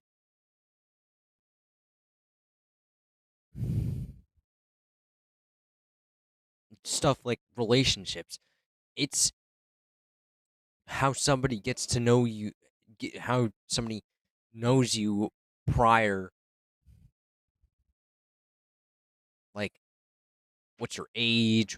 What's your how do you act or whatever.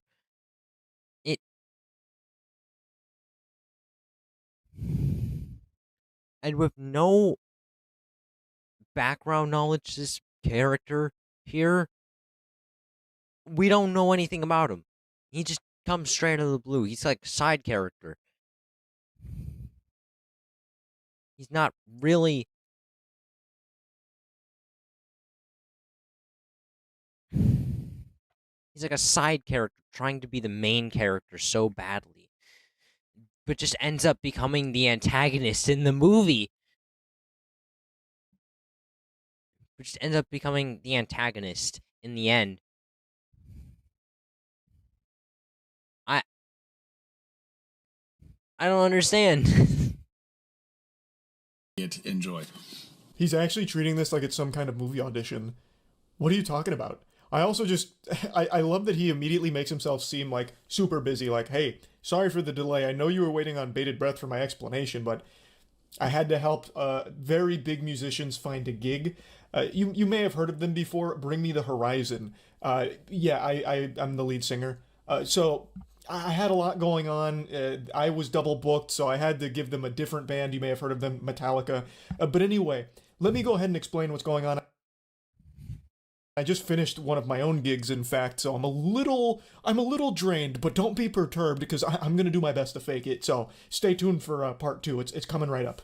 Like he's about to go through his stand-up comedy routine, which he's like presenting himself as if he's in some sort of play, in some sort of cinematic masterpiece. And honestly, I resonate with this guy so much. It's insane. Like, throughout text, I just view it as like some book that I'm writing. And I'm trying to make it seem like I'm some sort of like writer in a book, and I try to like write the text messages just freaking elegantly and as good to my tone as possible. I'm like writing them as a book and view them as so.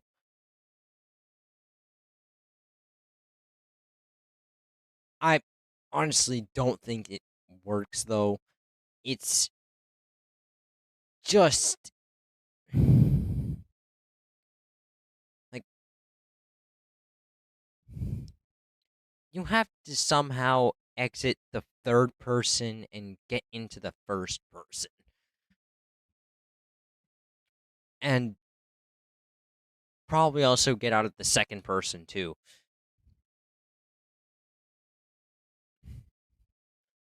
Anonymous. In the trenches of online dating for a couple of years, so I definitely know how to identify the kind of person I'm like, if nothing else, the world would be better if we were friends. So hear me out.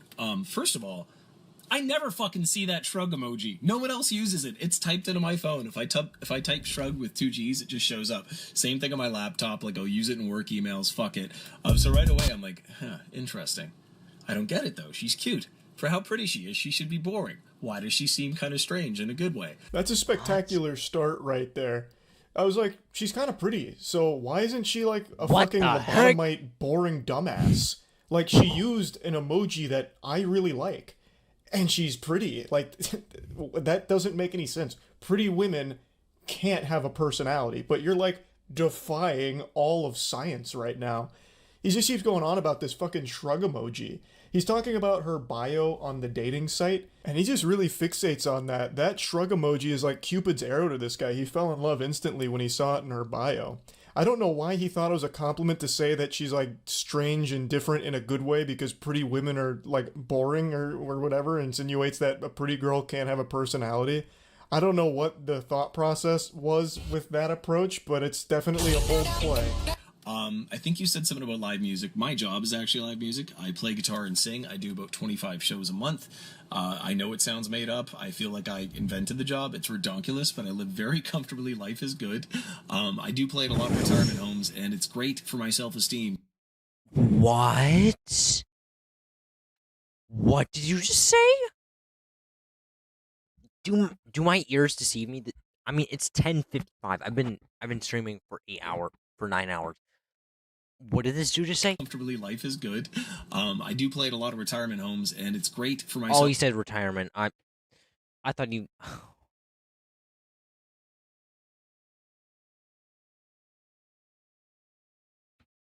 I thought he said the R word. This is the R word. A big hit with. I mean, like the title suggests. I mean, I feel like it's not more of a fact just don't be like him. It's more of a fact of grasping self-awareness and exiting this and realizing this view of yourself, a different light.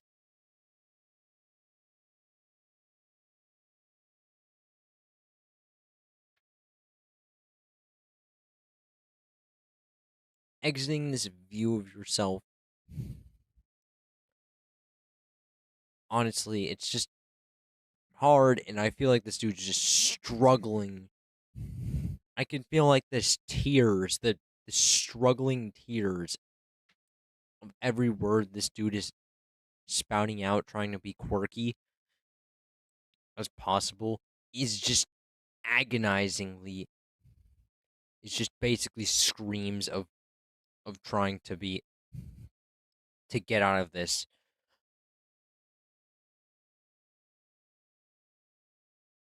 I mean, you can be however you want to be. If you want to act like this, and this is basically your dream act, dream personality, go for it. Who knows? But honestly,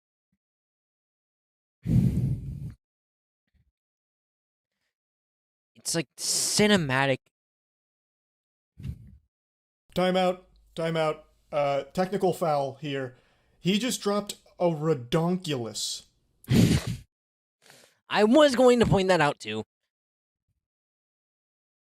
And I can also hear him snicker after saying that. I mean, I didn't laugh, but didn't feel like it was that important to say redonkulous in a sentence is crazy.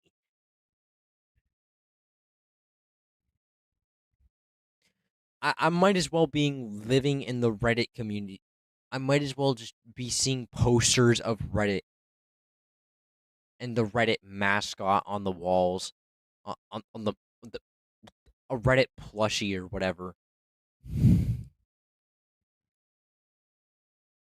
In this dude's bedroom, because that's all I'm seeing.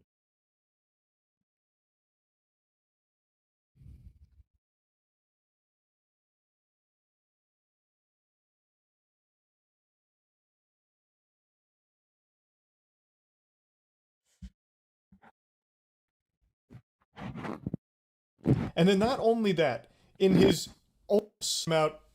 technical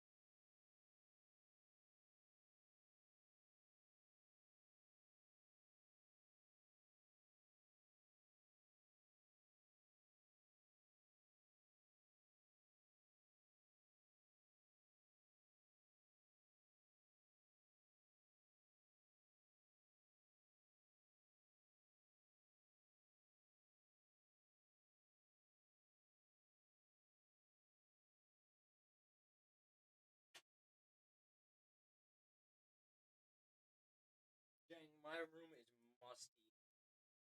If you were in my room, you would be instantly. If you were to go to my house and walk to my room, you would basically be almost instantaneously be hit by a wave of just like humidity and pure humidity.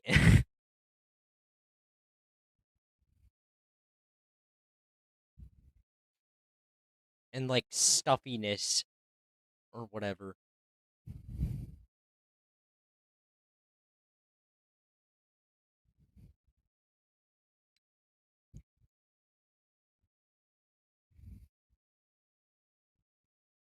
I swear you would not want to be in my room.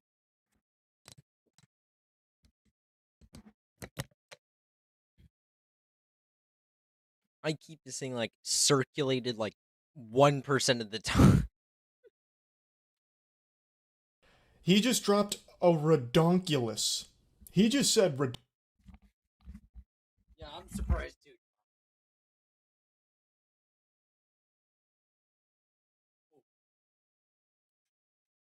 Should shut off the light. Should not do that. But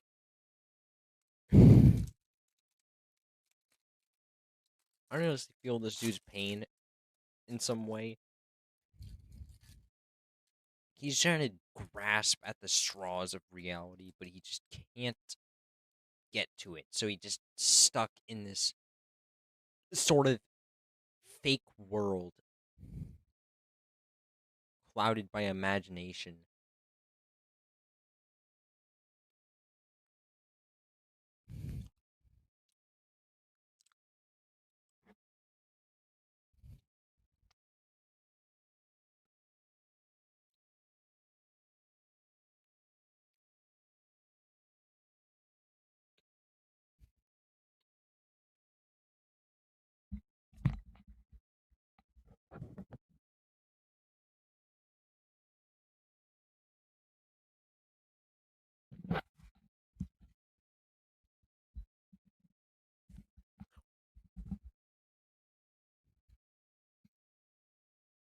And then not only that, a redonkulous. He just said redonkulous. And then not only that, in his only second voice message here, he's already just calling her Kels.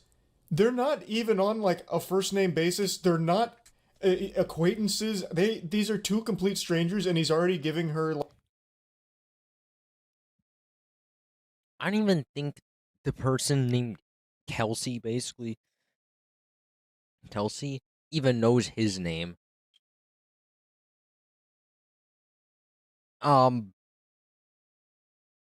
So that is a red flag. If you can't say your name, give your age.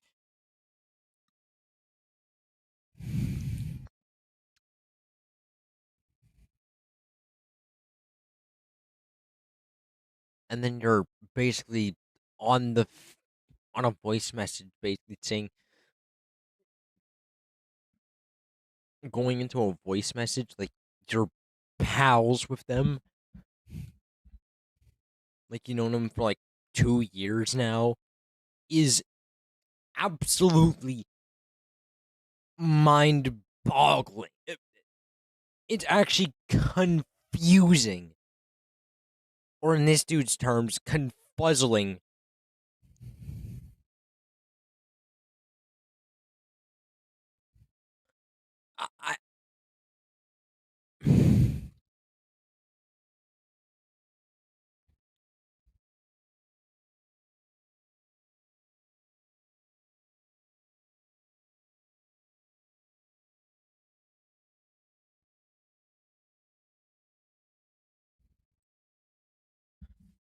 The fuck? Oh yeah, and just the night before... Like a nickname.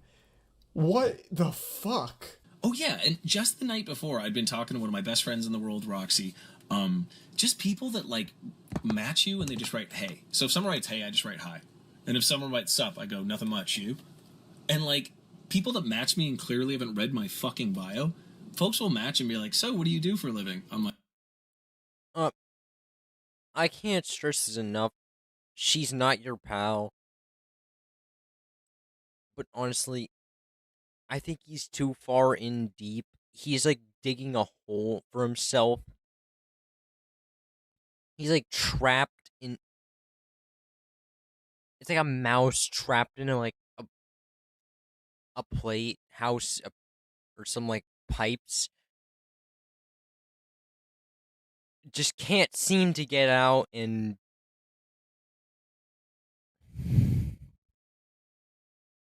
a hamster that's like stuck in some like play place, that some like pipes that just keep roaming, circling around.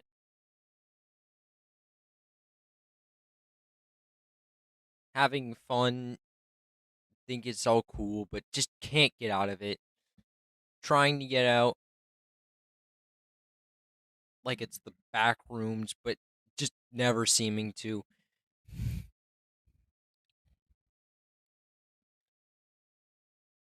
It's like watching a horror movie and the main character just doesn't see what's wrong, and you know the exact problem in the scene.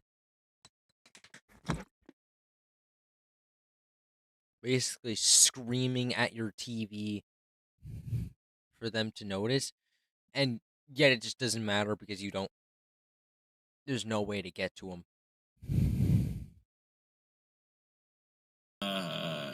Come on, Chelsea. Like, yeah, you're kind of cute, but I'm pretty damn sweet. Try harder. Why are you even talking about this? You're like trauma dumping on this complete stranger right now that you've tracked down from a dating app to try and communicate directly with because you didn't match with her. What the fuck is this? Now you're just going on about like, oh, dating apps are so weird. People just say like, hey. So then I'm like, hi. You don't know how to have a conversation. You didn't read the bio that I painstakingly typed up. I spent a long time on that bio and now I'm offended. Ridiculous. Redonkulous. I don't know. It's just to see someone mention that in a bio, I'm like, thank you. I can see you feel the same as me. Yeah, if people, I always think that effort should match interest in dating. So if you're curious if someone's interested or not, remember that scene with Justin Long and What's-Her-Face in that movie about dating? No, I don't. Is it he's just not that into you? And he's like, if the guy's interested, he will call. And it's true. So I found a line a couple of years ago and it's like, effort will always match interest. It will show you how interested someone is. And like, I'm pretty goddamn sweet, and I am not that lonely, bored, or horny. I'm not going to take breadcrumbs from someone if I want a sandwich. So if someone hits me with a hey or hi, you can go fuck yourself. He's just sounding like a complete unhinged asshole here. It's not that deep. What do you mean they can just go fuck themselves?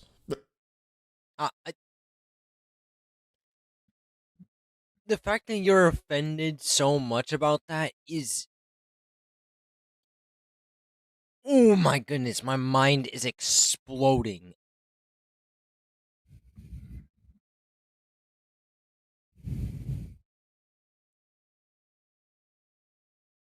I mean, it's just pure cluelessness to what is wrong. So wrong about this is absolutely crazy. It's getting close for me to wrap up the whole stream. It's 11:09, and soon enough we're gonna have to close this stream and put an end to our laughters for the night. As much as I don't want that to happen, it might have to. It's gonna have to. What does this have to do with anything in this situation? This isn't even flirting. This is just blurting. He's just blurting out all of the most nonsensical shit in his head right now to a complete stranger. And not only that, this is probably not even his first take. I bet he recorded this like 10 times until he had one that was like, this is the one. This was smooth. And that's what we got here. We got the final product. This isn't even like the first draft, I doubt. That's mind-blowing. I'm worth more. Damn it. This is where the Kelly Clarkson song comes in. Yeah, no, your bio is just, there was so much intentional effort put in, and honestly, the more I scrolled down in the pics, I'm like, this does not match up. I don't want to sound like an asshole. Like, attractive people can also be interesting and funny, but it's just incredibly rare. I speak for myself, because I'd like to consider myself one of those. That's the end of chapter 2 from the voice memos, but don't... Oh! So he's hyping himself up to be more egotistical than ever. Worry, there's still a finale, and it's the extended director's cut. The next one's over 5 minutes long. Also,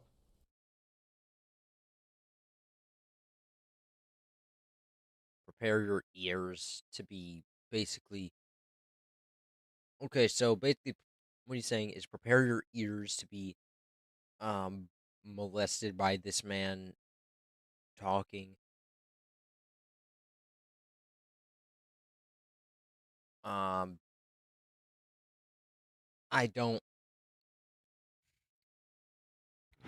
not be held accountable based on you clicking on this video and watching it. I'll not be held accountable for any ear raping and such.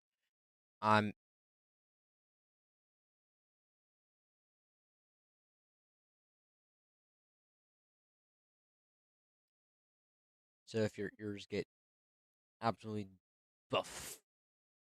fondled with, I will not be held accountable. yeah, you're like pretty, but you have a personality, which that just does not happen. I don't know why he thinks that that's some kind of like grand compliment. It's very odd. Now, before playing the 5-minute, 30-second monologue here, he must have seen that she listened to it. He's like, ha, gotcha. Yeah, I gotcha. Red-handed. You listen to it. Curiosity got the better of you. And then she says, dude, so you saw me on Bumble and found me on Facebook? How? Clearly very creeped out by it, understandably. And then he goes, oh, I honestly just typed in Kelsey, and I guess I got lucky. I figured because you put live music, we might have some friends in common or something. I blame Zuckerberg, and then laughing emoji. That's not at all what would happen.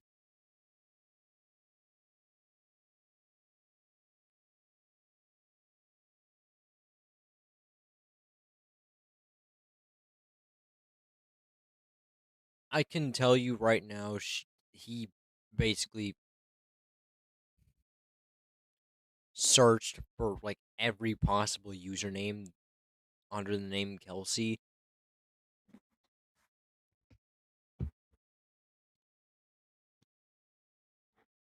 Probably searching and scrounging. You know what? Actually, I actually believe him on this one. Because this dude most likely was scrounging, scrolling endlessly through the names of under Kelsey.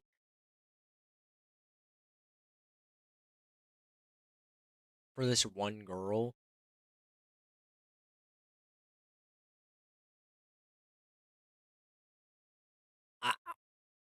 I don't understand. Like, even I would doubt myself for a second to say that this is creepy. This is more creepy than romantic.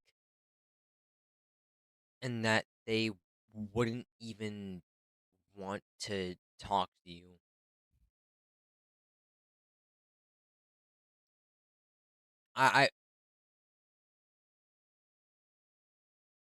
What the heck is this?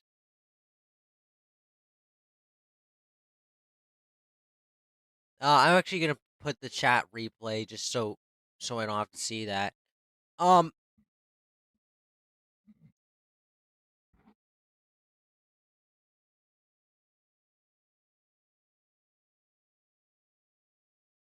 And referencing her bio, which I think is referring to her dating profile bio, especially because he does mention like online dating with Hayes and highs and shit. So I don't even know why he thought that would somehow save the situation. Like, she'd be fooled by it.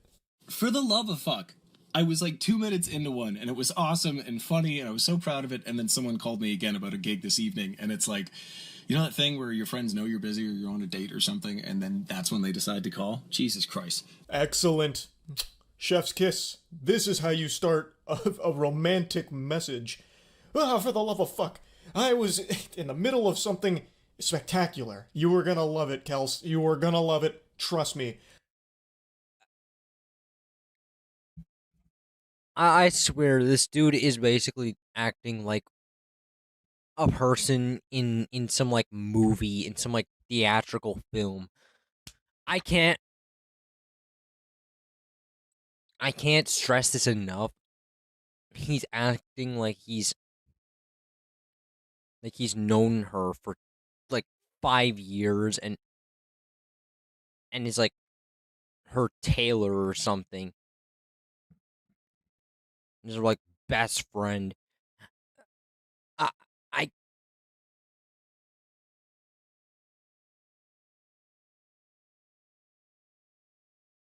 it's not how you he's like basically not seeing that he's starting off by skipping an important step in a relationship, which is trying to get to know each other first.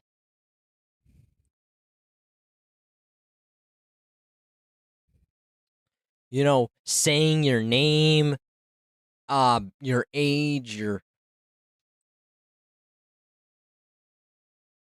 whatever, trying not to come off as rude or forceful. Stuff like that is key.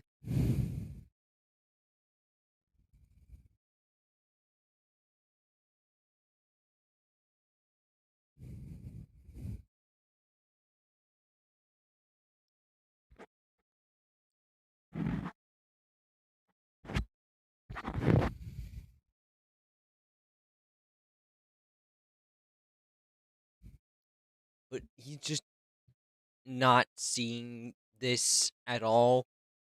He's just completely glancing over that and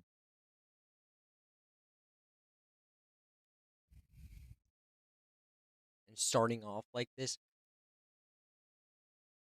To be fair, I also started like this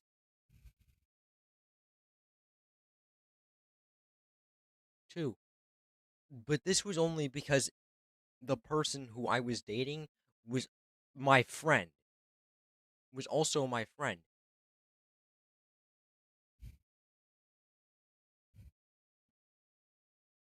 This only could happen if the person who you're dating with is your friend. Prior. I don't see this happening anywhere else other than in that situation.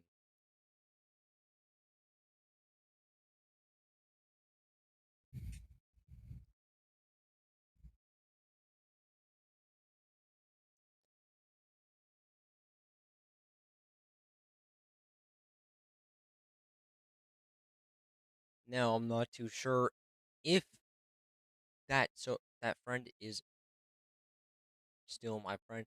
Who knows? I don't know.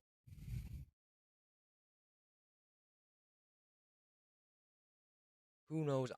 I don't know. But I'm going to just go off on a limb here, say that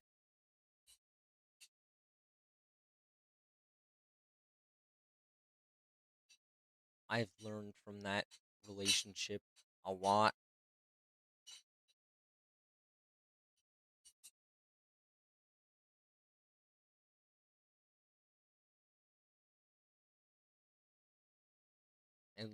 And have grown from that a lot. That's what's important in breaking up with somebody in a relationship, is learning where you went wrong. And learning from where you went wrong, most importantly. Not just where you went wrong, that's focusing too much on the negatives. You should also take into accountability of how could you improve yourself to do better. And I feel like I made myself better in a way to not do most of the stuff I did in that last relationship.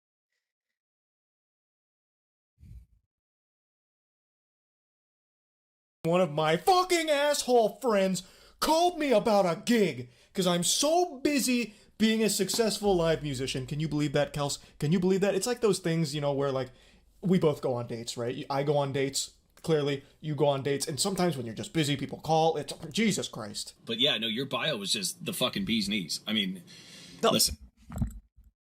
Oh my goodness, I've never heard like a more obscure phrase in my life.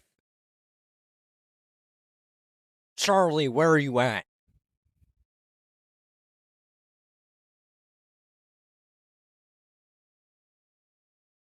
Charlie, Charlie, call this out. This is. Oh my goodness, I have never heard a more obscure reference in my life. Wait, no, it's not even a reference. I've never heard a more obscure saying in my life. Or phrase, whatever it is.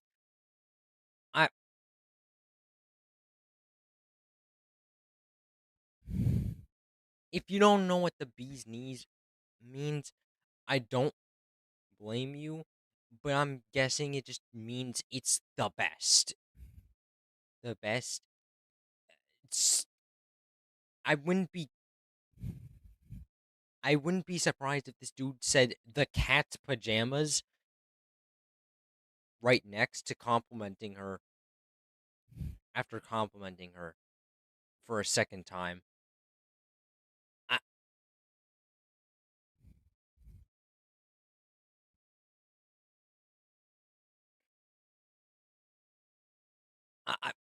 I don't know where he could have gotten the bee's knees from. Maybe he just found that from his older relatives and found that to be the perfect way to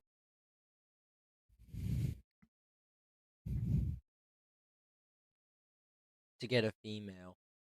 Like his grandfather taught him. One way I got to got with your grandmother was by gotta say the bee's knees. You gotta say her that she's the best. She's the best at everything. You gotta say she's the bee's knees. I couldn't imagine any other way he could have any other excuse to saying this.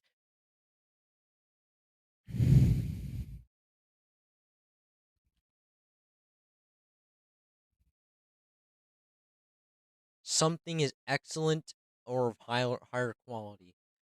I swear, I have never heard anybody say this unironically. Or in like some learning app. The only times I've ever heard this are in learning apps.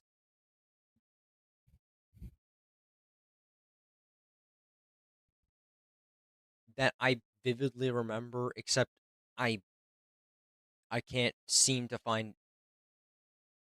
remember the name of.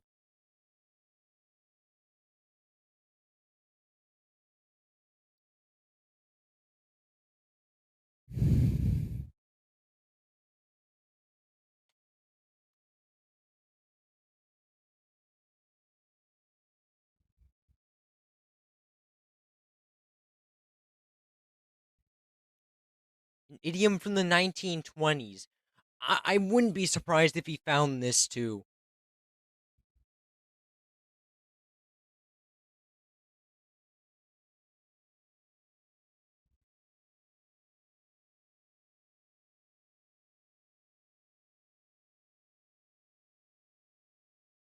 from the 1920s. I swear. I swear.